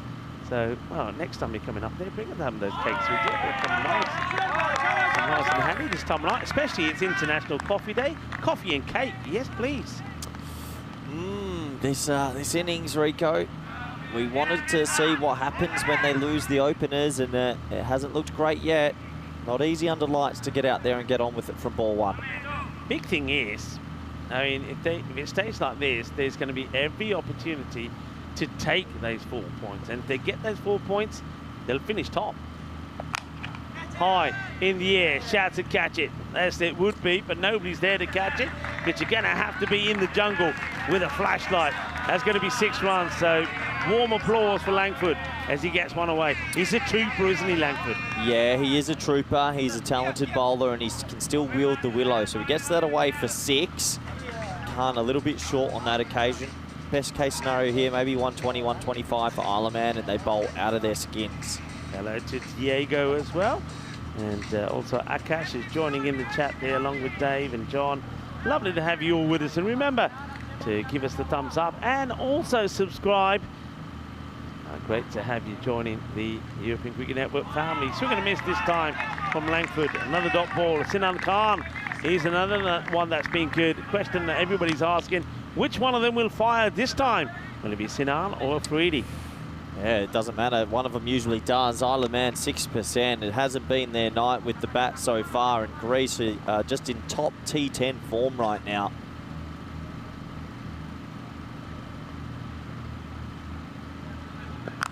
And scuffs at this one. It tucks him up a little bit.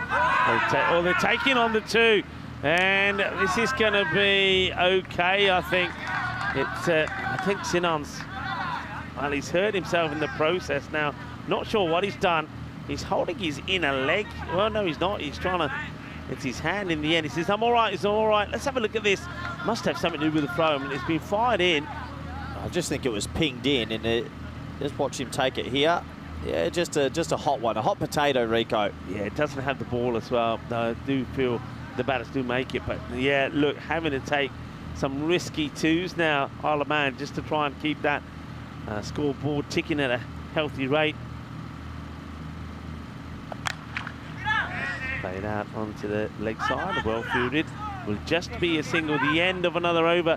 This one goes for 10, and it's just not happening at the moment. I mean, if you have a look at some of those over by overs, we've seen from over number 4 from Amarpreet is gone 4, 5, 9, 4 and 10. And what happened the over before, Rico? We lost Eddie Beard. Probably the first time we lost the top 3. Yeah. And I think we're getting a few answers that Isle of Man, when they go into tomorrow, they're going to need a couple more performances from that top 3 because they're lacking a little bit of power at the back end. Yeah, no doubt about that. And maybe in that, because of that, I mean, this could work out well for them, for some of the batters to have an opportunity out there. Who knows? We'll only know tomorrow.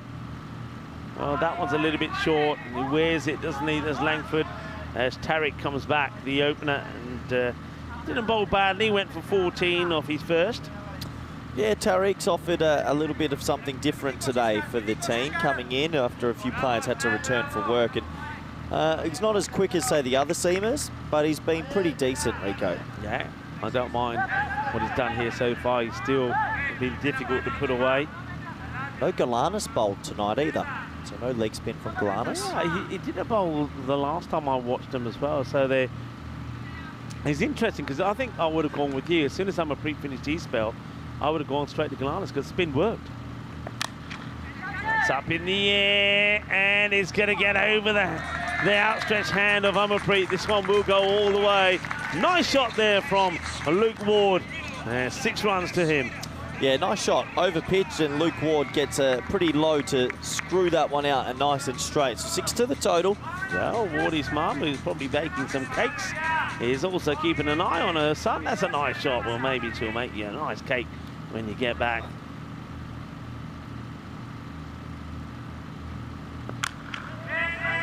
It's just going to fall short of the fielder, Galanis. Just a single this time.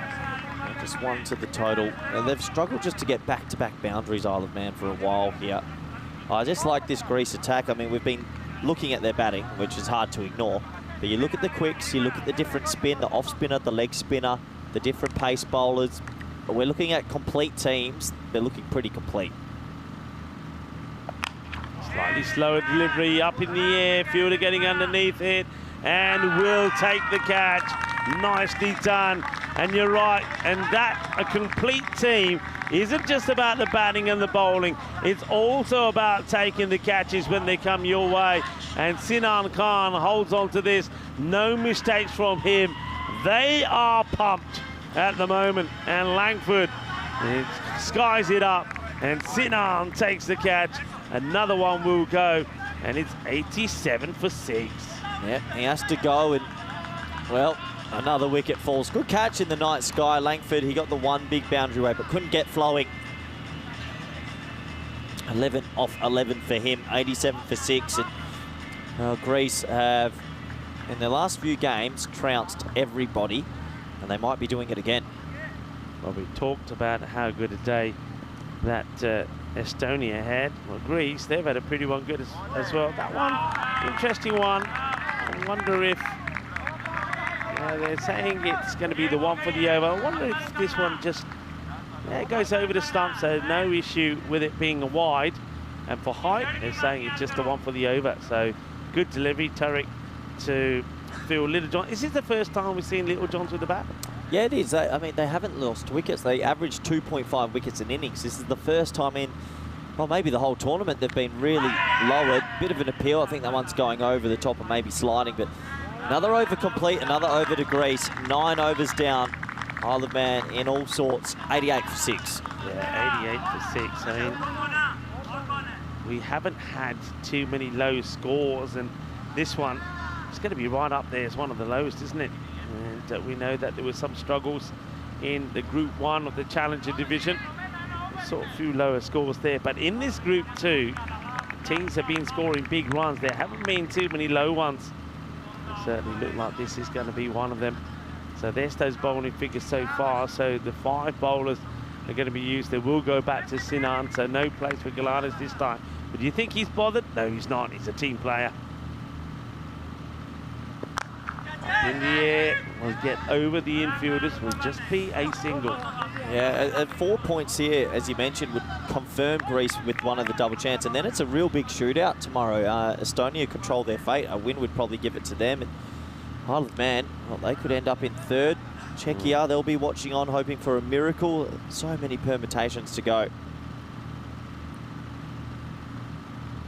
Well bowled.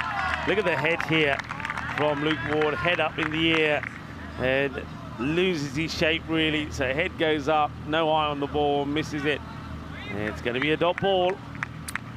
That's going to be a dot ball, another dot ball.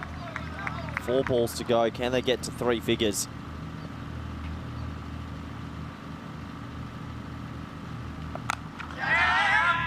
Oh, just over the fielder. And, well, does he get a foot on this? I don't think so. It's gone over the rope. So it's a great effort from the fielder. It's a good-looking shot there as well from Ward. Rocks back and gets a cut in. And probably the first time we've really seen any kind of error from Greece. Needed to get down and slide in and stop that one, but it does go to the boundary. Yeah, it does go to the boundary, so nice shot from Ward. He gets to 14, 3 to go. High in the air, same fielder now being asked to catch it, and no mistakes taken. I think that's Turek who's out there, comes into the team and shows his worth straight away, holds on to the catch, and a brave little effort there from Luke Ward comes to an end. He's going to fall for 14 off 9. It's a good catch here. Gets a good solid pace, keeps his feet firmly on the ground, takes the catch. Tarek makes no mistake. Yeah, nice safe catch in the end, and obviously they just had to double check to make sure the foot doesn't touch the rope, but he had about a foot to play with. So 7 down, Luke Ward goes for 14 off 9, and well, Isle of Man, they are behind in this, and the questions will be, Rico, how quick could Greece chase this? Absolutely. I think Isle of Man are going to have to go. I mean, if I'm them, I'm going with Kieran Court straight away with the ball. Langford, you're going to have to get your top bowlers firing, trying to see if you can take the top order pretty quickly. Basically do what Greece have done to you. That's what they've got to do. because you don't want to give all the points away. Asking the question, it's not going to be out since the umpire will be a leg by. Probably the height, and also might have just been going down. Yeah, it's far too high. That's the issue with that. Have a look how high this is, and it's still on the way up as well. So a good call there from Tyrone Peters. So last ball time, can Isle of Man, can Little Johns hit a 6, get them to 100, and then they hope for a miracle.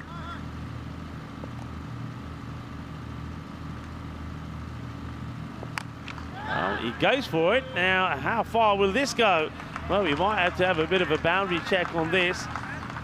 Yeah, I think they're going to double check it. It's either 4 or 6, and I'm pretty sure that is the innings complete. Well, will it be 100 on the board? Let's see.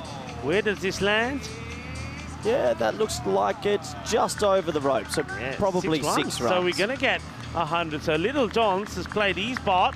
He gets a 6. It's going to be exactly 100, and that means that the Isle of Man, they're going to have to be brutal and on the money with the ball. They're going to have to take those half chances, and if they can do that, if they can get 3 quick wickets, then they probably are in with a chance. Well, you never know. They're going to have to pull off something that we probably don't expect, and Greece will probably try chase this in 4 overs. In all seriousness, they will.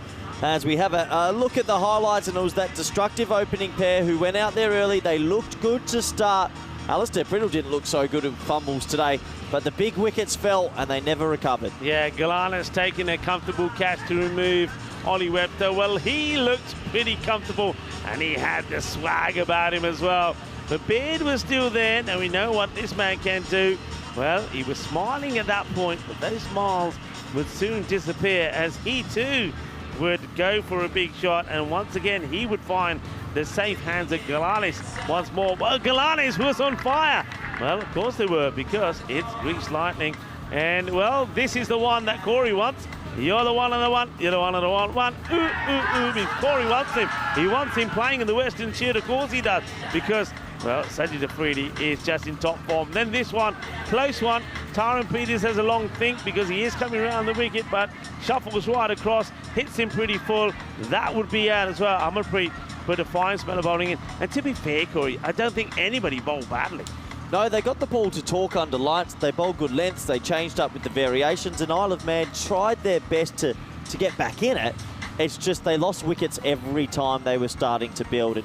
Well, there was a few nice shots in the middle. There was a couple of decent blows for 6, but overall, when you lose wickets, Rico, you're not going to make too many. Yeah, you're not going to make too many, and of course, don't forget, we saw Suleiman Sahid there with a smile on his face, but at one point, the smile was wiped off his face when he was to get clocked with a ball that was thundering into his leg. Unfortunately for the batter, well, not only would he not get the 4, but then the very next ball, it would be edged to the safe hands of the captain, Arslan Mohammed. But that 6 right there towards the end from Phil Littlejohn, well, who knows how important those 6 runs could be, as it did bring the 100 up. But Isle of Man, 100 for 7. We'll take a look at the scorecard. And, well, there was a start there from Eddie Beard, 26. Also a start there from Christian Webster, but it never happened. And then really with that, the batting just never got going. But the bowling was sensational on the bowling front. Shadab was great. He picked up 1 for 29, probably the most expensive, but he did have to deal with Beard when he was out there. But Tariq coming into the side, 2 for 21. But Sajid Afridi, 2 for 9, and Amarpreet Mahmi was fantastic as well, 1 for 12. A really good top performance. Yeah, an amazing performance from those 5 bowlers, all picking up wickets, all with good economies. Rico, how quick? Well, it's all, I reckon a few people are already saying to me, go and start the car now and warm it up, because it won't be long. But you know what? It is a night match. And Isle of Man, or whatever it is, they have got the runs on the board. If they can pick up a couple of wickets, anything is possible. Greece, a lot of people will say, well, they're due a little bit of a blip in their performance as well. Well, Isle of Man, they've had their blip. Will Greece have theirs on the same night? Join us back in about 10 minutes' time for the conclusion of the last match of this playoff day here in match day 10, or match 10. It's going to be an exciting one, going to be an interesting one, but at the moment you think that Greece have everything under control. Volvemos in 10 minutos.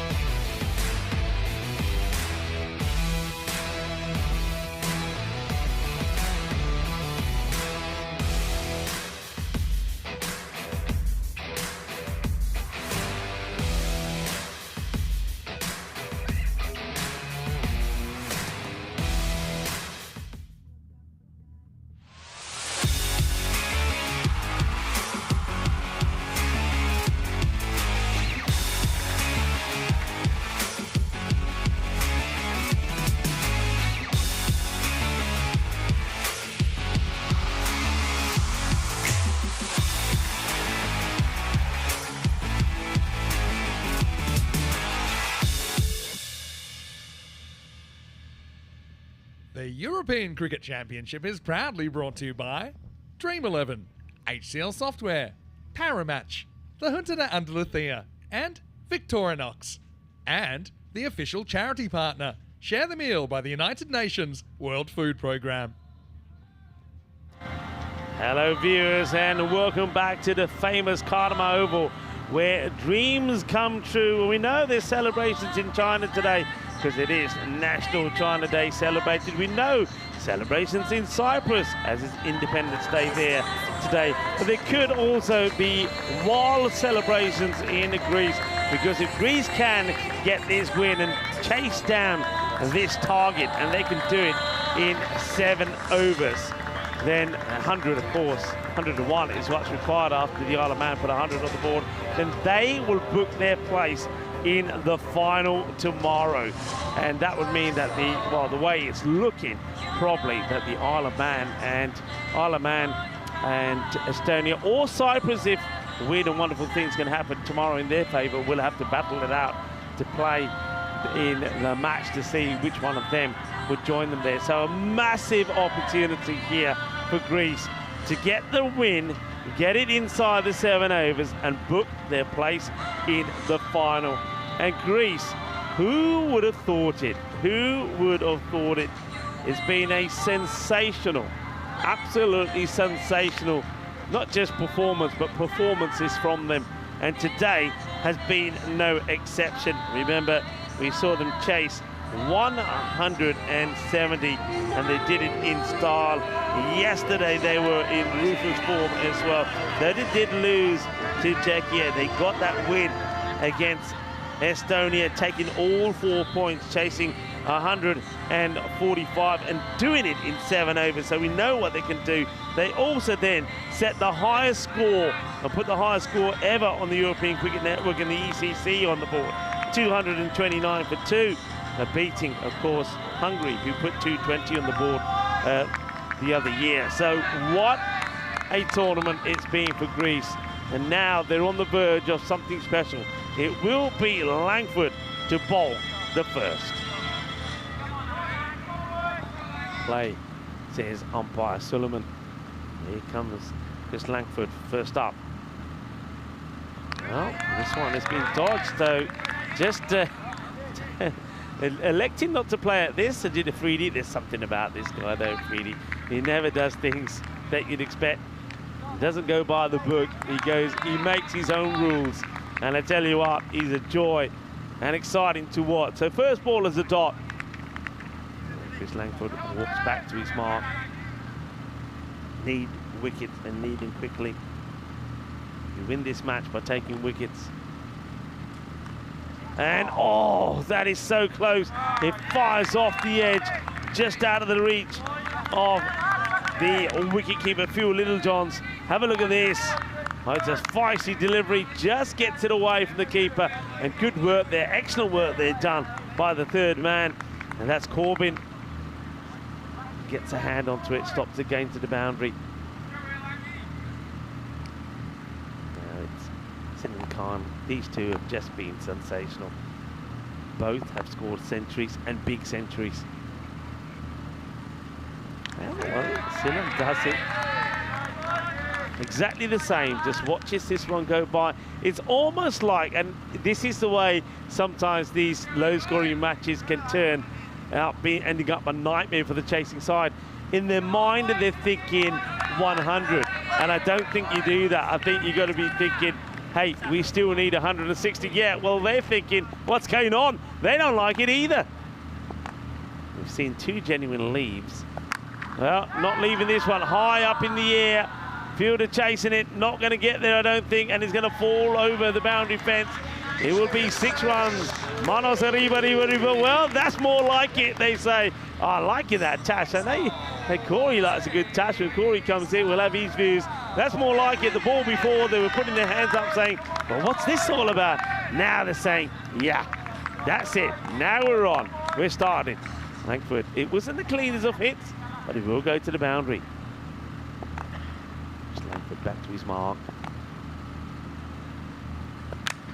High in the air, And that one probably is going to land once again over the rope. It will. 6 runs. It clears the boundary well. I love it every time the camera goes to those guys. The emotions are changing with every ball. Now they're sending some love around the world. Well, Corey, welcome back. Yeah, good to be back after a couple of leads. We're back to the normal Greek way, which is just bombing sixes. That went so high. I don't get how they hit it so high, but anyway, 13, 5 balls bowled, last ball the first. Smashed. Oh! Right. Huge. Massive. Oh, my word. What a hit. That is enormous. Yeah, there's the nods of appreciation now. Now the smiles have returned. That is what we're about. We are Greece. We are Greece Lightning. And we are lightening up the world with some amazing cricket. Rico, the hang time on that's getting close to 10 seconds. It's just ridiculous what this team's doing. 147 games since the Golden Ball. I don't think it's happening in this one. We might be on for the early finish. No, 19 off the first. And that was with 2 genuine leaves in there as well. 2 leaves, 1 single, and then 6, 6, 6. That's the way that Turkey, these guys at Greece do it. Oh, well, I was going to mention Turkey, they're a side that really gave us some real pleasure and joy watching them play. And the way that team celebrated Greece, well, they're doing it their way and they're enjoying it as well. Wonderful to see. And I know that Turkey certainly did warm the hearts of many. Well, Greece are doing the same here. Good to see they've gone to court early here and try and save a point. So he will bowl probably 2 overs. Greece are trying to chase this inside 5, I reckon. That's how crazy they are. Great to watch. It's total theatre. Let's just remind you all that if Greece get 4 points in that, we have our first finalist tomorrow night. Yeah. They are already confirmed to be in that final. They get the free ticket. Greece, remember, finished runners-up in Group 2 behind Czechia. They lost that group final against Czechia. And it was a high-scoring one, with Czechia scored 150, chased 155 to win it. That's going to be a wide to start from court. Oh, no! Could be a strange run out on them. He's missed. That was a massive opportunity. Court goes with a slower ball to fool everybody, and he does. It's a wide, and then you see the keeper, Phil Littlejohns, has the opportunity to get a run out here. Rolls, but misses. Oh, well, that would have bought them a wicket for free. I can't believe what I saw. That was such a barbecue, but anyway, it's 2. Effectively, the first over's gone for 21. And Greece, they love going in the 20s. Yeah, you can see there just that Ollie Webster just trying to dry some of where the foot is landing here, Court. Oh, well, that one just cuts him in half. That's a good delivery. I like this. He's been bowling so well at the death. Give him a go with the new ball. He'll get it to swing. And look, that cuts him in half.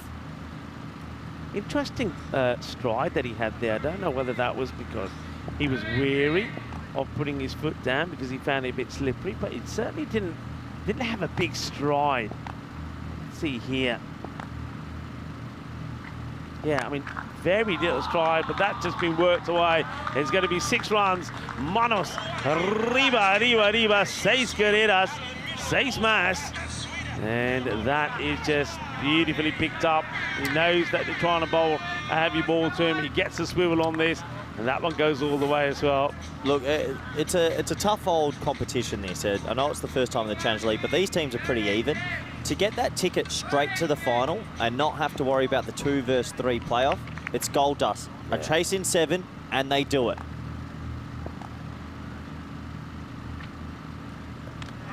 You know why I think it's even more massive than maybe people might realise is because I think Greece play this game under lights better than most. Their bowlers are zippy. Their spinners swing it. Yeah. And under lights, they hit it. I don't know how. They just seem to hit it 50 metres further. So if they get it in 7 and guarantee the night fixture, whoever's going to come up against them has a lot of work to do. Yeah. It's well bowled. It's a good delivery. Good heavy length. It's going to be a dot ball. And Kieran Court just trying to get something here. Something going for the Isle of Man. They're trying to restrict them in getting the 4 points. Remember, if this 101 comes up before the end of the 7th over, then Greece will automatically go into the final tomorrow. And hit hard, but well stopped. And no run this time. Noticing here straight away that the batter taking his lid off. Looks like he's making some adjustment to the lid. Is Sinan. Yeah, not too sure. Maybe one of the straps just came loose or something just came apart. So another permutation actually, and it should be discussed. If Greece do win this and get the 4 points, Czechia are still alive because they're within 3 points of Isle of Man. Yeah, it's all... And who do Czechia play tomorrow? Isle of Man. They'd have to sweep them. If they sweep them, Czechia survive.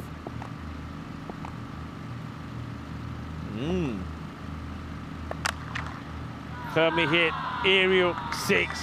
And, well, yeah, don't try catching that. I was just saying one of the ball retrievers, not sure who that is out there. It's pretty dark, but, yeah, don't try and catch him. That one is sweet out in the middle. Boom! Shakalag, yeah, that will go all the way. And Greece firmly on top and looking good for maybe getting the 67 they need before the end of the 7th. They go with Court early. I like that. I think they've got to stick with him. I think they'll probably go to Langford straight away as well. Got to get a couple of breakthroughs here pretty quickly. It's going to be down the leg side. He's going to have to bowl this again. And, well, one thing about Kieran Cordy, he always runs back to his mark. And this is not anything to do with them behind time. It's just the way he is. Runs back to his mark. He's there early. For the ball to come back to him, and you can see the rag. So obviously, and I mentioned this before, I said last week that with each week there'll be more and more due for this late night fixture. Short and put away with ease. There's going to be 4 more runs, cuatro más, and that means that this over from Court will go magical. Greece have raced to 39 without loss of 2. Yeah, 39 without loss. Okay, let's have a look at the table and let me explain to you what's happening here. Greece, if they get 4 points, they can't be caught. We will see you in the final tomorrow night. But if they do get the 4 points, Isle of Man stay stuck on 10. Yeah. They play Czechia tomorrow. Czechia would have to pull off the 4-point Houdini, and they would play Estonia tomorrow. Estonia are effectively safe. They'll be in the 2v3 playoff. Yeah. So right now, Czechia, who are watching at the Sunset Beach Club, probably thinking, we're out, not looking likely. They are going, Greece, Greece, Greece, yeah, Greece. They are screaming Greece. They really are. And where Estonia, they want Isle of Man to win this because Estonia want to get that first spot. They want to stay in that hunt. So there's a lot going on right now. Yeah, it's a lot going on behind the scenes. A lot of people watching. And I know that our chat are watching this and they can't believe what they're seeing as well. And it's always nice when you see little stories like this. And one thing, when it was the build-up to the European Cricket Championship, that I was saying to a lot of people is that, you know what, we are going to see surprises. There will be surprises. And we're seeing it here. We definitely are seeing it. Greece, well, they certainly have been a massive surprise. They really have. Their performances, I think, have gone beyond their expectations and everybody else's. Great take there from the keeper, Phil Littlejohns. You know what I love the most about this Greece team, Rico, is obviously before events we're in commentary chat and we chat with the crew. We've got a lot of friends around in the company and we like to talk about the game. Is that when we're looking at groups, we're always like, oh, that team's looking likely or this team's looking likely and whatnot. For the first time, this has surprised all of us. Yeah. No one said to me Greece are going to be this good. Yeah. We all thought, Greece, maybe they get that, maybe they make it through. Probably not. Yeah, they're going to be in the final. Gone, wicket. Well, if you had the camera on us here, I'm looking at Corey when he says that because, Corey, you just have the knack at the moment to say things. I'm cursed. And the wicket falls and just says they're going to be in the final and the big wicket goes down. Now, that is a big one because Sajid Afridi will go just for 1 and also off for delivery. So that's a good wicket to get. Isle of Man, the only thing they can do is keep taking wickets. and they take the one of that man. That's the end of Sajid Afridi. Yeah, he has to go. He hit 100 last night, only the single tonight. That's cricket for you. I'm going to stop talking, Rico, because I've got the kibosh and curse on everyone. Just 1 or 4. But of course, I mean, Greece have been there before. How many times have we seen that when he scored his century? I think Sinan didn't score any, and when Sinan scored his, I don't think Afridi scored any. That's the way they work. Singh Memi out at 3. Oh, he's played that away, but that's well stopped. He shows all of his stumps here, does Umpreet. Goes across to play this sweep shot, and he's lucky he does get banned on the ball. If he misses that, that's into leg stick. Aki van der Berg, my man crush, is having a good night tonight. 1 for 2 off point 3. He wants to go bang bang here.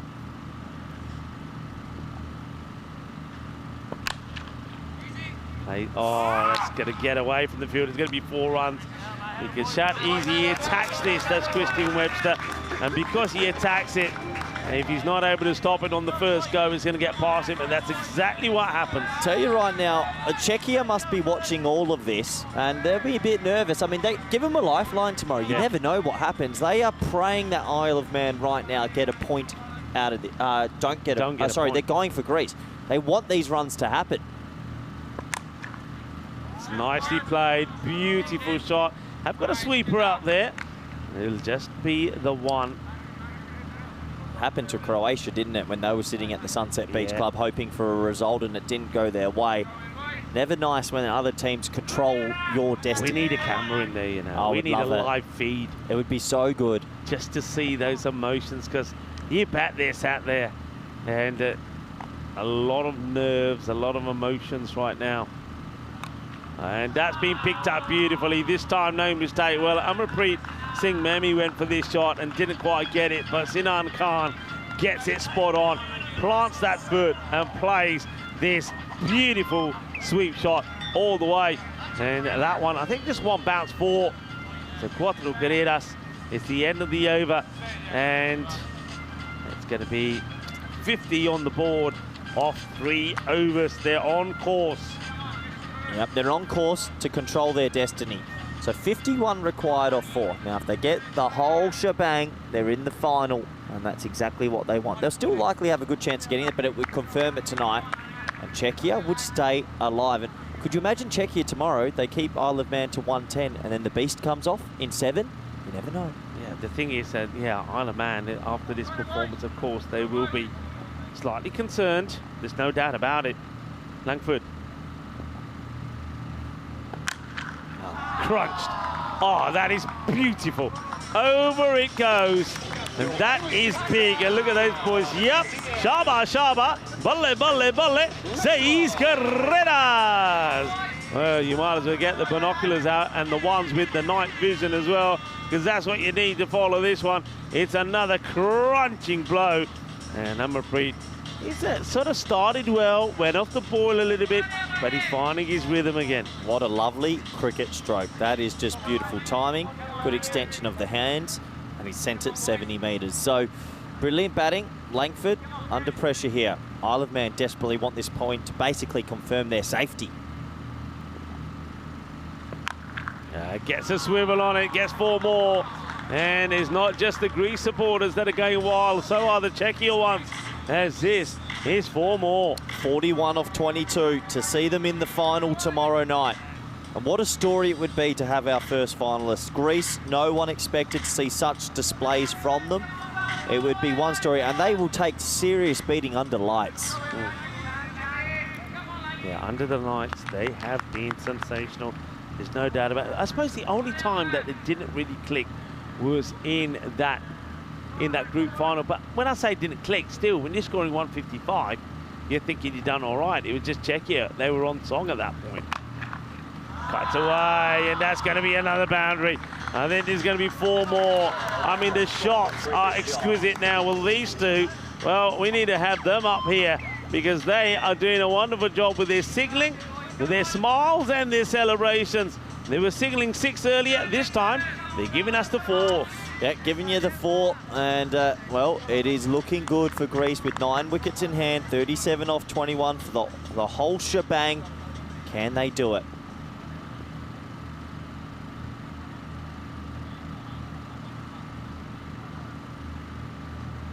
Shorter one down the leg side, you know.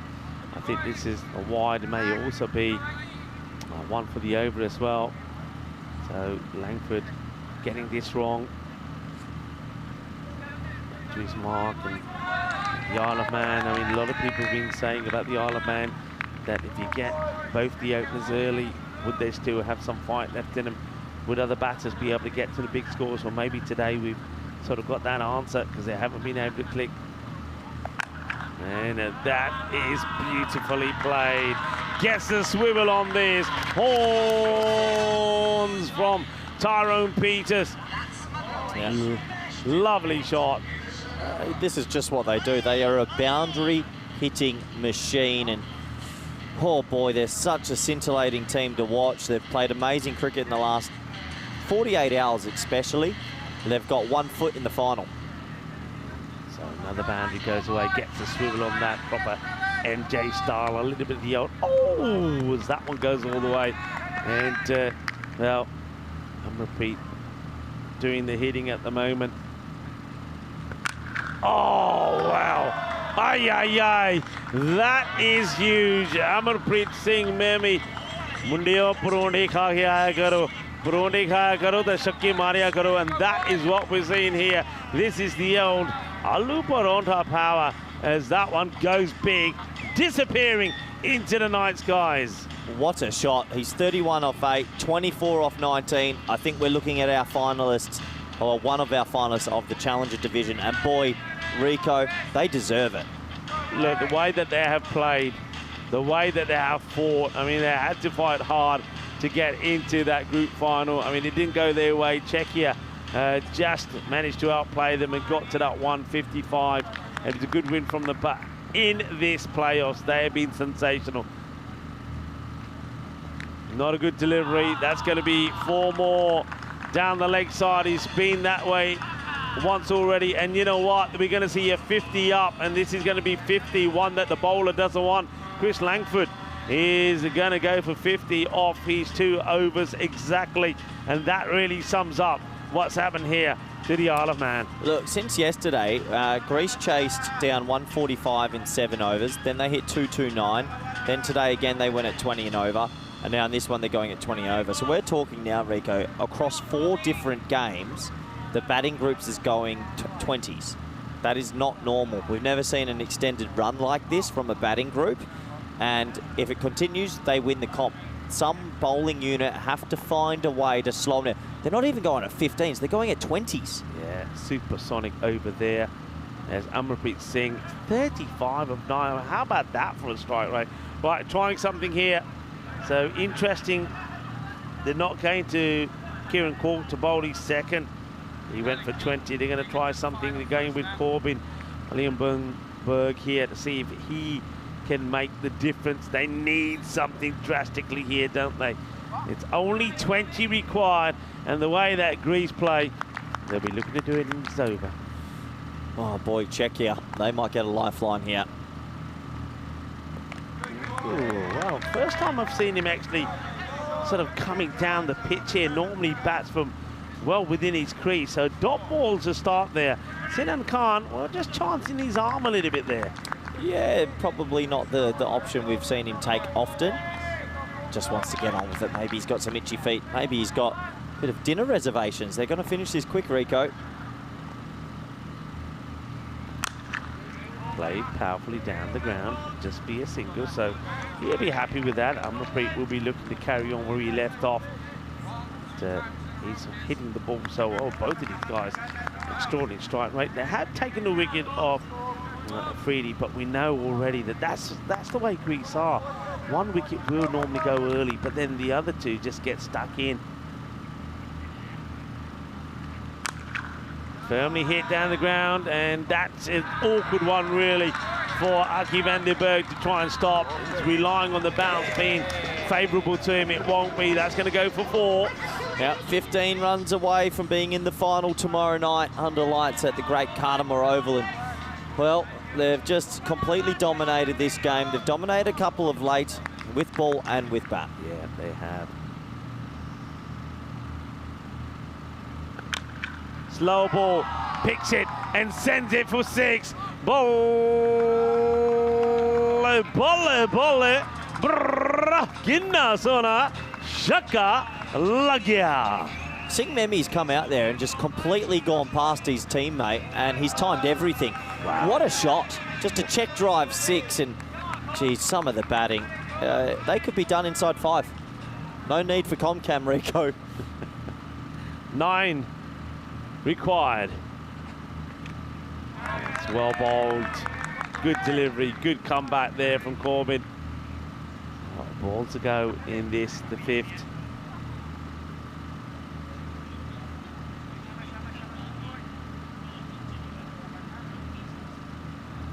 Walks back. Can he get another dot ball in here?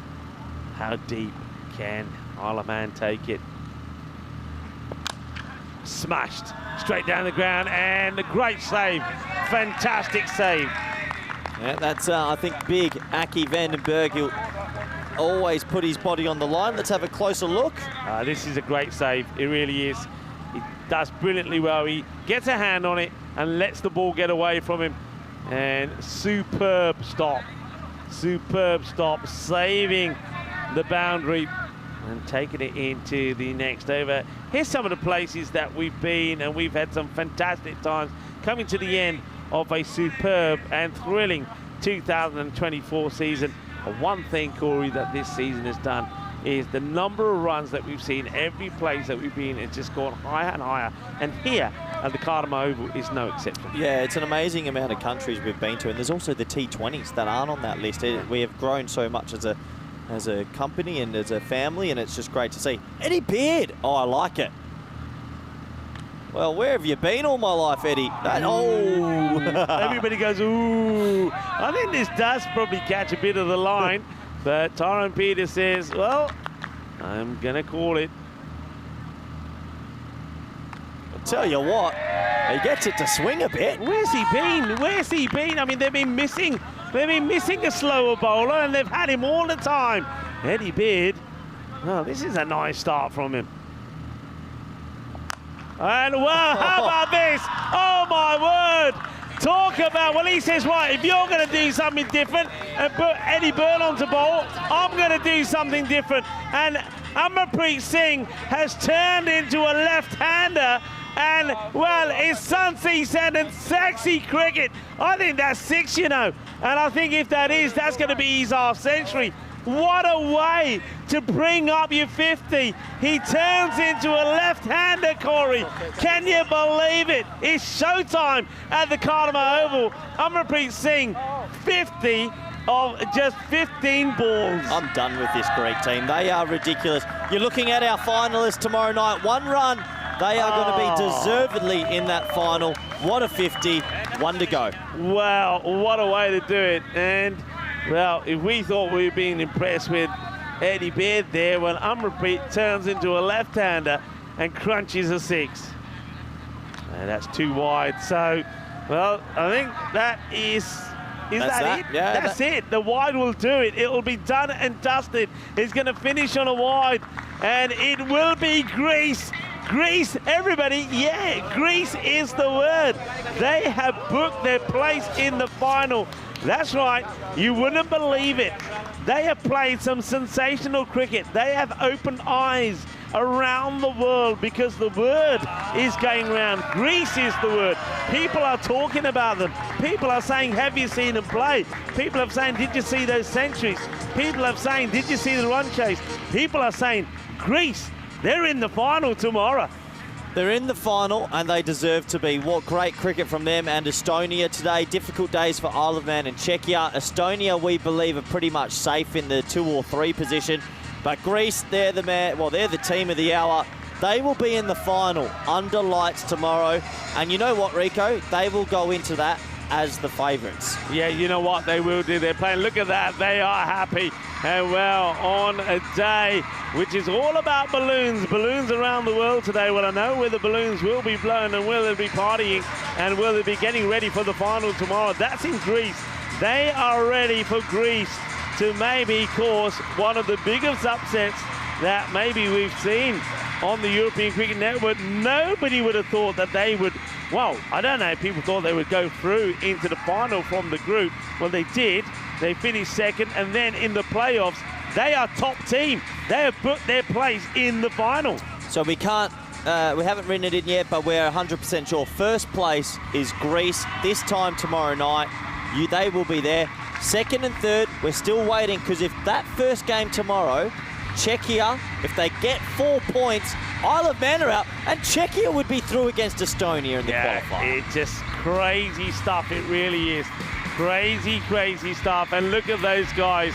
They are happy. Of course, they're happy because Greece just continue what has been a sensational performance from them, and performances. Look at them out there in the middle at the moment. When we're seeing the highlights, I can tell you that Greece, they're all around, they're all huddled, and they're talking to each other there in the middle. There'll be huge celebrations from them. We saw that one wicket go down when Aki Vandenberg got the wicket.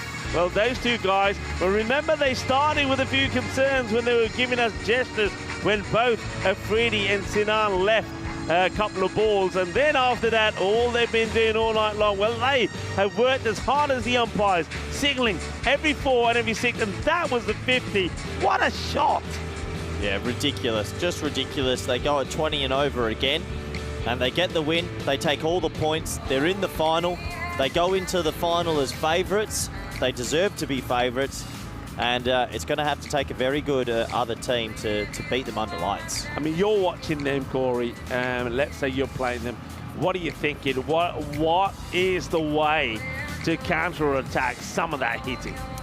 You have to bowl out of your skin. I think the short ball's still effective as we have a quick look at the scorecards. 52 off 15 for Singh Memi, 39 off 13 for Sajid Khan, Sinan Khan, sorry. Yeah, I think obviously you got to know Yorkers, you got to get your bounces high, you've got to have a good slow ball, and you've got to take your chance when it comes. Yeah, I mean, it's amazing. And the thing is there, I mean, it's 3, isn't it? The top 3. The top 3 are crucial. Then also you got the likes of Aslan Mohammed, who has batted really well as well.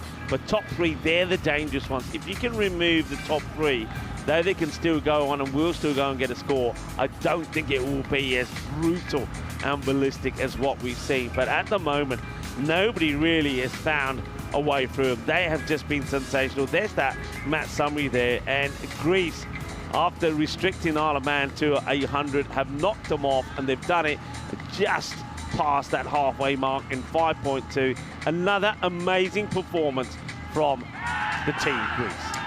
Yeah, an amazing performance. I'm just seeing them in the background. They seem like a really strong unit, but so do Estonia. And I think Isle of Man, you'll see them regroup. Czechia, I mean, tonight, can they sort of get their stuff together and pull off a Houdini act to stay alive? Well, they've got to do basically what we saw Estonia do. Estonia had a terrible day yesterday. They got two defeats, and they looked a bit sluggish. They didn't look ready for the party, but whatever happened overnight, they've come back today, and they were superb. 3 wins out of 3. Czechia's got to do the same. They've got to go back, they've got to soul search, they've got to go deep as they huddle together. They now probably will be huddling together now and say, right, okay, hey, we've just been given a huge lifeline. So things maybe are looking on the up, but look, now destiny is in our hands.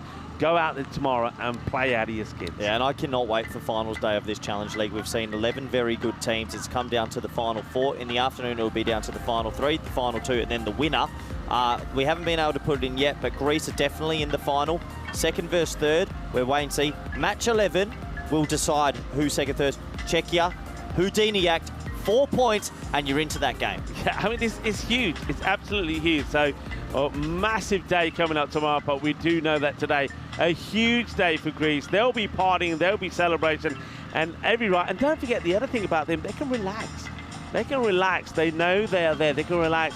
I mean, they have got that match tomorrow, haven't they? But look, they can change things up there. They can take it nice and easy.